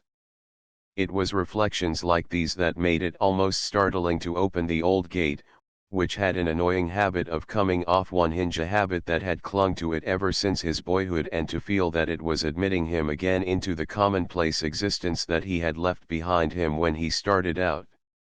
There were the same old piazza, the same old dog still asleep on the doormat, the two porcelain jardinières, with the same straggling begonias that he had seen there spring after spring. There, too, was the parrot that Overton had brought from South America. He went in, and was halfway upstairs when a messenger boy's sudden arrival on the front porch aroused the dog and the parrot. The boy had brought a telegram, and wanted 15 cents for carrying it over from the station. Overton paid the money and tore open the yellow envelope. The message was from Faunch. "You are needed to see party about expedition. Can you come at once?" Overton stared at the telegram in some amazement. He had purposely concluded his own connection with the expedition to give Faunch a free hand. He could not imagine what had occurred to bring such a summons. He had arranged with Asher to silence all questions about his own rescue. The English accounts had been too vague, so far, to arouse active suspicions, and the very fact that he had given over the command to Faunch had silenced all rumors. What, then, was the necessity for his immediate presence, a necessity so great that Faunch had summoned him? Undoubtedly there was something unexpected. He thrust the dispatch into his pocket and looked at his watch. He could easily catch an evening train, but, if he did, he might have to see Faunch at his apartment, and he could scarcely hope to avoid seeing Diane also. It was more than he felt able to do at the moment. It would be better for both of them if they did not meet, he thought, at least not now. He decided to wait until morning, and wrote a reply to the telegram, sending it back by the boy, after paying a further subsidy. Thus fate, playing strange havoc with the affairs of mice and men, held him back a moment when his very presence might have turned the scale, when the flame of that candle in the wind which has been likened unto the life of a man might have been shielded a little longer in the hollow of his hand. XXXVII. Every time Diane tried to pour out a cup of coffee for Arthur Faunch, she experienced a feeling of awkwardness. It seemed as if she had thrust herself back into a place that was closed to her. She could not recover the habitude of the tête-à-tête breakfast table.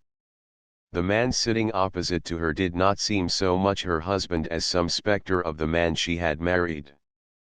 Perhaps, she reflected, it was because she had never really known him, because his revelation of himself had destroyed the old order of things, and she had not yet had time to accustom herself to the new. She kept viewing him from a new standpoint all the time, as if she had discovered a stranger. No matter how hard she tried, she could not get back to the old angle, the angle that had showed him as a hero and her lover. She was not even sure that he loved her anymore, for she saw that the old confidence could not be re-established. He, in turn, regarded her as an outsider, a hostile critic at his own fireside, not his helpmeet and his best friend. As she realized this, she felt the shock of it, felt that he, too, had reason to complain. It was harder because they could not speak out and get it over, and find some common ground on which to build up their lives. It was always a relief when they could get away from each other. She felt it so, and she was sure that he did. If it went on like this, either it would grow to be intolerable, or they would sink into the kind of apathy that she had seen so often, the apathy of a badly mated pair, when neither of them has the courage to find a way of escape. She tried to avoid it, she tried to throw into her manner something of her repentance, her will to do better, but he did not meet her halfway. After the first burst of feeling, the relief of getting her back, he had relapsed into a kind of sullen reserve. He had had a terrible experience in confessing to her, and she felt sure that he had determined never to risk it again, but she ventured, now and then, on commonplace questions, if only for the sake of keeping up conversation. "I suppose you're about ready now," she asked politely, retiring behind the coffee urn and pretending to be busy with her own cup. "I saw that you and Captain Asher seemed to be quite sure of your arrangements." He nodded without looking up from his plate. "We've been ready almost a week. There are only one or two things to delay us now, some changes in the crew at the last minute. You don't have to see to that, surely?" She spoke idly, for something to say, and she was surprised when he raised his eyes quickly to hers and she caught a look of furtive alarm in them. "No, I don't have to see to that, but some of the old men have been troublesome. They wanted their berths back with more pay, and then we've lost two we tried to get. It's hard to get tried men to volunteer for the sort of trip we're making." She assented to that, and tried to finish her breakfast. Having no appetite, the pretense of eating was difficult. She saw him looking again at his watch, the third time since they had sat down at their meal. "Have you an appointment?" she asked gently. "You seem in a hurry." He thrust his watch back into his pocket. "I'm not in a hurry. Can you remember what time the trains are due from Mapleton, She was startled. Her thoughts leaped to her father, and she felt a queer tightening in her throat. There was one due at 7:15, and she looked up at the clock on the mantel. "If that's right, there's one due now." "Perhaps he's coming on that," he exclaimed, rising from his seat and going to the window. His tall figure and wide shoulders rather obscured the light as he stood there, and she viewed him with a return of the feeling that she did not know him. "Are you expecting anyone from home?" she asked weakly, laying down her fork. He answered without looking around. "I wired for Overton last night, he's up there." She gasped, but the sound was so slight and so soft that he did not hear her. For a moment she was overwhelmed with a rush of feeling. It seemed impossible that he could have sent for Overton on any business that did not involve her, for her thoughts had been filled with Overton. She had struggled against it, but it had been too strong for her. She kept contrasting the two, and always, in the end, she seemed to vision that moment of terrible cowardice, the flight of a strong man who was leaving an injured comrade to die. Now, as she looked at him, she saw it again, and it overwhelmed her. She clutched at the edge of the table and held herself erect in her place, but her face was ashen. "What's the matter?" she managed to ask at last. I thought he'd given over the command long ago." "So he has." Founch swung around from the window suddenly and looked at her. He saw, at a glance, the struggle in her mind. "This is about something else, something I thought he'd like to do for your sake." The color came back into her face, she blushed up to her hair. "What do you mean?" He continued to regard her, his haggard eyes seemed to cling to her face, but there was an expression of bitterness about his lips. "Oh, you know. He's been keeping this whole thing quiet to shelter you. There's something new come up, I've tried to deal with it, and perhaps I've failed, I can't tell yet. But I wasn't willing to take any risk, so I wired for him." "Do you mean you're asking him to do something more, to sacrifice something more for my sake?" "My dear girl, don't worry. He answered the telegram, but he hasn't come." She had risen from her seat, but now she sank back into it again with a sigh of relief. "I'm so glad." He began to walk about the room in his usual restless way. "You won't be later on," he muttered. She forced herself to speak then. "If you mean it's about that, about what happened down there, I think I'd rather it were known. I'd rather pay for it in some way, Arthur, than to feel that anyone was protecting us, saving us as an act of mercy." "You didn't do it," he retorted dryly. "But it's mine now, don't you see?" she went on courageously. "It's mine, because I've taken it up. I'm your wife, I share it all." He gave her a strange look. She thought that he was going to break down the barrier at last and speak, that there might yet be hope for them, but he was interrupted. Someone rang the bell in the little outside vestibule, and he started at once to answer it, believing that Overton had come. Diane thought so, too, and sprang from her chair, looking about for a way to escape without crossing the room where she was sure to come face to face with the visitor. As she reached the door that led into her bedroom, she saw that the caller was a rough-looking man dressed like a sailor, and that he and Founch stood talking, apparently bargaining, near the hall entrance. It was simpler for her to return to her seat at the table and wait until the stranger was gone.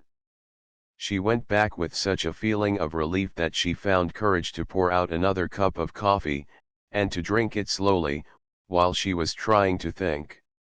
She was going to accompany Founch on the expedition, and she had already packed.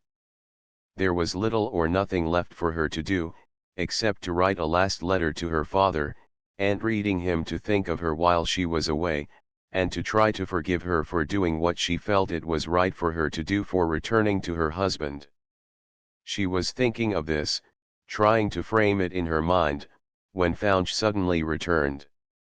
She looked up as he entered, and saw that his usually pale face was deeply flushed, and his eyes had the feverish look that she had noticed when she first came back. Something in his expression made her turn in her seat and exclaim, "What is it? What's the matter?" He came over to the table and stood leaning on it with both hands, his expression heavy with some pent-up emotion. "I want to borrow some money immediately," he said slowly. "I've put about all my spare cash in. Can you lend me anything, Diane?" She saw his embarrassment and rose quickly. "I'll get my checkbook." "I haven't got much, Arthur. You know Papa's angry, and he'll give me nothing but my mother's, but I can spare you $500, I think." He hesitated. "That'll do," he said after a moment. She left him, and returned almost immediately with her checkbook. There was a desk in the corner, and she went to it and sat down, looking hastily over her accounts. Her heart sank, for she had a sudden swift intuition that the man in the next room wanted it. Was it blackmail? She dared not ask, but she looked up. "I can spare you 600. Faunch did not reply, and she turned in her chair, looking back at him over her shoulder. He was standing erect beside the table, his arms folded on his breast and his head bent. She could not make out the expression of his face, and she thought that he had not heard her. She repeated her statement. He roused himself and raised his head. "Never mind about it now," he said. "I've thought better of it. I've decided I can do without it." She turned completely around, facing him. "Of course I should be glad to help you, Arthur." He thanked her, turning toward her with a look that suddenly softened her mood, for his smile was tender and sad. "I don't want it," he repeated. I've just made up my mind. I'm going out, but I'll be back as soon as I can. If Overton comes here, tell him to go down to the pier, he'll probably find me on the ship." She tried to stop him, to tell him that she would not be there to see Overton, that she must go out on some errands, but apparently he did not hear her. He left the room, and she heard some sharp talk outside before he went out with his visitor and left her alone. It was some time before she got control of herself and decided what to do. The thought that she must face Overton again so soon was almost intolerable. At the moment her sensation was one of sheer panic, and she determined to escape it at any cost. There had been no time since her return to secure a maid, and she had been putting the apartment in order and setting aside the breakfast things before the caretaker came to wash the dishes, but she did not stop now even for such simple tasks as these. She hurried back to her room and put on an outdoor dress and hat. Having picked up her parasol and gloves, she was on her way to the outer door when it opened suddenly and Overton himself stood on the threshold. They stood speechless for a moment, looking at each other. Strange as it seemed to her then, she was the first to recover her self-command. "Arthur had to go out, but he wanted me to tell you that he'd gone to the ship, and you might find him by going at once to the pier." His face changed and flushed deeply. "I'll go there immediately. I understand that I'm wanted, though I don't know why. But," he hesitated, "before I go I want to ask your forgiveness." She was aware of a strange sensation, as if the universe moved under her feet and the room was darkening before her eyes, but she rallied all her strength as she tried to answer him. There's nothing to forgive. There's so much to forgive that I feel, and I want you to know that I feel that the score between us, between your husband and myself, is wiped out, or, rather, that it's against me. I did him an injury greater than his injury to me, and I was more cowardly. I tried to take you away from him. When you say that, you accuse me, too," she replied, her voice breaking a little. It was worse for me than for you, and no, not worse for you. I was the man, and I saw more plainly the consequences to you, the ruin of your high purpose, of that beautiful soul that I had worshipped in you. I tried," he drew a long breath, his eyes dark with emotion, "I tried to drag you down to my level, to play upon your tenderness and your memories of our youth together. But when your father told me after I'd got over some of the anguish of losing you, I thanked God that I'd done nothing worse, that I could come here still and beg your pardon." "Don't speak to me like that," she exclaimed. "Don't bring it back. Let's forget it, let's forget there was ever a moment when we seemed so near to each other, because it couldn't be. There's nothing for me to forgive that I oughtn't to ask you to forgive, too. And for me it was worse than for you. Besides that, my husband and I, feel that we're bound to you, that you've given up so much to shelter him. I suppose I ought to thank you for that, too, but I can't now. There's nothing to thank me for, nothing that I haven't been glad to do for your sake."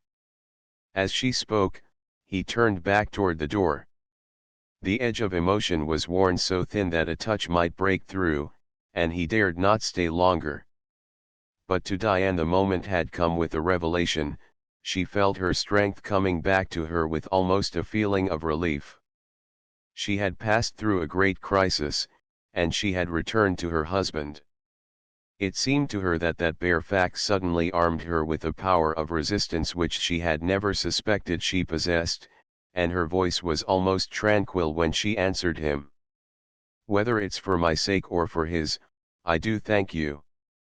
And there's one thing more I want to ask you. You've seen my father, do you think he'll ever be willing to forgive me?" "I'm sure he will, he must. For the moment you know how violently he feels at first, but you're all he's got." Her eyes filled with tears, and Overton saw them. "I must go," he said gently. "For the last time, Diane, goodbye." She held out her hand, and he clasped it warmly. There was a moment of deep emotion, and she stood watching him as he turned and went slowly out of the room. 38. It was late in the afternoon before Diane returned to the apartment. After Overton's departure she had found it impossible to stay there alone all through the hours that must pass while she waited her husband's return. The crowd and hurry and noise in the streets had helped her to pass through that inward crisis which had meant so much to her.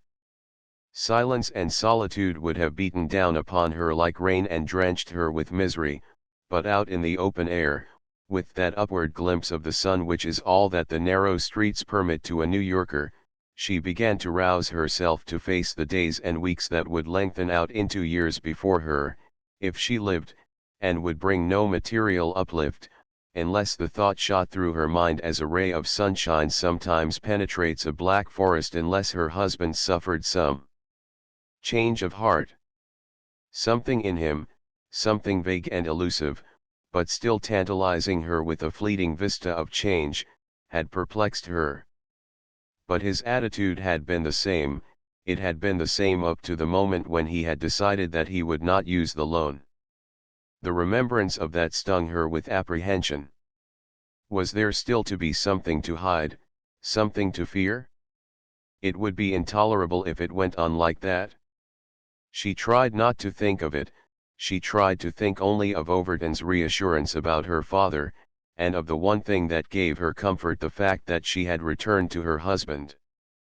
Her duty in that was now so clear to her that she wondered that she had ever faltered, and the very fact that she had done so shamed her.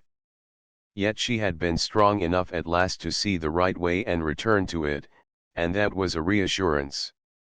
It carried her through the day, and brought her back at last without the shiver of dread that had shaken her the first time she found her way to her husband's quarters, a dread that she had never been able to shake off after his confession. But now she came quietly back, stopping for a moment where Overton had stood, and looking about her. She was surprised that she felt none of the tumult and storm of the day when he had held her hands in the golden mist, the day when she had almost yielded, almost followed the call of her old love for him. She was aware of a new quietude, an aloofness of spirit, and a great throb of relief shot through her. She knew that her task would be easier, that the way was smoothing before her feet. She began to long keenly for the moment that she had dreaded, the moment when they would embark for the Antarctic, when she could plunge into the dangers and fascinations of that perilous trail. By her very presence she could lift and inspire the soul of Fouch until it rose at last above that awful moment when he had fallen a coward in the face of death. The thrill of that thought made her turn quickly when she heard his step outside. When he entered, she was standing by a table, where she had just laid her hat and gloves. But the sight of his face dashed all her newly acquired serenity to the ground. She gave a strange little cry. "Arthur, what is it?" He did not reply for a moment, but, opening a couple of evening papers that he had brought in his hand, he laid them down on the table in front of her, sweeping his hand across some big headlines on the first columns. "It has all come out, Diane," he said in a voice that was strangely self-contained and emotionless. "See, it's in the papers, you can read it yourself." She gave one glance downward, caught the drift of the announcement, and thrust the papers away. She was trembling now, but she spoke quietly. Please tell me how it all happened. He stood in front of her, his haggard face showing its wasted lines, and his eyes still peculiarly brilliant. It didn't happen, I told them. She made an inarticulate sound, which he supposed to be an expression of horror and dismay, and the lines of his face hardened a little as he went on, like a man forcing himself to a repugnant but necessary task. You remember the man who came here this morning? She nodded without speaking, and he went on, I saw you thought he was trying to levy blackmail, and you were right, he was. He's one of the sailors who belonged to the last expedition, one of those who met me on my return, and he found out, in some way, more than the others. He felt that I was a coward, and he built on it. He's been bleeding me now for nearly 2 months ever since Overton returned. But this morning I made up my mind, and, before he could use the little he did know, I went to the men who have financed this expedition and told them exactly what I did. I didn't try to palliate it, and I don't mean to. I've got to suffer for it. I told them the truth, resigned my command, and saw that it was given to Overton. He's been made to accept it. The evening papers got the story, you'll find it there in all its details. As he finished speaking, he called her attention again to the papers, pointing out the flaring headlines, which magnified the facts. Then, as she made no reply, and he became convinced that her horror of his deed had returned to reinforce the shame she must feel at his disgrace, he went on steadily, without looking at her. Of course, I know how you feel, that I hadn't the right to disgrace you. That's been Overton's argument. When he came back, I thought that the misery I'd endured was over, that the whole thing would come out, and since he was alive I had only to face the humiliation and begin life again. But he shackled me, he insisted on silence to save you, he gave up his command to me, he yoked me until I felt that I was no better than his slave, subject to his dictates, and I knew he loved you. It was intolerable. It's best for a man to suffer his punishment, and I'm going to take mine. For months I haven't slept without a drug. I've been a slave to chloral, but tonight I shall sleep. I've nothing to hide, I'm no man's slave, I can suffer, and I can stand up again. But you, his voice broke suddenly, I've thought of you all day, and I've come here tonight, Diane, to tell you that I can't ask you to bear my shame. There's been a time when I felt you wouldn't have to bear it long, and I couldn't help remembering what your father said long ago about a man's life being like a candle in the wind. I thought mine might go out and free you, but it may not. I'm young and strong, it may not. He paused, but still she did not speak. He looked around into her face, his own twitching with pain. I couldn't endure to see you unhappy. I'd rather set you free. She lifted her head then and met his eyes, and hers were beautiful. But suppose I won't take it, suppose I wouldn't take it if I could. I don't understand. You know that this will ruin me. It'll take years for me to wipe it out, if I can ever do it. He turned with a poignant gesture and sank into a chair. I've no right to pull you down. I know how you despise my cowardice. Yes, she replied steadily, I did, but now, Arthur, can't you see that you have done a very brave thing? You've paid in your heart's blood for it, you've given him what's more to you than your life, your hopes, your ambition, your reputation. When you said that about the candle in the wind, you mustn't think of it as if it meant all that. It's a man's life, not his soul, the flame of that may burn low and flicker, but when it springs up, as yours has sprung up, in an act of sacrifice and atonement, it lights the whole way upward and onward. It's like a power of growth, of immortal life. She stopped for a moment, then she took a step nearer and stood looking at him, a light on her face that was clearer and purer than the light of the setting sun, which shone in through the windows opposite and was reflected on her slender figure and the soft, light color of her gown. I can't tell you," she went on, "how thankful I am, how thankful that you've done it, that you've atoned, and, as you say, that you're free to begin again, to live it all down." As he turned his head slowly and looked up at her, his face changed and flushed deeply. Your coming back saved me," he said in a voice that thrilled with feeling. "I wanted to kill myself, but you came back to me, and in some way I can't tell how, but as simply as the coming of daybreak, the change came into my heart. But I've had one thing to torture me, to drive me on. I've felt, Diane, do you love him still?" She came slowly toward him and knelt beside his chair, lifting her eyes steadily to his. "I thought I did, and there was once when I was away from you that I was tempted. I thought my happiness lay that way, but now." He bent over her, his hands clasped hers and held them, his eyes searched hers. "But now, Diane," he whispered hoarsely. She smiled.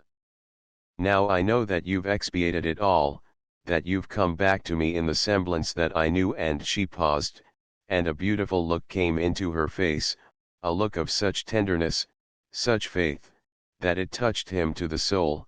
He would have drawn her closer, clasped her in his arms, but her eyes still held his, and he waited until she went on softly, with infinite gentleness, "You're my husband. It was that, Arthur, the bond that I couldn't break. That, and the hope which has come to me, the hope that I'm not long to be the only one to love you, because there may be some time, before very long now, a great change. Out of those beautiful vague clouds that I seem to see at the horizon of our lives, coming as surely as the sun rises and the day dawns, a little child is coming to us, Arthur." 6 Diana woke the next morning with a sensation that was so new to her that it seemed almost unreal. She felt at peace with herself and with the world. She was willing now to accept her share of the public disgrace, even her share of the unpleasant notoriety that was sure to come to Faunch.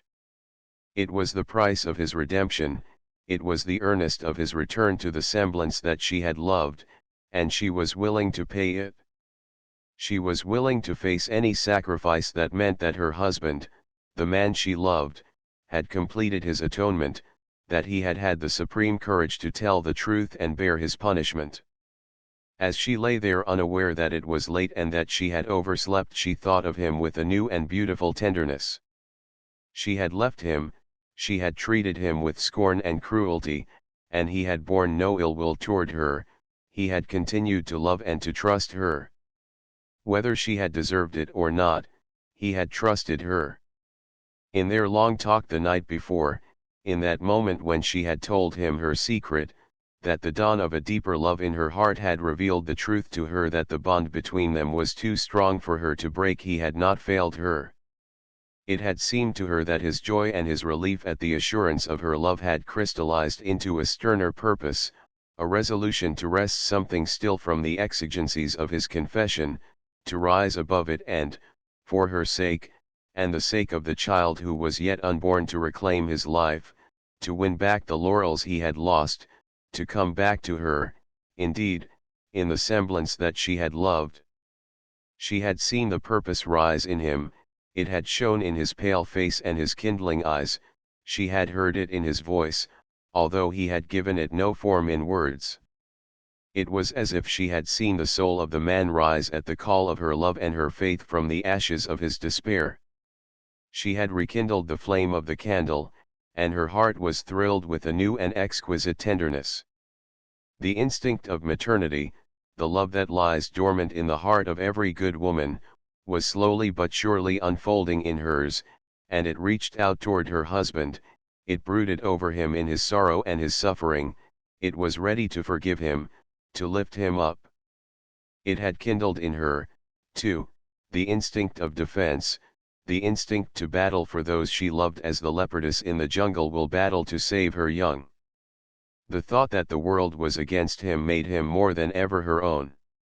It was her portion now, not to fly from him, as she had in the mountains, but to stand by him, to fight for him, to help him to that moment which she no longer doubted, the moment when he should redeem himself, not only in her eyes, but in the eyes of the world. It seemed to her now, as she lay there, that these thoughts had been with her through the night, that they had, indeed, possessed her with a new gift, a kind of clairvoyance. She seemed to see into the mists of the future, and behold there not the man who had failed at the supreme test in the desert of ice and snow, but the soul of her husband, purified by suffering and lifted to a courage greater than death. The room was shaded. The curtains, drawn the night before, still shut out that feeble gleam of sunrise that shot down into the well-like court of the city building. Diane turned her head on her pillow and looked toward it. She could see a gleam of the sunlight striking, like the golden head of an arrow, upon the dull wall opposite. It was the herald of a new day, not only in the world, but in her life, the day that she was to begin with her husband the greatest task of all, the task of building up, of making his life over, of snatching back from defeat and disgrace the career that he had chosen. That was the thing she most keenly desired. He must not give up. He would not now, she knew that. In the face of opposition, in the very teeth of scandal, he would make good. She rose slowly and went to the window. Looking up through the half-drawn shutters, she saw the sky, perfect and radiant and ineffable. It lifted her heart, it reassured her. She began to dress hastily, suddenly aware that she was late. Then she heard voices. Arthur must have an early caller, she had been caught napping. She hurried, half aware that the voices drew nearer, as if the speakers had entered the room next her own. Then she was startled. She recognized the voice which answered her husband. It was Overton's. For a moment it gave her a shock. It was still impossible to ignore that instant of emotion when they had stood together in the golden mist of the rain, and her heart throbbed at the thought that Overton must have believed that she had left her husband only for him. He had a right to believe it. A deep blush rose to Diane's brow, and she stood, wholly dressed now and ready to go to breakfast, but unable to move. After last night it seemed strange to her that she could ever have ignored the natural and spiritual law which bound her to Arthur. Something had changed in her heart, or a new and deeper emotion, an instinct as old as the world, had stirred within her. Was it that? Was it because for the first time she began to realize the dawn of a new experience, of a tenderness so deep and so vital that it had sanctified the bond between them, that she could no longer even imagine the thought of deserting her husband? It might be that she no longer tried to fathom it, but it was strong enough to steady her now. She could go and meet Overton again without the emotion of yesterday. Today she was Arthur's wife. Beyond that there was nothing. She had taken a step toward the door and stopped, arrested by the thought that the two men might have something to say to each other about Arthur's confession that they would not want her to hear. She hesitated. There was nothing that she could not hear now, for her husband had told her all. Yet she was still standing there, when there was a soft knock at the door and Founch entered. His face was slightly flushed and his eyes shone, but there was behind that a certain new strength that reassured her. He came in quietly, and closed the door behind him. "Diane," he said in a low voice, "Overton is here. He's come to tell me something which seems, well, it seems almost unbelievable after yesterday." He paused and his flush deepened, but his eyes held hers steadily. "He's been sent by the very men to whom I confessed yesterday to offer me the supreme command of the expedition. He has finally refused it?" For a moment Diane was unable to speak. The thought that the chance had come to him come at the moment when she had seemed to foresee it sent a thrill of joy through her. It was, indeed, almost unbelievable. In the visions of the night, in her half-waking dreams, her very soul had cried out for this chance for him, and that supreme but invisible power who orders the fates of men had answered her. She did not move, she stood still. With a half-groping gesture she put out her hand and Faunch took it, holding it close. They said nothing, but he understood her. He knew that this chance of redemption, had been the one desire of her heart. "There's one thing more, Diane," he said softly. "Overton has told the newspapers that he asked me to go, that he's not strong enough yet to assume command of an expedition. He wants to convince them that my conduct wasn't criminal. He has faced the terrors of ice and snow and he knows as I do the terrible chance that both might be lost when only one could be saved. He wants them to understand that we still stand as friends, that he hasn't condemned me as the papers did last night. He's done again the noble thing. The expedition is to be mine, the chance is to be mine to show you." His voice broke a little, but he smiled. "That your husband is no longer a coward, that he'd rather die than to fail you again." Still she said nothing, but her hand quivered in his and he saw that her dark lashes were wet with tears. There was no longer even a shadow of doubt between them. He drew her slightly toward him, watching her beautiful downcast face. "I came to ask you," he said quietly. "I'll do nothing now that can make you feel that I'm not willing to expiate, to make good. I came to ask you, then, if I should take the command after I gave up, take it in the teeth of the clamor and the scandal?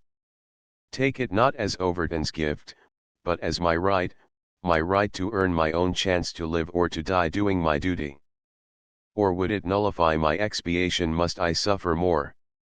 Again her hand quivered in his, but this time she lifted her eyes to his, and he saw in them that new and exquisite tenderness, that tranquility which not even her tears could veil.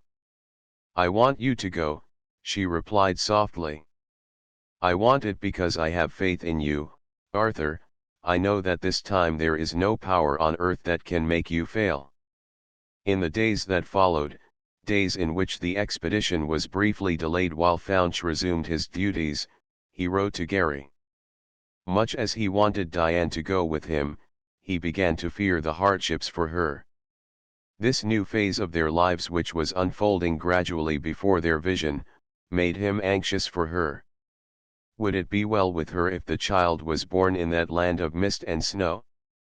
Could she face the cold and the terrors, the possible hardships, even the chance of privations? He said nothing of this to her. He knew her longing to go, but he wrote to Gary. 2 days before the ship sailed he received a letter from the doctor, and Diane received one from her father. The sight of his handwriting gave her a shock of mingled fear and pleasure.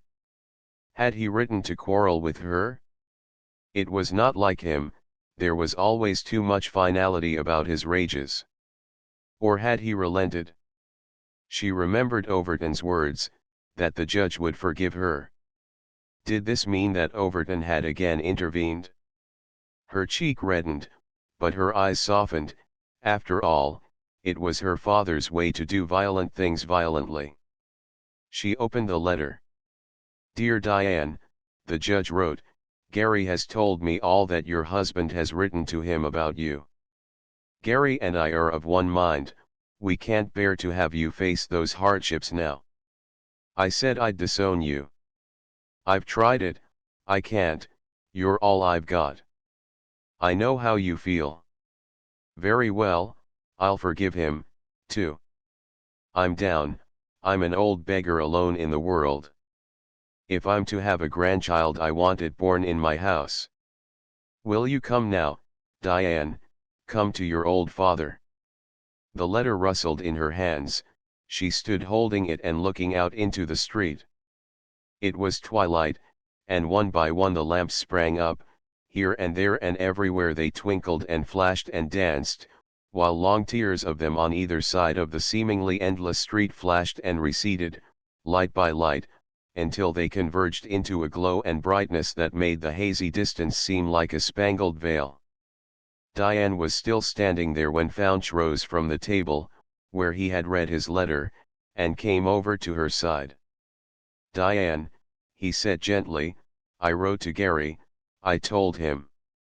I've been afraid the hardships were too great for you. Here's his answer.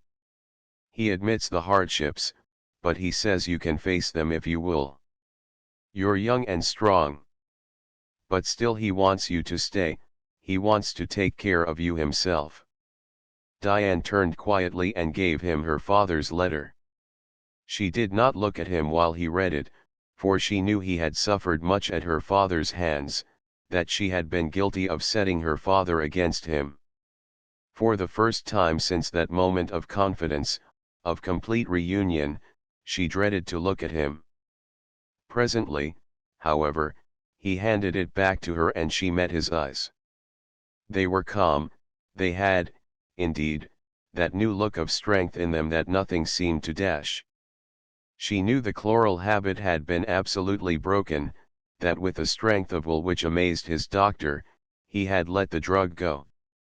Now she saw that the moral change had been as great as the physical. "Will you stay?"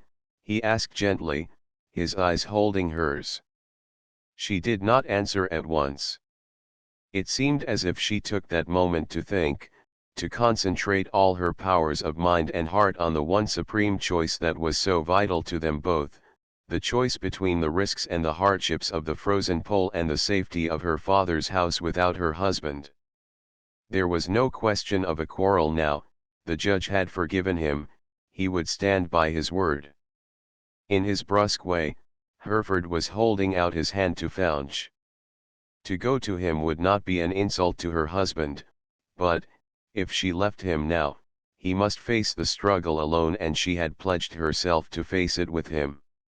She had pledged herself, and she desired it more than anything else in the world except the safety of that little life which might come in peril and cold and mist, like a pledge of their faith to each other, and her belief that her husband would redeem himself. It seemed a long moment before she answered, and then, with a mute, adorable gesture, she laid her cheek against his sleeve. "I'm not afraid," she said in her low, vibrating, beautiful voice, "I'm going with you, Arthur." He made no answer in words, an inarticulate murmur was all that escaped him. But he held her close and she seemed to feel the thrill that her assurance gave him. She was no longer an outsider, no longer a hostile critic at his fireside, they were united, their marriage was no longer merely a physical, it was a spiritual union. Henceforth she must share not only his victories, but his defeats, and in both, in one as much as in the other, he would be dear to her, for she no longer doubted him, she knew the worst that he had done, and she knew, too, that he had repented and that now, purged by his long spiritual conflict, he was in reality stronger than she was. In the days which followed, days in which she wrote fully and lovingly to her father, she was again conscious of a new and great tranquility. She had passed through the fiery furnace of her trial, she had drained the cup of doubt to its dregs, and now she looked calmly into that future that held for her the greatest of all trials, and the most tender of all hopes. The same thought was with her the day the ship sailed. It had been a day of conflict for Faunch, a day of trial, for he had had to face the publicity and the questions, but he had shown a strength and composure that amazed himself. As he had told Diane, his confession had freed him, he was no man's slave, he had nothing to fear, and he faced the future with a courage so high that it transformed him. Diane saw it.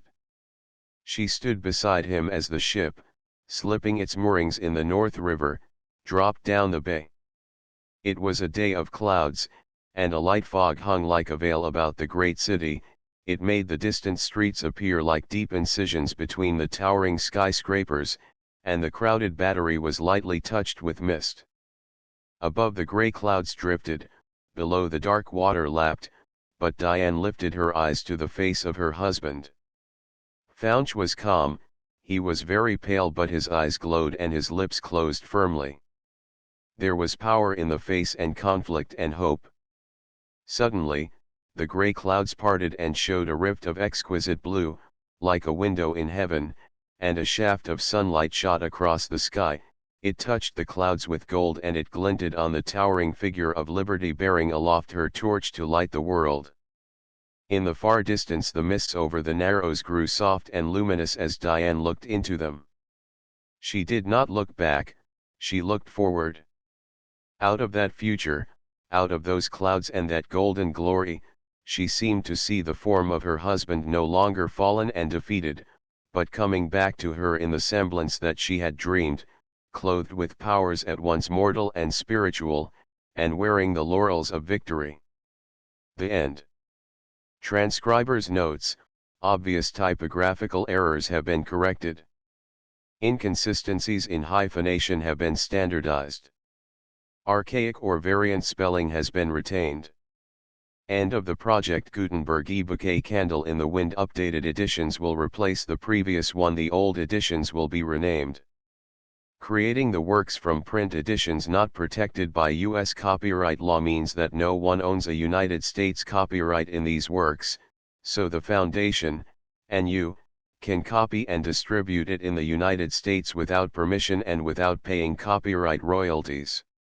Special rules, set forth in the General Terms of Use part of this license, apply to copying and distributing Project Gutenberg trademark electronic works to protect the Project Gutenberg trademark concept and trademark. Project Gutenberg is a registered trademark, and may not be used if you charge for an ebook, except by following the terms of the trademark license, including paying royalties for use of the Project Gutenberg trademark. If you do not charge anything for copies of this ebook, complying with the trademark license is very easy. You may use this ebook for nearly any purpose, such as creation of derivative works, reports, performances, and research. Project Gutenberg ebooks may be modified and printed and given away. You may do practically anything in the United States with ebooks not protected by U.S. copyright law. Redistribution is subject to the trademark license, especially commercial redistribution. Start, full license. The full Project Gutenberg license. Please read this before you distribute or use this work to protect the Project Gutenberg trademark mission of promoting the free distribution of electronic works. By using or distributing this work, or any other work associated in any way with the phrase Project Gutenberg, you agree to comply with all the terms of the full Project Gutenberg trademark license available with this file or online at www.gutenberg.org/license. Section 1. General Terms of Use and Redistributing Project Gutenberg Trademark Electronic Works 1.a. By reading or using any part of this Project Gutenberg trademark electronic work, you indicate that you have read, understand, agree to and accept all the terms of this license and intellectual property, trademark/copyright, agreement. If you do not agree to abide by all the terms of this agreement, you must cease using and return or destroy all copies of Project Gutenberg trademark electronic works in your possession. If you paid a fee for obtaining a copy of or access to a Project Gutenberg trademark electronic work and you do not agree to be bound by the terms of this agreement, you may obtain a refund from the person or entity to whom you paid the fee as set forth in paragraph 1.e.8. 1.b. Project Gutenberg is a registered trademark. It may only be used on or associated in any way with an electronic work by people who agree to be bound by the terms of this agreement. There are a few things that you can do with most Project Gutenberg trademark electronic works even without complying with the full terms of this agreement. See paragraph 1.c below. There are a lot of things you can do with Project Gutenberg trademark electronic works if you follow the terms of this agreement and help preserve free future access to Project Gutenberg trademark electronic works. See paragraph 1.e below. 1.c.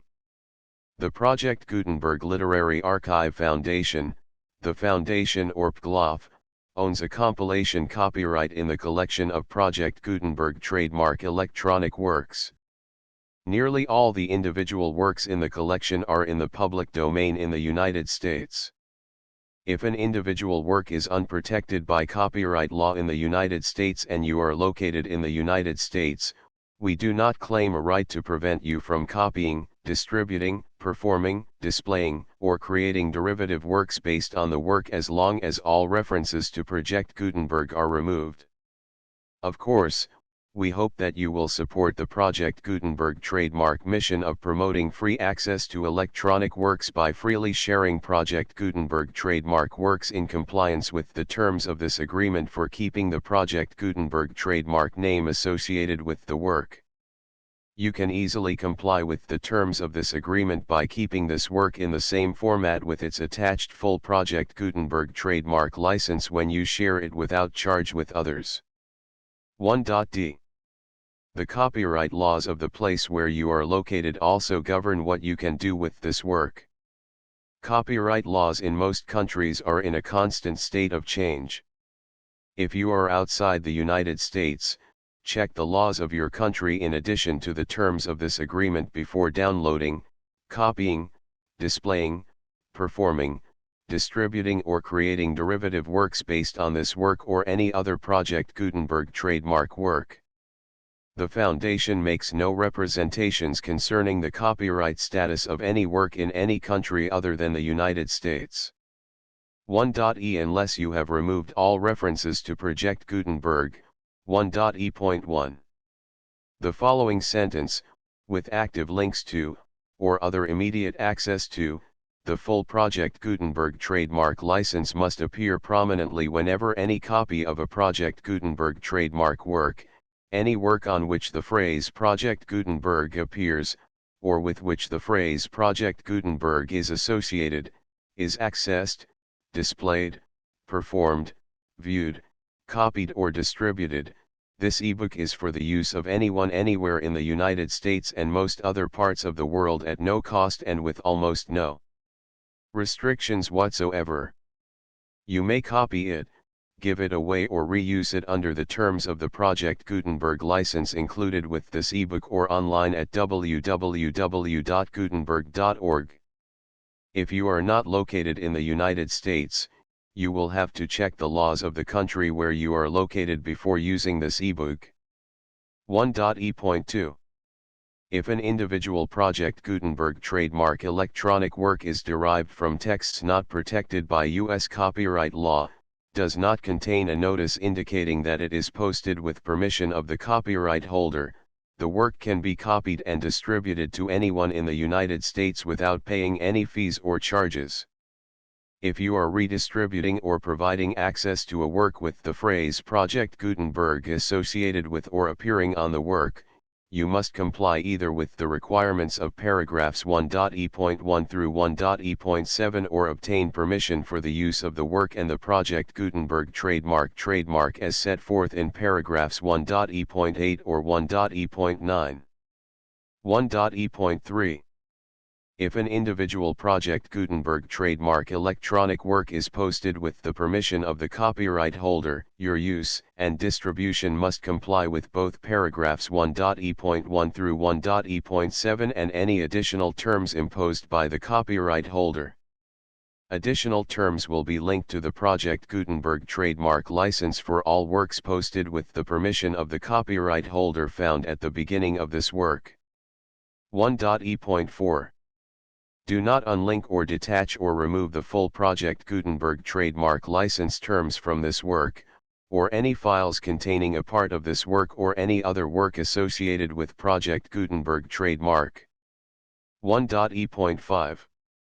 Do not copy, display, perform, distribute or redistribute this electronic work, or any part of this electronic work, without prominently displaying the sentence set forth in paragraph 1.e.1 with active links or immediate access to the full terms of the Project Gutenberg trademark license. 1.e.6. You may convert to and distribute this work in any binary, compressed, marked up, non-proprietary or proprietary form, including any word processing or hypertext form.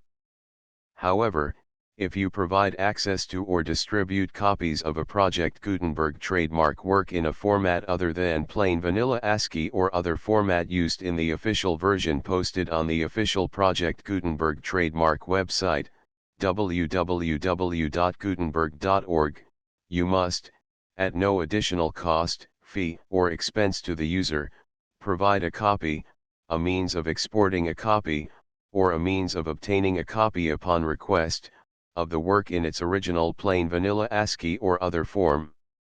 Any alternate format must include the full Project Gutenberg trademark license as specified in paragraph 1.e.1. 1.e.7. Do not charge a fee for access to, viewing, displaying, performing, copying or distributing any Project Gutenberg trademark works unless you comply with paragraph 1.e.8 or 1.e.9. 1.e.8. You may charge a reasonable fee for copies of or providing access to or distributing Project Gutenberg trademark electronic works provided that, you pay a royalty fee of 20% of the gross profits you derive from the use of Project Gutenberg trademark works calculated using the method you already use to calculate your applicable taxes. The fee is owed to the owner of the Project Gutenberg trademark, but he has agreed to donate royalties under this paragraph to the Project Gutenberg Literary Archive Foundation.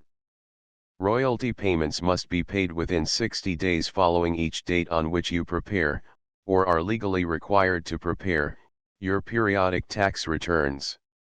Royalty payments should be clearly marked as such and sent to the Project Gutenberg Literary Archive Foundation at the address specified in Section 4, Information about donations to the Project Gutenberg Literary Archive Foundation.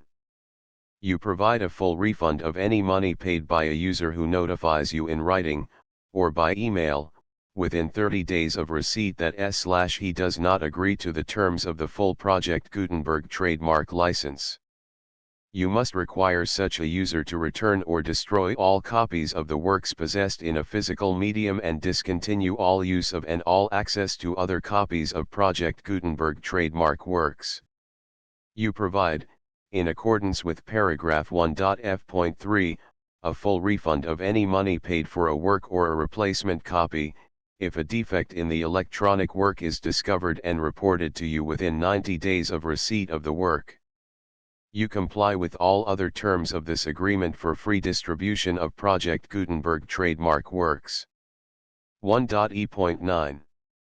If you wish to charge a fee or distribute a Project Gutenberg trademark electronic work or group of works on different terms than are set forth in this agreement, you must obtain permission in writing from the Project Gutenberg Literary Archive Foundation, the manager of the Project Gutenberg trademark. Contact the Foundation as set forth in Section 3 below. 1.f.1.f.1. Project Gutenberg volunteers and employees expend considerable effort to identify, do copyright research on, transcribe and proofread works not protected by U.S. copyright law in creating the Project Gutenberg trademark collection. Despite these efforts, Project Gutenberg trademark electronic works, and the medium on which they may be stored, may contain defects, such as, but not limited to, incomplete, inaccurate or corrupt data, transcription errors, a copyright or other intellectual property infringement, a defective or damaged disk or other medium, a computer virus, or computer codes that damage or cannot be read by your equipment. 1.f.2. Limited warranty, disclaimer of damages, except for the right of replacement or refund described in paragraph 1.f.3, the Project Gutenberg Literary Archive Foundation, the owner of the Project Gutenberg trademark, and any other party distributing a Project Gutenberg trademark electronic work under this agreement, disclaim all liability to you for damages, costs, and expenses, including legal fees.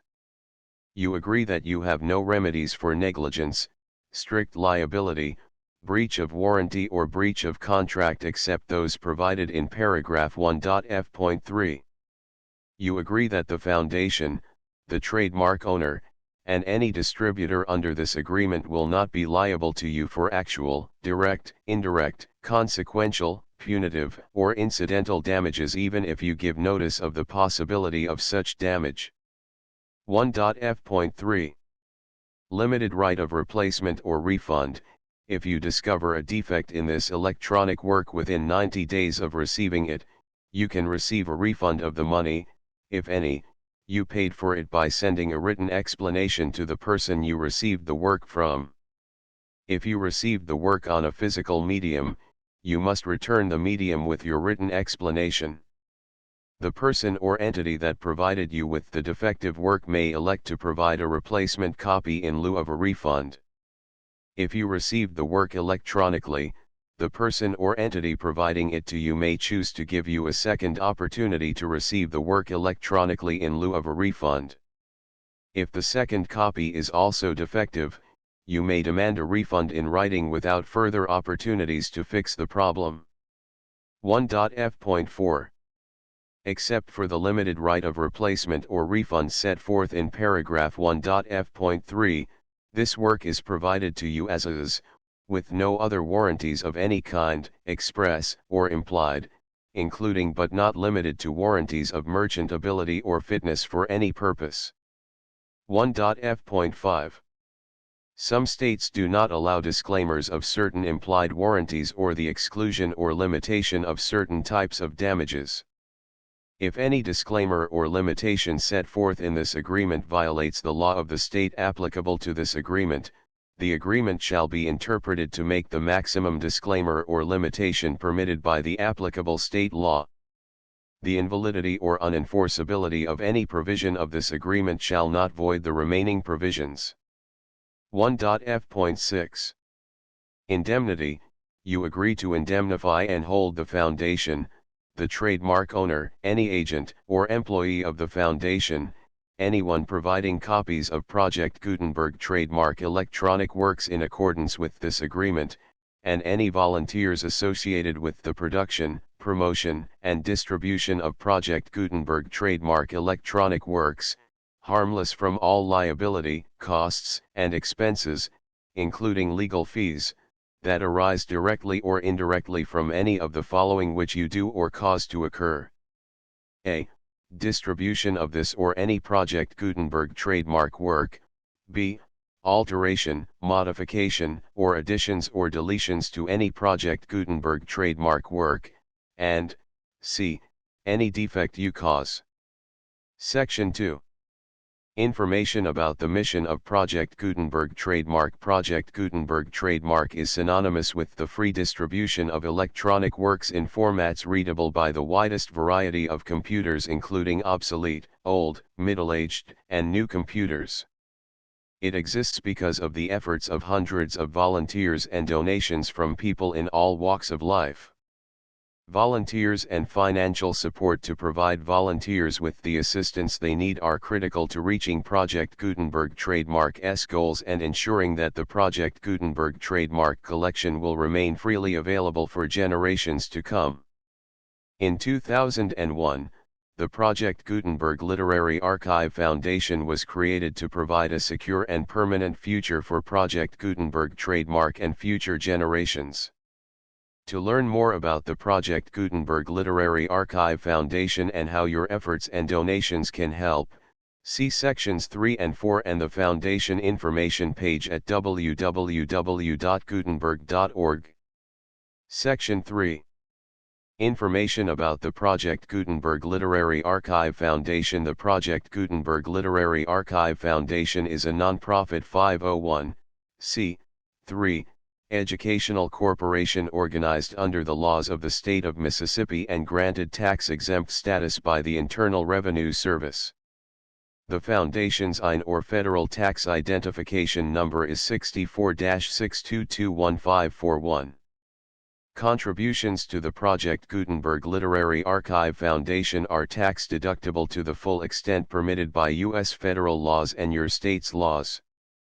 The Foundation's business office is located at 809 North 1500 West, Salt Lake City, Utah 84116801596-1887. Email contact links and up-to-date contact information can be found at the Foundation's website and official page at www.gutenberg.org/contact section 4. Information about donations to the Project Gutenberg Literary Archive Foundation. Project Gutenberg trademark depends upon and cannot survive without widespread public support and donations to carry out its mission of increasing the number of public domain and licensed works that can be freely distributed in machine-readable form accessible by the widest array of equipment including outdated equipment. Many small donations, $1 to $5,000, are particularly important to maintaining tax-exempt status with the IRS. The Foundation is committed to complying with the laws regulating charities and charitable donations in all 50 states of the United States. Compliance requirements are not uniform and it takes a considerable effort, much paperwork, and many fees to meet and keep up with these requirements. We do not solicit donations in locations where we have not received written confirmation of compliance. To send donations or determine the status of compliance for any particular state, visit www.gutenberg.org/donate. While we cannot and do not solicit contributions from states where we have not met the solicitation requirements, we know of no prohibition against accepting unsolicited donations from donors in such states who approach us with offers to donate. International donations are gratefully accepted, but we cannot make any statements concerning tax treatment of donations received from outside the United States. U.S. laws alone swamp our small staff. Please check the Project Gutenberg web pages for current donation methods and addresses. Donations are accepted in a number of other ways including checks, online payments, and credit card donations. To donate, please visit www.gutenberg.org/donate. Section 5. General information about Project Gutenberg trademark electronic works. Professor Michael S. Hart was the originator of the Project Gutenberg trademark concept of a library of electronic works that could be freely shared with anyone. For 40 years, he produced and distributed Project Gutenberg trademark ebooks with only a loose network of volunteer support. Project Gutenberg trademark ebooks are often created from several printed editions, all of which are confirmed as not protected by copyright in the U.S. unless a copyright notice is included. Thus, we do not necessarily keep ebooks in compliance with any particular paper edition. Most people start at our website, which has the main PG search facility, www.gutenberg.org. This website includes information about Project Gutenberg trademark, including how to make donations to the Project Gutenberg Literary Archive Foundation, how to help produce our new ebooks, and how to subscribe to our email newsletter to hear about new ebooks. A Candle in the Wind contents I234V67896XXIIXXIIXXIIXXIV The full Project Gutenberg license 9X1234567891011121314151617182023343536373839404142434445464748495051 52 53 54 55 56 57 58 59 60 61 62 63 64 65 66 67 68 69 70 71 72 73 74 75 76 77 78 79 80 81 82 83 84 85 86 87 88 89 90 91 92 93 93 94 95 96 97 98 99 100 101 102 103 104 105 106 107 108 109 110 111 112 113 114 115 116 117 118 119 120 121 122 123 124 125 126 127 128 129 130 131 132 133 134 135 136 137 138 139 140 141 142 143 144 145 146 147 148 149 150 151 152 153 154 155 156 157 158 159 160 161 163 164 165 166 167 168 169 170 171 172 173 174 175 176 177 178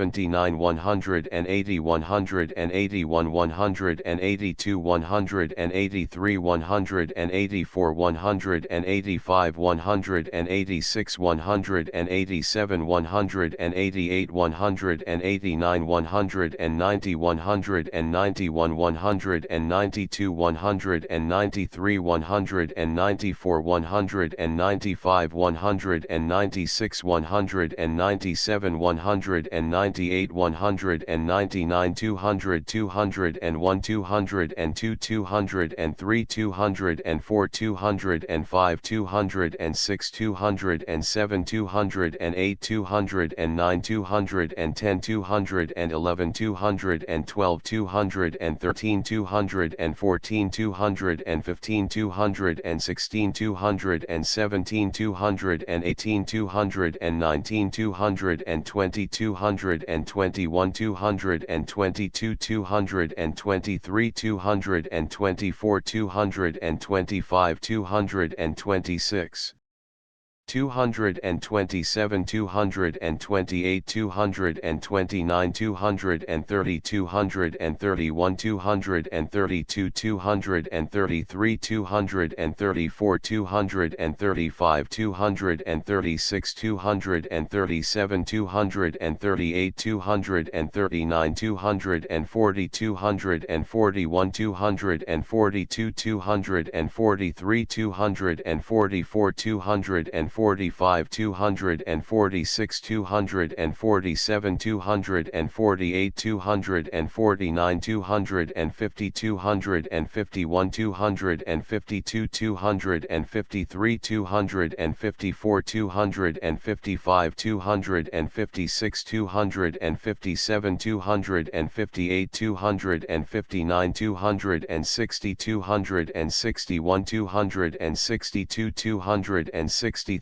264 265 266 267 268 269 270 271 272 273 274 275 276 277 278 279 280 281, 282, 283, 284, 285, 286, 287, 288, 289, 290, 291, 292, 293, 294, 295, 296, 297, 298, 299, 300, 301, 302, 303, 304, 305, 306, 307, 308, 309. 310, 311, 312, 313, 314, 315, 316, 317, 318, 319, 320, 321, 322, 323, 324, 325, 326, 327, 328, 329, 330, 331, 332, 333, 334, 335, 336, 337, 338, 339, 340, 341, 342, 343, 344, 345, 346, 347, 348, 349, 350, 351, 352, 353, 354, 355, 357, 358, 359, 360, 361, 362, 363, 364, 365.